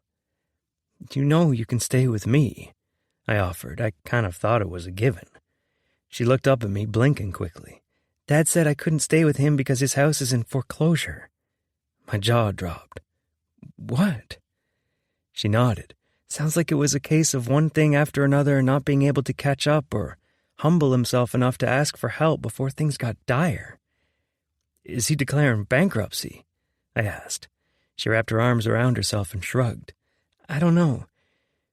She looked so small, so worried, holding herself like that. But I can't let him lose his house, not when I have the savings to cover it. I pulled her in, hugging her. Maggie had the biggest heart. That's sweet of you. But what about the salon? Didn't you need all your savings for your down payment on the loan? I did. I do, she said. My stomach sank further. So it's his house or your salon. Do you think Rhonda would do rent to own or something like that? She shook her head against my chest. It's her retirement plan. She put everything she had into that salon and didn't set any aside for herself. And she needs to get hip surgery. This would delay all that for her. God, I feel awful. A tightness in my chest started to form. What are you going to do? She stepped back from me, sitting on the edge of the bed. I think the only thing I can do is ask Rhonda if she'll wait another 6 months or so for me to buy the shop while I try to come up with the money. And hopefully, Dad can pay me back once he's back on his feet. And if she doesn't agree, I asked, doesn't it make the joint worse to put off a replacement? The blue in her eyes was gray as she took me in, full of unspoken words I probably didn't want to hear. What? I asked her. Her eyes traced over my face like she was trying to remember it. I can't stay here without a job. Then I'll buy you the salon, I said as I sat by her. Fuck the land. I have savings too. Her eyes were wide.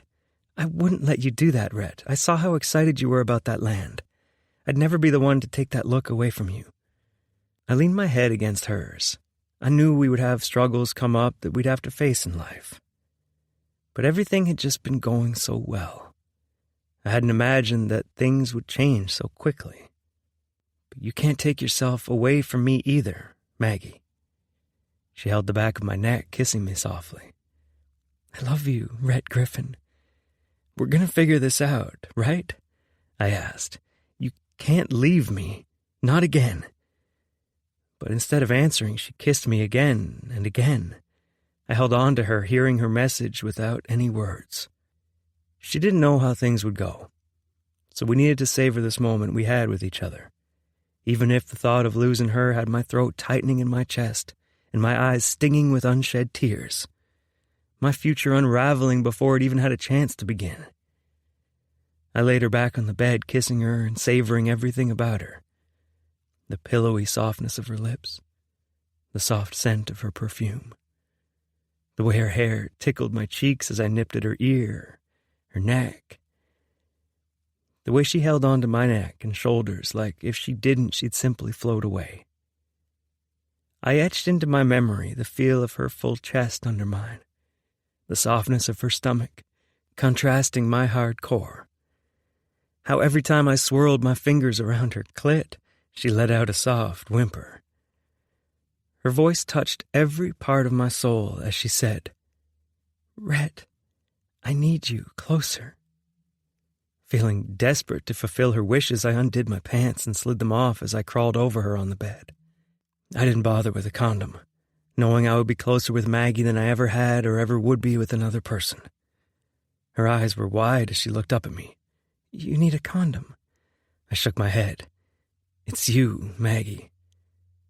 It was always you. She pulled her panties to the side and I plunged into her hot, tight sex, letting out a choked moan as she whispered my name. She felt so good against my unsheathed cock, wet, warm, ribbed, and so much more than I had words to describe. Rhett, she breathed, my name on her tongue. How many more times would I hear that? How many more times would I hear it in my dreams after she left? My waking nightmare of life without her. As I picked up my pace, her head rolled back, but I said, Look at me, Magnolia. Eyes on me. Our eyes met, and I saw moisture building in hers, tears matching mine. They spilled over my cheeks, falling onto her chest as I put everything I had into the thrusts, into this time we had together. And when I came inside of her, she cried out my name, taking every drop I had to give, every ounce of love and hope I had in my heart. And when we finished, I fell to the bed beside her, holding her close as she sobbed into my chest. because we both knew we had everything in each other, and that meant we had everything to lose. 63. Magnolia. I told Rhonda I'd be a little late to work Monday morning and instead drove to the Cottonwood Falls Bank. I knew I had to do this before I found out what she said, because I was so close to making the selfish choice, the one that would keep me in town with Rhett no matter the cost. But my dad had raised me alone after Mom left, putting my needs first even when he was reeling from a broken heart. I had to do this for him, because this town, it wasn't home without him, without a house to go back to. The teller at the first window welcomed me over. She'd been a few years ahead of me in school, pretty curvy blonde named Jessica. "Hi, Maggie," she said. "How can I help you?" "I'm here to pay down a loan," I said. She raised her eyebrows. "Oh, I wasn't aware you had a loan here yet." I whispered now in case anyone in the bank overheard and decided to spread gossip. "My dad's home is going into foreclosure. I want to make sure that doesn't happen." Her green eyes opened wider. "That is so kind of you, Maggie. I can't share the details of how much that would be, but if you want to make a direct contribution, I can help you with that." I nodded, thinking back to the number Dad said. $10,000, I said, hoping it would be enough. She blinked. "Okay." She began working at the computer and said, "I'm assuming you would like that to come from your savings account?" My heart felt jittery. That's right.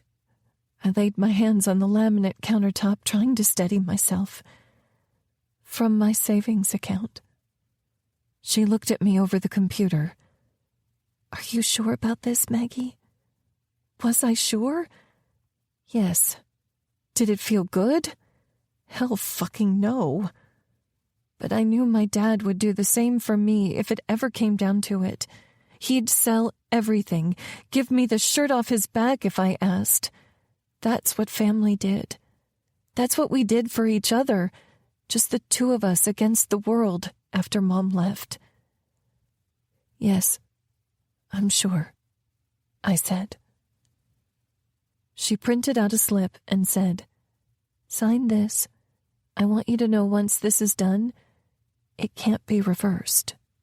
"I know," I whispered. She looked from me to the computer and slowly typed several buttons, like she was giving me a chance to back out. I didn't.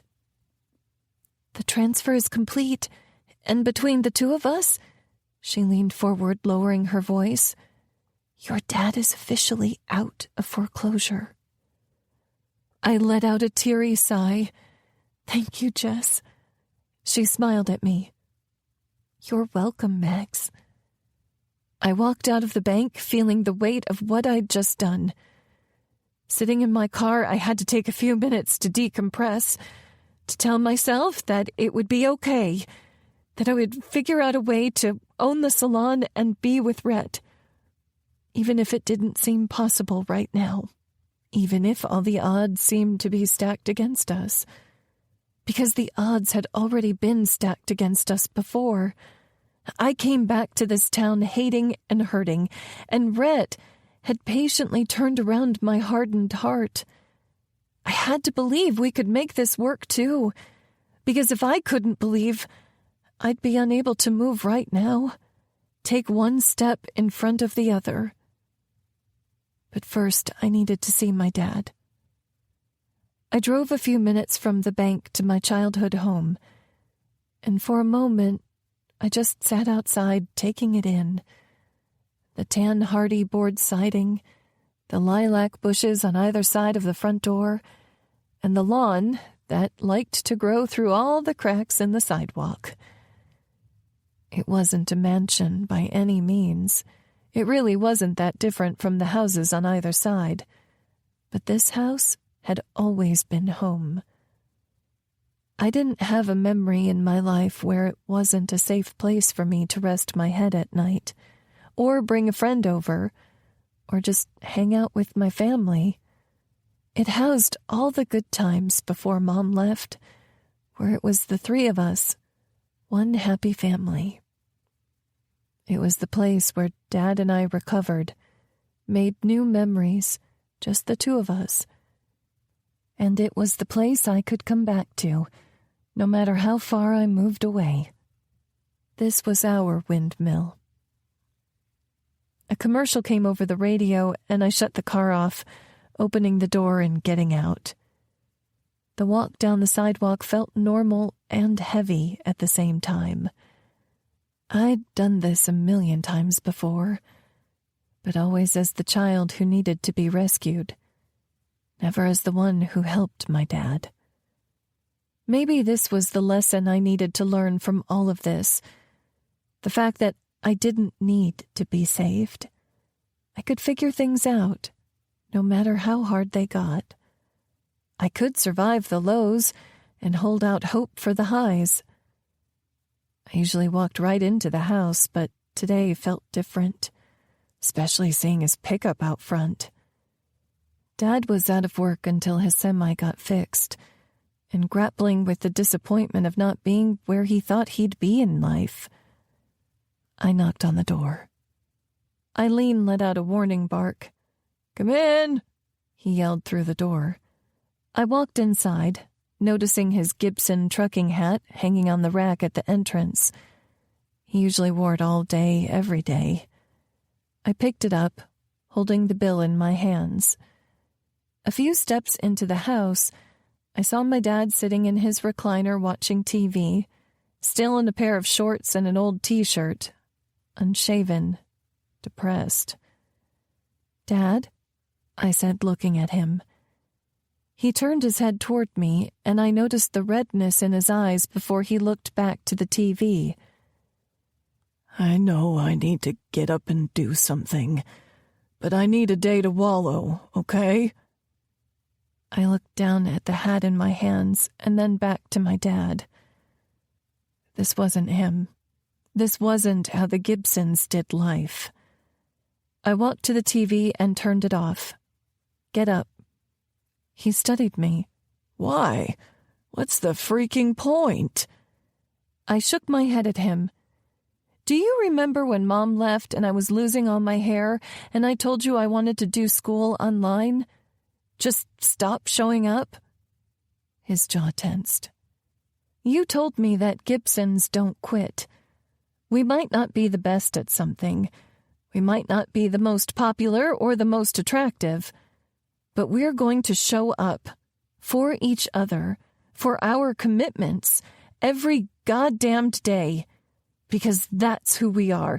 And that's what we do." He looked down at his lap.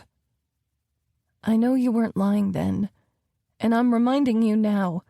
So get out of the chair, take a shower, and put on this hat." I put it against his chest. "It's time to show up."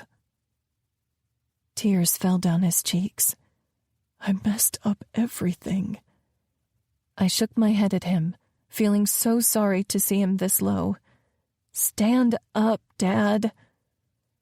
He got up, looking at me. He held his hands out, then dropped them by his sides. "I'm up." My lips quivered into half a smile, then fell. "Dad, the house is yours." His eyebrows drew together. "What do you mean?" "I mean I paid the bill. You're not in foreclosure anymore." His mouth opened in shock. "Maggie, I told you not to do that." I blinked quickly on the verge of tears. "Remember who we are? We show up for each other, Dad. Always." He hugged me, and I held on too because I needed all the strength he could give me. "Now I need you to show up for yourself," I said into his shoulder. "I know there's a solution here. You just need to find it." I promise. I will. We said a tearful goodbye before I had to leave for the salon. And as I drove to Rhonda's, I tried to remind myself there's a solution here. I just needed to find it. 64. Magnolia.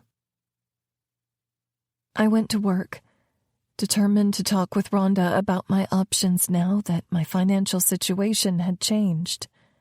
But we were slammed with appointments all day. The hours seemed to drag by, and each time I saw her take an ibuprofen for her hip or cringe after bending to get something, my heart hurt even more. I wasn't just hurting my dream, I was affecting her life too, and it had a weight the size of Texas settling on my heart. Even though I usually closed up, I asked her to stay behind in this shop we both loved so much so we could talk. With the sign turned to, "Sorry, we're closed," and the doors locked up, Rhonda asked me, "What would you like to talk about, darling?" I wrung my hands in front of me, already feeling on the verge of tears. Rhonda was more than a boss. She was family. She gave me my first job in high school, helped me through alopecia, and had given me my first big break.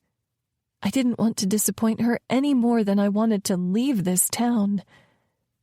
"Is everything okay?" Rhonda asked. I blinked quickly. I had to get through this without crying. "Rhonda, I was wondering if you'd be willing to postpone the sale until I've been here a year." Her eyebrows drew together. "Oh, honey, you don't need more time to impress me. I've been so amazed by how you've embraced your role here. I was actually going to ask you if you wanted to move the sale up to next month. I truly believe this place will flourish under your care." Tears stung my eyes. "That's not it." "What do you mean?" I glanced around the salon, wishing with all my heart this wasn't the case. My dad needed my help financially, and it set me back quite a bit. I won't have the down payment until at least June of next year. "Oh, Maggie," she said softly, bringing her fingertips to her chin.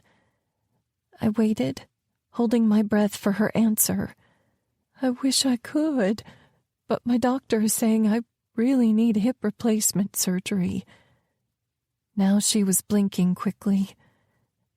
"I needed that sale money for my surgery." I hadn't thought it possible, but I felt even worse now. "Rhonda, I'm so sorry." She held up her hands, cutting me off. Her eyes were red as she said, "I know you did what you had to do, but I can't afford to wait for you to save the money. I need to find someone else to purchase the salon." My lips parted. "Can you call your appointments and let them know you're taking off at the end of the week?" "Rhonda," she shook her head, "I have to figure this out for my own health. See if I can find someone to take your place as soon as possible. I can't afford to have two people working here." I looked at this woman I loved. Her chin held high, her eyes tinged with red, and knew she had no other choice but to be strong, even if I felt like falling apart. Chapter 65. Red. Maggie said she would come to my place after work, and as I cooked supper for us, I spent every second praying that she and Rhonda had come to a solution, that everything would be all right. Please let it be all right. I put the lid on the pot of simmering green beans and went to set the table. As I carried dishes from the kitchen, I heard the soft purr of a car engine. A glance out the front window told me it was Maggie's car. I couldn't read her through the windshield, so I waited until she got out of the car, feeling like I couldn't catch my breath. When she saw me through the window, her lips tugged down at the corners. That simple action almost brought me to my knees. On shaking legs, I walked to the door, opening it, and she fell into my arms, already crying. Rhonda said she couldn't wait. Fuck, I breathed, ready to cry right along with her. She said I needed to have my stuff out of the salon by the end of the week. Fighting to keep it together, I said, "You know what? We'll open a salon in this damn house. I'll call my brothers and they can help me tear out the dining room and build you a chair and a table and anything you need. I'm sure my boss will forgive me and—" Rhett, she looked up at me, wiping her eyes. I can't do that to Rhonda. If her salon loses business, it affects the sale. She needs it for her hip replacement. Well, maybe we find out who's buying it next and you see if they'll let you work there. She shook her head sadly. I've always wanted to own my own salon. That's not happening here. Then Rutledge, I began. Already has 4 salons and a new one opening next week, she said. I already looked into that. And the next 3 towns. I spent all Sunday looking for options that would keep me here. Even a predatory lender wouldn't give me enough to open the salon. If I could put Rhonda's salon on a credit card, I would. Let me buy it for you, I said, my hands holding her face. She had to let me do this for her. She looked up at me. You planted that tree years ago, knowing you wanted that land to be your own. I wouldn't ask you to do that any more than you'd ask me to give up the salon. I wasn't planning on getting it for another 8 years, I argued. So what if I have to wait a little longer? She lifted her chin, just as stubborn as ever. God damn it, Rhett, I told you I'm not taking that away from you. Then I'm moving, I said, my jaw tight. I'm moving wherever you're going, wherever you think that dream exists for you. You can't take you away from me. She reached up, wiping away tears that I hadn't known had fallen down my cheeks. Rhett, I can't let you ruin your life for me. A tear rolled over her cheek. These months with you have been amazing, but we both know your life is bigger than us. You have family in town who you love, a grandpa who needs to see you every week, girls who definitely need you to coach them next year, a best friend about to have a baby, and a heart bigger than Texas. I can't take that away from them or this town. But I can't hang around here either, hoping another chance will come along for me to do what I love. My throat felt tight. You can't do this. I don't see any other options. I hung my head. Maggie, please. She reached up on her tiptoes and placed a kiss on my cheek. You lived your life without me once. You've never lived your life without Cottonwood Falls. Maggie, I love you, Rhett Griffin. My heart shattered around her words because they weren't enough to make her stay. I will always love you, Magnolia Ray Gibson. 66. Magnolia. I drove away from Rhett's house, sobbing, feeling like a piece of me was missing, only to be found in that little white house with the sunflowers out front. The farther I got, the more I realized I couldn't leave Rhett behind, not a second time. Why was I settling for an outcome that made me miserable? I couldn't forget who I was. I had to find a way to make it work. I had to show up, just like I told my dad to do. There was no other option. My best friend was here, carrying her first baby. My dad was here, and only getting older. The love of my life had a dream to start a life with me, and I couldn't picture anything more beautiful than experiencing it with him. There was only one person I knew who might be able to help me without completely upending their life. So I drove. I drove and I drove. I drove for 2.5 hours until I was parked in front of the pretty brick house with the bright yellow front door. Red had told me before that Gage offered to buy each sibling in their family their own land and ranch, but they were all too proud to take him up on it. I wasn't too proud. Not anymore. Not with the love of my life on the line. I walked up the driveway, past the black Tesla and white minivan, more confident by the step that my dreams really could come true, that I could make this work. When I got to the front door, I knocked and rang the bell because when you knew the person you wanted to spend forever with, you didn't have patience for anything standing in the way, not even yourself. The door opened, and Farah appeared in a pair of black biker shorts, a loose blue t-shirt, and a ball cap, a worried and a horrified expression on her face. "Maggie, are you okay?" I realized I must look awful. All my makeup cried off my face, my skin blotchy, my eyes red, and hair a mess. But I didn't care. "I need to talk to Gage," I said. "He's out back with the kids. Is everything okay? Is someone hurt?" "No one's hurt," I said, walking past her to the back door before I lost my nerve, before this glimmer of hope could be crushed before my eyes. I slid the door open, finding Gage and the kids in all four corners of the yard, passing a baseball between them.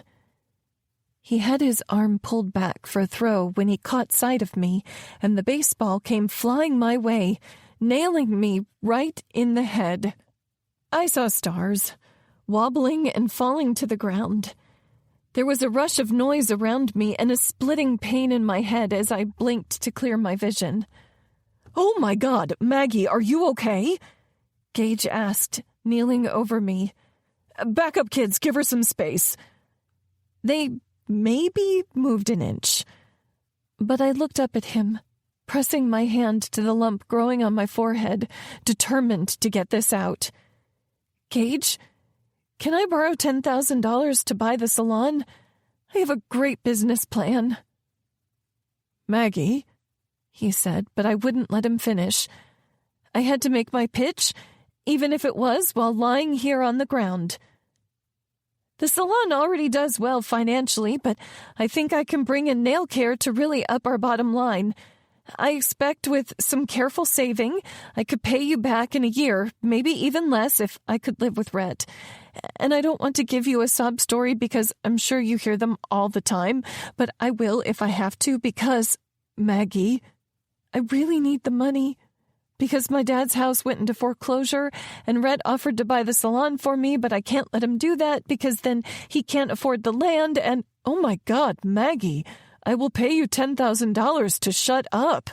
Just let me look at your head." Now I had big fat tears rolling down my cheeks. "Really?" He let out a small laugh and nodded. "You're just as stubborn as Rhett. Now, tell me, did you hit your head on the way down?" I scanned my body, only feeling the big throbbing spot on my forehead. "I don't think so." "Okay, let's sit you up. Levi, help me out." The guys got on either side of me, helping me to a sitting position, and soon Farah was handing me a baggie of ice to put on my forehead. "That was quick," I said to her. She chuckled. "When you have 3 kids, you have to be ready for a few bumps and bruises." "True," Gage agreed. He held up his hand in front of my face. "Follow my fingers." He waved them back and forth, then up and down. "Good. Now look at my phone light." He pointed it at me and turned on the flashlight. "Good," he repeated. "Feeling nauseous or anything?" I shook my head. "Okay, let's get inside and we can talk about the salon." An hour later, I was leaving Gage and Farah's house with a check for $10,000 and a bag of ice tied to my forehead with a tea towel. I couldn't believe I was holding that much money in my hands. I couldn't believe that after all the chaos of this morning, I was going to be able to live happily ever after with Rhett. Cam was right. I could figure this out. I could make my life happen instead of letting it happen to me. But then a new fear struck my heart that almost had me swerving off the road. Last time I had broken up with Rhett, he had a new woman in his bed that night, What if this sent him spiraling back to what he'd done all those years ago? The thought made my gut churn, and I had to take deep breaths not to be sick. Even though it was late, I was planning to go to Rhonda's and beg her to consider me again now that I had the money. Instead, when I got back to Cottonwood Falls, I knew I needed to handle the most important matter. I took dirt roads to Rhett's house, feeling every opposing emotion at war in my chest. Amazed my body could hold so much fear and so much longing at the same time. Maybe that's what love was, giving all of yourself to someone who could choose to destroy you or comfort you. Seeing his house at the end of the road, I knew I'd soon find out which one he chose. But when I pulled up to the front, I realized his truck wasn't in the driveway. My heart sank, but I stupidly got out of my car anyway, walking to the front door and banging right below that stupid sign. No matter how long I knocked, he didn't answer. He wasn't home, and my mind had a million fears about where he could be. I backed up against the door, fighting tears, and slid down to sit. All of a sudden, I was 18 again, finding the guy I loved with another woman, ready to tell him yes to his marriage proposal because I'd finally gotten over the fear of forever. And then I saw headlights coming down the road. My battered heart leapt with hope, hoping it was him and not someone else coming back home. I strained my eyes to see if it was, and eventually his truck came into view. I scrambled up from the ground, already walking to meet him in the driveway. He hopped out of the truck, its engine still running, and said, "Maggie, oh my gosh, are you okay?" He gently touched the lump on my forehead, and I winced. "What happened?" he asked. "Gage threw a baseball at my head." "He what?" Rhett said. "It doesn't matter." I reached into my pocket, pulling out the folded check for $10,000. "Gage gave me the money I need to buy the salon. I'm staying, Rhett. I'm staying in Cottonwood Falls." He grinned big, picking me up and spinning me around. When he set me down, he said, "That's amazing, but I kind of already beat him to it." My eyebrows drew together. "What?" "After you left, I went to Rhonda's place and bought the salon." "You have that much money?" I asked. "I don't think you realize how much it takes to buy 100 acres of land." I let out a tearful laugh. "Rhett, why did you do that?"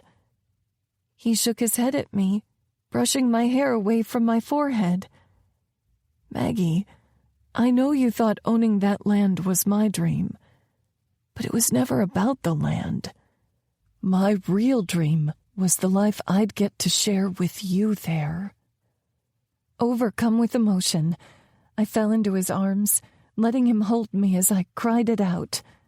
"Maggie, it's okay," he breathed, brushing my hair down my back. "We're together now." I pulled back, wiping my eyes. "I'm so sorry. I think I was just worried that what happened back then would happen again, and—" He shook his head, holding me. "You know I never showed you what was in my garage." "What do you mean?" I asked. "Follow me." He reached into his pickup, turning it off, then held my hand as we walked to his garage. He let go of me for a second to slide the door up, and when I saw what was inside, my jaw dropped. The entire garage was lined with wire art pieces, everything from wall decor to yard decorations and even wind chimes. "This is what Lola was picking up that day," he explained, following me inside the garage. "When you started rooming with Cam, I saw Dina in the grocery store, and she mentioned that she'd taken you both to the thrift store in Austin and how much you loved it. I got this crazy idea that maybe you could have a piece of me in your home, even if I couldn't be there. So I made trips once a month to the thrift stores Dina mentioned with new pieces I'd made, hoping you'd find them, hoping you'd have a piece of me. Tears rolled down my cheeks. You did that for me? He nodded. Mags, I meant it when I said it was always you. Chapter 67. Rhett. 1 month later. On Tuesday, I went to pick Maggie up from the salon. Her salon. She was spending the week cleaning, reorganizing, and decorating the place that was now called Hair and Home.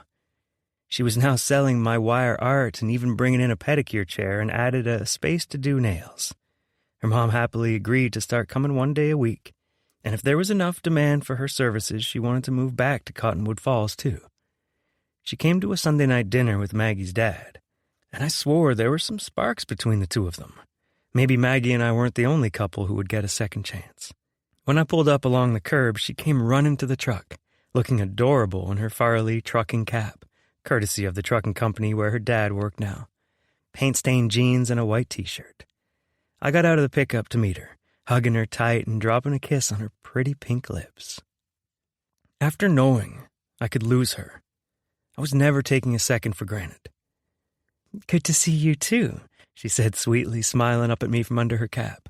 I grinned. "Ready to see Grandpa?" She nodded. "Absolutely. Can you get him a regular Coke this time? I promised him last week that we'd smuggle one in." I narrowed my gaze at her. "Grandpa's not supposed to have regular soda. He's 87, she retorted. "As far as I'm concerned, he could have actual Coke if he wants it." I rolled my eyes. She and Grandpa were both stubborn as mules. Just this one time. "Yes." She pulled her arm down in victory, and I reached over to tickle her side. She squirmed away from me, yelling for me to stop. I did, but just so we could get in the truck and drive away from the salon. We went and grabbed the food from the diner, and then drove the rest of the way to the retirement community. Cam was already waiting by the door to greet us, her small bump visible through her scrubs. "Look at you bumping," Maggie said. "You're so freaking adorable." Cam turned to the side, accentuating the small bump. "I feel like I'm cute pregnant now, but I'm going to be big, uncomfortable pregnant soon." Maggie laughed. "I need to add maternity stuff to my next visit to the city.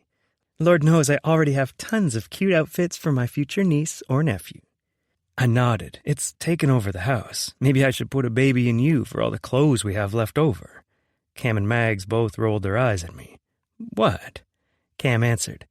"You better put a ring on it first." I raised my eyebrows at her. I know. Do as I say, not as I do." She turned and started walking toward the common area where we always ate with Grandpa. He was waiting for us at a corner table, his cowboy hat resting on the bench next to him. He struggled to get up as we approached, eventually straightening and hugging all three of us. As we sat down, he gave me a crinkle-eyed smile. "I mentioned how happy I am this one came back around."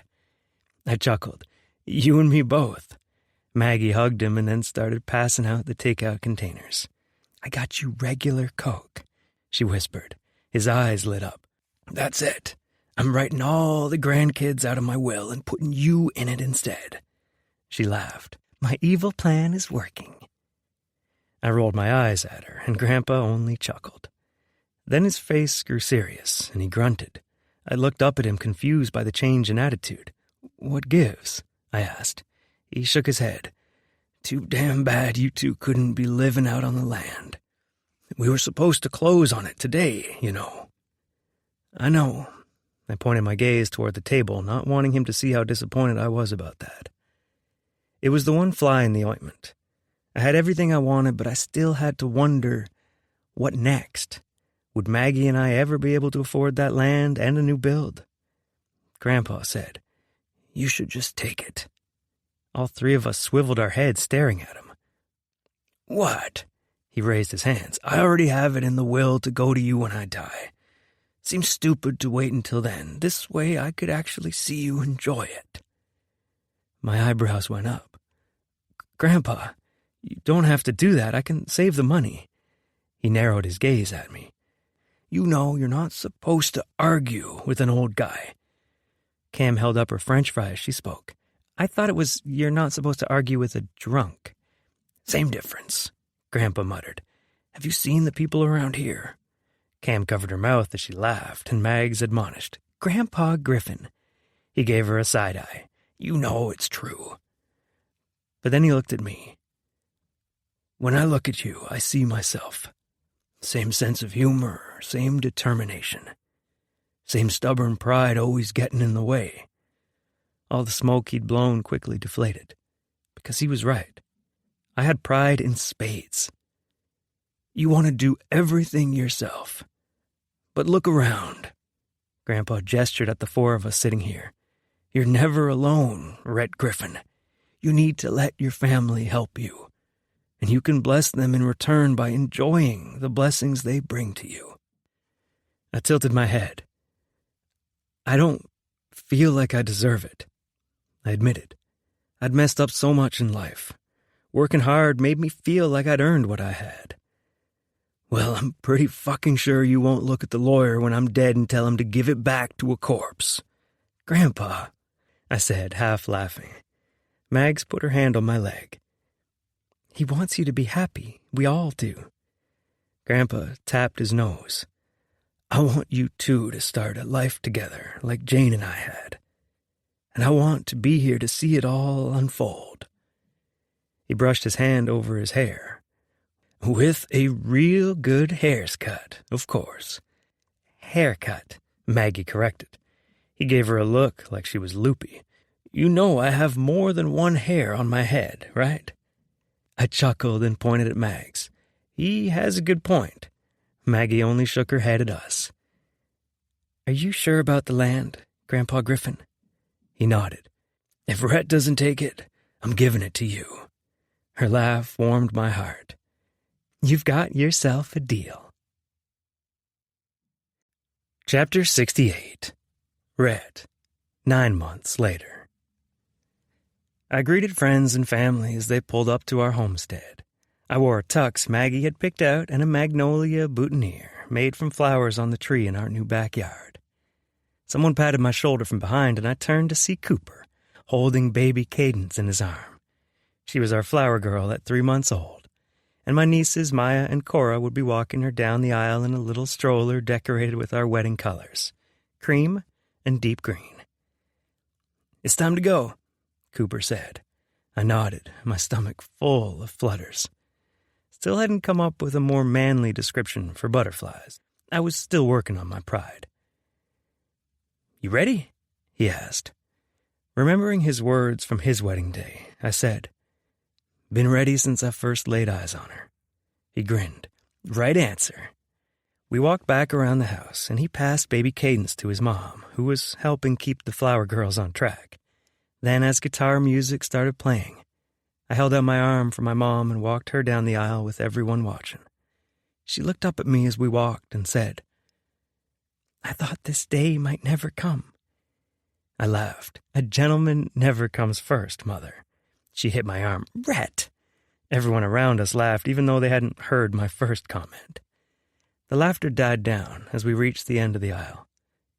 I gave her a kiss on the cheek, and then she sat next to Dad and Grandpa Griffin while I continued to the altar, made of reclaimed barn wood from the original Griffin homestead. Music continued as Cooper and Cameron walked down the aisle together, and then Liv and Fletcher, Tyler and Henrietta, and finally Gage and Farah. With all my loved ones standing around me, the preacher said, All rise for the bride. I felt like everything moved in slow motion as the back door to our home opened, and Maggie stepped out with her dad. All my breath left my lungs as my eyes connected with hers. Her sky-blue eyes caught every ray the sun had to give. Her cheeks were warm and her red lips drew my attention, just begging to be kissed.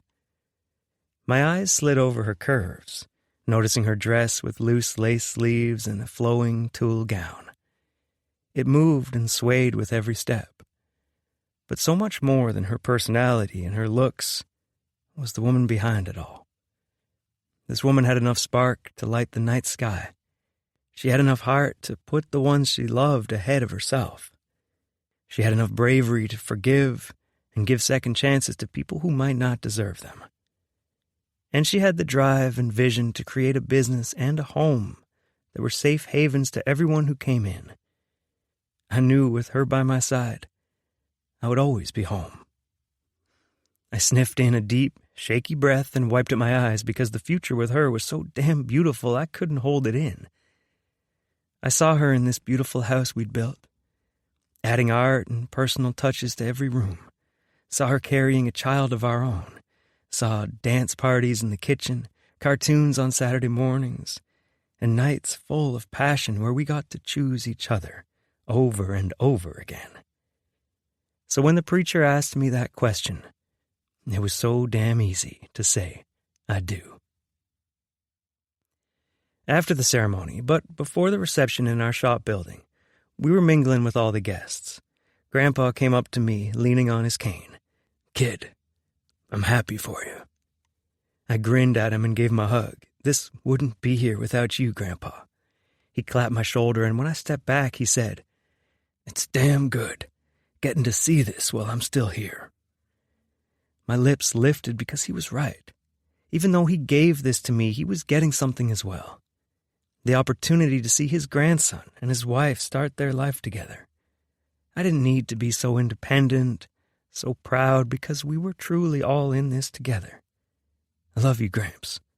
He grinned at me. Love you too. Grandpa shuffled along, and before someone else could chat with me, Mags got up on her tiptoes and said, Come to the bedroom. I have a gift for you. Anything including the bedroom and you, I'm in, I said, winking after. Laughing, she shoved me playfully and said, I'll see you there. She excused herself from everyone, saying she had to use the restroom, and a few minutes later I walked up the back steps and into our home. The build had taken 8 months, and we both agreed we wanted to get married in the backyard when it was ready. This home had been the perfect mix of what we both wanted. A wraparound porch, bay windows to sit in and enjoy the pretty countryside. We had a big open kitchen with room for a long table because we knew family would always be welcome here. But my favorite place was our bedroom. It had room for a king-size bed, a corner with chairs so we could sit together and watch the sunrise at the east-facing window, and a massive bathroom and closet, which Maggie had already claimed as mostly her own. When I walked into the room, I found her looking out the window at all our guests below. She turned when she heard my footsteps on the carpet and gave me a soft smile. I said the first thing that came to mind. You're beautiful. Her smile grew. When I saw you standing at the end of the aisle, I thought, how lucky am I to get to see his face for the rest of my life? My lips lifted of their own accord. So I was told there would be a present up here. There is. She walked to my nightstand, by the bed where we'd sleep for the first night tonight as man and wife. She picked up a ream of paper with plastic coiling holding it together. What's this? I asked as she walked it to me, her dress sliding over the floor with her steps. It's the story of us. I looked from the pages to her tentative expression. I didn't know you wrote. I didn't. But that night we were at the retreat. You said you'd read the story of us. And one night, when I couldn't sleep, I just started writing. The first thing that came to mind when I sat down to write was the day we met. She smiled down at the pages. You sat by me in the lunchroom, and when I said, that seat's saved, you replied, no need to save it anymore. I'm already here. I chuckled at my teen bravado. I'd been so nervous to talk to her back then. Well, how does it end? I asked. Well, at the pool you said it could end with hot tub sex, but... She held the book to me. I hope our story doesn't end. So the last words are, hello, happily ever after. Epilogue. Agatha. Deidre let out a sigh as she fussed over the table of taco fixings. The bride and groom had decided to have a taco bar, and I agreed to help her with it after the ceremony. Of course, Rhett and Maggie would sneak off after the ceremony while we're all waiting to celebrate with them. I chuckled. I'd never had a wedding day of my own, but I hoped I would be as in love as Rhett and Maggie looked if I ever did walk the aisle. But then again, as a woman in my mid-40s, I doubted it would ever happen to me, and I was okay with that. I had a good life. The kids were grown and gone, so I had a little extra money in the bank. I liked my job waiting tables at Woody's Diner.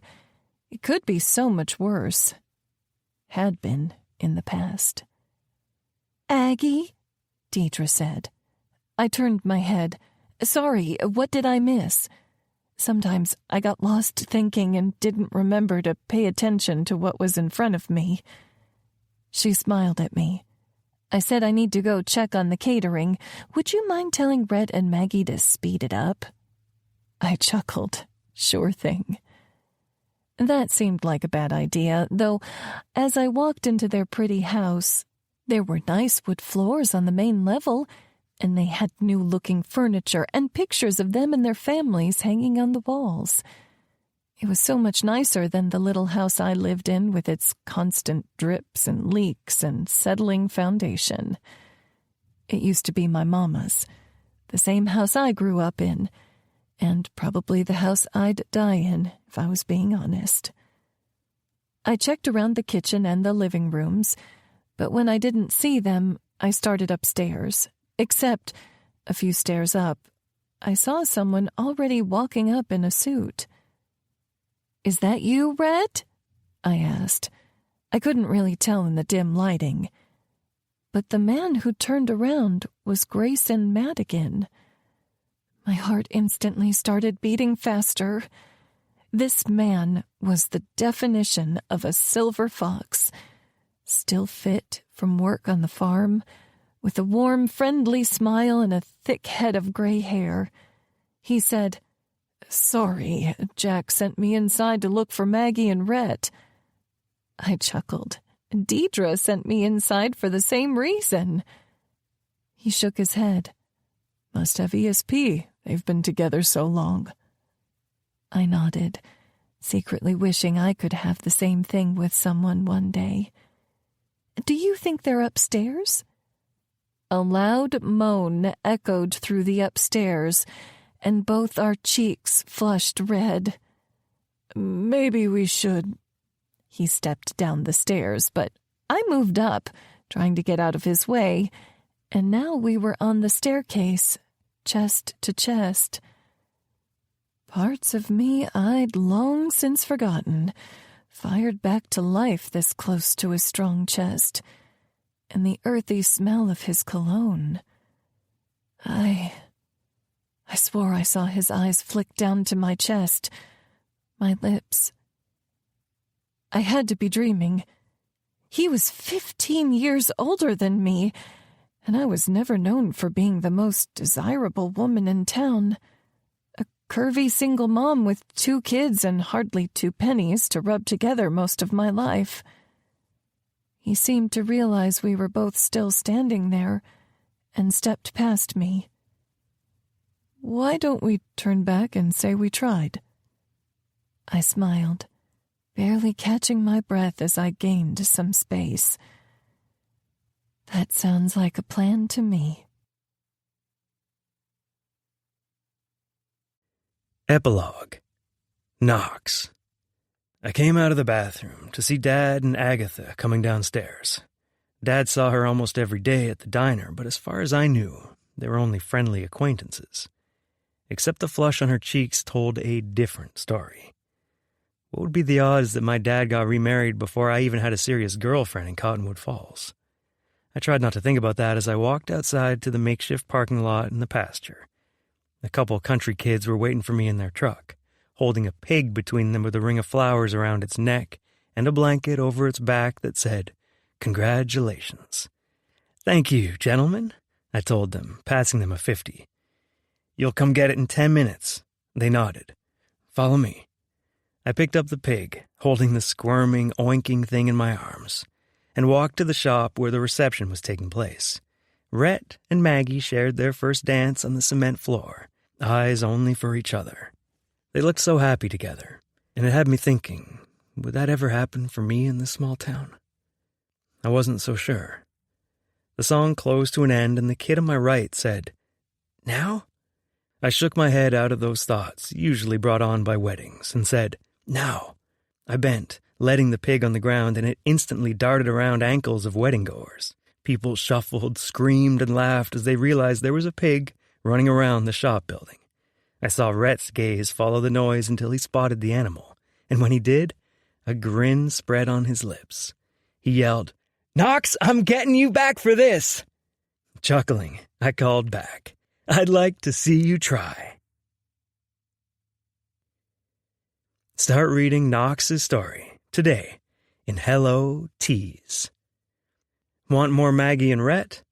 Get this special bonus scene a year after their wedding day called The Stabbin' Wagon.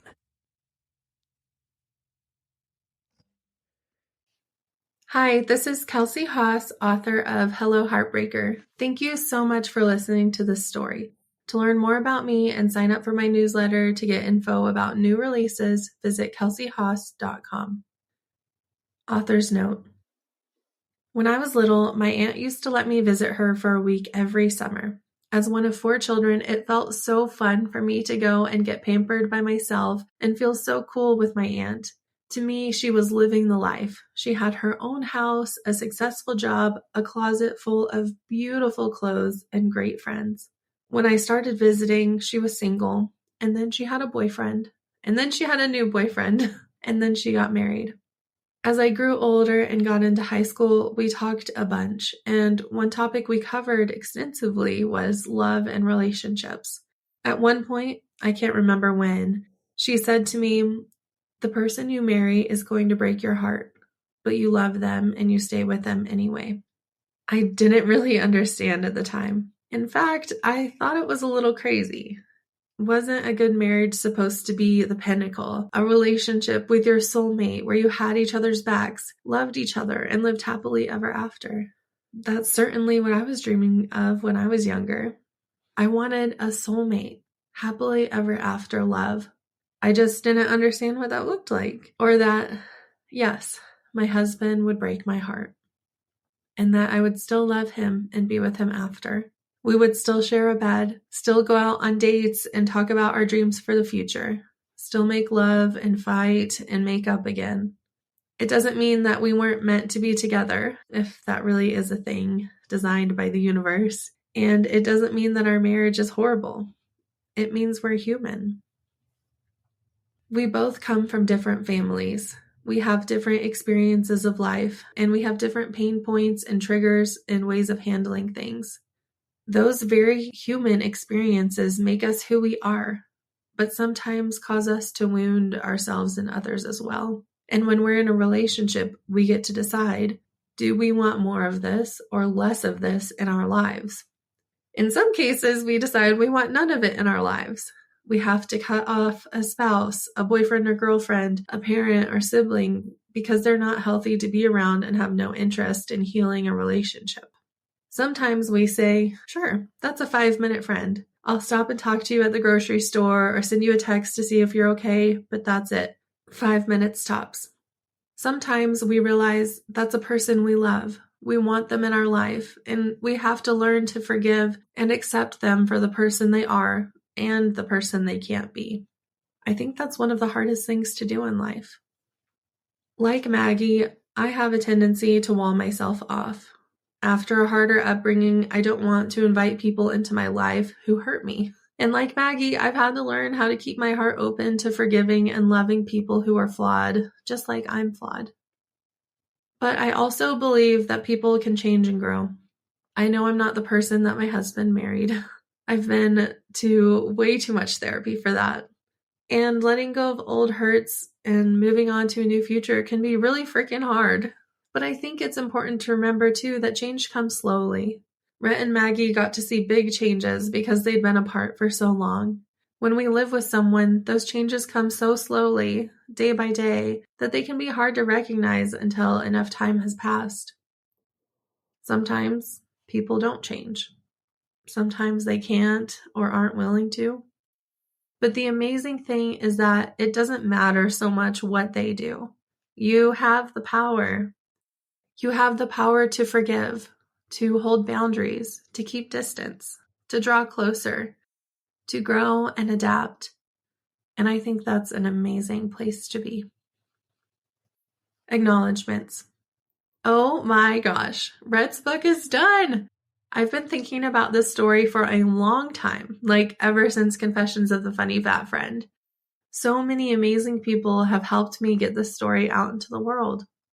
First, I want to acknowledge and thank my family for supporting my career as a writer. My husband is now a full-time dad and part-time accountant. I love having his support in so many aspects of life, including my writing business. My boys are always there to give me name ideas and inspiration too. Team Kelsie is the best. They support me on this writing journey and pick up so many tasks that help me get my writing time in. Sally and Heather, thank you for being you. It was so hard to imagine capturing Rhett's personality on a cover, but Najla Kwamber and her team knocked it out of the park. I absolutely love both versions of this cover, and I hope you do too. Trisha Harden is the best editor I could ask for. She is a cheerleader and a friend, and every writer wishes they could have one of her, and I'm so lucky that I get to work with her. Jordan True proofread the story for me. It was our first time working together, and it was amazing to see how quickly and thoroughly she worked.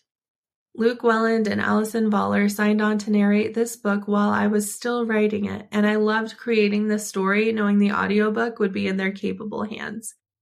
And of course, I'm thankful to my brother, Dakota Haas, who edits these author notes so you can hear them in my voice. To all the readers and Kelsie Haas's Hussies on Facebook, I am so thankful for you. You've created an amazing community full of love, support, and friendship. Writing this story for you was an absolute joy. And to you, sweet listener, I am so thankful to have you here. I love that you came for the story and stayed to learn more about how it was created. Your support and your time spent reading means the absolute world to me. This has been Hello, Heartbreaker by Kelsie Haas, narrated by Allison Voller and Luke Welland. Copyright 2023 by Kelsie Haas. Production copyright by Kelsie Haas.